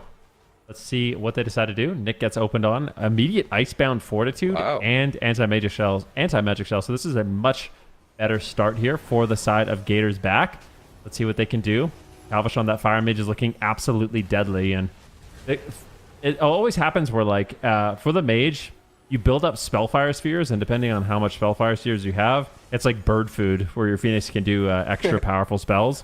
So the first combustion is always the weakest, but the second and the third, fourth is where it's a lot stronger for Calvish. Yeah, dude, I learn so much about mages every single time I talk to you. I am not a wizard myself. I'm a melee brain, so I just feel like I'm getting inside notes from the enemy. Kidney shot lands out onto Nick as Zhang Bahai's put into that fear. He has no AMs or no Icebound or AMS, but it looks like Zhang Bahai is going to be able to get those Serenity out. It's no problem. But it's interesting. They're chasing after Calvish yet again, but I saw that swap to Cubsy. Full fear onto Cubsy. And even Daze is getting a bit of cleave damage on here. He's going to go ahead and just trade up that evasion. Cheap shot follow up on the Cubsy. What's going to into a Garrote? Calvish is still taking quite a lot of damage, but it looks like Nick is going to be peeled off with a quick cheap shot for now. Calvish is going to catch quite a lot of heals, but here's the kidney shot and the adrenaline rush. Lots of damage going out on the Nick. His AMS gets chewed through like it was nothing. Guardian Spirit's going to be used, but is it going to proc? He's so low. The Serenities are being spammed out from Zhang Bahai, and Nick is going to stabilize. Now Drake caught into a disarm on his kidney, and Gators back just have this team's number here in Hook Point. Absolutely unreal. Calvish is getting low on health, looking for polymorphs just to slow down the game just a little bit. Cheap shots come in. Full crowd control has been initiated. The polymorph actually lands. Calvish manages to find one. He doesn't have combustion, so the damage is not going to be that threatening in this moment. I do like that Drake and Nick are going after Daze a little bit more in the match. They're at least putting pressure on him while kind of relentlessly running at Calvish. So they have pressure on multiple targets, gives them opportunities in the game, but combustion's up in about 10 seconds here for Calvish, and that's going to be a scary moment that Welcome to the Jung has to deal with. Man, Nick is just running at Cubsy. He's got him down to half health here. But Zhang Bahai with that Holy Ward up. Oh, big damage is going to be popped. But Zhang Bahai should be able to heal through this. Nope, the Holy Ward gets eaten and he gets caught into a gouge. That's AMS for Nick, but is it going to be enough? Maybe this might even be a swap. That's the trinket for Zhang Bahai, and he's going to go into Angel form, and he should be able to top Nick off throughout all this. Stun goes out onto Cubsy into the double sleet. It's just Nick and Drake on Calvish. He has the ice block available to him. He's got to be careful. Cubsy's looking for a fade. He goes into an Angel of his own. Calvish holding desperately onto that block, and he will save it with his healer in that Angel form. He is going to be A-okay. He should be fine. Even the him to follow it up, he's got the throughput for days. I feel like this next combustion could just end the game, and Calvish almost has it up in about 10 seconds once again. This is scary. Zhang Bahai, if he gets crowd controlled, this game could be over. There's no Will of the Forsaken. Nick is already a little bit low on health. Defensive blind here from Drake onto Daze, just trying to buy it a little bit more time for Zhang Bahai. The Holy Ward comes in, but Nick is just dead. So much damage once again. He gets gripped to the pillar. They make a swap on Drake. Drake could fall down. He uses Cloak of Shadows. Calvish gets gripped in, but I think that's the wrong target to grip in. Calvish, I feel like, is just going to be blasting them on that Fire Mage. Full Chastise on Cubsy into a fear. Calvish is getting low. We saw him die through Cauterize in the game before. He gets kicked on Frost. He can't block. God. Scary moment. Oh my God. Blazing Barrier comes in, but the Guardian Spirit from Cubsy, that should be enough healing to survive. Calvish greeds it and manages to hold on. Oh, that was crazy close. I thought that was going to happen. Kidney Shot goes out on the Daze, though. This is huge burst, like you were saying, from Drake's ability. But it looks like he's going to be okay. Calvish is the one who's really on the back foot. Garrote silence is going out from Drake, but Drake gets gouged up and kidneyed. This is a bomb. This is big damage out onto Drake. And Zhang Bahai knows it. He's pushing in to try to save his rogue. Calvish is just lighting him up with this combustion. It looks like he's going to be safe for now, but a cheap shot follow-up onto Zhang Bahai into a full fear. Evasion will be committed by Drake the Rogue, and he is just on the run, Ven. Could be it. Oh, Drake's so low on health. The Dragon's Breath comes in. Drake might be able to survive. He's got to vanish in 10 seconds. Zhang Bahai has to top him off, and he will be able to, but this damage is so unrelenting. Calvish now getting a full polymorph. Drake is just dead. He gets caught to the sun. Vanish in 1 second. He needs to vanish out. Anti-magic shell. Is it enough? He's just dying in a ring of frost. I mean, it's so unfortunate. Drake finally vanishes. Going to be going for Empowered Garrotes, but he gets feared. Zhang Bahai finally gets off the swap, but they're just killing him again. I can't believe it. Combustion's up in 20 seconds. This composition that Gators back is bringing in the Fire Mage Outlaw Rogue. It's so threatening. Welcome to the Jung. Might be able to recover here. Zhang Bahai gets out of the angel form. Calvish is low. Block! Please block. You're so low. It's going to be a barrier, and that should be enough. Cubsy has a lot of healing with the Guardian Spirit, but welcome to the Jung. They strike back in a big way, and now Calvish is going to be feeling nearly as confident. Anti-magic zone deflects the attack. Calvish knocks him out of it, though. A beautiful play. Cheap shot on Zhang Bahai into a fear. Likely going to have to trade out his trinket. He doesn't have it available. Super unfortunate for Zhang Bahai, but I think he'll get out of the crowd control, and Nick will survive. But what a close call. What the heck? This is so close. I feel like it could go either way. Blind going to be committed out from Drake. I don't even know where it went. I think it was defensive. Gouge goes out onto Drake to stop his go. Calvish still dipping down to half health here. He does have that ice block available to him, and they do have trinket swap on the side of Cubsy, but the kidney shot goes out onto Drake. Zhang Bahai has his trinket available to him and Holy Ward. He can avoid the CC, but does he have the throughput? Kidney shot goes out onto Drake. What is it, or onto Daze, sorry. Is it going to be followed up on? It's not. Calvish is DBing both these melee off of him, but Daze going to hit that killing spree and immediately get disarmed. Or I'm sorry, not killing spree. I'm not sure what it was, but it was a lot of damage. And he's gonna be stopped on it immediately. There's the cheap shot going out onto Drake. Combustion from Calvish. He's at half health here. Cubsy's going to keep his mage aggressive with that Guardian. Yeah, he will. Calvish gets so low. He's got no cauterize. Keep that in mind. Nick is low as well. It's a race to the finish. Gosh. I think Nick's going to fall. Guardian Spirit. Oh, it's enough. Somehow it keeps Nick alive. And look at Daze now. He's got evasion and cloak, but he is just making the push. He is unafraid. Gets the blind on Zhang Bahai. Nick could easily fall. Gets the sap into the cheap shot. Daze, the hero, getting 3 crowd controls in a row there on the Zhang Bahai. Just unafraid, trading out his basically divine shield with cloak and evasion. And they get the win. Gators back. They tie it up. They tie it up on hook point at that, you know? This is supposed to be a smaller map for this rogue DK team to find their target, and it still wasn't enough. Gators back bringing it to match point here in the upper finals. And now I'm starting to understand why Calvish was so confident. Yeah. I can't believe it, but our mage is looking good. We saw Calvish play the Arcane Mage. I want to go back because I think I said something about this like in the first week. I don't know why they would play Arcane over Fire, because Fire, it just seems like Calvish cannot be shut down. Like there's these scary moments where he's getting bursted, but he doesn't have to cast any spells really. I mean, if he gets a fireball off during his combustion, that's really nice. It's going to add some extra burst, but it's not like Arcane where you have to cast an Arcane Surge that Nick and Drake are just deleting. You know, they're just kicking him over and over and over, gripping him, pet stunning him, just blinding him, doing everything they can to shut it down. As this, it feels like Drake and Nick, it's almost inevitable that they're going to be tanking this damage. Yeah. Man, I'm watching the very last moments of that, and I'm just looking at Zhang Bahai's, like, Serenity cooldown even. not like Guardian, not swap, Serenity cooldown as Nick was just flailing for his life at the very end there. Such close plays. There were so many such close moments where a Guardian Spirit may not have been procced, and looking how close this game went back and forth, a Guardian Spirit getting procced very well made. Look at the DR blind into the DR sap into the DR cheap shot. Oh, so sick, dude. Game 5 is up next. It will be the DK Rogue Holy Priest composition, aka Welcome to the Jung's choice to bring us to wherever they would like to go. With that being said, where do you think they would like to go? I mean, well, there you have it, Maldraxxus Coliseum. You know, not the smallest map in the world, but maybe they want something, some line of sight. Maybe they want, if Calvish is going to be running away. I have no idea why they would pick this map. The more I think about it, the more I kind of don't like it. Maybe they're changing comps?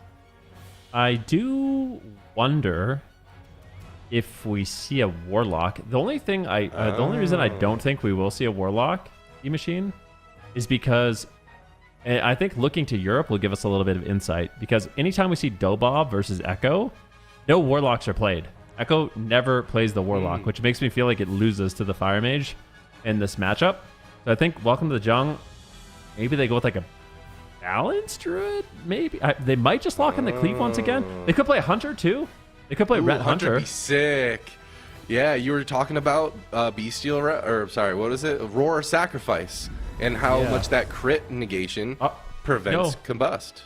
You know what I think we're gonna see? I think we're gonna see the Ret Hunter Druid again. I think Welcome to the Jung is gonna go back to my heart. I'll be so happy if we're going to a game 5 and the Ret Paladin gets locked in. In the Ret Paladin, I have to say, the Ret Paladin on Welcome to the Jung is no slouch. This guy's awesome on the Ret Paladin. Oh, please. Yeah, definitely. Please. I think we're going to see Druid. Because the Welcome to the Jung made that comp and made Druids look really good until Gators Back played RPS and just ran at the Druid. But in this matchup, they were owning. So hopefully they didn't forget that lesson, because I do think that is a matchup that they can absolutely win. No, absolutely. And we've seen them like take at least a couple games off throughout the history of their back and forth with that composition. And it's something to note that how this matchup has evolved throughout this entire season.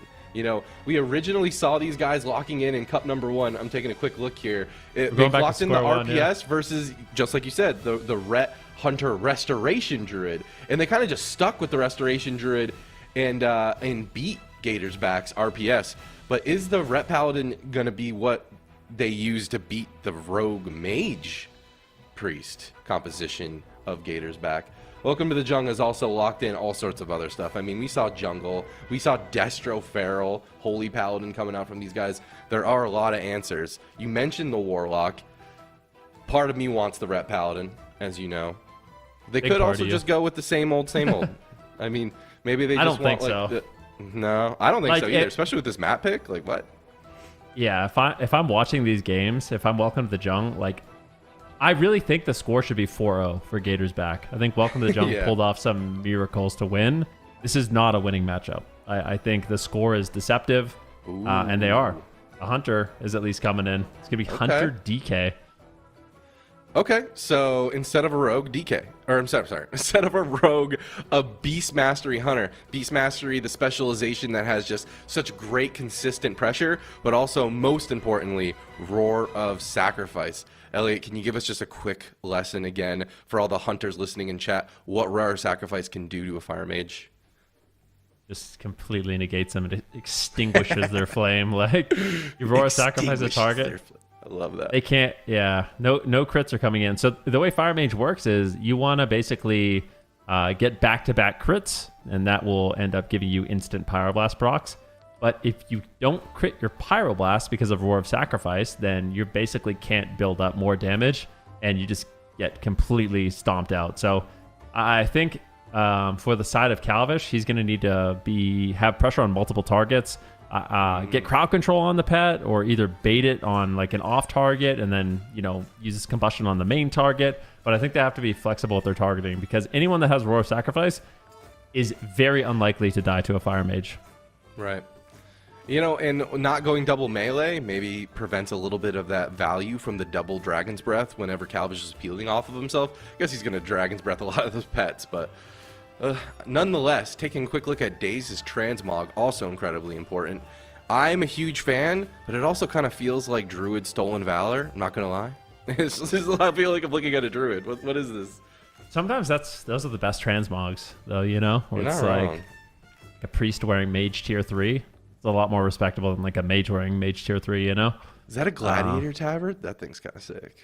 Yeah, Wrath. It I stand works pretty well. I stand very firm that Wrath of the Lich King had the best Gladiator tabards in the game. Yeah. They were PvP really tabards. sick. I love that in this dark hood, you see these two glowing eyes and just like a chin falling out. That is terrifying.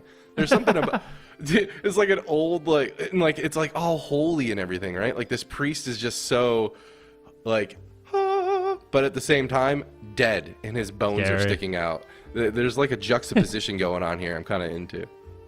But then you have the goofy looking sheep that kind of just like makes you laugh, you yeah, know? this sheep is crazy, dude. What is happening? Look at it, it's just chewing. Just eating. What's it eating, I wonder?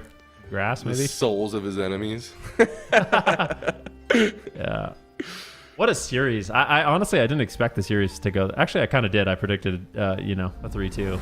Yeah, you're just being So modest. I knew a Yeah. little bit, but I just, it's interesting.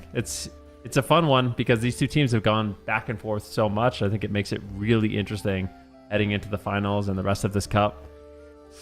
Oh, dude, the grand finals are going to be crazy. Well, one, I think a lot of people are going to do their homework. They're going to have that time to prepare for the grand finals. That really just changes everything on its head. Obviously, if you've been watching AWC, you are familiar with the format. You know about the pick phase. You know about the drafting. You know that loser has map choice compositions and yada yada yada. When you give these players a little bit of time on a tournament realm environment to prepare compositions directly for the opponents that they know that they're going to face because they've been facing them all season, things just kind of like get crazy. And all of a sudden the mind games ramp up, but also the theory crafting is always so interesting and usually meta defining. It's even on the ladder, people see what's going down in these tournaments and stuff happens on the ladder and stuff gets discovered in these tournaments that all of a sudden take over the ladder. So if you want to be on your game on the ladder, keep tuning into the AWC. All right. It's an endorsement if I've ever heard one. Now, welcome to the Jung. David, their composition is traditionally extremely good at killing mages. The Beast Mastery Hunter, the Unholy Death Knight, makes it really difficult for a mage to actually get away, but I do worry.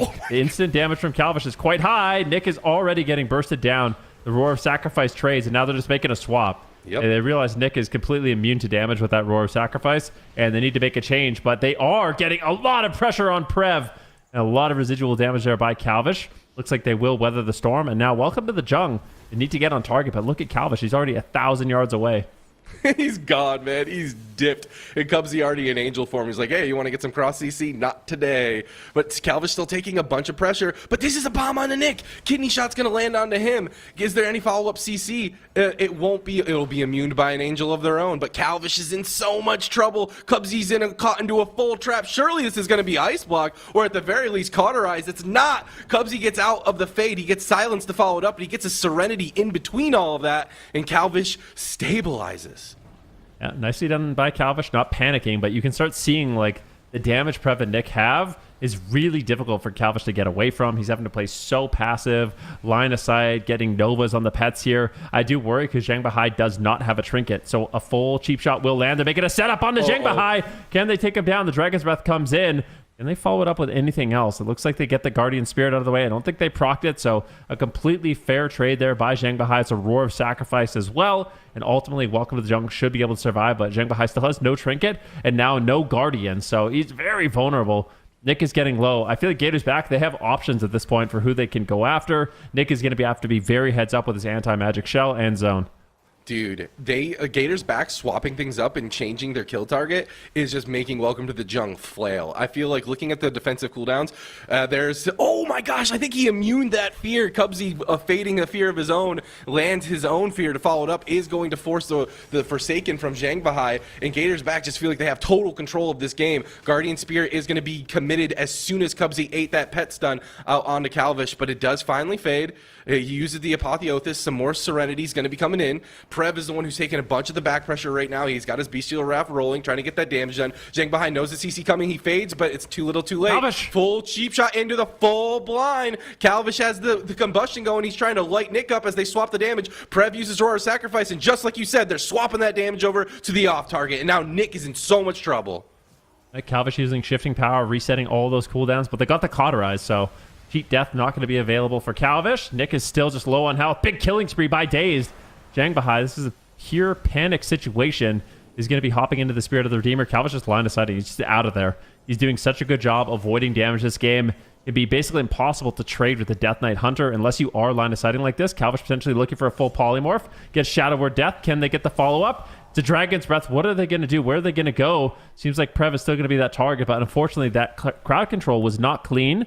Finally, a full stun will land, but I think Prev should be able to survive this. Big combustion. They're going after Nick. Can they take him down? It's looking like they're going to be able to. Zhang Bahai has a lot of work ahead of him to keep his team alive. Big death strike there by Nick with a Guardian Spirit. He gets topped off, but what a close call.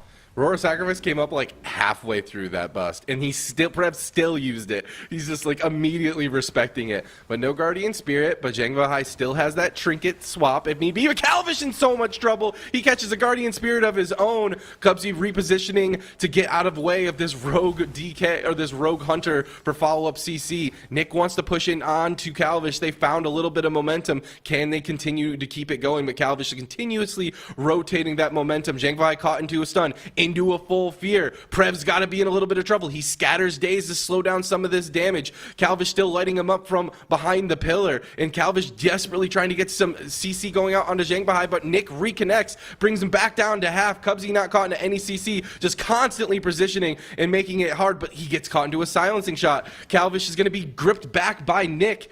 He's going to be okay for now. Both teams just kind of trading blow for blow, but most importantly, doing these big stops. Kidney shot lands out onto Zhang Bahai. Nice match, Polly. Follow-up. The polymorph does follow up. This could be it for Nick, and that's going to be the trinket swap right before the bomb. Oh my goodness, they almost just kill him through everything. He still could maybe die. Death strikes are coming in. This is Icebound Fortitude. That was the swap. Zhang Bahai finally might be able to connect some heals, but it is looking desperate here for Welcome to the Jung. That was a beautiful Shimmer Mass Polymorph. Calvish is playing the Shimmer this game, so he can make these plays to get crowd control in the match. Zhang Bahai, though, is just sweating in these games. I mean, they are just really keeping him guessing, going after him, Prev, Nick.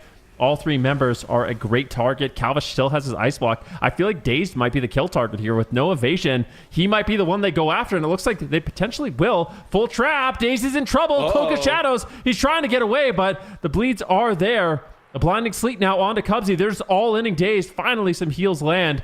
Cubsy doing what he can to keep him alive. Dazed gets topped off, and now, once again, Gators back can get aggressive. Kidney shot goes out on the Nick and do a follow-up cheap shot. Polymorph into full blind into Zhang Bahai. No out for this. Nick is desperately trying to keep himself alive with his own death strikes. Gets caught into a follow-up fear. Zhang Bahai finally not into any more CCs, getting the Serenities out. But this is the combustion for Calvish. They swap the damage going out onto Prev. The Roar Sacrifice does get used. It finally fades. Zhang Bahai needs to keep his team alive. This is some big damage coming in very, very shortly. He's going to use the Holy Ward on himself to prevent the next go. And it gets stopped. It gets eaten. Full kidney shot lands. Cheap shot onto Nick. Big damage onto him, but Calvish is in some trouble. That's the health swap for Cubsy, keeping his mage alive. But now Calvish gets gripped out of line of sight of Cubsy. Cubsy trying to get back in and grips him right back. Surely this will be a block at any minute for Calvish, but he is gone. He is out, and he is shifting powers, getting ready for the next go. Yeah, combustion up in 15 seconds here for Calvish. Throwing out Pyroblast. Mana slightly in favor of Welcome to the Jung, but I don't know if this is going to come down to mana. So many close calls in this game so far. We're at 6.5 minutes elapsed in this game, and I feel like Welcome to the Jung, they're playing extremely cautious. I really don't blame them at this point. They do have some defensives. Icebound Fortitude is at least available here for Nick. They've got the Anti-Magic Shell. They've got the Roar of Sacrifice. I think Prev needs to be kind of the tank right now as he has so many of his defensive cooldowns. He goes in, though. Oh, he might just get dropped. Yeah, scary moment, but Combustion is still available. Beautiful double blinding sleet, and now Calvish, he pushes in. He gets caught just a little bit. Cubsy's going to be dipping into the Angel form once again. Greater Invis traded out by Calvish, reducing his damage. Taken. Oh my gosh, it's just so back and forth. Nick or Calvish, either one of them could fall. Still no cauterize for Calvish. He needs to be very careful. I mean, he's been so greedy with the Ice Block so far, but once again, it pays off. Aurora sacrifice in 30 short seconds, but Icebound Fortitude and Amaeus will be committed from Nick. Zhang Bahai so vulnerable to CC, and there finally an Ice Block is committed. Kidney Shot goes out onto Prev to stop some of that. Zhang Bahai caught into a full fear. This is really scary for Nick. So AMZ in 50 seconds. He's got nothing to deal with this right now. Zhang Bahai finally gets out of that CC. Nick catching quite a bit of heals, but as we get into 38% dampening and mana becoming more and more of a problem, Cubsy's actually the one who's on the back, but Nick is to be it for Nick, and it is! The bomb drops, and that's all she wrote. Zhang Bahai not able to keep his Death Knight alive, and in game number 5, the Gators are indeed back. Oh, they did it. Calvish comes in on the Fire Mage, an absolute legend. Gators back with their RMP. They best welcome to the Jung, sending them to the lower bracket in a reverse sweep. And honestly, like, even the 2 games, I'm a little bit worried for Welcome to the Jung, because even the 2 games that they won in the series were not convincing to me. So I feel like they need to go fully back to the drawing board. And I don't know, maybe it is going to be the Ret Druid that comes back, but we can take a look at exactly what went down in this game. It was very back and forth. And honestly, Calvish, he played this matchup extremely greedy. I think his positioning was super good. He's incredibly slippery on Mage. Really good at just rotating through his mobility and his defensives to stay alive. Ultimately, Nick is making a push. He realizes they're kind of on the clock, but Zhang Bahai, he doesn't have really any cooldowns to work with. His Apotheosis was up in just a few short seconds, so maybe Welcome to the Jung should have just kept playing it a little bit cool. But I feel like they kind of feel like they're on a clock against the Combustion, right? The Combustion is just such a deadly cooldown that you can't just allow Calvish to freely rotate through it. At some point, you do feel pressure to actually make a push and kind of commit to your attack. 100%. I feel very similar. And Calvish is doing a great job bringing it back. So is there anything else, any other mechanic that Fire Mages can do other than that shifting power to get that cooldown back off sooner? I'm unfamiliar. Attack. Just attack. Just attack. Yeah, Calvish did that real good. Like he attacked real good. Yeah, let me look at the exact talent. Just one moment. There was quite a few times where Aurora Sacrifice just wasn't synchronizing with kindling. Just by like a few seconds. In that few seconds where they don't have it, it just was devastating every single time. And I just feel like Welcome to the Jungle was falling behind. They were trading beautifully. They were even like making miracle plays to keep themselves in it. But the value just was slowly slipping out of their hands as we went deeper and deeper into that game. Yeah, so the talent you're wondering about is called Kindling. Your Fireball, Pyroblast, Fireblast, Scorch, Phoenix Flame, Critical Strikes reduce the cooldown of your Combustion by 1 second.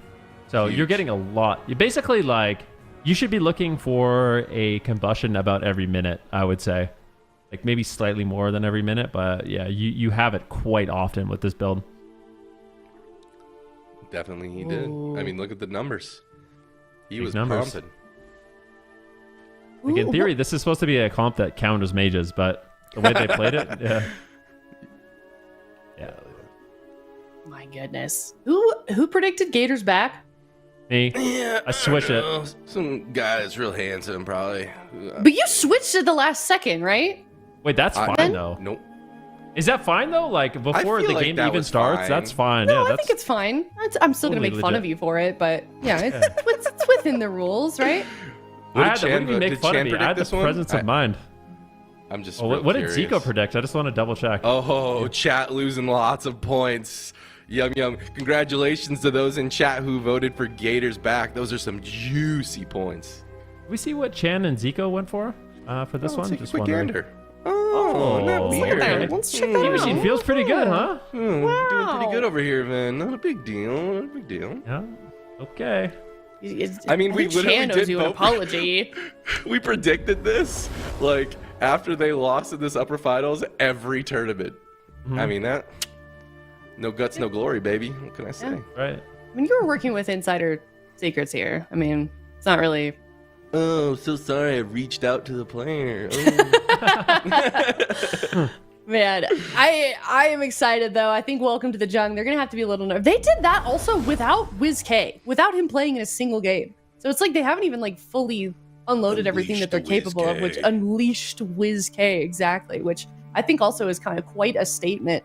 Of course, Daze, Calvish, incredible players themselves, and they were able to make it work with that composition. So I am excited to see if we get a rematch between these two teams. But Gators back, as you can see, they're going to be waiting there in the grand finals. Welcome to the Jung. They're going to drop down to the lower bracket, and they're going to play either Z-Rated or Dire Wolves from this next series event.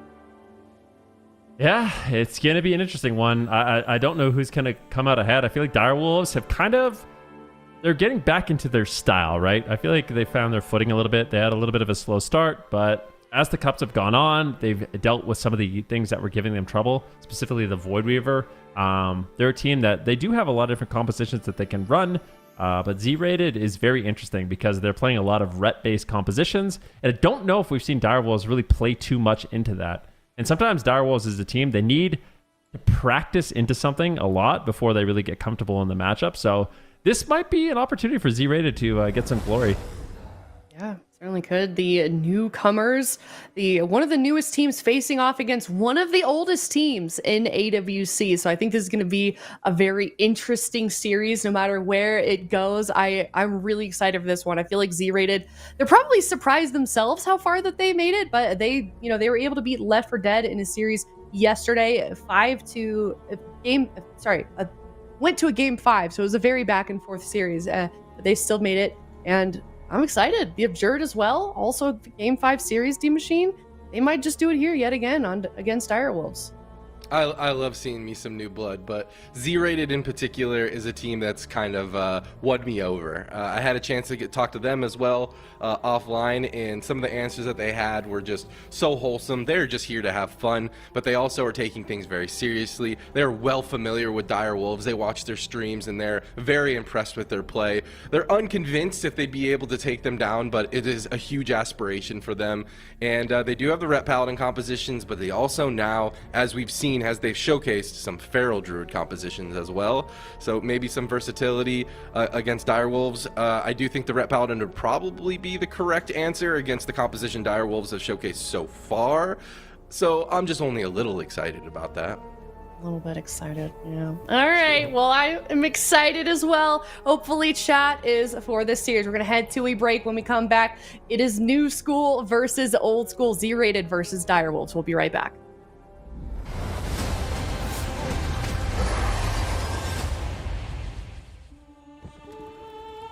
The light flickers, and in its trembling glow, you still cling to hope.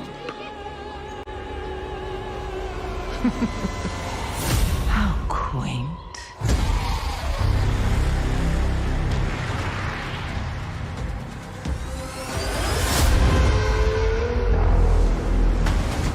The shadow is closing in.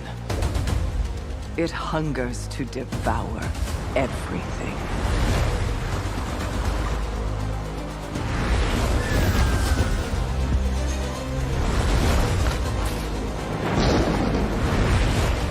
Our home, our kin, our hope. We cannot succumb to fear. We must not falter. There will be no victory without suffering. No survival without sacrifice. You feel it, don't you? The call of the void, that devouring host, with no mercy, no equal. Come, little lights, and be extinguished. The darkest night falls upon us. But if we stand together, the dawn will come. I call upon you now, champions of the light, defenders of Azeroth. Summon your strength, steel your hearts, because today, we fight!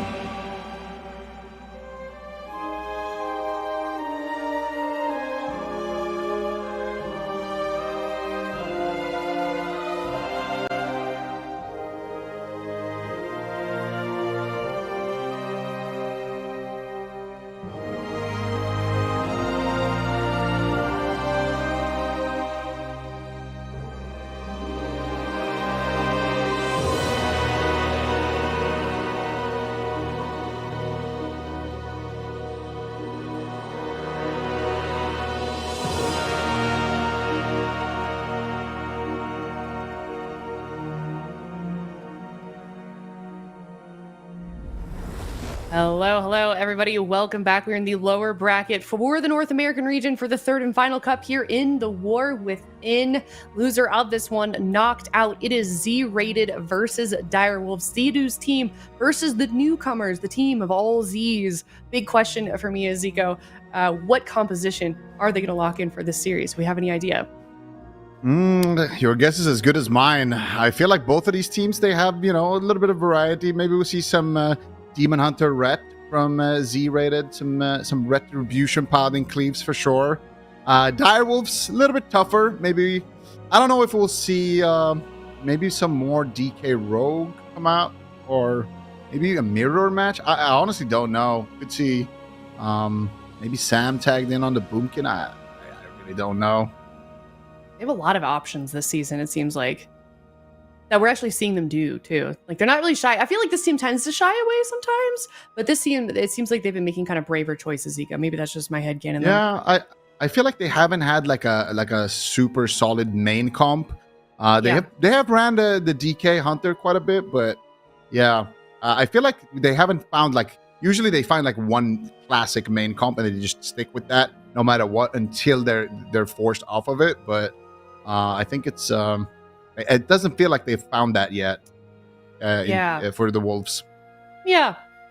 Interesting. Well, I mean, we'll have to see. Blind pick extremely important, sounds like, in this one. But we've got fifth. Oh, there we go. 96%. Zero votes. I was like, hold on. 96% for Direwolves, Chan. What is your prediction for this series? You think that they deserve a 96%? Well, chat is always right. Well, Twitch chat at least. So I am supporting that. I think the Direwolves are kind of 3-1 Z-Rated. Not 3-0 because Direwolves are looking a little bit shaky this season. Not the normal form we're used to seeing from them. But they did face off in Cup 1 Z-Rated against Direwolves and they got smoked 3-0. I think something that I really remember from that is Sam was playing that Boomkin against them. And Z-Rated were just playing with so much respect, giving Sam Ayam so much space on every incarn, and he just constantly had Barkskin every time that they came in. So, I don't know. I think Direwolves going to take this away. Oh, look at that stat. Whoa. Wow. Look at that. Chan has the highest win rate at 74% of all AWC broadcast competitors. 233 out of 316, minimum 200 games sample. Very impressive, Chan. Back when you were young, before you got on the desk, when you still had it, those were the days, man. I remember casting some of those games. Yeah, I mean, it would have been 15 years ago for you at this point. You were in the retirement village this entire time, but I started casting 10 years ago. Pissed, man. I don't know if Waz is getting that stat, so... Anyways, focusing on this game here, Direwolves, I think they're going to smoke Z-Rated, but Z-Rated, they've been playing well. I've been enjoying watching their games. Again, 3-1 to Direwolves. I'm giving them that credit for that 1 point at least. All right, that's fair. Zika, what's your prediction? I'm going to have to agree with Chan here. I think 3-1 sounds about right. 3-1 is also 75% win rate for Direwolves, so that matches up. I'm curious to see Venruki's prediction here. What is he doing, and is he doing any last second changes? Does he have any more insider trading here going on, or is he what's the situation looking like? That is certainly the question. I'm 3-2 with Z-Rated. I know that they have had a series against them already, and they did lose. But I don't know. I feel like they've been ramping up lately. You know, they had the series. They won 2 series yesterday. So I feel like they're a little bit of a different team than maybe in the beginning. You know, they're a newer team. They get nervous sometimes on broadcast. So maybe they've kind of gotten a little bit more comfortable. But let's see. D-Machine, Sid, and Venruki. What did we predict? Ooh, okay. D-Machine, the only one on my side. Looks like Direwolves definitely the favorite to win this, especially if you look at chat as well. They do seem to think that this is possible. But if you're on the side of Z-Rated, Shan, what do you think that is their best option to lock in, knowing what they have on their arsenal in terms of compositions? I think there's 3 options that we're going to see here. It's either going to be Red Demon Hunter with the Prez. Looks like Zagorn does not play anything else. So Red Demon Hunter, Red Hunter, or maybe even Demon Hunter Hunter. We saw Streamer Zone pull that one out earlier today in the European bracket. Into the direwolves though. Ooh, jungle cleave. Zozo on the feral druid. Into Samayam and the boomkin. Dude, boomkins, take a lot of damage from hunters. So it's really going to be a question of, can they force the Barkskin? And then can they stick on him and not have to run away during the incarnation, Zico? Yeah, that is the question here. We're going to see how it plays out, but I kind of like this from Z-Rated. If you're playing, against that Moonkin, definitely have a spicy target to go after. Let's see the first trap. Oh, does he eat the first trap immediately? No, Jay Wise whiffs it. Looks like he actually whiffed it. Yeah, Jay was not finding that first one. Not a great start here to this lower bracket elimination game. But he get a full Cyclone here. Nicely done by Mr. Sam. He gets silenced, though. A lot of pressure coming in. Zozo looking for the Cyclone. Sidu shuts it down. J-Walls taking a lot of damage here, but both healers not in crowd control currently. Imprisonment is going to follow here onto Zagorn. Nice Cyclone being casted, but it was grounded by Sidu, and now Sidu finds himself in a stun. J-Walls, is he going to find a second trap? Doesn't look like it. If they find a Sleepwalk, pre-Tremor, actually it was reversed there by Trill. So nice defensive plays here from the Dire Wolves. Yeah, full Lasso goes onto Zagorn, who has no trinket. Neither does J-Waz. He is on DR right now, but if Sam can look for that Cyclone on Zagorn soon, J-Waz is going to be in a lot of trouble. Gets a precog, time stops the Cyclone. Zagorn making some plays. Is he able to land it now? Samayam getting a Dragon Stun from Zagorn. Now he needs to get away. The Cyclone does finally land. J-Waz has no trinket. If they have a stun for him, he could actually just go down. Instant Turtle comes out from him, recognizing that Zagorn should be able to top them back up. But Zozo under a little bit of trouble himself. Root Beam comes out. J-Waz not out of trouble yet. Rewind is available. Zagorn going into the full Chaos Nova. Emerald Communion has to get popped. Samayam isn't able to clone that up. Beautiful exchange here coming out from Dire Wolves. Samayam, though, needs to be a little bit careful. He's sitting in that Earthen Wall Totem. He gets caught up with a stun, but look at Sidu in the back line, spamming out the healing waves. Samayam gets the precog, gets a full Cyclone here. Now looking to switch it maybe onto Zagorn. Not able to find it just yet. There it is. Full Cyclone. No trinket. No way out. Are they going to be able to just seal the deal right now? J-Waz gets his trap reversed there. Sidu now in a Cyclone as well. Sam could be in trouble. J-Waz could also be in trouble. Both teams blasting away. Samayam is going to go into bear form here for a second. It's the bash onto Zagorn as well.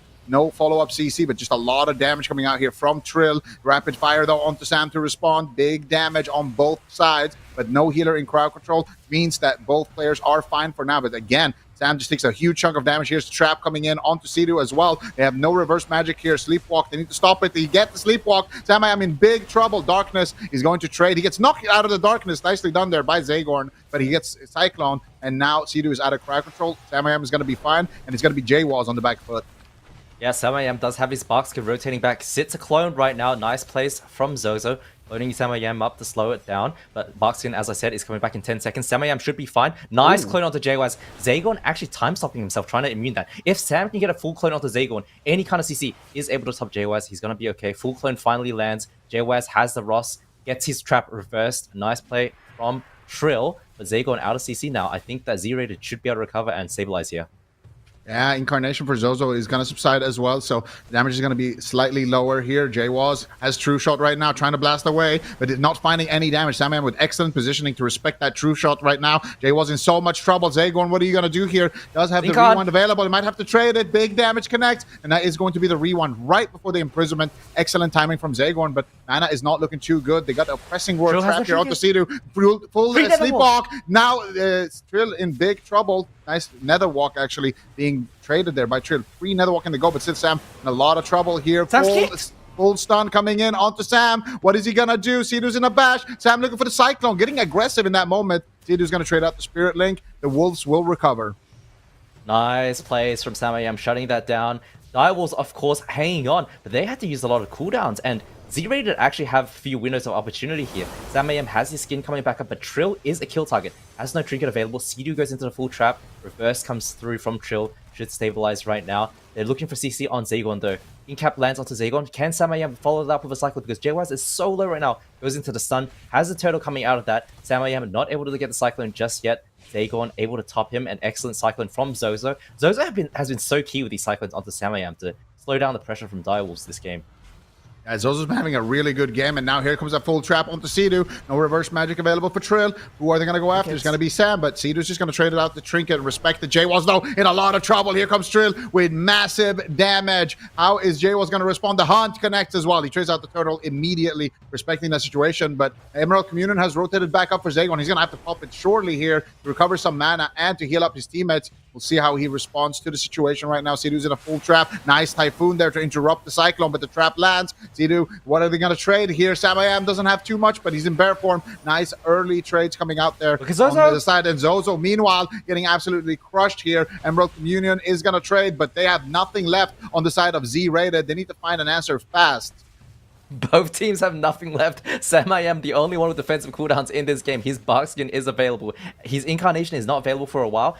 Did just use it. JW's in a lot of trouble right now. Lasso, can JW's fall? Feint Theft comes through. Zagon is in the sun right now. He has the trinket. Full trap gets reversed back onto JW's. Zagon put into the halfway. Can he fall? JW's 10% health. Maybe just a little bit more. Zagon, you have to do so much work to keep him up. Somehow, JW's still alive. But Sam I am casting clones. Who did it land on? Lands onto Zozo. They're trying to connect onto JW's. Looks like Zagon finally stabilizes JW's. He is so lucky to be alive right now. Yeah, but JWaz has got nothing left. Zagon has no mana left. They're pushing in for one final crowd control. Sidu has no way to respond to it right now. No reverse magic, so they're just trying to buy some time on the side of the wolf. The knock into the blinding shot, into the full trap. One final push coming in from Z-Rated, but it's not going to be enough. JWaz gets time stopped on 1% HP. Pre-darkness from Trill. They cleave down Zozo and JWaz. Triple Chaos Nova from Mr. Warcraft himself. And the Wolves are taking game number 1.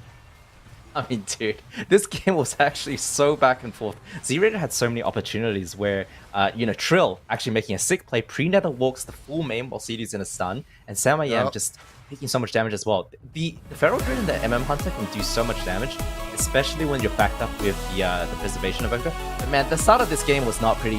JWaz walks in there, gets knocked by Sidu with Thunderstorm as he throws the trap. Throws his cursor slightly off aim and just completely whiffs the first trap. I think the second trap, Sidu actually had grounding up for 3 seconds, and Jay was immuning the trap. I think nerves a little bit coming into play here, but not a strong opener from Z-Rated, but this matchup actually didn't look that bad. And Samayam easily could have died. Trill easily could have died.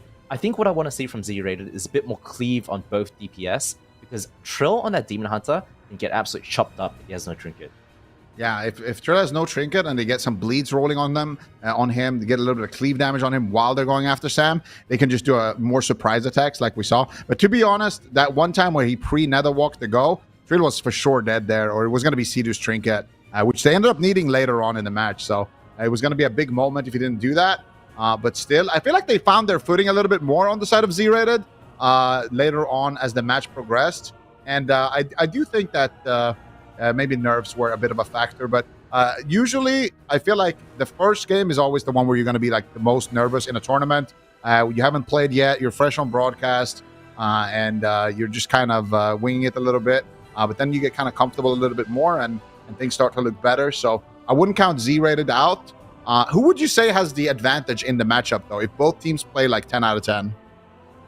I don't know. I actually think Demon Hunter Boomkin can have a really hard time against jungle. Perhaps this Preservation Evoker healer, might have a little bit of a harder time because, you do have to play close range, right? And that's the thing. If you play close range, you can get stunned by the Demon Hunter into a full clone from Sam. And so it's really hard to say. I don't think this is a bad matchup, though, for Z-Rated. I think they can win. Sam IM was taking so much damage this game, as I keep saying. And, of course, Trill can easily die on the Demon Hunter as well. So... If Z-Rated keeps it up, if they play better and Direwolves make some mistakes, I can easily see them taking a point or two. Yeah, definitely. So both teams kind of have win conditions here, but Direwolves starting off strong. I think... What do you think? Do you think we see both teams just lock this in again? I think so. I think the last time we saw them play, it was Boomkin, Marks Hunter from Direwolves into Z-Rated trying the Red Demon Hunter, the Red Hunter, and it just looked terrible. It looks really terrible. This actually looked quite good. I like Zozo on this Feral Druid. I think jungle is a fine comp into this. It is hook point. It's a much smaller map. Of course, Z-Rated did pick that map pick. Direwolves insta-locking in the Demon Hunter Boomkin. If I was Z-Rated, use this time to talk about what you can do better. Spend the time to really talk through the mistakes you made. If they get a stronger opener compared to last game, who knows? Maybe they force some cooldowns early, and then they can find an opportunity. True Shot Aura, everything's possible. Ooh. But locking in the Red Demon Hunter, I don't know how I feel about this. I thought the Marks Hunter pick was fine. I do think Marks Hunter is a little bit squishy, but I mean, the issue I have with the Red Demon Hunter here is last time they faced Sam I Am, they gave him too much respect when they played this comp, and his bark skin was just always up every time they went in. So we'll see if they can adapt, if they thought about that, and see how it plays out. Got it. So Z-rated, they need to disrespect Sam a little bit more this time around, and just not be as cautious maybe as last time. But they're gonna try the red Demon Hunter. I really liked Zozo on the Feral Druid too. They had some good jungle games as well yesterday against the Abjured, where they had some nice cross CCs, and they were actually able to win that series. So yeah, I feel like Z-rated. They have decent flexibility on this roster, and this is a newcomer roster going up against veterans, AWC winners, BlizzCon champs. So for Z-rated, this has been a great weekend, but of course they want to keep it up and take it as far as possible here. Close game 1. See if they can clean it up here in game number 2.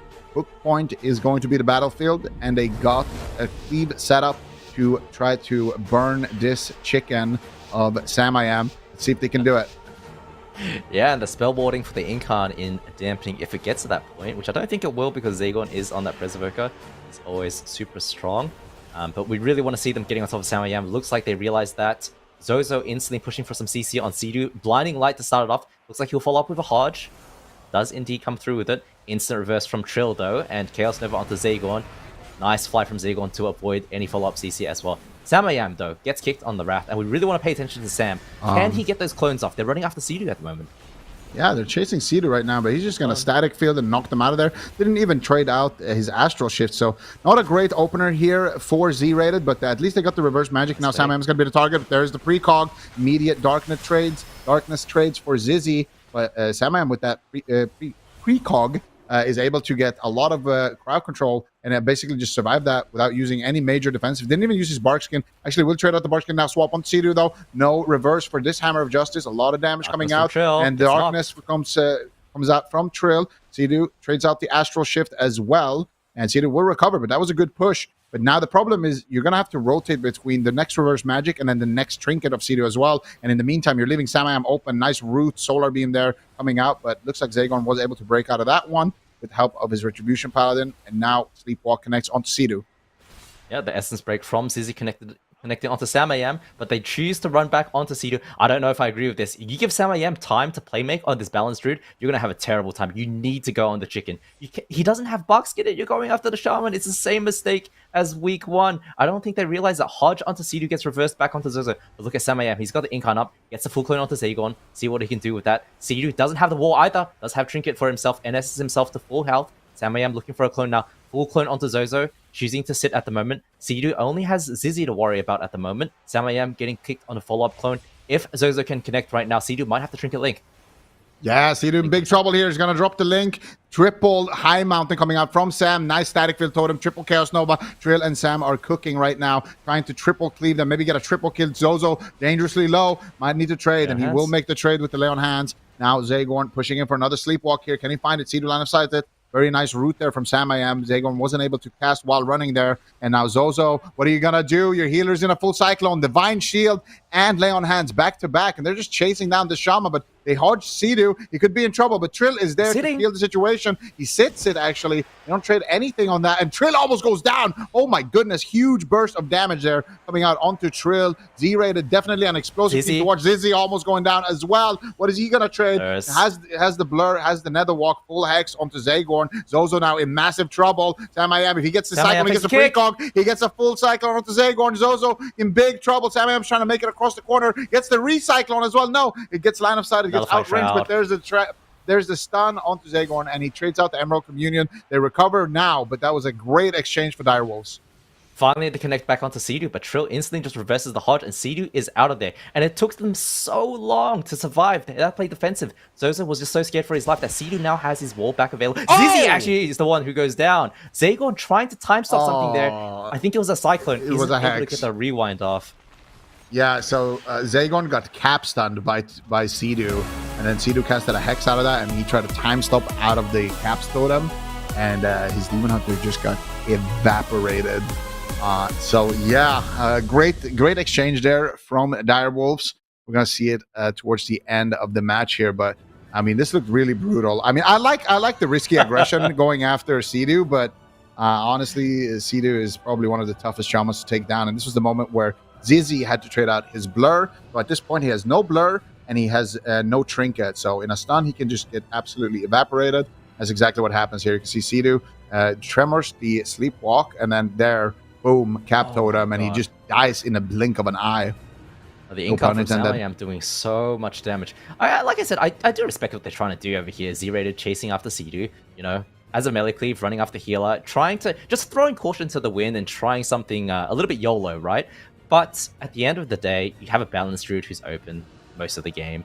You're focusing on Sidu, you're not hitting Samayam. What do you expect is going to happen, right? He's going to clone up your team. He's going to land a key cyclone to peel at the right time. And when he pops the Incarn, he's just going to explode you. Look at the damage on Zizi right here. Wrath, Star Surge with the Trents. Just died in a bash. Sent him home. He just died in a bash, half cap totem on his healer. And absolutely banged. Huge damage. To midnight for sure. That's crazy. I'm not a big fan of this strategy. I respect it, but you have to hit the Boomkin. When the Boomkin doesn't have Barkskin, he falls over so fast.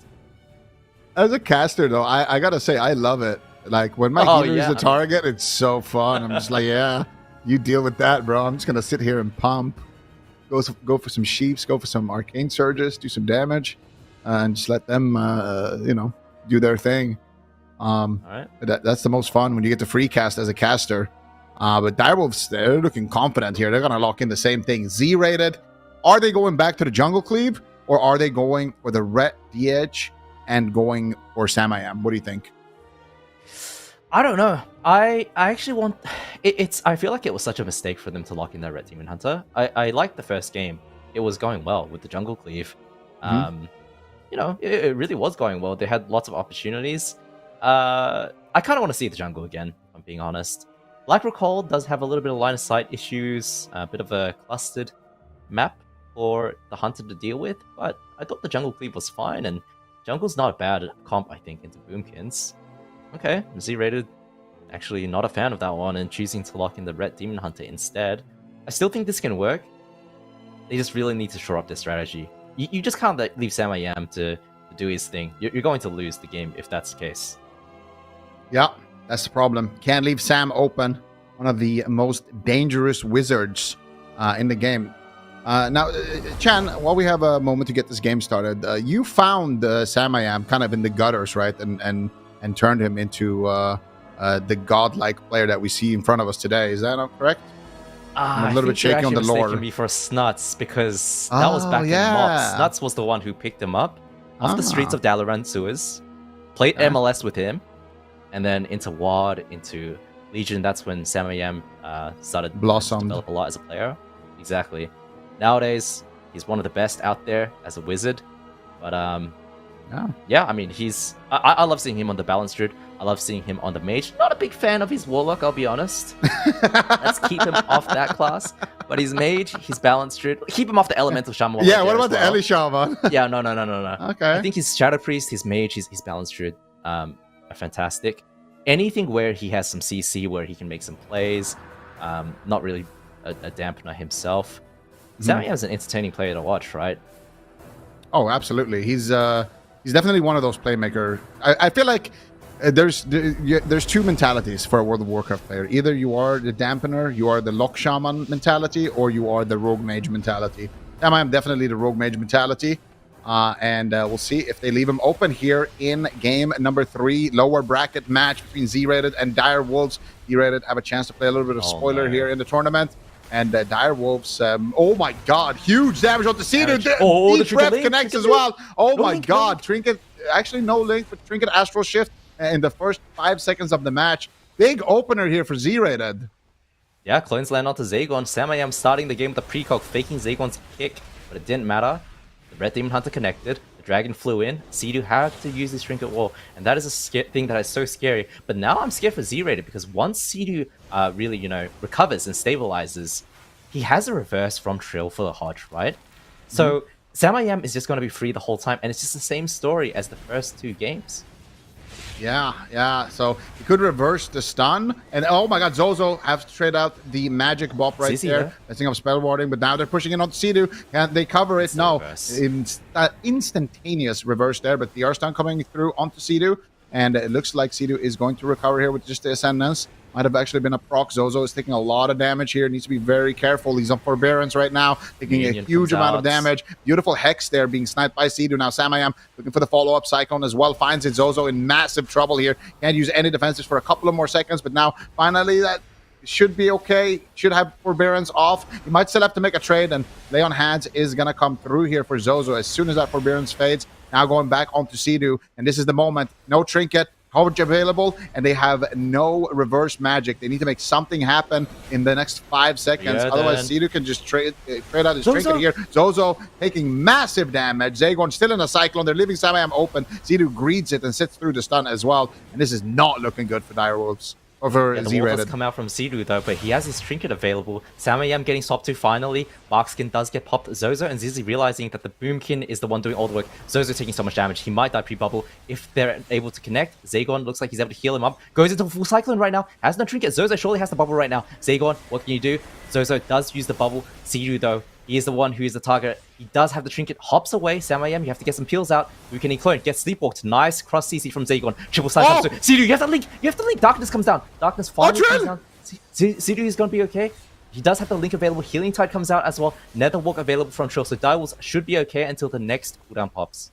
Yeah, and I love what Sidu did there with that Healing Tide. Look at it. It's behind Zagon right now. He just popped it and moved it to Africa. But right now, Zizi in a lot of trouble. The high mountain stun, the triple cap coming through. Zozo might get cross-killed as well. He's a 1%, and he will fall. Oh, I can't wait to see that on the replay. That was absolutely amazing. That was a triple Chaos Nova, triple high mountain, triple cap to seal the deal here for Direwolves. They got to move on in the tournament and knock Z-rated out in 4th place. Another legendary high mountain play coming through here. And I'm not gonna lie. Yeah? I love seeing the high mountain torrent stuns. Samayam at the end there after the cap, just bulldozing down mid, stunning Zozo and the whole team again. It is so sick to see. I love this high mountain torrent meta. It's like the war stunt meta. Yeah, no, it's absolutely beautiful. I love it too. I mean, it's just like the Night Elf outplays. They've had their moments. Oh, he melted that. That's so cool. But like, let's be honest, it's all about the high mountains right now. Just charging in, bulldozing. Look at that triple high mountain coming through into the cap stun. And yeah, what are you gonna do, Zozo? I mean, Zagon just can't keep up with it, and it's such a shame because I think Z-Rated is a fun team to watch, but I don't think they have the experience to recognize what you need to do here, and I think it's just such a big strategical misplay to go after Sidu. You're giving Samayam all this room to peel you up and hop Incarn free to play, and you can't let a player like Samayam do that. Look at Zizi. Gets bashed, half lane into Zagon. This translates into a kill. Yeah, no, that's beautiful. I really like these cap totems too from Sidu. Both of the last 2 games led to a kill thanks to the cap totems as well. So nice snipes on the Shaman. Good defensive move as well with that Healing Tide, because you can move your totems, of course, as a Shaman, and you don't want a Healing Tide and just leave it next to you, something that a lot of Shamans do, because then a melee cleave will just tab and kill it. But if you move it really far away, then they kind of have to commit to leaving you free and running away to kill your totem, and that just gives you a lot of room if they decide to do that. And if they don't do that, well, then your Healing Tide is just going to get full value. So really nice stuff here from Direwolves. Looking solid so far this weekend, and let's see what they can do here. Their next opponent, of course, is going to be Welcome to the Jung, which historically has been a brutal match. I thought Sidu and Co throw in the towel here. It's gonna be a quick 0-3 for them, and see a rematch in the finals. Gators versus Welcome to the Jung. I love having Chan on the desk. He gets to say all the toxic things and gets to take the fault. It's factual, right? It can't be toxic. It's not. Yeah, it can be both. Chan is just a tough critic. Yeah, you're right. And he's a tough critic. I put it this way: I have really high expectations for these guys. I think Direwolves are a team that should be, title contenders. This season they haven't been, but they can be. And so when I see them face against Welcome to the Jung right now, I just don't have any hope. Normally I do, though. Okay, that's fair. I mean, what do you feel like is missing from Direwolves, Chan? I feel like they haven't found a comp to play. Like in past seasons, I'll take Dragonflight as an example during the cross region. They were maining that rogue Boomkin Preservation Evoker. So fun to watch them play it. It was unique. It was their style. They need they need the meta to be in their favor like that, because if they don't have something like that, they're just trying to keep up with everyone else who is able to play their mains, or is putting more practice time in. Direwolves, they're not putting in as much work as other teams, and unfortunately, it's showing. All right, well, hopefully they show up for this next one, because like you guys said, it's going to be a tricky series for them. Welcome to the Jung. They got sent down to the lower bracket from that series up against Gators back, and now they're fighting for their spot in the grand finals. Welcome to the Jung, hungry to have that rematch against Gators back, but Direwolves looking to prove what they're capable of. We're going to head to a break. When we come back, it is the North American lower finals. We'll be right back. Stick around.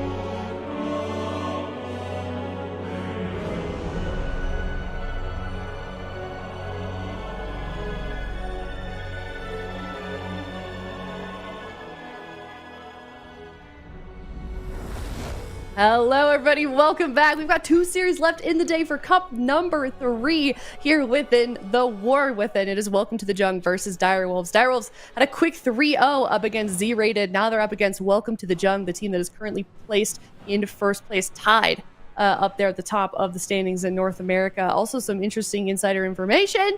They did not want to use their delay timer. They had an option to take a little bit of a breather moment between the last series and this next one, but they wanted to get straight into it, Zico. Yep, they want to get straight into it. Maybe they're fired up from that win that they just had. yeah, maybe they're feeling hot, and you got that momentum. Might be best to continue, but right now there's not a lot of people with faith in the Wolves here. Oh, no. I think we all know who the king of the jungle is. Okay, yeah, 21%. It's creeping up there. Okay, Zika, what's your prediction for this series? Quick 3-0 for Welcome to the Jung. Oh my gosh. All right, Super Tees. Same. Same Z's here. No, production just ripped the bandit up. Oh, God. No. Oh, there you go. That was I'm quick so and painless. I'm Just so do the sorry. second window too. Yeah, do Actually, the the second Machine's window. probably the Machine's going to be the dire wolves. I bet. I feel like, yeah, let's see. No, Oh, nobody! Oh my God, this is the first time Ven's ruining. Ven gave this, him a bro. game. that would have been. Ven I is think, ruining this. I think that would have been the first time we'd all predicted 3-0 for one Unison. series. I could be wrong. I don't know. I don't have records for that, but it's definitely going to be a difficult series here. Dire Wolves, they're the longest standing team currently in North America. They haven't even had like that bad of a season compared to some of these other teams here. If you look at the actual standings, it's just Dire Wolves aren't quite themselves, it seems, compared to, or considering what Shan said before we head into the break. Zico, what do you think of that? I think they had a really weak first cup, but they have been looking better and better and better. Yep. And this cup has been the best that they have looked. So I feel like they are kind of starting to snowball back into their form. I became a big Direwolves believer yesterday when I saw them take out cats and dogs. So I think that for them, securing a top 3 placement might have given them some motivation, because it feels like maybe they're a little bit demotivated, that they haven't found a comp that fits with what everybody's maining, and they've just kind of been winging it, maybe comp wise a little bit. But I do think that the fact that they have secured that top 3 and now they have a bit of a break to kind of figure that out spells a pretty good future for them. But with that said, this particular weekend, I think they're cooked. Yeah, I mean, you can see here in the standings, they're in that 3rd place position pretty nicely. If they've got to start next to them, they are still in the tournament. So it's interesting when we talk about Dire Wolves maybe not having a great season, but they're still in 3rd, which just goes to show how incredible of a team Dire Wolves actually is. But when you talk about a team like Welcome to the Jung, who have been so consistent for so long, who have only really just now recently kind of found a weakness in the form of Gators back, it's a really difficult team for sure. So I think any team that's going to be up against Welcome to the Jung is going to have a similar prediction like this. But we've got some options here, a lot of compositions. Zico was kind of saying they haven't really found their main composition, Super Tees. However, what do you think is their best option heading into the series? I mean, if they're playing into historic strengths or they're playing into the current meta, that's kind of really the question here. And I think it's better to just kind of wait and see than me to try and speculate about it. But it's so fun. I feel like, I mean, I've liked Sam on the Boomkin lately, but the Demon Hunter Boomkin is just not what it was. But maybe Welcome to the Jung are shaken a little bit also, coming off their defeat. Maybe this is opportunity if Dire Wolves sense weakness on the throne and they can pounce. And Welcome to the Jung, actually, they're not starting with the Destruction Warlock composition that they'd used in the past. They're going to utilize the Boomkin Assassination Rogue Voidweaver, and Direwolves have their anti-Voidweave tech. I kind of like this actually coming out from Direwolves. I feel like you could be onto something here. This could be actually a big momentum swing. If Direwolves win here, and then Gators win the finals, we're gonna have a new king in North America. But let's see what happens here. Trill right now is looking for his target. He's found it. It's going to be Jung Bahai. There's the Strangulate. Big damage onto Jung. But it looks like he's actually going to recover without having to trade out any major defensives. Nick now going to be getting cleaved a little bit. But here comes the hunt onto Jung Bahai as well. A lot of damage. Fake cast coming through, though. Mind Blast going to connect. Bahai should be able to sustain himself here with that collapsing Void. But he gets interrupted, actually, on the next Void Blast. Still casting them Void Blasts and sitting in that Power Word barrier. He's going to be completely fine. Oh, stun, no Strangulate. It's the Strangulate where things really get dicey for the Disciplined Persian. We can see that track below Mez's frame with the 12, 11, and a 10 on it. As soon as that number is away, it means it will be available. Sidu, big swap on him here in a kidney shot. Garrote, he's going to trade the Astral Shift. It might not be enough. Oh my God, Sidu is getting chopped up right now. He survives by the skin of his teeth thanks to Trill coming through with the darkness. They managed to recover. Now they got the double stun. Here's the strangulate out of this as well, likely, but Mez is feared. He can't connect it. Now he's in a cheap shot, and they actually break the chain. If they can disrupt that stun silence chain, it is critical. Now Sidu in a cyclone. Trill and Mez both getting blasted. Zhang Bahai is into the skies, raining terror from above, and Sidu now into a kidney shot. His entire team being ravaged here, and in moments could fall as he's finally free of crowd control, but his Ascendance has subsided. His healing output is limited until he gets to that Ancestral Substance. He procs another Ascendance at a critical moment here in time, but Mez is cycloned at low health. He can't heal him for a moment. He times the NS right out of the clone. He gets cloned again. Drake is low. Zhang Bahai is low. Direwolves, if they can get an opportunity here with the Strangulate in 30 seconds, maybe they can actually just win after this pain stop. Their momentum is looking immense. Zhang Bahai is struggling. He's floundering. They find the stun. He does a trinket, and Direwolves do it. Oh my goodness, Direwolves came to play. Beautiful stuff here, making us all eat up our words and our predictions, putting at the first point on the board. Really, really well played series here from them. They recovered nicely. That was that one incredibly scary moment on Sidu, but other than that, it looked very solid. I feel like their Strangulate Ghost didn't get the most amount of pressure that you would maybe expect, but right after that Strangulate go, they had a nice Chaos Nova setup. This was when Zhang Bahai kind of recovered. They had a kick here on the ulti penny, big swap onto Sidu, and this was so close. Trill kind of saved the day with that darkness. That beam would have killed him, and then Mez with the anti-magic shell as well. But then here, like, Drake is just getting cleaved. Zhang Bahai is falling behind. He gets interrupted. Then he got stunned into a stun, I believe. Actually, there, the Chaos Nova came through, and could he have trinketed? I feel like he could have trinket void shifted that, but Zhang Bahai just falling so far behind, kind of got toppled a little bit there by the pressure from the Wolves. And I mean, maybe this is why they didn't want the delay timer. They're hot from that previous series, and they're going to continue the momentum here against Welcome to the Jung. They're just like, let me through, dude. Just let me finish Jung real quick. I just want to speed run to the finals. I don't need the delay time. We're ready to go.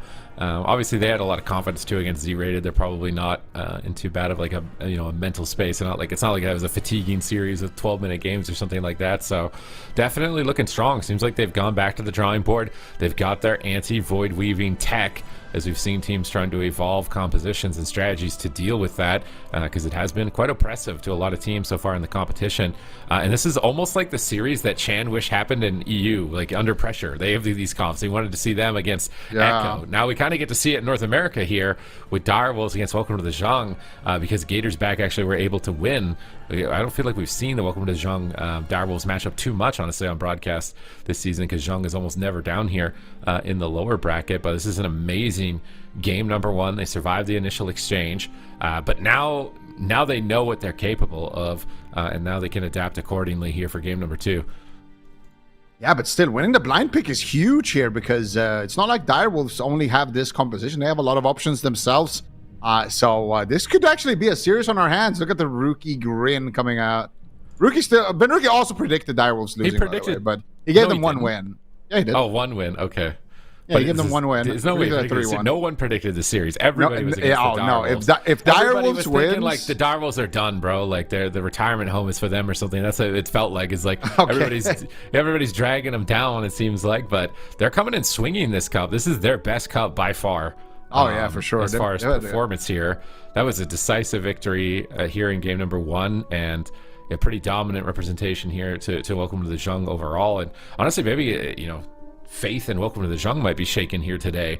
We might see the downfall of a king, the downfall of a dynasty. I can't remember the last time Welcome to the Jung went out of a tournament in third, right? And they're full power roster. There's no substitutes. They've got all their players here. This could be quite epic, actually. When I was booked to do this series in the semifinals, I'm like, what am I going to get here? Probably Gators and maybe Direwolves. I didn't expect to get this series, and now this is looking like it could be one of the best series of the day, possibly. We're not going to see any composition changes, just a map selection difference, and this is the Empyrean Domain is the Void Weaver heaven. Yeah, the Empyrean Domain is going to be nice for Zhang Bahai, but still, Direwolves are probably happy with this. Like, they are probably more afraid of some counter comps coming out from the side of Welcome to the Jung. I think that they look very comfortable. Sidu was able to interrupt a lot of cyclones, avoid a lot of crowd control, and just be very disruptive on the Shaman. And they're immediately on their target here without using the Death Grip, which is a huge thing here for the Wolves. They're going to be able to grip Jung Bahai back, but at the same time, Mez is taking a lot of damage. In the meantime, Trill also getting swapped to. Drake gets blinded there. As soon as he wanted to move over to Sea-Doo, Drake actually trinketing out aggressively. Jung Bahai early ulti penny here to dodge some of that offensive pressure coming out from Lord Mez. Mind Blast is going to connect, but now Trill and Mez have found their targets. What are they going to do here? Sea-Doo is in a blind. He gets anti-magic shell in the blind in the backline, but they don't care about that. They're just playing it out 3v2 right now. Nick pulling up the chain. The double root coming out there from Nick. Knocks him in back into the solar beam as well. Nick making some huge plays on the boomkin. Mez almost going down here. Has to trade out every single button in his arsenal just to survive that. That was a great play from Nick. Oh my god, Mez is just dying. This damage is insane right now from Welcome to the Jung. They're looking to punch back hard here against Sea-Doo and Mez. The Cyclone at low health. Sea-Doo ducks in with the Spirit Link Totem, recovering the team, but that was a big commitment. Anti-Magic Zone, Darkness, and Spirit Link, and a clone for follow-up for good measure. Nick is having the game of his life right now on Boomkin, disengaging away, getting interrupted, but he's soaking in interrupts for his Priest. Full kidney shot. Is Sea-Doo going to trinket? Mez is rotting down, has Anti-Magic Shield available, but how much time does he have left to react? He's so low, he's dismantled, he can't Death Strike, but he's going for the Strangulate anyways to try and go for the win on Jung Bahai here, but he Void Elf's around the corner. Where's the Death Grip? Doesn't look like he has it. Trill's going to dash in. Land a stun. Static Field is down, pinning Jung Bahai from any sort of escape, as Sea-Doo needs to likely take this pillar, but the pressure is high on Jung Bahai. They force a pain suppression and a barrier at the same time. Are they actually going to overwhelm him? Mez lands an interrupt. They need more interrupts on Jung Bahai. These Void Blasts are critical. They're not landing the interrupts. He will be able to recover through this, but they do pull a lot of cooldowns. Another Cyclone. Sea-Doo caught out of position in the open here, and Nick is finding too many Cyclones. Jung Bahai is taking advantage of it, repositioning away from the earthen wall, and now Trill's going for the I-Beam. That Fell-scarred burst window with all these green fell eruptions. He lands a kick here onto Shadow. Mez he picks up the Shadow side eye. That might be a big mistake. He's taking 5% more damage now. He goes for the Strangulate, but Sea-Doo's in the Gouge Root Beam. He's going to get double rooted. He's patient. He's holding his Spirit Walk through that, but now he's corroded. Double Fear initiated by Jung Bahai, and Mez is getting dunked. It's so much damage incoming. Sea-Doo clutches an Ancestral Swiftness by the skin of his teeth, manages to get Mez stabilized. They're going to Cyclone Mez, switch their attention onto Trill and Sea-Doo for the time being. Jung Bahai ramping, but gets kicked on Shadow. Bash, Cyclone, is it full DR? It is. Is Sea-Doo going to trinket? He's sitting through the Cyclone. Mez is disarmed. Anti-Magic Shield and IBF available. He wants to hold it for a kidney shot if he can. He manages to get away with the greed, and the pressure is on in game 2. Yeah, and now Jung Bahai is going to be in big trouble here, trying to disrespect by not using his pain suppression, but nice peel coming out from Drake. Cheap shot onto Trill into a Cyclone, kidney shot onto Mez, saving that pain suppression, but still decent pressure. Jung Bahai does manage to keep himself alive. Gets a full Mind Blast off as well, and Jung Bahai has managed to survive that storm. Meanwhile, Sea-Doo sitting through a blind here, doesn't want to use his trinket, gets sapped off of the blind. Mez could just die right now. Huge damage from Nick. What are you gonna do? Mez turns out the anti-magic shell, but Sea-Doo still not able to trinket anything. He needs to get there for the Spirit Link. He gets rooted on his trinket. He gets corroded again. High Mountain coming out from Nick. Can he get the heals in time? Beautiful heals coming out from Sea-Doo. Mez surviving by the skin of his teeth. Disarm now onto Mez. They're swapping their strategy, going after Nick a little bit on that Moonkin, but Nick is going to be completely fine. Instead of all of his cooldowns, just trades out the Bark Skin, and now they need to find something here. But at the same time, look at mana. Dire Wolves are doing great on mana, but they have no buttons left. Sea-Doo in a full kidney. Nick gets gripped into a double blinding sleet to stop the Cyclone. Mez has to play defensive in this moment, but that means you're leaving Jung Bahai in the back line to free cast Void Blast, Void Blast, Void Blast, Void Blast, and do insane damage. Well, we also saw Under Pressure do this against the Void Reavers. When they didn't have defensives, they pulled to the pillar and gripped targets to them as opposed to pushing in. I think it's smart. It's what enabled Under Pressure victories. I think this is good that Dire Wolves are taking off the pedal, kind of taking a moment to get their cooldowns, figure out the best line here. They're pressuring Nick as he pushes in, but now he's in a bash. He gets grip behind the corner, nice. Jumps back with disengage, and now there's no grip for the Priest. So I think Jung Bahai's pretty happy about that. He's going to Void Blast Trill off to the side. Collapsing Void is closing in. Drake is using Fan of Knives to apply poisons to all 3 players, stacking up that crippling poison, getting combo points for big bleeds here. He does get Earth Grabbed by Sea-Doo for a moment, but he finally gets their kidney shot. Still no trinket. Beam stun on Mez. He can't do anything. He's stuck inside of it. Is Sea-Doo going to get to him in time? He Death Strikes out the Rogue and manages to stay alive. They got Drake's trinket. And Nick still has no trinket, no Bark Skin, but Mez is getting blasted. More Star Surges incoming. He can't Death Strike. He's disarmed. Darkness comes down at 10%. He gets a Blinding Sleet in desperation, and the Spirit Link comes down. Once again, significant overlap as the pressure from Welcome to the Jung is just endless. Nick's damage is skyrocketing. Yeah, and Sidu had to trade out the Spirit Link Totem. They're finally making their way back onto Jung Bahai. Huge pressure, but he's ready with the Power Word Barrier preemptively, but still Trill doing so much damage. Nick gets a Cyclone. Sidu caught up in a stun. Nick looking for the follow-up Cyclone onto Sidu. Can he get it out of that growth? Mez in so much trouble. Trades out the IBF. Trades out the AMS as well. Can he survive with that? But meanwhile, look at the pressure on the Jung Bahai. Mez trying to take control over the game. Pain Suppression will trade. They need interrupts right now on this Mind Blast. Trill finds it. Beautiful Cyclone onto Mez, but they overlap a kick there. I think Sidu wind sheared, and now he's dead. But there's a full stun onto Jung Bahai. High Mountain coming through as well. He trinkets out. He's got one Pain Suppression. Jung Bahai recovers, but now Mez in big trouble. But Sidu has a response. He has his own trinket. Kidney shot onto Sidu. Full Cyclone potentially here from Nick to follow it up. There it is. Mez pre-anti-magic zones, and they're continuing this gas pedal onto the pre-Sid. Oh, the clones are too good right now from Nick. Sidu trinkets into a root beam, and that is it. KO. Welcome to the Shung. Put a point on the board, but this is their best map by far. Direwolves winning the blind pick means they will have the advantage for the swing match until Welcome to the Jung can win on one of these smaller maps, and I think the map definitely played a big factor. But Nick on this Boomkin has special tactics no other Boomkin has utilized previously to this point. As the keeper of the Grove hero talent tree, you gain access to making your entangling roots instant as you spend astral power. So you have mass entangle, that's an instant root, and then as you build up your hero talent, you passive, you're able to get another instant entangling root. And he's doing this mass root beam and then an instant root right when the healer Sidu has an ability called Spirit Walk to remove roots. He's timing it instantly. He predicts it and then double roots him in the beam, and the shaman isn't able to escape, and a lot of healers are not able to adapt to it. So I don't know if he got the double beam here, but he gets 2 clones perfectly timed without a single global dropped, and then he root beams and Sidu panic trinkets, and he can't get there. The smoke bomb, everything just perfectly aligned right there for the push onto Mez. And Sidu was so greedy at this point. I can't, he's just gonna get, I know he's just gonna get garroted 3 times, but it's just like I'm sitting there and I'm like, this feels so greedy, and he somehow gets away with it at that point. They had like another close call earlier on. I think this was the other close call, and then finally their lucky horseshoes ran out. They didn't have any left for the final push to be able to survive the greed through this full clone. I thought for sure he would trinket this clone and like kick the reclone or something, considering he doesn't have Spirit Link to recover, and maybe he thought the Earthen would be enough because they did pre-Earthen, but not enough here. Nick's popping off here in this game. Jung Bahai survives the onslaught, and Welcome to the Jung are not going to let Direwolves just run away with this. I think not trinketing this blind here was very greedy. It costed them a lot, but it didn't matter because they recovered. I can't really fault him for not trinketing the Cyclone right away at the end. Of course, now when you like rewatch it, you're like, yeah, well, he should just trinket that Cyclone immediately when it lands. But Mez had Anti-Magic Zone down. I think he had Earthen Wall and Anti-Magic Shell also, like in this moment. Yeah, he had look at Mez positioning right here. He's at the edge of his Anti-Magic Zone and at the edge of the Earthen Wall. So he kind of double dips the defense, which is what causes Sidu to hesitate there on his trinket because they already have a lot of defense up. Like, do you even want to invest more defense? But I have a weird feeling that we might be going to a small map, like, I don't know, like maybe Hook Point, and we could just be seeing the same matchup here play out once again, Sid. Yeah, I was right. Look at that. Jung Bahai is not backing down. This is just like Relza, though. And Relza met a very bad fate. Not backing down, you know? Like, is it absolutely necessary to play Void Weaver? Do you have to play Void Weaver? I think so. It's just so much damage. Like, you have to play Void Weaver? You don't have any other comp. You can't play any other comp. You have to play Void Weaver.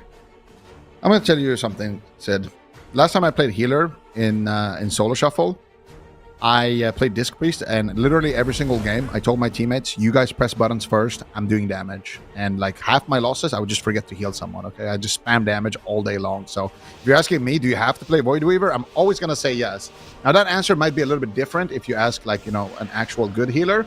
But yeah, I like the Void Weaver. I like what it brings to the table. I like the fact that it just brings overwhelming amount of pressure. But of course, it comes at a cost here. Locking it in against the Cleaves, definitely risky. Going after Nick though a little bit here in the opener. And Nick doesn't start in stealth. A bit surprised there. He goes for the double root. He doesn't have double root yet, and he gets stunned on it. So Sidu escapes the solar beam, and now we see stuns on Jung Bahai. Is Mez going to go for the strangulate? I like what Drake does. He saves his crowd control for just like when the stun's about to end, so Mez can't chain it immediately. It gives Jung Bahai a couple globals to stagger the damage, but they're getting cleaved. They're all stacked up. He's already burned through 1 paints up. He gets stunned again by Sidu. Maybe they're going to regret that. I don't know. Maybe it wins the game. He fakes a kick. Jung Bahai is free casting. Void Blasts are coming through. They have to make sure they land their interrupts. That's going to be the most important component if the Dire Wolves are going to successfully secure a win here on Hook Point. They bait Drake around the corner, punishes early Trinket with a lasso, but then Jung Bahai wraps around the side for a double fear, disrupting that, pushing Sidu into the open, potentially for more Cyclones or crowd control in the future. They started off with a cheap shot. Nick's in position. Cyclone on DR, so he's just going to go for a bash, try and win in that. It does get the Icebound Fortitude. It is the Kingsbane, though. They're swapping on Sidu. They get an Astral Shift immediately from poking him. And now they're back on Mez. Double Garrote, big bleeds, ramping up, but a double stun in response. I would love a swap on Drake during one of these combos. He's got no evasion, no trinket. If they get another double stun in the future and they get like a paints up, I'd love to see them just tab target to Drake. You got to be really more patient with these kicks. Like there, they overlap the stun with the kick. And Jung Bahai just gets a free ulti penny, resets all pressure, and now they're in big trouble on the side of the Wolves here. I think the most important thing about this comp is to never overlap any of your kicks and never miss anything. And that's, of course, a lot easier said than done, but this is the comp that they have picked. They have a lot of interrupts. They got to make sure that they don't get faked out, make sure that they can hold them. And here comes a big swap. Sidu actually getting out of that root solar beam before the second root connects there. So Nick trying to make a big play, but Mez in a lot of trouble here, and he gets something going on to Mez, getting the bleeds rolling. Trill as well, getting swapped to huge damage on the Trill. Sidu tries to pre-ground the bash there. Nick fake has a kick, gets a full Cyclone. MVP plays from Nick. Making a lot of trouble. Trill also in massive trouble here. What are you going to do, Trill? He turns it around here with the Chaos Nova. Gets a big I-Beam, big Demon Hunter Leech. He's popping his whole spellbook here onto Nick, which is not what you want to see from the Dire Wolves. He just had to do that just to proc the Leech and heal himself. But now he doesn't have any of that damage for Jung Bahai. He has meta. He's still got some damage here. Maybe he's trying to bait a paints up. He's kidding. No trinket. Sidu has to deal with it. Smoke bomb edged here. Static field pulls the rogue off. Sidu ducks into the bomb. Gets the Spirit Link totem. Precision plays from Sidu. And now they're on Jung Bahai. Metamorphosis. Trill needs pressure. He stuns, but it's on DR. Do they have Strangulate? They do, but Mez is silenced and can't connect it. Sidu's in a cheap shot, setting up Nick for the Cyclone. He's not able to find it. Garrotes are good. Silencing 2. Jung Bahai's free casting. Nobody's kicking. They're afraid of missing a kick. Finally, Trill lands one, but now he's into the Cyclone. Fully disrupted. They're chaining down on Mez. 1 second away from his Icebound Fortitude. Big heal comes through right before the gouge from Sidu. And does he have a cheap shot out? Drake gets gripped. Triple stun from Trill. Beautiful setup. That gets a paint suppression. Maybe they can kill him through it. Can they overrun Jung Bahai here on Hook Point in game number 3? As he is staggering, he's struggling once again, just like game number 1. As Drake pops evasion, they land the interrupt. More interrupts are necessary to drop him here, but if they can find it, they find another interrupt. Solar Beam comes down in desperation on the DPS. It's not going to be doing too much as he pops the anti-magic shield and the Icebound Fortitude. But Jung Bahai free cast, he gets back to full. Sidu's in the Cyclone, no trinket. Huge NS, 1 millisecond before the gouge, and now Mez is on target. It is Zug or be Zugged in game number 3.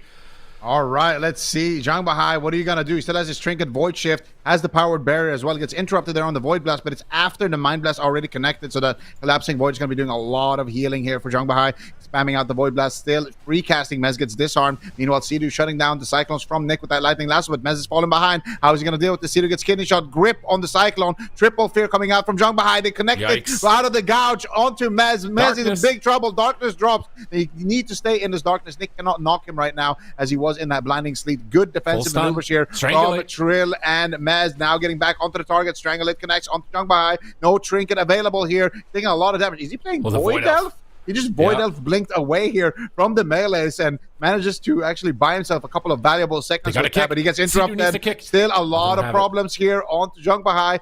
Kidney onto Mez though to slow it down. And it looks like Jung Bahai is going to survive.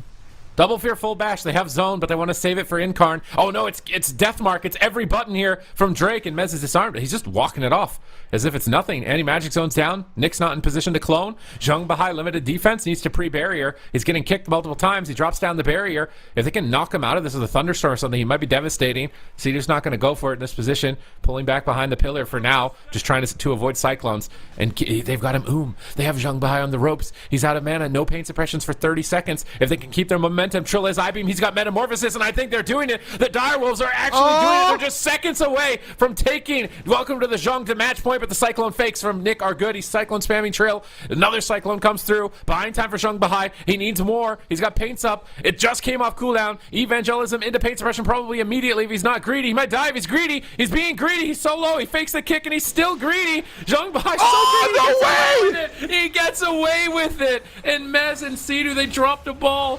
They were just seconds away from victory, and now they've lost the swing match.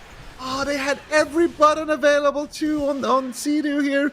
That is so unfortunate. What an insane amount of damage that came through there right at the end. Young Bahai just defiantly, with no mana left, just standing there, spamming out damage, just pumping DPS, and then Nick as well, finding a massive Star Surge, I believe, right at the end there. But these were some close moments. Trill's Darkness saving the day here on to Mez, and then here, Young Bahai getting gripped in, getting absolutely blasted, the double blinding sleet. And then what actually happens to Sea-Doo here? So Sea-Doo's line of sighting, he's got the Healing Tide Totem ticking, healing them all up. And then here, Sea-Doo gets DR Clone. Mez trades out the Anti-Magic Shell. Triple DR Clone comes out, and then into a gouge. He literally dies like 80-0 in a gouge. We need to see the death log. Yeah, I think Zhang Bahai killed him, dude.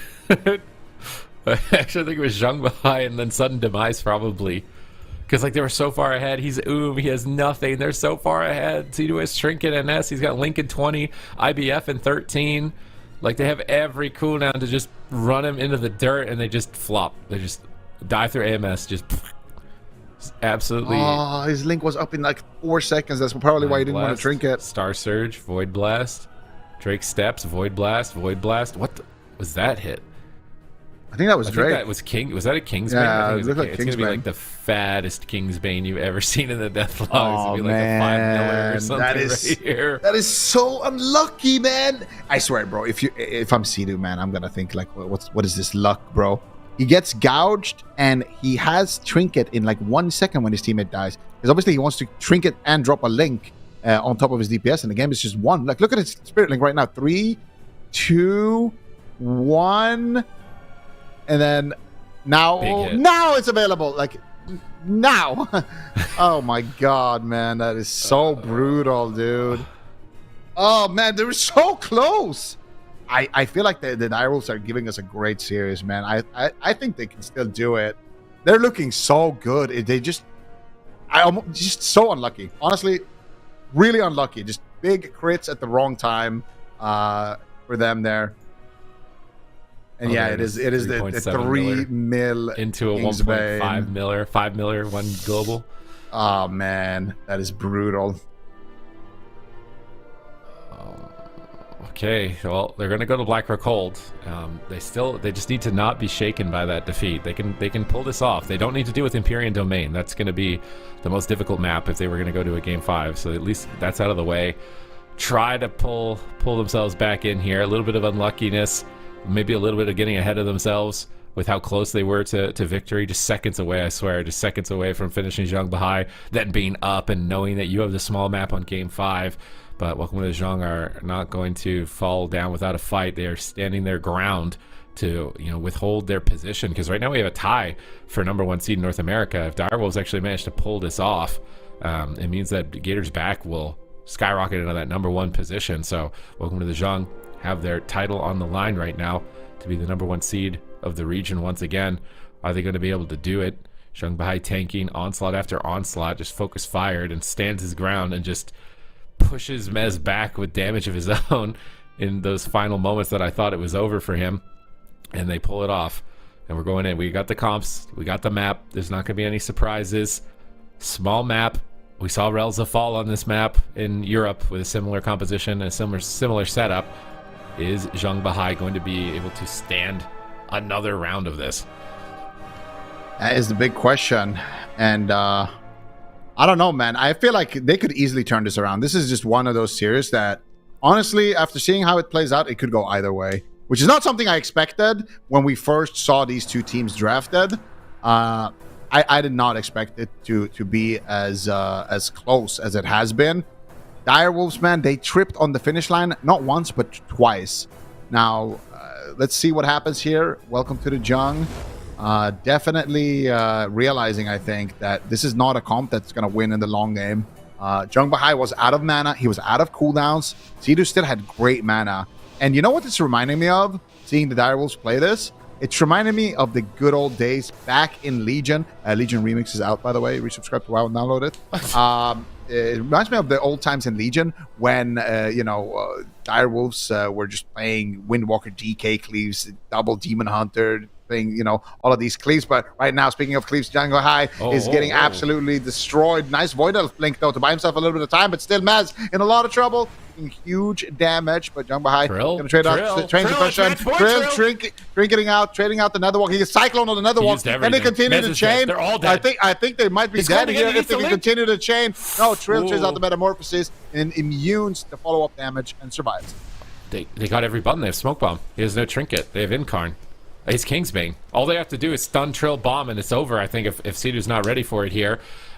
Triple cap stun from Sidhu, maybe putting his team back in the fight. They need to get a pain suppression with this push, but Jungle High is just already barriered. Here's the kidney shot. Where's the bomb? There's the bomb. Here comes the Kingsbane. Here's the Incarn. Here comes the beam. Healing in 1 second tide. onto Sidhu. There's the beam, and that is it. I think he's gouged. He gets a heal. Sidhu's stunned on his trinket, though. Can they keep the ramp going? Trill eventually retreats back to get some damage mitigation, but the clone is there from Nick. Trill has Darkness available. He doesn't want to use it on top of how many cooldowns they've already committed, and somehow they survive. Sidhu pulls off a miracle. It costs him his medallion, and now Trill's down a medallion. Sidhu's down his medallion. Mez is isolated with no Icebound Fortitude. They're both getting cleaved and dying. Mez is retreating to the pillar. Trill is trying to push Nick back here, and they're forced off of Zhang Bahai, and they're going to try and retreat. They're trying to get into the starting room here, off to the corner. And how is Drake going to navigate this? Because he has evasion. He can confidently just push in here and AoE them with Crimson Tempest, but he does get gripped in the room with a stun. They're trying to punish him. Not enough. They do Typhoon him back. Zhang Bahai. This is where we saw Relsa make the mistake of running in. So I'm curious to see if Zhang Bahai runs in here. He gets strangulated. Big swap on Nick. Drake is low as well. Static field around the corner from Sidhu. Catches him out of line of sight of his team, but they move out of the room. And they're actually getting pressure on Nick, which is surprising. If they can land a kick here, they get an imprison on Zhang Bahai. Maybe they can rampage down Nick here. Void Shift available to stun from Trill for follow-up. But Nick recovers with Heart of the Wild. Massive heals from Nick. Sidhu's in a Garrote now. Are they going to swap Sidhu and try and punish them while they're stacked in the room? Zhang Bahai is just using Atonement healing here. Anyone in the open? They retreat back in the room for now. They're trying to bait Drake again. Zhang Bahai, he's running in. He might get punished for this. They land a kick on Shadow. Big catch here if they have a stun. But Sidhu's met by a kidney shot. They are going after Zhang Bahai. They get the cheap shots. Good peels from Drake. Nick looks for clones. He fakes the interrupt. Sidhu wraps around the corner. Healing Tide outside to heal inside of the room. Beautiful positioning from Sidhu. Trill. No blur. He just tried to pre-blur. Full blind trinket instantly, but he gets root beamed on his trinket into a gouge. Darkness comes down. Mez is trying to get into it, but Zhang Bahai is just blasting in the corner of the room. Icebound Fortitude almost dying through it here. It's a match point for Direwolves. They'll be eliminated from the tournament. Can they manage to pull this off? Zhang Bahai interrupted into a full stun. Isolated. Max duration from Trill. Beautiful timing there, but Mez is alone. Kidney shot. Sidhu. What is he going to do? He's just spamming Riptides and praying it's enough, but he's in a spot where he's going to get cloned easily. They need to reposition. Mez is still low. Sidhu's trying to get back to the pillar, but Nick fakes the kick, and he gets the Cyclone and Mez at low health. And Mez cannot afford to trinket this. He needs to be able to trinket AMS during a kidney shot. He's going to sit through it. They kick the clone, so Zhang Bahai's free casting, and Zhang Bahai has 2 pain suppressions. We're even on mana here on match point, and the pressure is on for the Direwolves.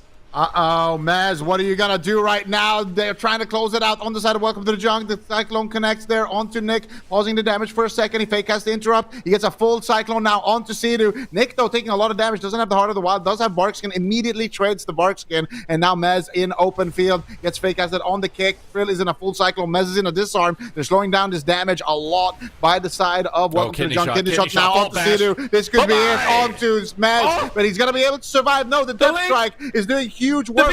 They missed the link right there. The beam comes out onto Sidhu. He gets rerouted into a gouge as well. Mez trying to stay alive. Double fear coming out from Zhang Bahai, but I think it was pre-triggered by Sidhu. It breaks, but Sidhu still has a lot of work to do here as an Ascendi proc as well as the Healing Tide, and I think he might have recovered. And I'm getting flashbacks to the olden days, playing clean and giving us heart attacks.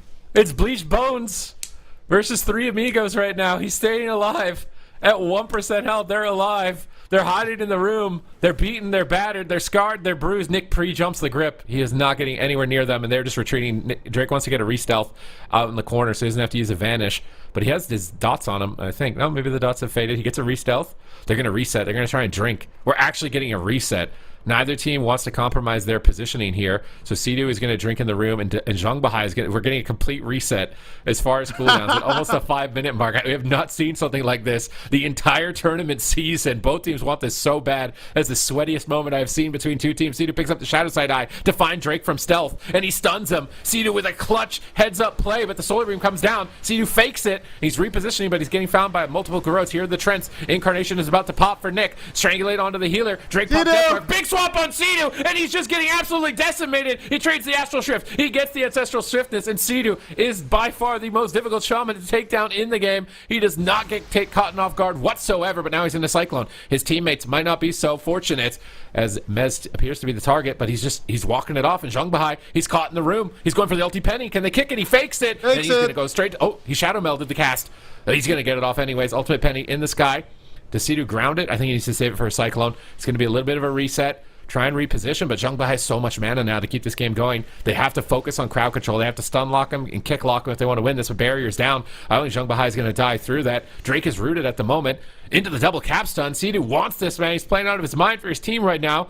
Keeping them under control. He has Trinket, but no other cooldowns. Mez's Ice Bomb has to Strangulate. They're trying to take him down. He's greedy, sitting through the Strangulate, not Trinketing into the stun. Where's the paints up? He's greedy. He's so greedy. He fades at low health. He's trying to feather sprint away the penance. He gets kicked. Mind Blast. They have another kick. They need one more kick on Zhang Bahai. One more kick, but Mez is dead. It's match point. Sea-Doo gets corroded on his Trinket multiple times. And what is Mez going to do? The Cyclones are threatening lethal. They imprison the Boomkin to stop the Cyclones. They grip Zhang Bahai back into the darkness. They get a triple stun off the back of the Death Grip, and they're trying to finish Zhang Bahai, but they're double feared away. Repositions with the Power Shield, get dispelled. They get Tremor Totem offensively. Sea-Doo's committing for his team on this push. Sea-Doo knows the game is over soon. They need to win. The bash, he knocks the clone off into the corner. Sea-Doo repositions, but there's a smoke bomb. He can't run into it. He's going to get cycloned. Sea-Doo opts to stay at the pillar, and he's praying that Trill will stay alive. He has to pray that he'll survive the bomb, and the praying pays off. He survives the bomb, but now he's corroded. Mez is low. If Drake swaps back with his Kingsbane, I think it's lights out. Is Mez going to topple here? He lands a kick. The link comes through at the last possible second, and Zhang Bahai has no pain subs. He gets kicked on Shadow. He can't swap for a moment. Are they actually going to do this? Sea-Doo tops his team once again against all odds. Miraculous recovery, but now they have nothing on the side of Direwolves. They need to hold down the gas pedal here onto Zhang Bahai, but Trill is in a kidney shot. He might just go down right now. The Blinding Sleep to pause the damage for a moment. Zhang Bahai, what are they going to do? The Healing Tide is good there in the back line, but now Zhang Bahai finds himself in a stun. Here comes Trill. Here comes Direwolves. Zhang Bahai, are you ready? Strangulate is available in a couple of more seconds. They need a kick. They land the kick, but he still has Void Shift. No Void Shift available. He's strangulated. Is he going to go down? He's dead. Mez does it. The Direwolves tie up the series 2-2 after a gruesome, long battle against Welcome to the Jung. 7.5 minutes of just pure agony. They come out on top. Just one thing goes wrong for them. Just one thing at all goes wrong for them. Is game over. They're out of the tournament, but they do it. They put 2 points. That one moment where Sea-Doo was stuck at the pillar and he was in a bomb, and Nick's like, bro, you gonna go in the bomb? I got a clone for you, bro, if you try and go in the bomb. And Sea-Doo knows he can't cross. He just has to pray he lives the bomb. I thought he was completely dead at that point in the game. I don't know if we caught that on the replay or not, but there was in that moment, there was a gap in the stun on Trill, and this guy greets it. He could just nether walk, but he just greets it, and he still lived. It's crazy, actually. I think it was before this, though. This was right at the end when they actually got the kill. And yeah, I know which moment you're talking about. But there was actually a gap in that stun where Trill could have dropped an earlier nether walk, but I guess he was feeling safe, feeling confident in that moment. All right, they've made it through to game number 5. Bro, I'm gonna be honest. Jung has been wiping the floor. Be honest about what. No matter what happens in game number 5, I feel like Direwolves have definitely silenced a lot of the critics, myself included. So, you know what? Fair play to them. Back. Well played. They are looking like they are in great shape here. Yeah, nothing but praise for them. The mojo is back. It's probably one of the best series of the day, and I've said that about a lot of them here, and I promise that I'm not just saying that for the sake of saying it. So if you got any friends here in Azeroth that are missing out on the most epic conclusion for the North American Cup stage, you definitely need to be getting them in here, because this isn't even the final. This is definitely finale quality, but this isn't even the final. We're not even in the final form yet. There is another series remaining with Gators back, who are they're just happily just like, you know, getting their fingers together, just like watching these teams marinate in the sweat of this brutality, and they just know someone's going to be super dampened by the time they get to the finals, and they're in such a great position to take it all. 7.5 minute game here with how much aggression and burst is available on both sides is quite remarkable. Sea-Doo peaking 3 million health per second throughout this game, and okay, this is it. We're going game 5. They've used up Empyrean Domain.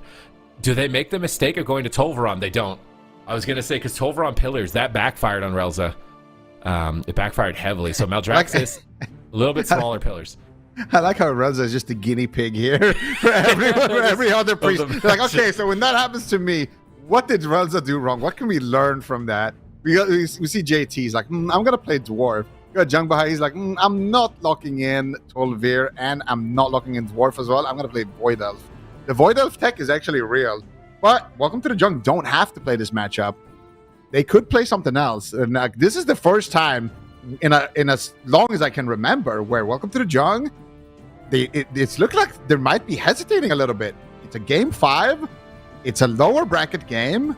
Usually if it's an upper bracket game, they'll just lock in the same thing, knowing that they kind of have the safety net of the lower bracket to kind of analyze their mistakes. But here, that's it. There's no more chances. There's no more second chances. It's do or die right now. All right, they're running the clock. They can't believe direwolves are this challenging. I don't think they can believe they're in the lower bracket, one loss away from coming out of this stage in third, which means Gators back will just automatically get first place seed for the final here for North America. They're taking their time. They really want to consider their options. Obviously, this team has a bunch of different comps. Like, they could play some type of warrior comp that just stomps the DK into the dirt. I feel like they have something else that could just be an Omega counter that's way less risky and way less stressful for Jung Bahai. And they do switch, but not to what I anticipated. Hey, they are going to switch to the Destro, Feral, and Void Weaver. I mean, this is a scary comp, but I don't know. I think Sidu's got this. I think he's been still a really Void Weaver. Yeah. Previous series, Jung Bahai had been first blood 4 out of 211 games played on broadcast, and now he is 6 out of 215. So he's died more times today than he ever has throughout playing his entire history of the game. No, he increased his death count by 50% in this series. That's what I mean. That's what I mean. Like, so this is a crazy stat to have here for a healer, one of the most difficult healers to take out. Obviously, welcome to the Jung. Very pleased to have him on the roster here, but they're switching their composition. They're scared. They're going to go to the Destro Feral, which maybe they have more practice on, but I feel like they could get overwhelmed here. And Sidu is playing out of his mind with these static fields and knockbacks, which is what I think is so key in this matchup. But maybe it's also just Drake got tired of getting rooted by Sidu. I feel like as a Feral, now that issue is no longer an issue. That's true. Sidu had a lot of control, and like it's really hard when you're playing with 2 melees. You want to go for the enemy healer. You're kind of, a lot of the time, kind of left to fend for yourself. And Sidu looks like, it looks so annoying to play against him. Like, you bash Sidu, you go for the Cyclone, he's knocking you. He's dropping lightning lassos. He's on point with the wind shears, with the grounding totems. Static field knocking you away on your casts. Just buying as much uptime as possible for his melees before he gets put in those CC chains. So he was definitely on point on the last game. He did absolutely miraculous recovery as well, really deep into dampening, which gave his team, time to get that final push. So if he can repeat that performance in this next game, we might be seeing Welcome to the Jung go home. But then again, different composition now, so I don't know what to expect. You're going to be leaving a free casting Destruction Warlock if you go after that Void Weaver, which is extremely scary compared to the Boomkin, which is not as scary. All right, let's see here. Just a moment here. They're going to be zoning in. They probably want to make some last-minute adjustments because there's no going back from this game. Jung Bahai flexing the new set, I think, that came through in patch. What was the number we're at now for World of Warcraft? Is it 11? 11.2 point, something like that? The Arathi set, the Arather set, looks pretty sick on a Void Elf here. Yeah, looks nice. He's ready to push back the forces of Xalatath in Midnight. It would appear here. And he's running the same build we've seen. And here we go. This is it. We're game number 5. Welcome to the Jung versus Direwolves. Direwolves have struggled all season to find their footing and find their mojo and get back into the swing of things. But this cup has looked astounding. Their best performance. They are back. And if they can win this game, they will secure a spot in the finals against Gators back and really prove who's back. Yeah, let's see who's back. And another thing is, if Direwolves wins here and then Gators back wins in the finals, we will actually have a new king in point standings. Like, Gators back is actually going to be the kings of NA, which is not something I don't even remember the last time that happened. So this season has been so close. Over in Europe, we've seen all of the teams being able to, all the teams in the top being able to take games off of Echo, and over here in NA, we're seeing the top teams so closely matched as well. Let's see if Direwolves can do it. No one believed in the Direwolves. All of us on the desk thought that they were going to be eliminated immediately. Everyone in the chat, well, like 90% of the chat, thought that they were going to lose as well, but they are here to prove us all wrong. Game number 5, Jung Bahai in big trouble. Void of Saway gets gripped back into a nice stun from Trill. Jung Bahai manages to survive, though, with just the pain suppression, which is a pretty good trade so far. Ulti Penny getting fake casted. He gets the precognition, and already Jung Bahai is going to be able to survive. Here comes Nick on the Chaos Bolts as well. Full Cyclone onto Trill to pause the damage, and right now, Welcome to the Jung is looking fantastic. Sidu is just bodying Nick right now. He hasn't let Nick do almost anything outside of that nether ward window. We see a Maim Stun Cyclone. Mez doesn't choose to use anti-magic shield. He uses it on himself, but now Trill is getting targeted down. He's caught in a stun here with the Tiger's Fury from Drake. Big Chaos Bolts flying in from afar. Massive crack of damage on Trill. Sidu trying to reposition here. He's next to the Warlock. He thunderstorms and roots him in the corner, I think. He has to drop a Gateway, but Jung Bahai should use the Gateway also. He's strangulated. I love that. Oh, the Gateway during Strangulate. That's nice tech during that. It's an ability you can use, but he gets caught.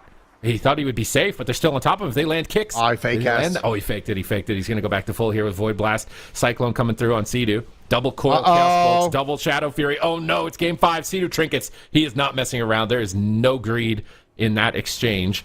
But now there's an opening for the Incarn with no Trinket on Sidu. There's no Icebound Fortitude for Mez for 50. Jung Bahai is stunned, but here come the Fears. And Sidu avoid them in time. He drops a grounding. He repositions around the corner. Drake gets a Cyclone. Unfortunately, it hits a Chaos Bolt. They're going to switch back onto Trill. A couple Chaos Bolts towards him. They're ramping up on Jung Bahai. Metamorphosis in 30. Big burst window is coming up soon with Infernal Stun. They drop the barrier to stabilize here in midfield, but they strangulate him. Are they going to knock him out of this? Double blinding, triple blinding sleep during the stun on Trill. That's excellent from Mez. Jung Bahai using Fade. Escaping to the Gateway. Likely a low cooldown gate. He might be able to use it here. Very momentarily. He gets kicked and stunned, though. Is he just going to drop? He's greedy with the paints up. Void Blast. He's so greedy if he gets kicked on a single cast here, but there's no kicks available. He seizes the opportunity. Double Fear. Trill might need to pre-blur, but Incarnation. This is where Drake gets a big window. Infernal Stun is down. This is Nick and Drake's opportunity to put their team in the game and get back into the grand finals. Man, Jung Bahai doing such a good job tracking those kicks and playing around them there. 99 out of 100 Priest will use their pain suppression there. He's fake casting the ulti penny. Oh, the overlap again. He's precogged. You can easily get the ulti penny off if he wants to, but here comes Nick with the Chaos Balls. Best might just die right now, and they will do it. Welcome to the Jung.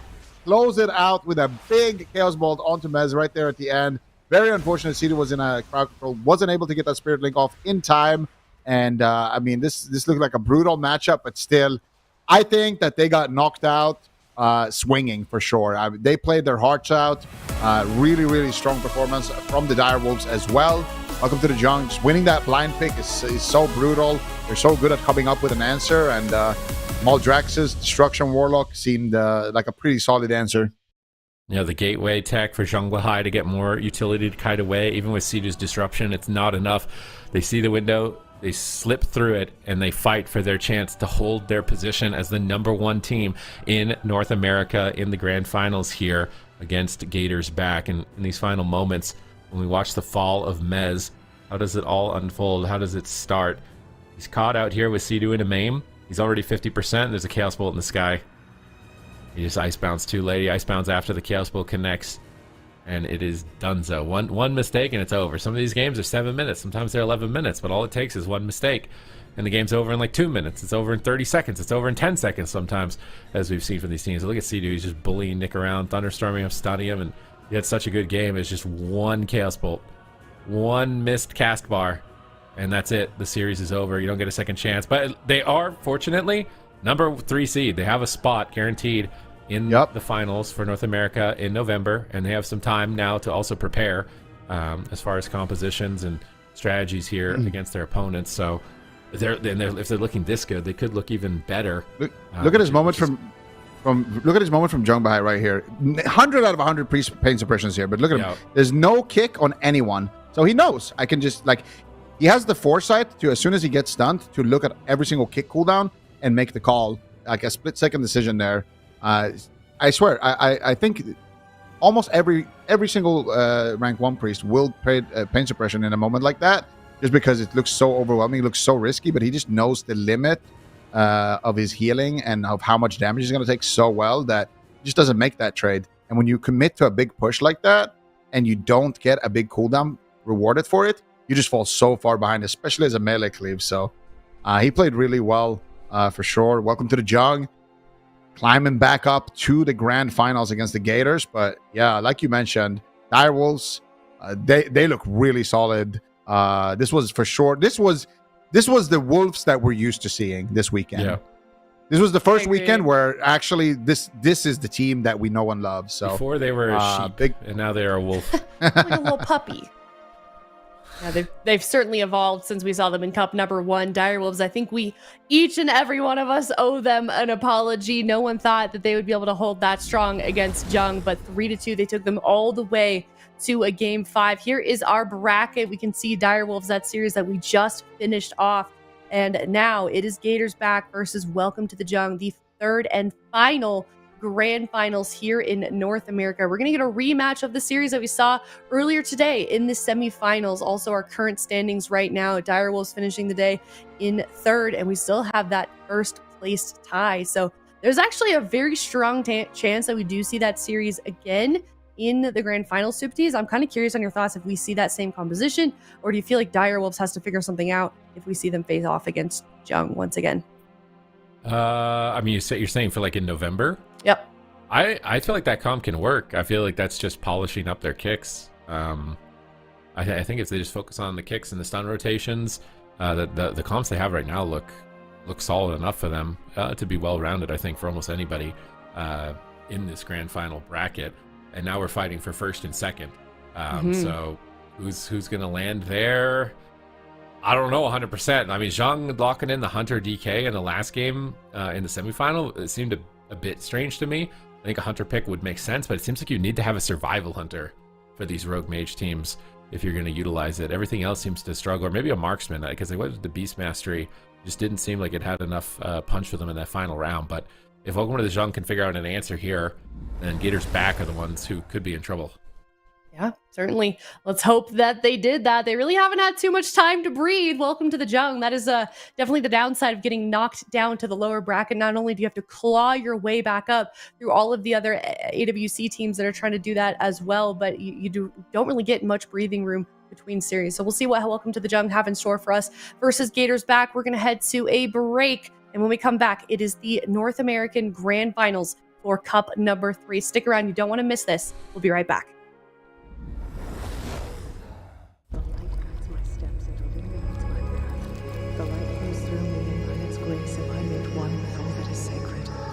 The light guides my steps and illuminates my path.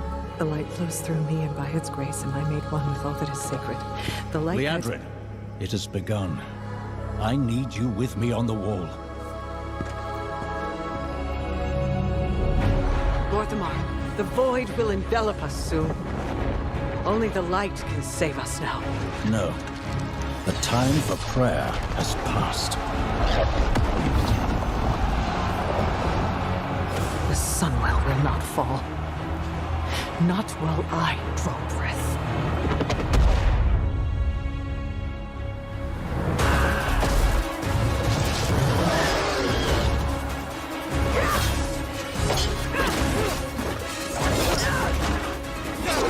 Little elves.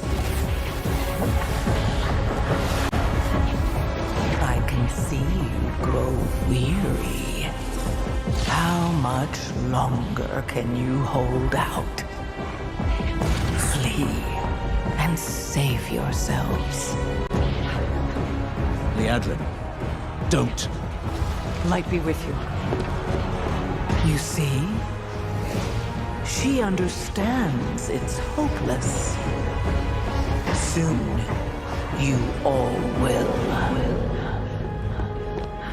The light guides my steps and illuminates my path. The light flows through me, and by its grace am I made one with all that is sacred. The light guides my steps and illuminates my path. The light flows through...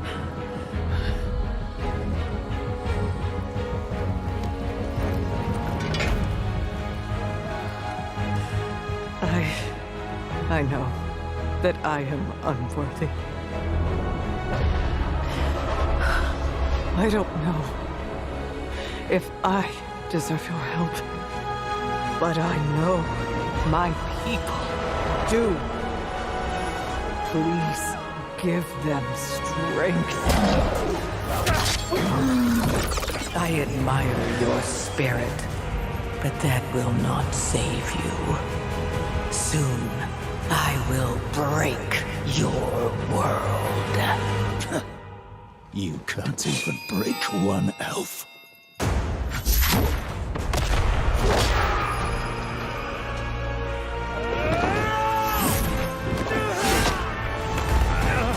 This darkness comes to devour everything. And when it is finished, there will be no more light.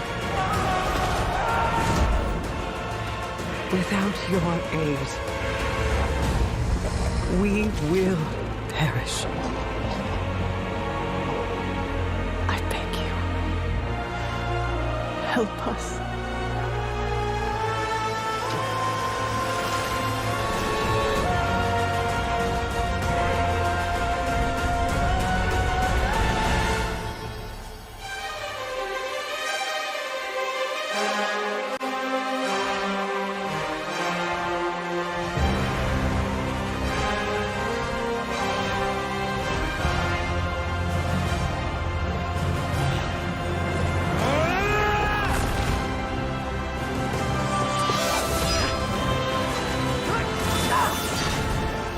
The Sunwell will not fall! Not while we draw breath.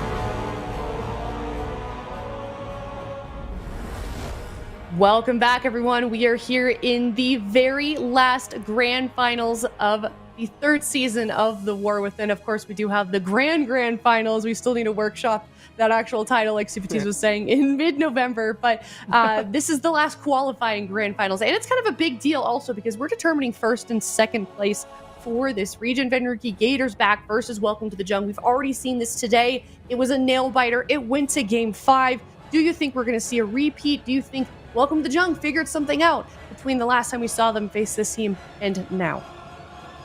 Whenever you defeat Welcome to the Jung, they only get stronger. So for Gators back, I think they're going to be playing against a supercharged opponent. Now, that doesn't mean that they can't win, because honestly, the RMP of Gators back looked exceptionally good. Calvish on the Fire Mage looked really scary. So I feel like Welcome to the Jung, they've had a moment to compose themselves, although they had a very close series with the Dire Wolves. So it's a little dicey. I was watching it. It was a very exciting series, but we'll see what they have prepared for Gators back. This might be the hardest day they've ever had, David. What do you think? Welcome to the Jung. Yeah, absolutely. I mean, we haven't seen them lose in upper finals until this tournament. It's the final tournament, too, before we take a break and get ready to go to the next stop, the grand finals, as we've been calling it. But it was one of those things where we've seen Welcome to the Jung adapt in the past, and they're just so good at it. And then we saw Welcome to the Jung find an answer to Gators back, and then Gators back being unable to answer that DK Rogue. Now that they have an answer to that DK Rogue, the swing is going back in the direction of Welcome to the Jung. Do they have an answer for the RMP? It's just so back and forth. It's so cool. Welcome to the Jung, though, as Elliot Venruki kind of alluded to, just seems to be able to have anything that they can pull out of their pocket and play at the highest level. But the question that I have is that they pull out of their pocket then able to be beaten by the original composition that it gets so deep. I just see like the calculus in front of our head. But don't forget, RPS is their main comp. They still have that incredibly strong RPS composition on the side of Gators back. And so now that they have the Rogue Mage on the Fire Mage, not the Arcane Mage, and the RPS that both look so strong against Welcome to the Jung, Gators back is just seeming like they're set to take them out again. And they're always going back and forth. If Gators back is able to do it back to back, could be foreshadowing to something big in the finals. Yeah, certainly could. We know that these two teams are going to be in the grand finals in mid-November, so this could be very well a repeat of what we end up seeing there. But I like the way you describe that, Dave. It's like they're playing hot potato, but instead of a potato, it's like a counter comp, and they're just passing it amongst themselves, because we've never really seen Welcome to the Jung consistently challenged like they've been with this team, like they've been with Gators back, like they've been today. Because even Direwolf stepping up to the plate this weekend as well and almost having that win, and we wouldn't have even have seen them here in the grand finals once again. So definitely an interesting story with this team. Welcome to the Jung. I don't know how confident they're going to be going into this. I'm certainly curious what conversations are happening behind the scenes with Welcome to the Jung. It's they may not be used to this. We'll see. We'll see if we get a chat with them. But either way, let's talk about predictions for this series. Venruki, Welcome to the Jung. Gators back. Who wins this? Well, as you may remember, the last second I changed my prediction in favor of Gators back. Okay. Yeah, it was a 3-2. This one, I'm actually going the opposite direction, because I think Welcome to the Jung, when they lose, they get more dangerous, more powerful, and I think this is going to be a 4-2 in favor of Welcome to the Jung. Okay, D Machine, what about you? I think he's a very smart man. He's just as smart as he is handsome. And I'm not, and so I voted for I voted for Gators back. I thought Gators back. They figured it out. They cracked the code. 4-1. I said 4-1. Listen. Wow. They're looking super strong. I think that they have all the tools that they need in order to take down Welcome to the Jungle, and now they just need to lock in and execute. All right. Well, real quick, sounds like the game is ready. I'm 3-4 in favor of Welcome to the Jung. I think they mirror similar to Echo, where they get knocked down, somebody kind of bests them, and they're able to really quickly just do a quick 360 no scope and get the win the second time around. And I think they're going to do that here today. I'm so sorry, D Machine. I'm so sorry, but let's get this series started. It's best of 7. We are trying to figure out who is first and who is second in the region before we head into the finals in mid-November. This is a big deal here. These two teams have been neck and neck the entire season. No one expected Gators back to be able to do it when they came in for Cup number 1, but here they are making Welcome to the Jung scared. Game number 1 starting off now, Ven, here in the grand finals for North America Cup number 3. Interesting. So Welcome to the Jung. They're going to try it again. They're running it back. The Unholy Death Knight, Beast Mastery Hunter, as well as the Holy Priest. The last game, it didn't work out for them in this particular matchup, but there was moments. It was close. They got through Calvish's Ice Block, his Cauterize, potentially take him down. They play a little bit safer. See what Daze decides to do. Moves in, gets some early saps on Nick just to slow him down, but a little bit of a dangerous game if it gets flared out. Not the end of the world, but it wouldn't be an ideal opener. However, Welcome to Jung playing this opener very passive, David. Yeah, so far, both teams just respecting each other immensely here in the grand finals of this entire tournament. These teams going back and forth over and over and over again.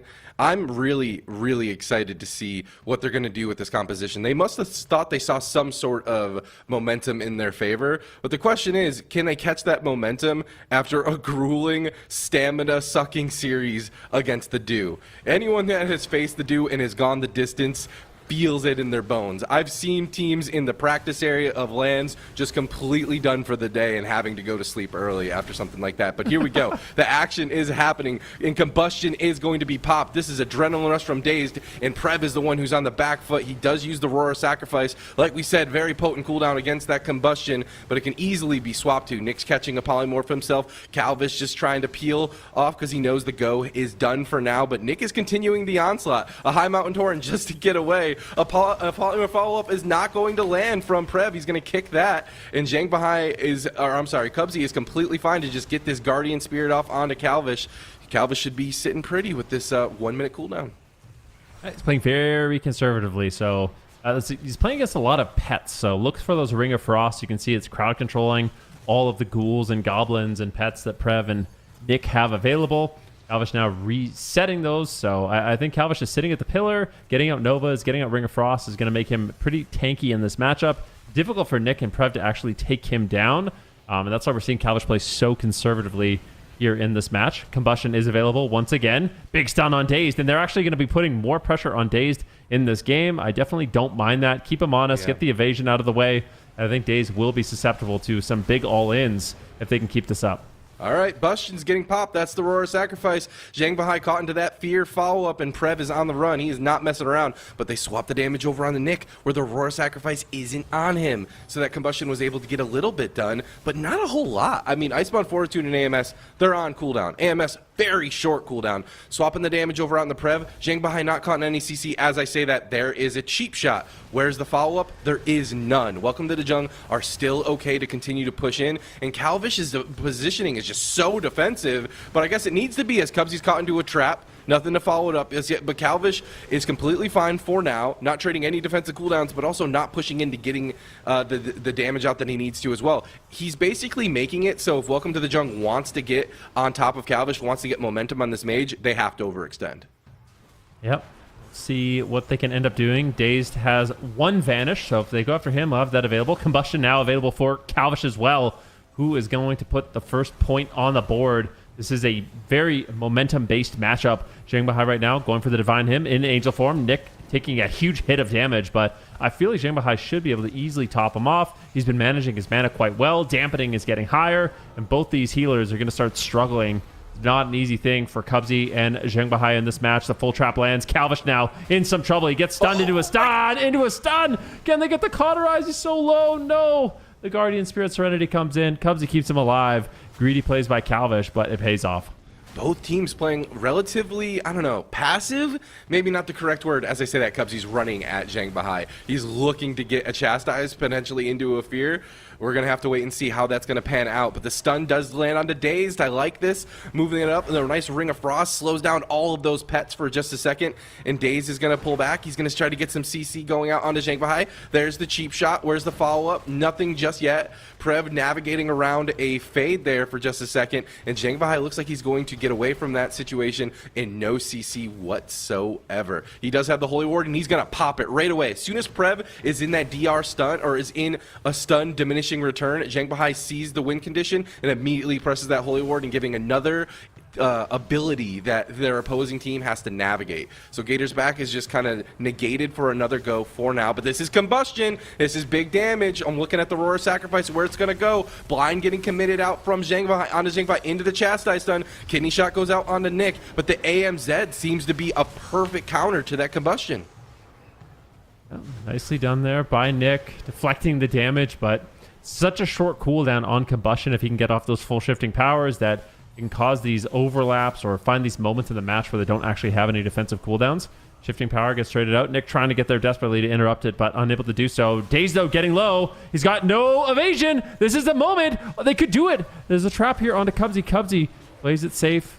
It's going to be Cloak of Shadows traded out by Daze, but you can start sensing that with Daze now that has no Vanish, no Evasion, and no Cloak of Shadows, that is a big opening for Welcome to the Jung and a target that they're going to be much happier to go after.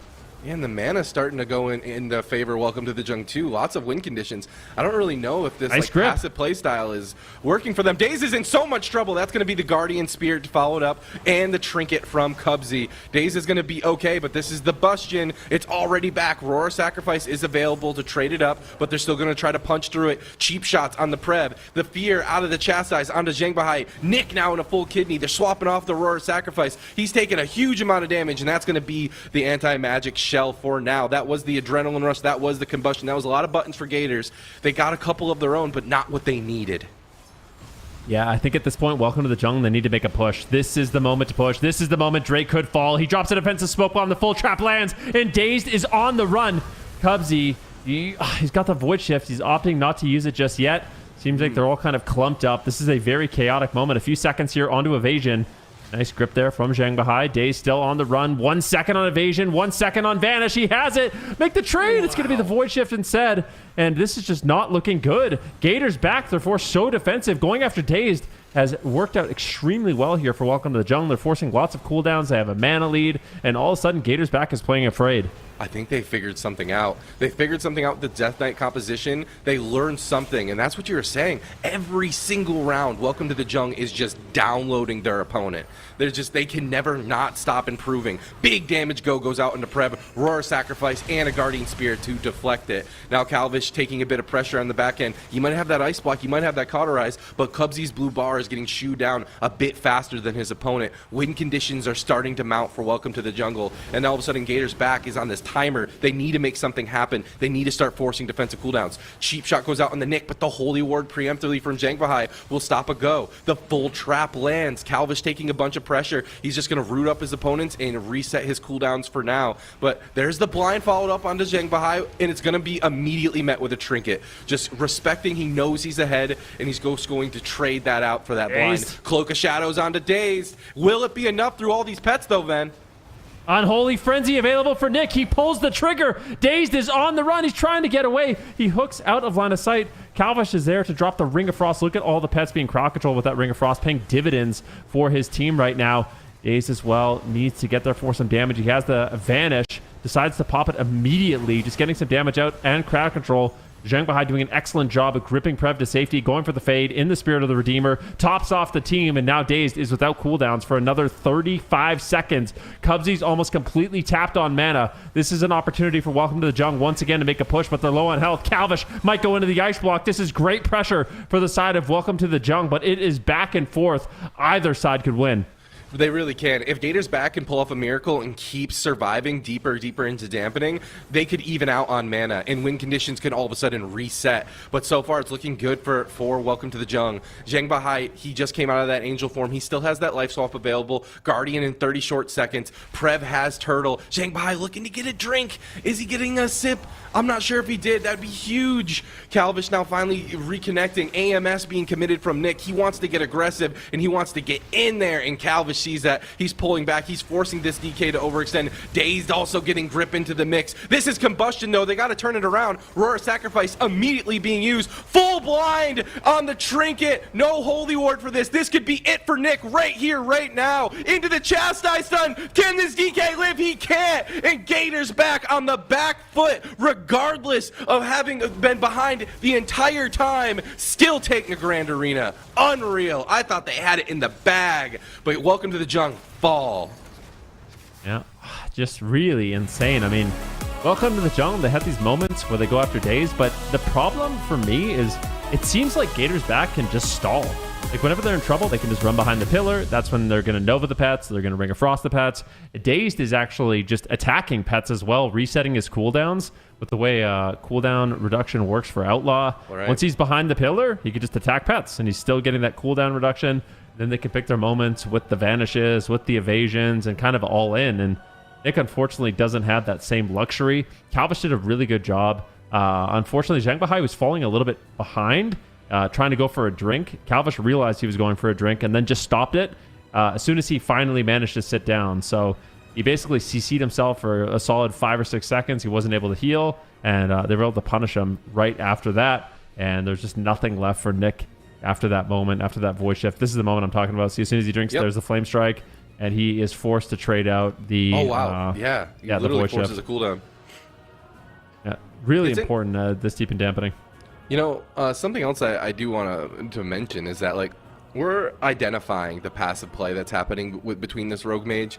You know, normally we see Rogue Mages go for go. I mean, they're still going for their goes, but the Roar Sacrifice and the short cooldown on Guardian and the AMS being used defensively, but also for like a CC immunity and the Guardian and the Holy Ward. There's a lot that this Rogue Mage has to navigate around from the Welcome to the Jungle, but this is just a perfect example of just like, if you're deep enough dampening, and trinkets are on cooldown, Rogue Mage needs that one good go. I guess every comp just needs that one good go. And trusting your team to be able to make the play when it counts is so key. But in a grand finals like this, it's just heavy pressure. I would kill to be a fly on the wall in those comms of this Rogue Mage, because they just seem so well coordinated, especially when it counts.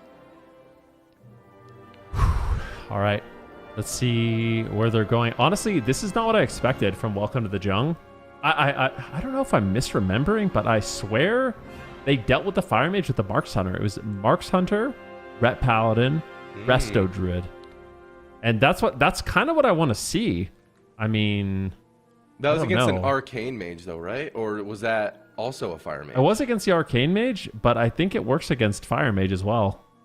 You just then you have that like so unlike these moments where you're seeing, like, we're seeing Nick be really, really durable up until dampening, and then dampening, his cooldowns just don't matter. It's a little different with Ret Paladin, right? Like with Ret Paladin, your cooldowns do matter. Like, you have Divine Shield, you have Blessing of Spell Warding, you have Lay on Hands. Right. And if they're not getting crowd control on Jung Bahai, I think his healing is going to be really solid as well. Like, I don't know if they'll be able to punish him on Resto Druid, especially on a big map. So I would love to see the Ret Hunter Resto Druid from Welcome to the Jung again, because I think it looks so good.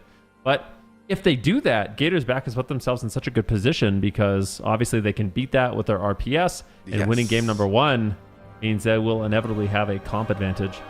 You took the words right out of my mouth. I'm like, I would love to see a Ret Hunter, but at the same time, then we're going to be going back and forth with an RPS and then the Rogue DK, right? Because the Rogue DK beat the Ret Hunter, but the Ret Hunter beat the... Oh my gosh, I'm getting myself confused at this point. This is this is intense mind games from these teams. But to your point, when you're going back and forth and you have all these different compositions, that blind pick win advantage is huge. Jungle. Instead of Ret Hunter, they're going for Feral Hunter, sticking with the BM Hunter instead of the Marksman, to your point.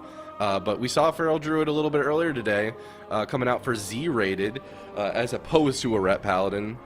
What does the Feral Druid bring to the table? I guess I could kind of answer this, huh? I'm actually a Ret Paladin, turns out. So with the Feral Druids, you have Cyclone. That's like the biggest thing. That and Stuns.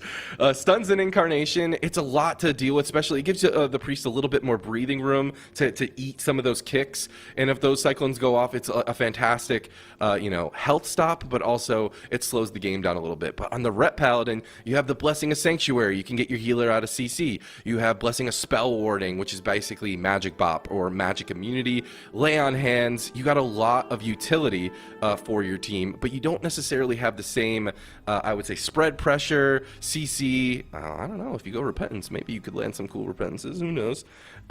So it's a toss-up. Me personally, I feel like the Feral Druid's a little bit more well-rounded as we go into a later game, but against this composition in particular, the Ret feels a little safer, to your point, Ben. Yeah, we'll see. I feel like for Welcome to the Jungle, this is either going to look really good or really bad. Like, bringing in the Feral Druid, it's a little bit more aggressive. You're going to want to play in their face. I think Welcome to the Jungle doesn't want to play a passive game. Well, they're trying to force Gators Back to not play such a passive game because Gators Back is playing extremely passive in these games. Going for resets, line of sighting. Calvish just isn't even... In theory, he should be a great target for Unholy Death Knight Beast Mastery Hunter, but the way he's playing it, with his team and having an Outlaw Rogue backing him up, they can't even force an Ice Block. So it's not a good spot to be in. And I feel like if your reliable strategy is killing an Outlaw Rogue, that's going to be a difficult one as well. So I like that they're changing up their composition from the Unholy Death Knight. They're bringing in the Feral. I honestly think Drake is insanely good at Feral too. So whenever he's on that Feral, got tagged in the last series, I believe that this team can win.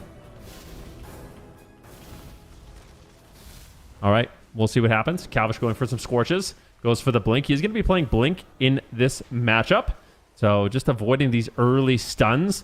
We'll see where Gators Back decides to go early on. Drake already trading out the Bark Skin. Zhang Bahai also going into that Spirit of the Redeemer immediately. And we'll see if he can keep his team nice and active here. Calvish rips out the Combustion. This is Adrenaline Rush as Gators Back is looking to get very aggressive. Drake gets interrupted down to half. Gets topped off here from Zhang Bahai. And the CC is initiated by Dazed here. All right. Full sap out of the blind. Drake down to half. Chastise onto Prev. It is back and forth at this point of the game. But Zhang Bahai is playing extremely conservative with his cooldowns. He holds onto the trinket throughout the entire blind sap. He's not too worried about it. You could tell Drake has quite a bit of durability on this Feral Druid as they continue to make a push here onto Calvish. Rev under fire right now, line of sighting, and with Calvish having to play so defensive and LOSing, he's not able to get out too much damage, and they're not getting any crowd control on Zhang Bahai as well. It seems like this might have been the ticket that they wanted. So far, so good. I mean, they're keeping the mage nice and defensive for now. Combustion is coming back off a cooldown right here, but so is Roar Sacrifice. Cheap Shot lands out onto Drake. This is the Adrenaline Rush. He gets life gripped, however, at the last second, and so not a whole lot to follow it up. Cubsy immuning any sort of CC right now with his own Holy Ward for now. Calvis trying to pull back this Feral Druid, and Drake is just trying to waddle at him in this bear form. He's getting lit up at half health here for now, but the stun lands on the Cubsy. The full trap lands. Calvish already super low health here, but the kidney shot to try to swap that pressure over out onto Drake will keep him defensive, and he cannot follow up and chase down this mage. Yeah, unfortunately, but Drake had a great heads up play. Roar of Sacrifice traded on Prev, and he knew they were just going to go after him. So he immediately was in bear form and managed to soak up a lot of that incoming damage. Scattershot now into Daze. Calvish still his line of sighting, and Gators Back. They're playing very conservatively at this point. Drake down to half. They're doing a lot of damage, and I like that they are punishing Dazed. Dazed is really under fire right now. Forced to line of sight once again. Like I said, if he can just attack these pets, he's going to be getting that cooldown reduction, which he wants. Drake is not making it easy for him, and he will push in. He does have the Bark Skin if he needs it, but just tanks it out in bear form. Trying to soak up a stun while he's super durable with that extra armor. And Daze might even get a re-stealth here. Looks like it. Cheap Shot lands on the Prev.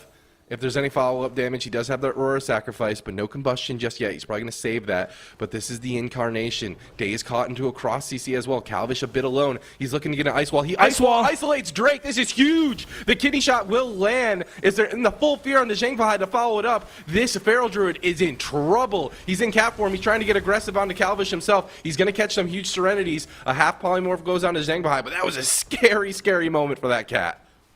Love the Ice Wall. Calvish wasn't even playing Ice Wall in the last matchup, but making some plays with it here. If Drake overextends, it's going to be a Dragon's Breath into an Ice Wall. Big stun lock comes in once again. Zhangbahai grips him out of line of sight, and Calvish is getting more and more confident in this match to make some plays with the Ice Walls, potential polymorphs. He finally gets stunned up. He's forced to trinket, throws out the combustion. He gets stunned. Prev doing what he can to just control him up and slow down the damage, but Calvish doesn't care. He's just running on top of Prev, unafraid against the jungle cleave, but maybe getting a little bit too confident as Drake and Prev start to strike back.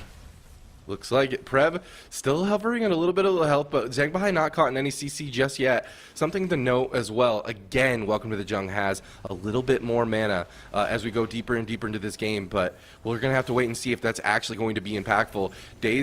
All the pets get frozen up here on this go.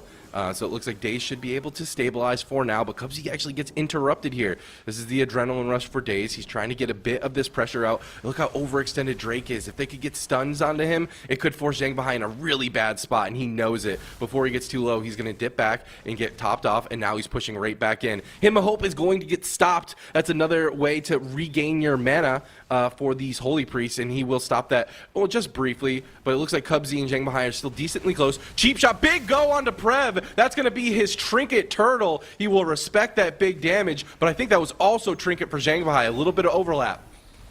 Massive amount of overlap. I mean, that's a nightmare situation. Daze at the same time is getting low on health. They're going after Daze. He's got no evasion, but Cubsy has so many answers to keep him alive. I think it's unlikely that Daze does go down.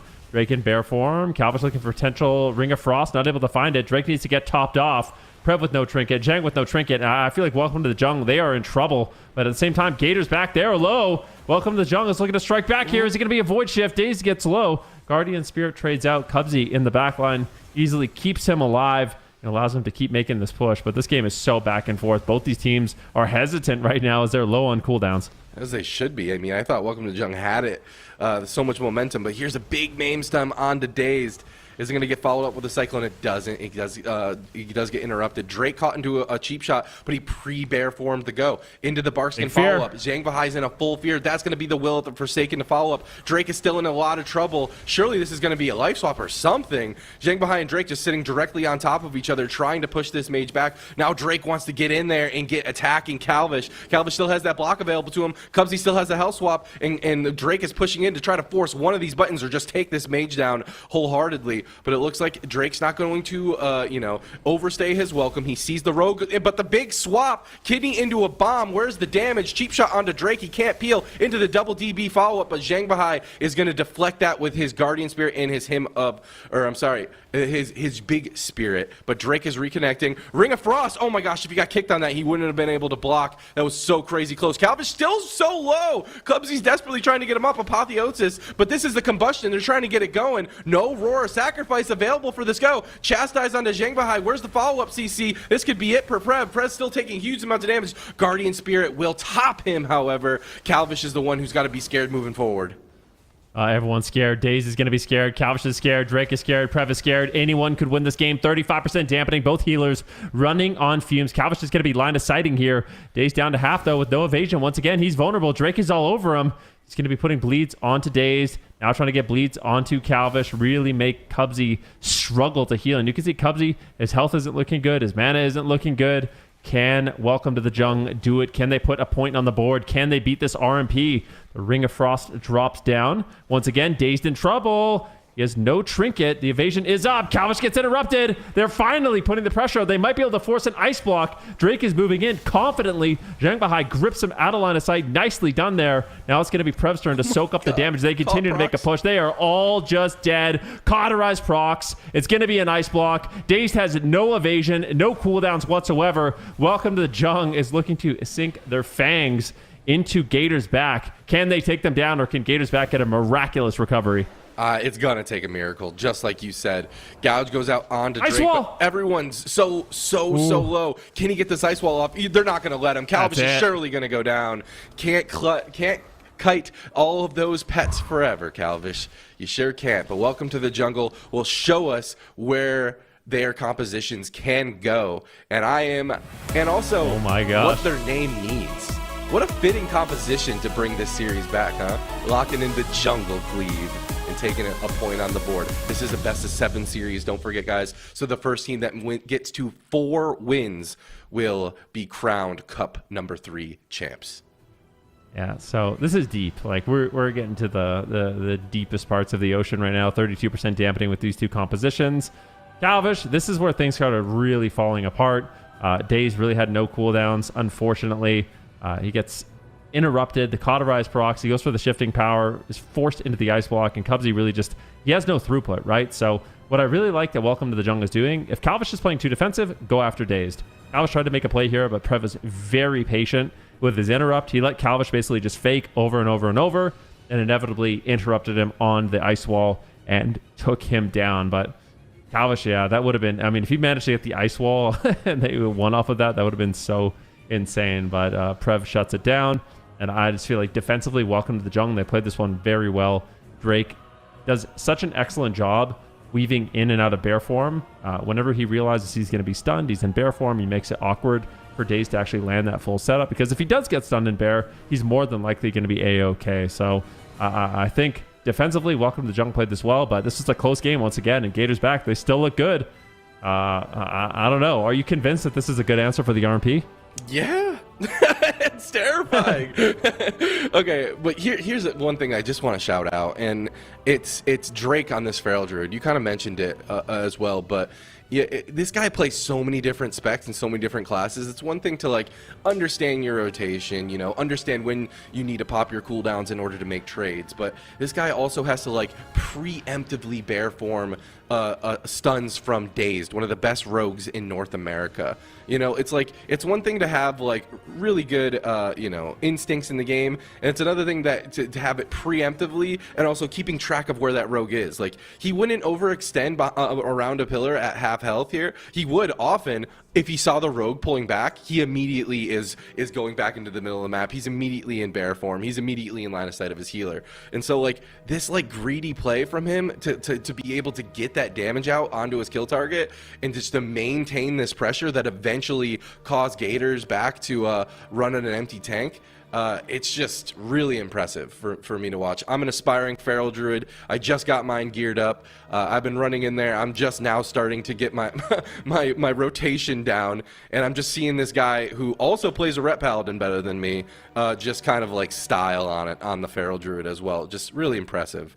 I guess I'm just fangirling a little bit. I'm like, here, wait, give me a second to fangirl, Elliot. But we are jumping into the draft, and they're going to lock it in. It sounded good, but is Gators back just going to go to RPS? How does RPS go against jungle? I actually don't know. I don't know. We're going to find out. Oh, I hope we find out. I hope we find out. I think we are. I feel like Gators back could run it back one more time. Like, they could play. I wouldn't hate it. I think that they could afford to play it. However, maybe they're afraid of losing the swing match. You know, in a series like this, Game 7, where both teams have so many options, losing the swing match would be unfortunate. But yeah, Drake on the Feral looking exceptionally good. What is Gators back going to do? Calvish, is he going to log back on the Subtlety Rogue? Are they going to tag in Wiz K? And I don't even know if they win that for free. Like, I feel like jungle is so decent close into RPS. Yeah. I mean, we even saw that they're doing it. Yeah, heck yeah. I'm so excited. This is so sick. I got to wonder for Calvish's sake, like, going from a caster to a rogue, like oftentimes we see, I mean, there's the swapsies of the world, right, who just kind of play whatever, but we usually see multi-classers kind of stick to like at least a role. But Calvish, he's going from a mage to a rogue. I mean, I guess if you got the mage down, you got the rogue down, and vice versa, you got the same setup brain. I don't know. Not that many people. It feels very rare. Yeah. Calvish can play anything, though. You mentioned Drake. You're like, oh, Drake's a better Rep Paladin and Feral than me. Well, Drake could probably log on any class and play it better than 99.9% of people, so don't feel too bad. I feel like Calvish is very similar. He can kind of just log on whatever, play at an extremely high level. This guy's no stranger to Rogue. I think one of the most mechanically gifted rogues in the game right now.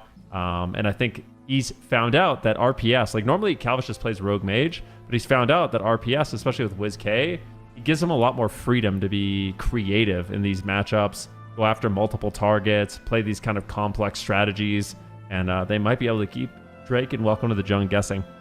Big fan of the new RPS in town. We were watching the move forever, now seeing Calvish coming out on it, WizK continuing that legacy, in Cubsy. I mean, if you don't know Cubsy's history, this Restoration Shaman is something he is extremely familiar with, hence the Gator nickname, hence the Blue Gator, in fact, with the sunglasses.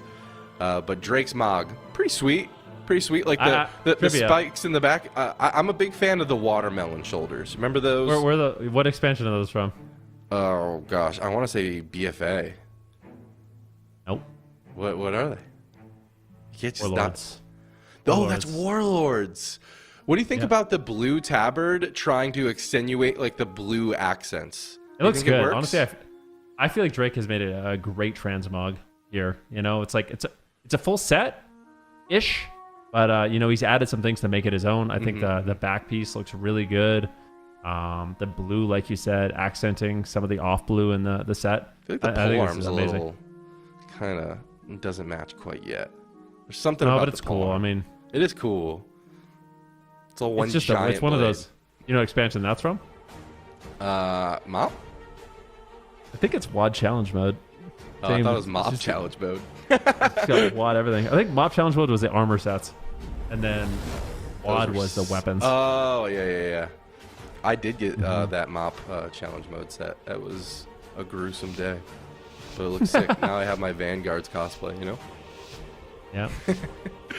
I'm so excited to see the Rogue Priest Shaman for the side of Gators back.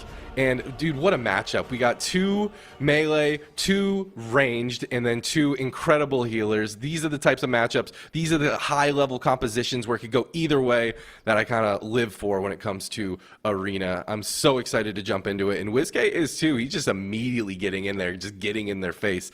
And that's just kind of how WizK always plays. No fear ever. Yeah, and you love to see that. He's been sitting on the bench today, just waiting to get tagged. And he's like, let me in there, let me in there. Now we're going to see what he's able to get done. He does decide to trinket early, and WizK does this often for momentum. He'll trinket the first stun, get the double fear out, and just try to get the pressure rolling immediately. Full sap out of the fear onto Zhang Bahai. Prev getting a little bit low right now, but might be able to survive. Back to the pillar, not taking too much damage. Drake doing a good job backing him up, but now they make a swap on Drake, and this is the flexibility you want to see from Gators back. They go after all 3 targets, really keeping them guessing.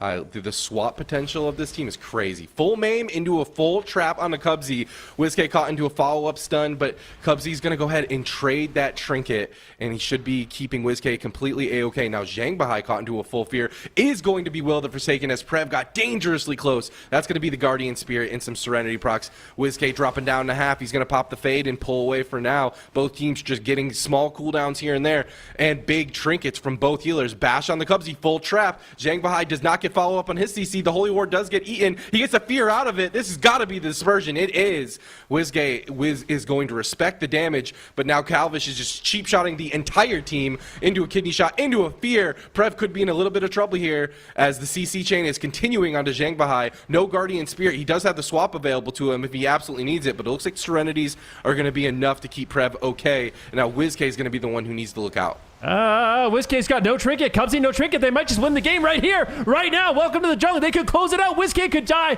Gets the Void Shift out, but what a close call. I mean, the pressure from Welcome to the Jungle is high, and still Gators back. They have 0 cooldowns. It's going to have to be like a preemptive Spirit Link. Still, WizK's just outright dying. Palvish is having to throw out his stuns defensively. Gets a cheap shot out onto Zhang Bahai. The double fear comes in. WizK still looking for setups, but that was a very close call. Drake down to half, getting topped off. Nicely done there by Zhang Bahai. And now Welcome to the Jungle is going to be looking for a setup once again. Calvish gets the Shadow Step onto Cubsy and eats the trap. And that's going to give Gators back a little bit of breathing room. Just a couple more stops to goes like that, and surely they could be over. I mean, Zhang Bahai is doing a fantastic job rotating back all of his defensive cooldowns. He's got Trinket, he's got Guardian Spirit, he's got Health Swap. and Apotheosis even. Calvish caught into a fear. WizK getting stopped and cloned, and it just feels like this jungle cleave has control of the game.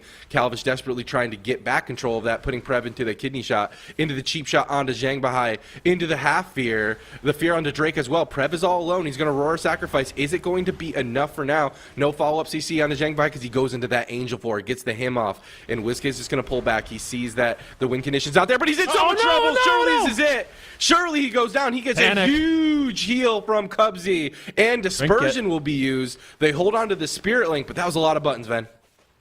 Yeah, I mean, look at WizK. No Dispersion and no Void Shift. Cubsy has no Trinket. So once again, welcome to the Jung. One good setup. They get a trap onto Cubsy. They get a fear onto Cubsy. This game could easily be over. Drake and Prev, they know they have a lot of pressure, a lot of momentum. Calvish doing what he can. He doesn't eat the trap. Oh, no. WizK's preemptively line of sighting, though. Just going after Calvish. Calvish pops the evasion. I like this. Go after the rogue. If WizK is going to play too passive, just hit the other target. And now Calvish is vulnerable. No vanish and no evasion. Calvish could easily die. Nice scatter by Prev, too. He's just been denying Calvish every step of the way. Fade comes in from Zhang Bahai. And honestly, welcome to the Jung. Look like they're winning this game. I think Gators back is going to need a miracle. This could be it. Big stuns go out into Prev, but the Holy Ward prevents Zhang Bahai from getting cross-CC'd at all. Drake also getting feared up in the backline here, but he's reconnecting onto WizK. The full maim stun onto Cubsy. Where's the follow-up CC? I'm looking for the trap. There's full trap. Sure, he cannot get a Spirit Link off for 23 more seconds. WizK needs to survive with the desperate prayer. Is it going to be enough? It is. Cubsy tops off his Shadow Priest. Now the kidney shot into Zhang Bahai. If there's any follow-up CC here, it could be a big deal. Zhang Bahai gets static totem back behind the pillar, line of sighting both his Hunter and his Feral Druid, but Calvish is unable to get the follow-up go as he's caught into a Cyclone himself. Welcome to the Jung, doing a great job stopping any momentum that could be garnered there from the overextension of their positioning. And now Silence is going to be used out on the Zhang Bahai, but a preemptive Guardian Spirit should keep Prev alive, but they're swapping the damage over out onto Drake. Drake is the one who's got to be a little bit careful, but Zhang Bahai is doing a fantastic job keeping his entire team completely aggressive. Holy Ward sitting pretty on himself, waiting for the next go. That was Cubsy's Trinket. So another opportunity here for the side of Welcome to the Jung. Calvish could easily fall as well. He has a vanish, but I feel like they could just go after Calvish if they want. Seems more vulnerable in this position than WizK. Big setup here onto Prev, but Zhang Bahai immediately deflects the situation with the Spirit of the Redeemer into the Fade, but the cheap shot comes in. WizK is trying to get there for a fear. Zhang Bahai might have to trade. Here comes the stuns onto Calvish. The full trap lands, and they might be able to take Calvish down. He faints. He's doing what he can to survive, and it looks like he actually will hold on. Shadow stepping over to Zhang Bahai, getting the gouge out. Calvish is all over the map with his shadow steps right now, finally getting back on target. Prev just leaps away, and Calvish is still not feeling comfortable, forced to trade out his second evasion of the match, but he will not have that available for quite some time. Kidney shot onto Zhang Bahai, cheap shot onto Prev. He has Trinket Turtle available to them. Zhang Bahai is going to get that Guardian Spirit off. Now Calvish is going to get scattershotted as well. Double fear from WizK off the DPS of Welcome to the Jung. A blind follows it up onto Zhang Bahai. Prev is still a little bit low, but Zhang Bahai finally gets out of all the CC. He gets hexed. It gets decursed immediately. Great job by Drake. And he will be slowed up here for a sec. Both teams just finding small opportunities to get CC chain starting and just getting stopped completely. They're just trading blow for blow. WizK down to a half health here. Cubsy doing a great job keeping him alive for now. We have Disperse. We have Spirit Link. We got Trinket on Cubsy. So WizK should be okay to jump right in there. Prev is in a lot of trouble, though. He's got the turtle, and he has to trade it as Zhang Bahai gets put into a half fear. And they get a follow-up, though. This turtle's going to be down at any second. This could be it for Prev. Cubsy putting them in the corner, swapping the damage over out onto Drake. Gators back have so much momentum in their favor. Zhang Bahai has 10 short seconds until his Guardian Spirit comes back. He has Hell Swap as well. And now Welcome to the Jung is looking to swap the momentum in their favor. Full kidney shot lands. Prev's still the main kill target for now. Aurora Sacrifice will be traded out as the cheap shot follow-up. The quick fade to prevent any more follow-up CC onto Zhang Bahai. He has Guardian Spirit back up. Blades is still active. They're still trying to get this damage pushed in onto Prev, but if Zhang Bahai doesn't get caught in any CC, and he's currently immune to it because of that Holy Ward, Prev should be completely fine. Oh my gosh, this is so back and forth. Calvish is low on health. Cubsy, though, with the Healing Tide Totem, should be able to keep him alive.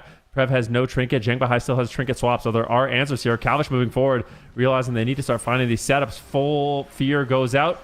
Calvish gets dispelled. Kidney shot lands. Zhang Bahai What is he going to do to answer the situation? He can get out of the fear. It's just, oh no! He's silenced up right now. Prev looking like he might be able to survive the... Spirit! It's going to proc the smoke bomb. Beautiful scatter. Get the Void Shift off. He's not even going to trade the Void Shift, but they do proc the Guardian. This is not good for Welcome to the Jung. They have to basically go all in at this point because that is such an important cooldown. WizK is getting low on health, though. Looking for flash shields. Dampening is just ramping up for both of these teams. WizK might have to go into the dispersion, but I feel like Gators back. They've found their moment. They've got an opportunity here to make a push. Full blind on Zhangbahai. He can trinket Void Shift, but he's not going to do it. WizK is getting low on health. It's a back and forth race to the finish. Feign Death comes in from Prev, reducing incoming damage. He still has the Void Shift. There's still a trinket. Void Shift just needs to be in line of sight of Zhangbahai, but Calvish needs to be very afraid. If he pushes in too deep, he could easily fall. Prev is still so low on health. Zhangbahai just cannot top him off. The Void Shift finally comes in, but Calvish is there to continue the stuns. Beautiful fear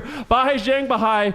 Oh my goodness, this is so back and forth. Calvish could go down. Prev could go down. Gators back is making the final push. The fear lands. Silence on the trinket. Prev, though, still somehow, some way survives. They cannot believe that Prev is still alive in this situation, David. Static Totem to bring everyone back into the middle of the map. This is insanely close. No trinket available for Zhangbahai. No trinket for Cubsy. We got dispersed. But Calvish gets swapped too. He's got to be careful. He could easily get bitten down by this Feral Druid. Drake gets caught into a full kidney shot. Calvish is trying to get control of the game as all of these pets are just chewing away at this poor rogue with no evasion available to him. Cubsy's blue bar is almost completely diminished, but a fear lands onto Zhangbahai. Can they get the damage going? Can they get the CC chain? They do. Cheap shot onto Zhangbahai. Cheap shot onto Prev. They're swapping the damage over onto Zhangbahai himself. Huge damage into a follow-up silence. Can Drake and Prev peel for him? Zhangbahai still alive. What a live lord. Fade is available. Holy Ward is available. WizK now on the back foot. Calvish on the back foot.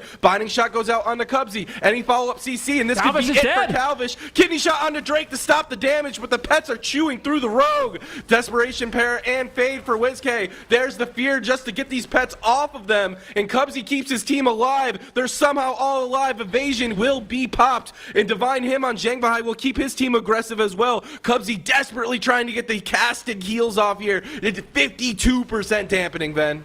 Still Spirit Link. There's Spirit Link and Void Shift. There are answers here for Gators back. Drake is low on health. Drake could easily fall. They're going after Drake. He's in bear form, but Calvish might just die to the Beast Mastery Hunter. Bestial Wrath is up. It is still a race. I can't believe it. 10 minutes have elapsed in this game. Somehow Drake is staying alive. I'm so worried for Calvish, but both WizK and Cubsy have answers, and it looks like Drake is going to fall. Gators back do it in style, and they still have the Void Shift. They still have the Spirit Link Totem, but what a close game. What a close game.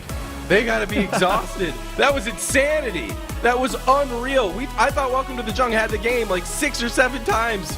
And Gators back still bring it the distance. Cubsy hard casting out of line of sight when he has just a moment to breathe because of diminishing returns need to come back off a cooldown. Look at this Guardian spot. First of all, Zhangbahai getting the Guardian in between those CC chain, and then second of all, him getting that Guardian to proc while inside that smoke bomb. Such a big deal for the game's outcome. Unreal. So close. Oh, I want to shout out Prev too. Like during the swap on Zhangbahai, Prev had such a good interrupt onto Cubsy's Lightning Lasso. Like if that didn't get interrupted, it was just even see the GG lasso at that moment. So yeah, the Lightning Lasso came in. This smoke bomb was just so crucial, like you mentioned, proccing the Guardian Spirit. What, like proccing the Guardian Spirit against the Holy Priest? Here, look at this Lightning Lasso. Look at how fast he kicks it. Boom, kicked it instantaneously, the fastest kick ever. Or Zhangbahai would have died there. So really nicely done there by Prev. Just top level plays. We're watching literally the best players in the game go head to head. The best players in North America go head to head here in this series. So in compositions that could go either way. What a friggin' treat. This is incredible. My watch actually just yelled at me that the decibel levels are too high and that I might damage my ears. Little does my watch know is that the decibel level source is me screaming. I'm so stoked. This series has been insane so far. Now, just as a reminder, everybody, that was Welcome to the Jung's composition advantage and loser advantage. So that means they chose the map, they saw what their opponent was going to lock in, and locked in the other way around. So the RPS is what got locked in for Gators back. So that being said, they have to now lock in WizK, Calvish, Cubsy, as well as Dazed. They have to lock in. and then show their opponent what they're playing and allow Welcome to the Jung to choose their own composition. So my question is, if they're blind locking in, are they going back to the Rogue Mage? Yes. Yeah. I think we're going, it's going to be RMP. I think we're going to game 7. I think I'm not going to have a voice after this cast. Like, this is, I'm going to this is preemptively insane. order some throat coat. This is crazy. Need a sip of water. 1 sec. All right, we're waiting for the team composition to lock in for Gators back. So whether or not it's going to be RPS or it's going to be the Rogue Mage is the question. Maldraxxus Coliseum will be locked in. Nothing really to discern from that, in my opinion. It's a pretty decently well-balanced lap. A little too wide open, in my opinion. It's for a melee, it's sometimes a trek to run across to beat up a caster, but I digress. We got a nice mix of compositions of ranged and melee going on between both of these teams. 46 seconds remain. Gators back, running the clock. Yep, they are really considering what they should do here. My thought is that if they lock in the RPS, they will probably lose to the Assassination Unholy Decay. They haven't won a single time. Oh, I don't like this. You don't? I don't like it. Okay. I think, yeah. Are they avoiding the Roar Sacrifice, Hard Counter, Combust? Is that what's happening? I guess so, but they're already beating Hunters, right? Like, you're not wrong. You know, like they lost the Their swaps jungle. look good. It was Like, close though. Yeah, they can get around it. I'm not convinced that Arcane is better in this matchup, especially with how well Calvish has been playing on Fire. I think this is, I mean, they might prove me wrong, right? They might go up 3-1 here, but from what we've seen in the past, this doesn't make a lot of sense to me. Now, my question I have, and maybe it's not a question, maybe it's just a hope. Could we see the Ret Paladin? We saw Ret Paladins. We saw Drake on the Ret, Prev on the Hunter, and Zhang behind a Restoration Druid take down this exact composition a lot. So I think I wonder if Welcome to Jung has that practice. They seem like a team that they like to practice their compositions. If they lock that in, I feel like that would be insane because you're right. They were just completely owning Gators back with that composition. And we don't see a lot of Resto Druid, so I would love to see the Restoration Druid. Ret Paladin and Resto Druid, what a treat. And at the level that these guys are playing, yes, please. Yes, please. We'll see. They only have 40 seconds left. What a finals, though. I mean, Gators back, bringing it back with the RPS, but that, let's just be honest, that could have gone either way. There was a few close calls. That was their advantage, bro. That's crazy. Yeah. Jungle. Okay. I don't hate it. I like it. I don't hate it. I think if Welcome to the Jung can get away with just playing jungle, because it seems decent. So far, every matchup they played with jungle, it's been close or they've won. So I feel like I don't mind them. Just lock this in, get more and more reps with it, get more and more comfortable. Yep. And I think it's the best strategy to win the series is to just get locked in on the jungle. I agree. Yeah, I was mentioning it earlier, when we were talking about maybe seeing the Ret Paladin come out. But this composition on jungle is just so much more well-rounded, and a part of me in my narrative content brain is also this team's called Welcome to the Jung. How sick would it be if they won the whole friggin' thing by blocking in nothing but jungle cleave? That'd be nuts. But we're gonna have to wait and see if it is the meal ticket against a different composition for Gators back. It could easily go either way.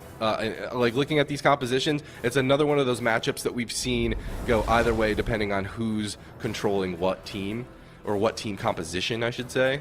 And Welcome to the Jung's Jungle Cleave last game was devastating, and now they're gonna have to be chasing down a Arcane Mage as opposed to the Shadow Priest. Now, obviously, Arcane Mages have so much more mobility, but they were doing a lot of really good, juicy swaps to the Rogue, so I'm going to be looking out for that. So they can do Calvish on the Arcane Mage. If he can cast, will do a lot of damage, but the main to get that surge off, you have to cast Arcane Blast and missiles, and Drake is really fast. Both Prev and Drake are so fast with their interrupts in these games. Calvish going to be playing Blink. So he can get himself out of stuns. Gouge. Let's see if Calvish can get off the Arcane Surge. Nope. Prev kicks it at 90%. So really difficult. That's one of the problems. Welcome to the Jung is very good at their interrupts, but inevitably, nope. Calvish still gets kicked. He gets kicked again, but certainly he'll get it off now, right? They've gotten both kicks out of the way. Let's see if Calvish can get it off.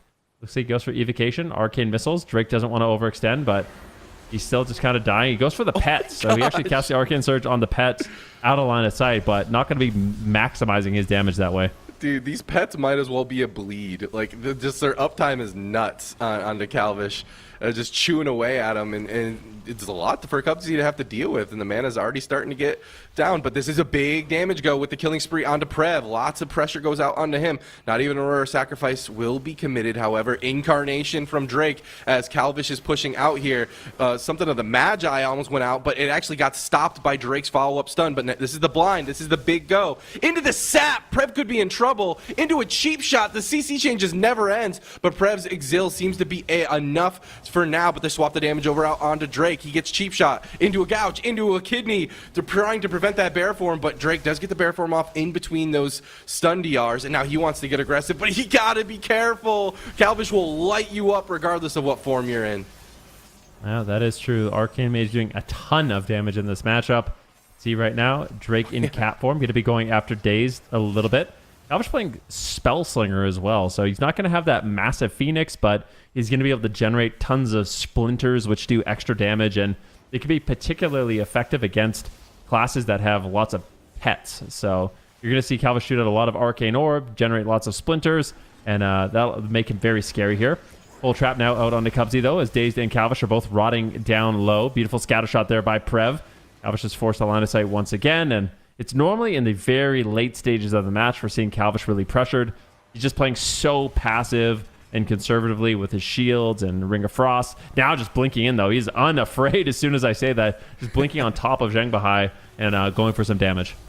Looks like he wants to get in there and get going. Zhang Bahai in that angel form, though, should keep his team completely okay, avoiding any sort of CC. He's got the Holy Ward now to prevent the next go, but the kidney shot lands on the Prev. Zhang Bahai sees that, immediately presses that Holy Ward to prevent any sort of CC chain follow-up. He should be A-okay to keep Prev completely fine. Chastise stun goes out onto Dazed as well, just stopping any momentum that is there. But Prev and Drake just opting to do a little bit more pressure as Cubsy was in an angel of his own, but now that he's out of it, they're going to look for an opener. First, they got to deflect. Cheap shot lands out onto Zhang Bahai. Calvish at low health here. Wervin, as you can see, has been deployed. Calvish is out of line of sight. He's going to get interrupted on those polymorphs, and Drake is going to get knocked away on that DB. And Calvish repositioning. Nice grip by Cubsy right before the stun, or I'm sorry, the trap. And so Calvish was in a great position to eat that trap for Cubsy because of that incredible life grip. But it looks like they're going to try to swap this damage over out onto Drake. There's the kidney shot into the cheap shot. He's going to be okay. And it looks like, oh, you're right. Daze is going to pop that evasion, just trying to negate some damage for now, negate some of the pressure from all of these pets, but he's still dipping down to half. Really good drink there by Cubsy. That's what it was. Tied on mana, and he sat down, got a drink, recovered entirely. Drake a little bit low on health. You can see Gators back still playing more defensive, just forcing Welcome to the Jung to make a push. Chastise now on Zhang Bahai. Do they have a fear to follow it up? Doesn't look like it just yet. Zhang Bahai free from crowd control, should be able to top off the team. Calvish in the middle of the map. This is not really where you want to be against a jungle cleave, but he's getting big missiles and big barrages onto Drake, forcing him to play defensive. But now we'll just go back to the pillar, line of sighting the best he can. Full interrupt here on Zhang Bahai. Nicely done, but Gators back can't be feeling too safe here as Drake pushes in. Dude, that drink's huge. I completely missed it. I'm like, Hymn of Hope got really good. I'm like, where did this mana come from? But full trap does land. Calvish has got to be a little careful. Ring of Frost is going to negate a lot of that damage from all those pets for just a brief minute there. Maim stun lands out onto Dazed, and it looks like Welcome to the Jung is positioning themselves very aggressively here, basically on top of Cubsy. Cubsy has the Holy Ward to negate any CC. Zhang Bahai in that spirit to negate any CC as well. And Calvish is just forcing these melee to ring around the Rosie and get out of line of sight. But as soon as they get in line of sight of this mage, his health bar just drops so much. Guardian Spirit will give the throughput Cubsy needs to top off his mage. But now he gets put into a bash, and the Guardian Spirit is down. Calvish has got to be careful. He's just constantly bobbing, weaving, lining and sighting, and getting gripped across the map just so they can continue to make this team rotate. And it just feels like Gators back has control of the mana. They have control of the rotation. But at any moment, I feel like Calvish can just fall, as we've seen in past games. Full kidney shot is going to land on the Drake, but he's in bear form. He's big chillin'. And neither team is wanting to give any sort of inch at all at a win condition as we move forward into dampening. Yeah, this is really crazy. I mean, every single game has been so close. Never count either one of these teams out. Zhang Bahai has somehow actually gotten ahead on mana over Cubsy, even though he did manage to sit down a drink. Cubsy goes into the Spirit of the Redeemer, going for the Divine Hymn. Everyone should be topped off. Calvish, you can see, just throwing barrage after barrage after barrage, and just orbs shooting out over and over. His damage is just so high. A lot of that damage is going to be on pets, but still, the Arcane Mage doing devastating damage. Calvish blinks away, gets pounced on, though. He blinks a bit too early. This could be the Ice Block Guardian Spirit. If they proc the Guardian Spirit, that would be so devastating for Cubsy, as we saw in that last game for Zhangbahai. Let's see what the cooldown is of it. I don't think it procced. Prismatic Barrier comes in. It procced! Oh no! That's a nightmare for Gators back in Cubsy. They're not going to be able to rely on that cooldown. And this is where Welcome to the Jung can start really getting some pressure. They got to change it up. Gators back. You got to mix it up, man. You are losing on mana now. You're losing on cooldowns now. This is a big deal. There's the Holy Ward out onto Cubsy. He's pulling back. He's getting away from this Feral Hunter. But Prev is looking to get CC, and he sees it. He gets caught into a fear because of the Chastise. And Calvish is in so much trouble, though. Cubsy needs the throughput. He has the Apotheosis. He has the swap. They're trying to hold on to it with just spamming out those Serenities, and they get it for now. Now, the best offense, Benruki, best defense is a good offense. Calvish and Daze need to get in there. Evasion being pressed preemptively by Daze. Kidney Shot goes out onto Drake. It is in cat form. Cubsy caught into a full trap. Dazed in a Chastise stun. That's going to be a Cloak of Shadows. Drake pushing in behind a pillar, potentially, to chase after Calvish. No, he's going to pull back and just get some cross damage going out onto Dazed. Now a fear onto Zhangbahai. Any follow-up CC? Doesn't look like it. Drake now forced into that bear form. Another Serenity gets squeezed in there between the cheap shots, and it looks like Zhangbahai is going to be okay with not using too many defense cooldowns, but that was the survival instincts out for Drake. That's a big button to get out of the way, but the blue bar is fading, and fading fast for Gators back. It's just so back and forth. Daze, though, gets caught into a stun. He has to trinket. No evasion, no cloak, no vanish, no nothing. Cubsy gets stunned. Are they going to be able to trap him? Daze is trying to line of sight, but he's just outright dying. Great pressure here for Welcome to the Jung, but Drake is also low on health. Gouge comes in. Calvish is just rotting down. This could easily be the Ice Block. No, Calvish! Oh my gosh, Calvish, please. You're giving me a heart attack here. He goes into the Ice Block as Cubsy tops him off in that Spirit of the Redeemer, but now basically 0 cooldowns left for Gators back. Drake and Prev are getting absolutely destroyed, though. Zhangbahai has answers, however. His Guardian Spirit has not procced. He's got the Void Shift. He's got the Trinket, and I feel like Welcome to the Jung is looking good to win this game. Absolutely. I'm just anticipating an overextension or maybe a crazy go, but another full trap onto Cubsy. No block available for Calvish. The desperation DB. Drake is smelling blood in the water and pushing in, but the Kidney Shot will stop him directly in his tracks, but they need to get their pressure of their own. Cubsy is completely tapped. Evasion from Daves is going to be popped immediately. All they got to deal with is just nice a life kick swap. by Drake. That's got to be it. Ring of Frost out of desperation, and Calvish falls. Welcome to the jungle, tied up 2-2. Welcome to the Jung. 2-2. This is an insane series, but I like what Welcome to the Jung is doing. They're just going to stick with this jungle. I really feel like they're going to play this for the rest of the series. That's my guess. Gators back, likely going to be going back to the RPS, but it was a close game. Calvish, I think, did a pretty good job kiting around the map. Unfortunately, you just eventually run out of steam. We'll see it on the scoreboard, actually. I'm curious to see how much damage Calvish actually did here versus how much is just, splinters and orbs on pets, for example, because it seemed like it was a lot more difficult for Cubsy to heal through this jungle pressure than it was for Zhangbahai to heal through the rogue mage pressure in this match. Calvish inevitably goes down. He had some slick plays with his mobility, but at a certain point, you're just going to get caught. And it was this moment here where the Guardian Spirit procced. I mean, it doesn't seem like a big deal, right? But this is how Holy Priests catch up. Right. It's just so important to have that every minute. If you don't have that every minute, you can't rely on it. You just find yourselves in these situations where you just run out of healing and you just cannot top your team. Yeah. I'm assuming there's a lot of people in chat that are noobs like me, and if you didn't know, Guardian Spirit is not just a cheat death. It's also a button that is used to increase the throughput of healing. It's like putting wings on somebody. Sorry, I'm a paladin. I always got to revert back to wings. So you put a Guardian Spirit on somebody, and then it heals. And if it doesn't cheat death proc you, then it's only a minute cooldown. But if it does, it's 3 minutes, and that's so big. You need that throughput often because, I mean, a go is basically DRs are up in a minute, every single minute. You really need to match that over and over and over again. Kicks are so good. Like, Drake comes in, he gets the maim stun. I was still topping the damage, but it wasn't as crazy. as details made it look. yeah, details did make it look crazy. There was a lot of pets for him to farm off of, I suppose. But they did a good job. The question is, would we have preferred to see a fire mage? Do you think a fire mage would have did different? I think so. there? I think a fire mage looks better to me. I think Calvish is also Calvish is very good at arcane mage, but I think he's very, very good at fire mage. Like more comfortable on it. I do think we're just going to be seeing RPS. Welcome to the Jung. If they can take a swing, all Welcome to the Jung needs to do is win one match with the jungle into the RPS. If they can do that, they put themselves in an incredible situation to win this series. I think they will lock it in blind here on Cage of Carnage. And for Gators back, what are they going to do? What are they going with the RPS? I hope it's a fire one if they do. Because I do agree. Not only, I think it's the big thing is the breathing room to cast, as you mentioned. Arcane mages need to cast. And, I mean, they're committing scatter shots even throughout that game just to shut down any potential cast. So with the fire mage, you don't need nearly that much breathing room to get your damage out. Yeah, sure, you have to navigate around Aurora Sacrifice, but their swaps are juicy. Oh, we see the Rogue DK coming back out, a composition that we have seen from Welcome to the Jung, but I feel like Gators Back has found the answer to this composition. I don't like this at all. There's a 100% chance that Gators Back locks in Fire RMP, and that looked like a losing matchup 100% of the time. I think this...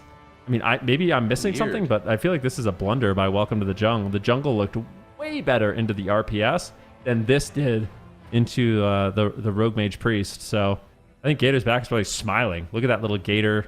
He's putting down his sunglasses. He's saying, really? That's what you're locking in? Okay, let's go. He's doing the whole... doing the double take, yeah. Okay. Really, bro? You're going to do that after what we put you through in the first two games of the upper finals? Yeah, I guess so. I guess they will. Exactly. That's crazy. I mean, they did take a couple games off of them. I mean, Gators Back did lose a couple times, but both times seemed like gimmicks, right? It was like Calvish who didn't block one time, and yeah. Cage of Carnage, however. Okay, so we saw this matchup before. Seemed pretty convincing for Gators Back. Cage of Carnage, however, does that give this Rogue DK composition an advantage because there's a lot less space to run around, or is it just going to backfire on them? I feel like a lot of times Cage of Carnage is a double-edged sword, right? You could easily just drop down in between these crevices and line of sight your healer. Yeah. I mean, the name is Cage of Carnage for a reason, right? It's very chaotic. Lots of carnage can happen. I feel like as a mage, I like this map for certain things. Like as a mage, there's things I like. I like being able to drop an ice wall and basically cut the bridge in half, like that's pretty nice. I like being able to blast wave people off the side. That's pretty nice. But in a matchup like this, where he's not playing Shimmer and he has a DK and an Assassination Rogue on him, I feel like you're not really going to be able to take full advantage of either one of those things, right? Because if you do happen to grip or knock a Nick off the side, he's just gonna grip you. You're gonna get gripped down. Calvish, he's not gonna be playing for Arcane Mage for this one, but this is the build that he was playing for the Spellslinger Arcane. But yeah, I don't know. I think this is a situation where Welcome to the Jungle is trying to turn this map on its head and just really put pressure onto Calvish, because there was close calls, like you said. We saw Calvish die without using Ice Block one game. They managed to get some miracle swaps on Dazed and take him down. So there are opportunities, but I'm a little nervous. There's the fire. All right. Yeah, I mean, I feel like you have to be nervous, no matter what, when you're going to the cage. The cage has burnt people. It has made people into legends. But the question is, what is it going to do to this series? Because, like you said, when you're so back and forth like this, the swing match is huge. Swing match is currently in favor of, I believe it's in favor of Gators, if I'm not incorrect. It is, yeah. They won game one. Yeah, it is in favor of Gators. So, Welcome to the Jung. They have their small map against Gators. They need to win here. And they need to win here on their opponent's chosen map as well, in order to take back advantage of that swing. It's a tall order. It's a very tall order. And I feel like Gators have figured this comp out. They seem so convincing in the upper finals, not 2 series away. I don't know. Maybe Cage of Carnage is what they need to mix things up enough to punch through. Maybe they're going to change their strategy up, but I'm with you. And this is a very rare moment where I feel like I am somehow capable of criticizing Welcome to the Jung. I think this was a mistake to lock in the DK Rogue. Me too. Maybe they'll prove us wrong. They're a pretty insane team. Like, they have to have the same data points as us. They felt the games. Like, we got to watch the games, but very different. Maybe they went back and they watched the VOD. Like, they were feeling the games out. Maybe they feel like there's things that they could do to improve. Maybe they do different targeting. I really don't know.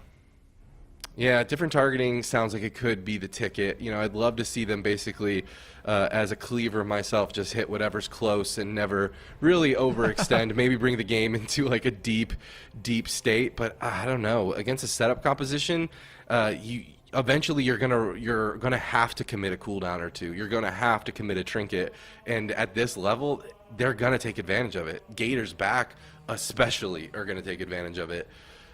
So we're gonna have to wait and see, though. One of the things that I'm gonna be looking out for is just the burst damage of this assassination rogue. I want to see whether or not Gators back are going to be capable of keeping calm. That's what they said their key was. Keeping calm in these high stress moments and just not overreacting with too many cooldowns and stuff like that. And if there is a specialization out there that could make them freak out, it might just be the assassination rogue. The burst that we've seen coming out from Drake has just been absolutely lethal. All right, here we go. The cage is now open. The players are being dropped in. Let's see what they decide to do. Welcome to the Jung, in my opinion, taking a little bit of a gamble with this matchup as they just lost it in the upper finals, but they want the rematch. They are actually going to be going after Cubsy, so they are altering their strategy just a little bit, and I think this is intelligent. The only problem is Calvish is going to be able to get off more crowd control. However, he gets interrupted. Drake does a really good job with his Shadow Step kick. See, Nick is just getting blasted by combustion right now, but Zheng Bahai easily keeps him alive with the Spirit of the Redeemer, and maybe just going after the healer, putting more crowd control on the mage, is the ticket to a win. Oh my gosh, they're so vulnerable, though. Look how open they are out in the middle of the map here. There's nowhere for this rogue DK to go. But maybe it's one of those situations where, you know, you think you have them locked out in the middle of the map, when in reality they have you locked out in the middle of the map, as Cubsy's forced to use that Guardian Spirit to follow up the Angel, button after button going to be committed from Cubsy as this onslaught just continues. Nick still has that still has his defensive cooldowns to rotate through, but Zheng Bahai caught into that cheap shot, nothing to follow it up just yet. Nick just kiting away for now, and just the onslaught to Cubsy just doesn't seem like it's ever going to end. There's nowhere to go on this small map for this poor priest. Yeah, and this is exactly what Welcome to the Jung wants to do. They're going after Cubsy. He's got not many cooldowns left to really trade. This damage is overwhelming, and Drake is doing such an incredible job playing defense for Zheng Bahai, really stopping Calvish. And I think this is so smart because when you go on the Fire Mage, you actually don't prevent any damage whatsoever. Right. Like, the Fire Mage does the same damage. I would argue the Fire Mage does more damage when you attack him because of overpowered barriers. So ignoring the Mage is actually a defensive option for some reason in this match. And yeah, Cubsy is definitely under heavy fire, but look at Nick. Anti-magic shell. One Death Strike lands. That should be enough to survive. Uses the anti-magic shell on Zheng Bahai to prevent crowd control, but now Cubsy's under fire once again. AMZ and AMS and Icebound Fortitude all used, as well as the Guardian Spirit. Nick is doing fantastic, keeping Cubsy on the back foot, but at the same time, he's got to be a little worried. And look at Cubsy's positioning. He's like, yeah, DK, come on. You want to attack me? You're going to have to overextend and get basically on the other side of the map of your healer. And so they're going to swap that damage over out onto Calvish. Ring of Frost will be stopped. Calvish is looking for jukes all day long. And when he doesn't have it, he just swaps those trees up and lights Nick up. Great job. But it looks like Cubsy is going to withstand the heat for now. He's on the other side of the map, and now no longer Nick and Drake have the ability to just chase him down. Full kidney shot onto Zheng Bahai. Nick sees the win condition. He trinkets out of a stun of his own and puts Daze into a disorient. But Drake on the back foot has got to be careful. He's going to go ahead and gouge up Calvish on his combustion. Combustion still up, though, as Nick is in the middle of the map. He's getting lit up by this mage, and it looks like they're finally getting back onto Cubsy, the priest, but he's immediately going to go into that Spirit of the Redeemer, divine him. He's completely immune to damage throughout all of this, and he has buttons to deal with after this. He's got Guardian Spirit, Apotheosis, Trinket, even Fade. So Cubsy has the buttons to move forward with it, but it looks like Zhang is keeping his team completely aggressive too, and the mana is very even. This is such a dicey strategy. I mean, it's very chaotic. and fitting of this map. Calvish right now going for a shifting power, resetting the cooldowns. He gets shut down. Nicely done there by Nick. And looks like they're trying to slow down the game a little bit, going after Calvish. They get the Greater and Viz out of the way. Nicely done there. Alter time not available as he pops it right now. Beautiful counterspell, though, into a full blind. And this is really nicely done by Calvish. He might be able to close out the game. Nick doing such a good job with that defensive blinding sleet onto Calvish. And Daze completely slowing down their damage and giving Zheng Bahai a moment to breathe. Into a cheap shot, but all he needed was that moment. Now Guardian Spirit will be committed as well. Drake should be completely fine. They're recommitting onto Calvish. This is so close. That damage was insane. Guardian Spirit from Cubsy, but this is the bomb on the Nick. The kidney shot into the DB. The bomb finally fades, and Zheng Bahai finally able to heal up his Death Knight, but Drake was able to punch so much damage, but all that was, it was a Guardian Spirit. Guardian Spirit from both sides. But the no trinket for Zheng Bahai is a very scary notion as we move deeper and deeper into this game. Polymorph into a polymorph goes out onto Drake, just slowing him down for now. Calvish just kind of biding time, waiting for the next go. Disarm goes out onto Dazed as well, but the full fear onto Cubsy from Zheng Bahai. He has that Holy Ward in the background, and Calvish is the one who's doing fantastic kiting, but they are reconnecting right away. The double Dragon's Breath. What can they do to follow up? Zheng Bahai sees that they have some momentum in their favor and is just going to get into that Divine Hymn and keep his team completely healthy as they continue the onslaught onto the Fire Mage, but the damage is not being slowed down whatsoever. Kidney shot into the cheap shot. Nick is in a bunch of trouble. He has the AMS up and the Guardian Spirit, but they swap the damage onto Drake. That's going to catch a huge Serenity heal onto him. Zheng Bahai doing a great job keeping his team alive. Dazed could die. No vanish, no evasion. So Dazed is a good target here.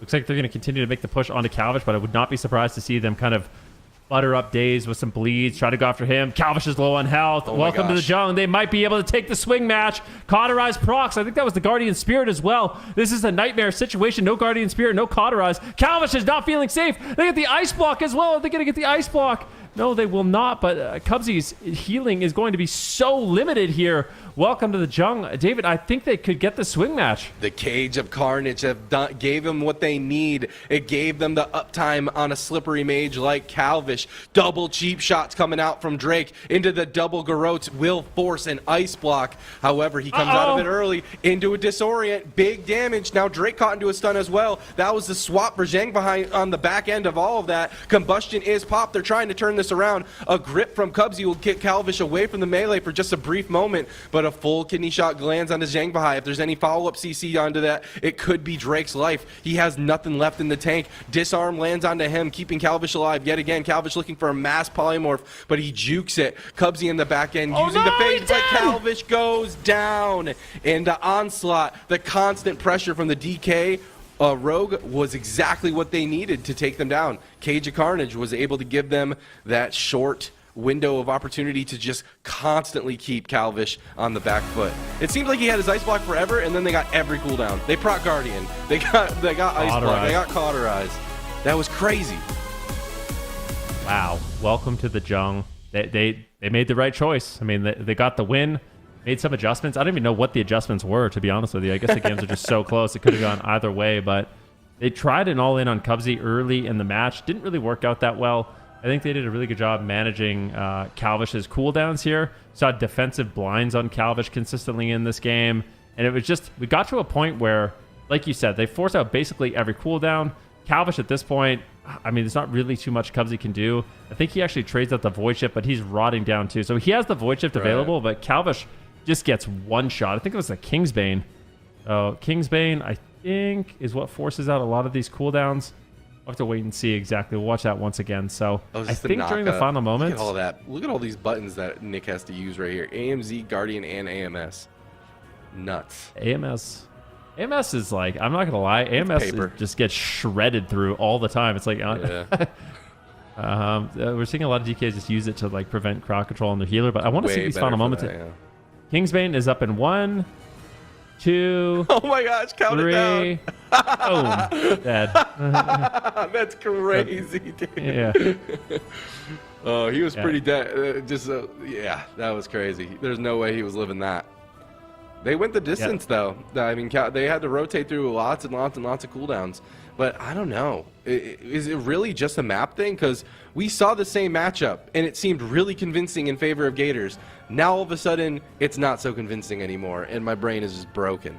I'm like, I do think the map is big. Like, kiting melee on this map as a mage is just not that fun. Like, seems awful. Yeah. From my perspective, like, you do not have that much space to go. Like, I feel like it might even be worth them playing on the bottom side of the map, maybe a little bit more. Like, try to use the side pillars. Yeah, use the far pillars. Try to give yourself a little bit more LOS, because LOS seems very important for Calvish. I think in order for a mage to survive against this composition, you need to be getting out of line of sight and getting shifting powers. Like, your shifting power is your tool to reset combustion, your blazing barrier, your alter time, your blast waves, your greater invis, your mirror images.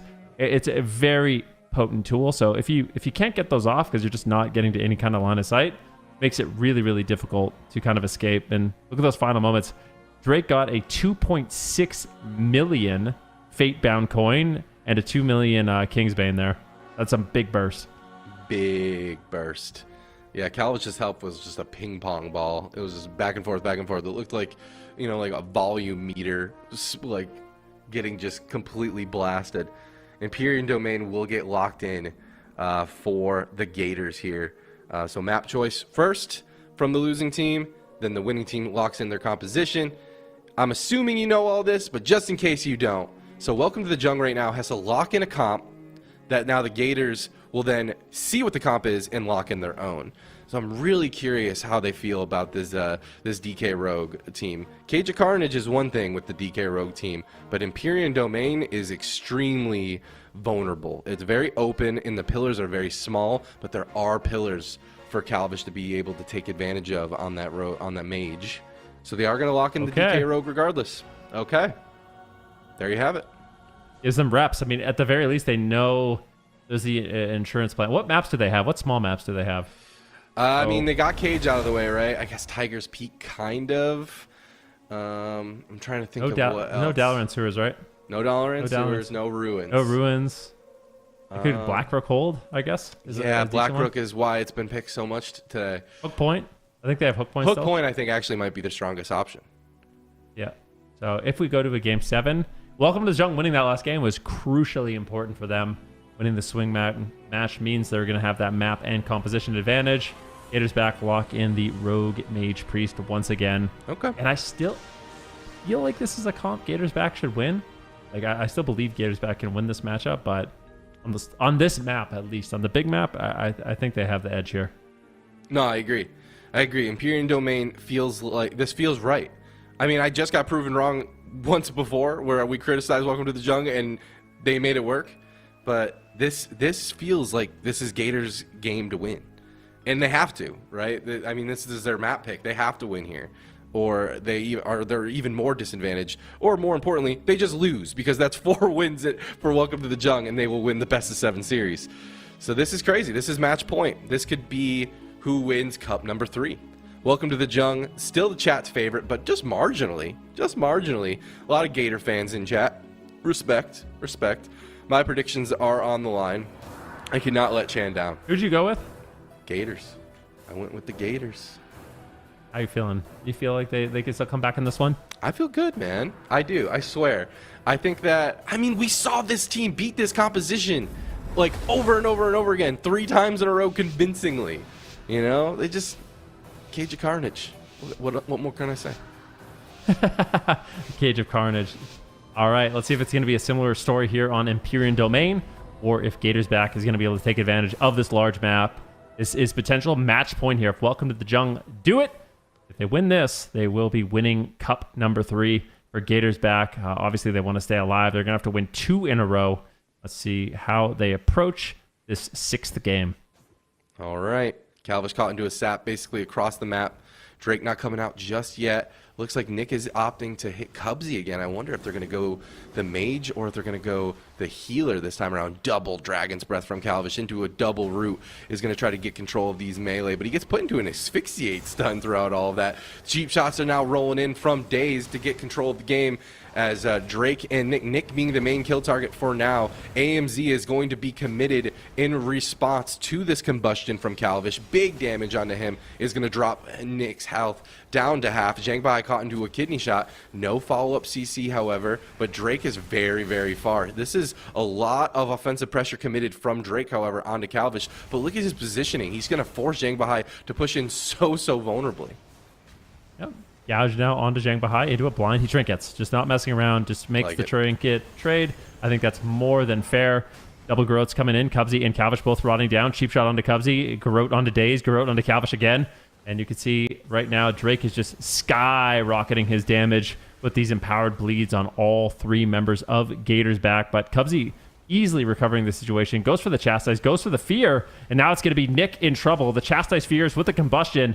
Nick doing what he can to play defense. He gets a blinding sleet. Mind control comes in, but Nick manages to shut it down, goes for the death strike, and ultimately will survive that crowd control chain with really minimal damage. Yeah, that was actually crazy. I thought Nick was going to go down for sure, but good job by him staying alive, rotating that AMS as well. It might not be a lot of damage reduction, but man, is it a short cooldown. Look, it's almost 10 seconds coming back up. Dragon's Breath is going to stop Drake in his tracks.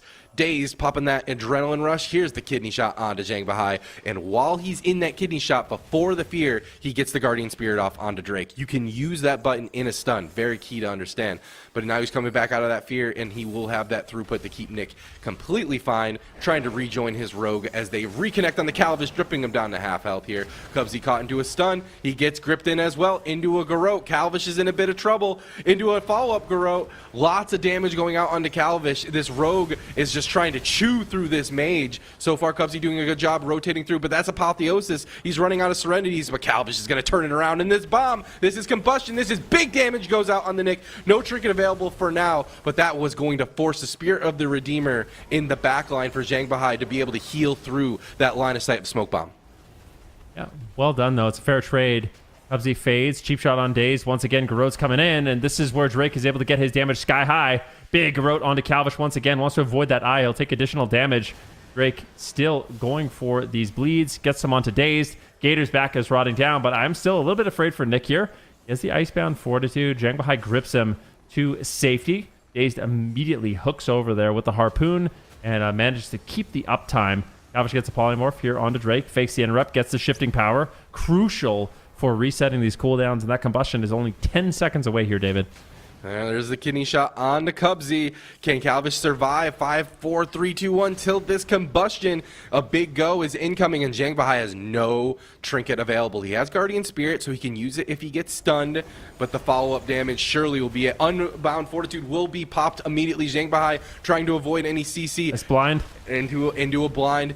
Into the Guardian Spirit will be committed throughout this, so that should be enough to deflect this combustion, and it is. It's finally down. But huge swap onto Drake. Cheap shot into the gouge. The AMZ will be committed as well to try to save the rogue, and he will save it for now. But the Guardian Spirit onto Nick. That was a devastating swap onto Drake. No, gonna go ahead and use a disarm onto Daze, stopping that CC for now. Cubsy caught into that blind. Not sure what actually ended that blind early, but he gets out of it, keeping his rogue mage alive. And Gators seem like they're doing pretty good here in Empyrean Domain. Yeah, it's not looking bad for Gators whatsoever, but welcome to the jungle. They're still maintaining their pressure, and even though Drake got so low there, he didn't panic. He didn't trade out the Cloak of Shadows. So welcome to the jungle. They still have answers. Trinket, Void Shift, Cloak of Shadows, almost Trinket for Drake. I think this game is far from over at this point, and mana is slightly in favor of Gators back. However, Calvish, he just uses Combustion. It's already off cooldown again. Oh my gosh. He's ready to go. He's nuts. loaded up the chamber once again and is ready to blast off here against Nick and Drake. Double Ring of Frost comes down. Here comes the kidney shot. Drake gets gripped away. Nicely done. Nick gets gripped away. Zhang Bahai says, no way. I ain't healing through that. And grips both his teammates to the pillar to safety. And the Holy Ward and the Angel, I mean, he's just respecting this damage so much. He's keeping the throughput completely healthy. He knows that Drake doesn't have that Cloak of Shadows, and he has to be the answer for it, but he gets caught into a blind. That's going to be the trinket. That's going to be the Guardian on the Nick, but they can easily swap this over out onto Drake. Serenities are going to top him off, no problem. Now Cubsy sees that the momentum could be in his favor, caught in the middle of the map. He's going to jump into his Spirit of the Redeemer as well, keeping his team completely fine. Nick is just charging in at this mage across the map. Calvis just trying to rotate back through this Ring of Frost over and over and over again to get this double melee off him. Caught into a garrote himself. Zhang Bahai has the Holy Ward though. This could be some serious pressure onto Calvish. This could easily be his block. Guardian Spirit should be enough for him. Cheap Shot goes out onto Drake to stop that offensive pressure that he's popping, and Daze desperately trying to gain control of the game. Yeah, Drake, though, gets caught into Dragon's Breath. He's low. He's got no cooldowns, really. The anti-magic shell trades out, but they shred through it in 1 second. It basically did nothing, and Drake might just die. It looks like Gators back could strike back. It's going to be the Void Shift here from Zhang Bahai. Super back and forth. Calvish getting low on health. Up in the Blazing Barrier, trying to escape once again. But now, welcome to the Jung. They are not feeling too confident. They do not have many cooldowns. Nick is just dying. Zhang Bahai has basically run out of healing. I don't know what they're going to do. The next combustion should easily end the game, but Zhang Bahai finally has a moment. Should just throw out some heals. Prayer Mending bouncing. Drake, though, gets swapped to. Getting gripped back to the pillar. I mean, oh my gosh. We're seeing Welcome to Jung just play so scared here, but I really don't blame them. They don't have many answers. Holy Ward isn't forever, guys. Yep, there it goes. It's off cooldown now. So he used that to try to prevent that go, Zhang Bahai did, but now he doesn't have it. He has the Guardian Spirit, so if he gets stunned, he can preemptively use it, but then they could easily just swap. Drake and Nick are both great kill targets right now. This is not looking good. Mana is basically the only thing that's even between these teams so far. Chastise stun on the Daze. Calvish is using that combustion on the Nick. Both teams trading blow for blow. AMZ is going to be committed for Nick to prevent some of this magic damage, but he can't chase the mage out of it, or surely he'll fall. He finally does. He's pushing in. He needs to get this going right here, right now. The altar time is up for Calvish. We got to see how much value he's going to get from it. Not a huge amount. He gets chunked as soon as he goes through it. Oh, and there's an ice block and a cauterized block. And welcome to the Jung. Found a win condition out of nowhere. Kidney shot onto Cubsy. Where is the crowd control? Looks like he will be free. Nick and Drake still low, though. They're in trouble. I mean, anyone could follow in this game. Calvish is a little bit behind right now in terms of cooldowns, but at least he has the greater invisibility. Cubsy grips him away, looking for some Holy Fire. He's getting some big damage here onto Nick. Smoke Bomb drops down. I think it was a defensive Smoke Bomb by Drake there to prevent incoming damage. Really nicely done.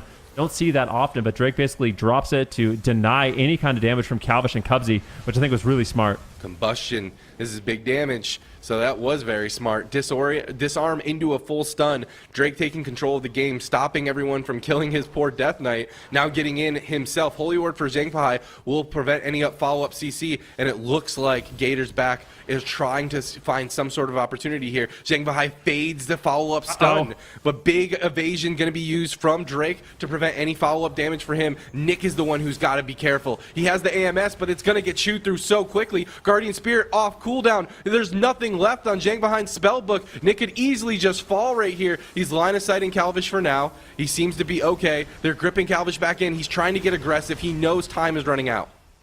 Yep, Zhang Bahai looking for a fear, but he gets blast waved away. Nice defense there by Calvish.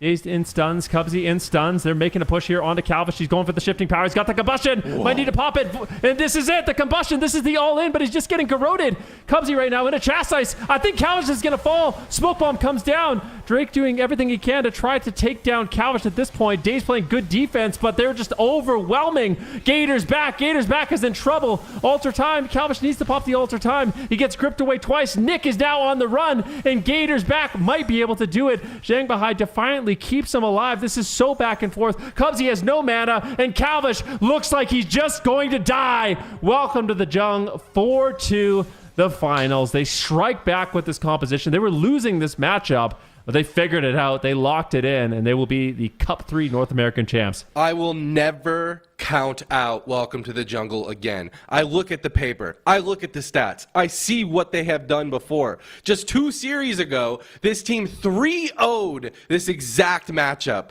And now they're bringing it the distance. And they're pushing one of the best rogue mages in the world to the brink. Welcome to the Jungle are your NA Cup number 3 champions. And they will be moving on to the grand finals in just a short few, a month from now? Unreal. About, yeah. If they're this strong right now, I cannot wait to see what they have in store for us then. Yeah. If they're this strong right now, I cannot wait to see what they have in store for us then. This team is ridiculous. Like, they're just so ridiculous. But I mean, Gators back. You have to give them so much props.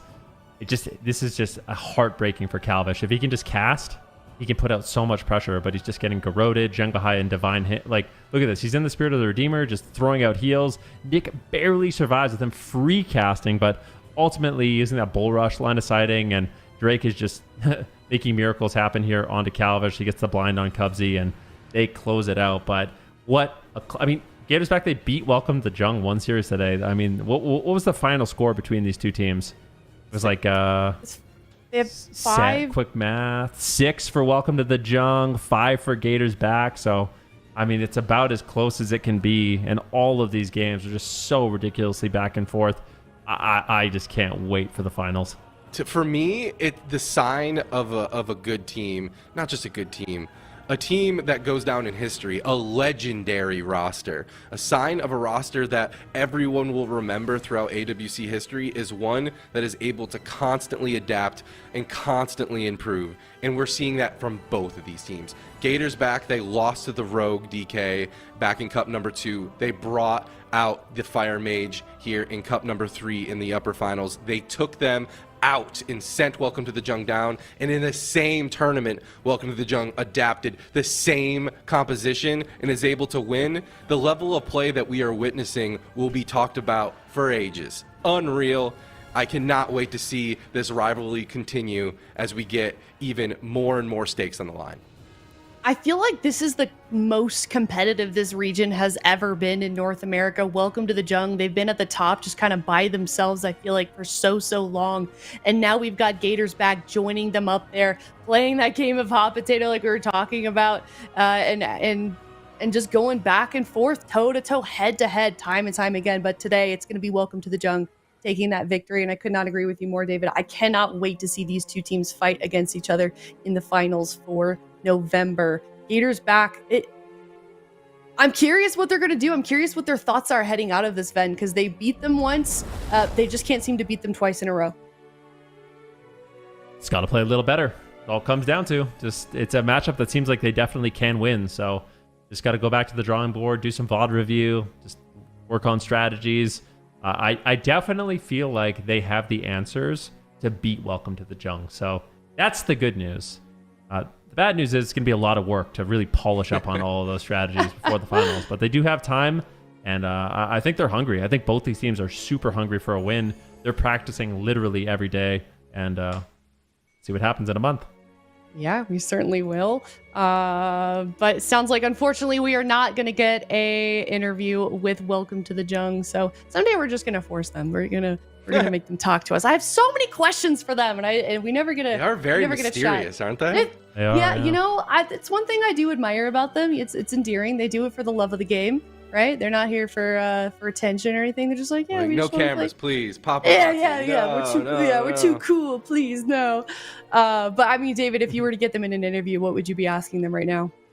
I want to know what their team comms are like. I want to know what their strategy conversations are like. Like, what is it about their ability to multi-class that they think is different from other teams? Like, we've seen multi-classers. I mean, Swapsy, Snuts. There are people out there that are just savants at being able to learn different compositions and specializations and synergizing with their team at the highest level. but it's very few and far between. These guys have shown us that they can do it, and they can do it over and over and over again, sometimes same tournament.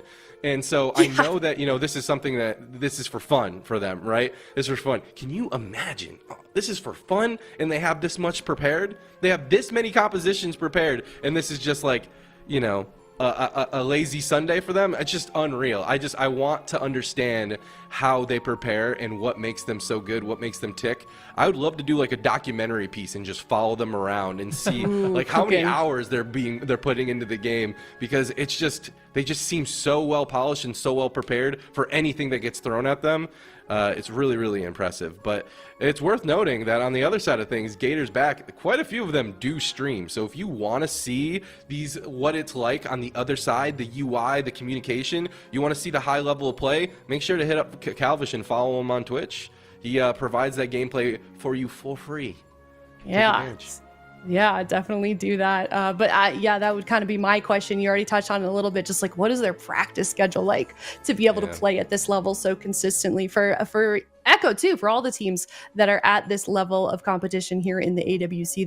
There is Gators back. You can go say hello. I think Calvish normally streams after AWC, so he may be live right now. Definitely go say hi and wish them luck as they head into the November Grand Finals. But that does mean we have, here it is, our top 3 for North America. Welcome to the JUNG. They're going to be facing off against that Gauntlet winner, Fenriky, and then we've got Gators back versus Dire Wolves.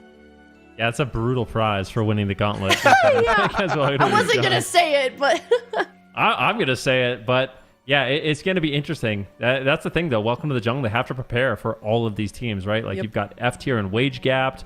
Winner of that goes on to Left 4 Dead. Winner of that goes on to Z-Rated. Winner of that goes on to Cats and Dogs. And amongst these teams in North America, you have so much variety, right? Like you got the Shadow Priest Feral, you got the Ret comps, you have F tier also playing Ret comps, and things like Windwalker Warrior, Wage Gap with the Jungle, Cats and Dogs playing Void Weaver. So there's a ton of variety, and you're gonna have to prepare for it all, because it's been a really wild cups. It's been a really wild 3 cups, and I feel like going to the finals, all of these teams are going to be even more prepared, and they've already been evolving so much.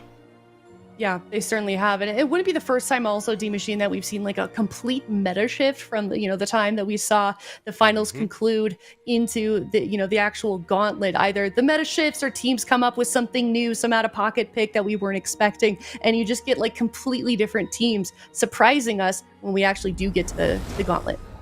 Yep, and that's when teams like, I think, Dire Wolves and some others do shine. Obviously, they're limited to the certain compositions in the classes that they really truly main, but there is a lot of flexibility there in the final 3, the 3 that have made it. The biggest thing that I'm going to be looking forward to genuinely is Dire Wolves and whether or not they're going to bring their A game. Throughout this season, we saw them kind of wishy-washy performance, but still making it out to the top 3, still making it count, going these deep lower bracket runs, when in the past we saw them go through the upper bracket. Like, we've seen greatness from this team time and time again. The question is, are we going to see that same team that brought that greatness going into the grand finals? And that, I think, would make an explosive series against Gators.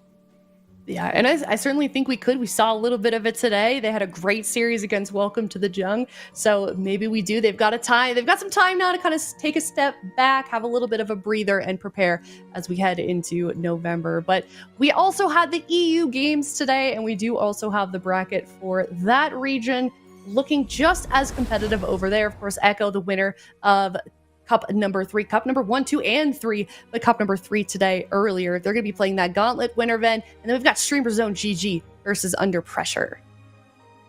Yeah, Under Pressure, unfortunately, having really difficult matchups against Streamer Zone, but they're all so close, right? Like, that's the story of today. Like, the main takeaway from today is even though teams are winning, they're close. Like, the series between Streamer Zone and Under Pressure really felt like it could have gone either way. The finals for North America, I mean, even though Welcome to the JUNG won, felt like all the games could have gone either way. So it's going to be close. Once again, the Gauntlet winner sadly has to go up against Echo, but that's the disadvantage of having to go through the Gauntlet. We've got our round 1 Buff Mistweaver versus YOLO Inc. Should be a very fun matchup. Enjoying both of these teams. You got Tony and Full Smart playing the Jungle and the Balanced Druid Hunter. Khalif Pill bringing in the Rep Paladin based compositions. And then, of course, fan favorites, DOBOB, Tessia on Mage. An amazing roster. Honestly, surprised to even see them in the gauntlet whatsoever, but it just shows you how good the teams are this year. Yeah, especially Waz himself in the interview that we had, the winners interview earlier today, said that is one of the teams that they're most scared of playing, the most challenging team. So we'll see if they can make it out alive or if any of these other teams do make it out of the gauntlet, but we'll have to wait until mid-November. So I am so excited. It has been such an exciting season 3 of the War Within. I couldn't have asked for a better way for everything to go. I feel like we had such a variety, David, in compositions. We had teams that were new. We had teams that were returning. Do you have a favorite moment for the War Within season 3? The cross kill on Tiger's Peak. There was that was incredible, and I was casting it too, so it was also a lot of fun. I recommend going back and honestly just all of the championship Sundays, put it in a playlist and just put it on your side monitor while you're grinding Legion. Second monitor content. Remix. Yeah, it's I cozy. Think Cozy that content, right? Yeah, if you want to catch up on all the narratives and how all these teams have improved and gotten better over time, I think there's a lot of lessons to be learned, not just about like what's currently the meta right now, but how to compose yourself as a team. If you and your friends play this game, I know having friends is hard, but if you can find friends, you should play World of Warcraft Arena and you should learn to improve with each other because it is so fulfilling, but it's also something that takes time. You have to find the synergy, you have to be patient, and most importantly, you have to have fun. For me personally, though, I am going to catch up on Legion Remix because I am so far behind. I'm only level 15, and there's already people who are level 80s through it. So you can play with Chan. He was leveling this morning on Remix. I think he's about 15. Okay, all right. Yeah, get in there. He might be a little slow for me, though. You know. So Ooh, we'll see. ow, hard. Okay. Ben, what about you? Favorite moment from season 3? What is my favorite moment from season 3? Yeah, I'm throwing a big question on you guys. Sorry. Yeah, it's a lot. It's like, it's like walking into an ice cream store and seeing 80 flavors. I don't really know. There's been so many good moments. They're all my favorites. You can say that. I'll let you have that cop-out answer. That's fine. They're all my favorites. No, my favorites is just, honestly, my favorite moments, aside from the amazing players, gameplay, getting to work with all of you, is just the times where I beat Zico in the predictions. Like, that was my favorite. So when Zico didn't copy my homework and I was able to beat him, that was great. Well, speaking of predictions, we do have an opportunity to look at that leaderboard one last time. We don't need to look at that. Left me with the perfect segue then. How could I not? And you know what? I'm down at the bottom. I'm tied with Super T, so it really should be me that's disappointed. But chat, number 1, congratulations, chat. You won in the alphabetical order against Zico and Ven. Oh, hey, Ven, you're tied with us. Yeah. I have a question. Like, can Zico really brag that much? He got 1 more. Doesn't matter. You know what I mean? I know, but like, can't be that happy. I'm sure he's cackling right now somewhere. Yeah, he's grinning. In his dark apartment, like. As one great man said, it doesn't matter if you win by an inch or a mile. Winning's winning. That boy What is this? Is that your Zico impression? That sounds just like him. That was my Vin Diesel. Not very good, huh? That might have been like the worst picture of Zico imaginable. Like, I'm there's no way Zico's happy with that one. I think he was handsome. Is that the one that they put in the crystal ball? No, but they should. They should put that one in there. All right. Well, congratulations, chat. You came out on top once again. But how? Like what? Dude, I don't know. It's mob mentality. They're monolith. They're smart. There's a lot of smarty pants in there. They know what they're talking about, I think. They got lucky. They got a little crown and everything. Honestly... They'll never beat us in a best impressed. of 5 then. They probably will, honestly. They're looking at this. But the thing is, like, I'm so impressed that chat as a hive mind can actually just beat us. Like, yeah. I mean, everyone except Zico, I guess. Which plays AWC predictions. Makes sense. I mean, you see the chat spam, right? It's like you have to be over 1,600 to talk. And I'm sure everyone respects that. So it's 100%. Really yeah, the mods are very strict about it. Absolutely. Right. They make sure. Well, congrats, chat, and congrats, of course, to all of the teams that did make it to the top 3 or the gauntlet. I cannot wait to see that conclude. But that is not the end of WoW Esports. Of course, if you are interested in more, next weekend we've got even more happening. If you want to watch some PvE, we've got the time trials already ended, and now we're going into Group A, October 24th through the 26th. So lots of exciting esports action will continue in World of Warcraft. Been a very fun Mythic Plus season so far. So I'm excited to see what these guys can do at an even higher key level. It just seems like these guys are pulling off the impossible. So if you want to see them do that, definitely check in. Here is the calendar of the MDI. October 25th through the 26th, Group A. Group B, October 31st through November 2nd. Group C, November 7th through the 9th. And then that global finals, November 21st through the 23rd. And then, of course, you can see AWC finals right there in November as well. So definitely be sure to check in for that. But thank you, everyone, so much for watching. It has been an absolute pleasure. And we will definitely be seeing you guys later for that mid-November grand finals for NA and EU. Thank you, everybody, so much. We'll see you later. Bye-bye.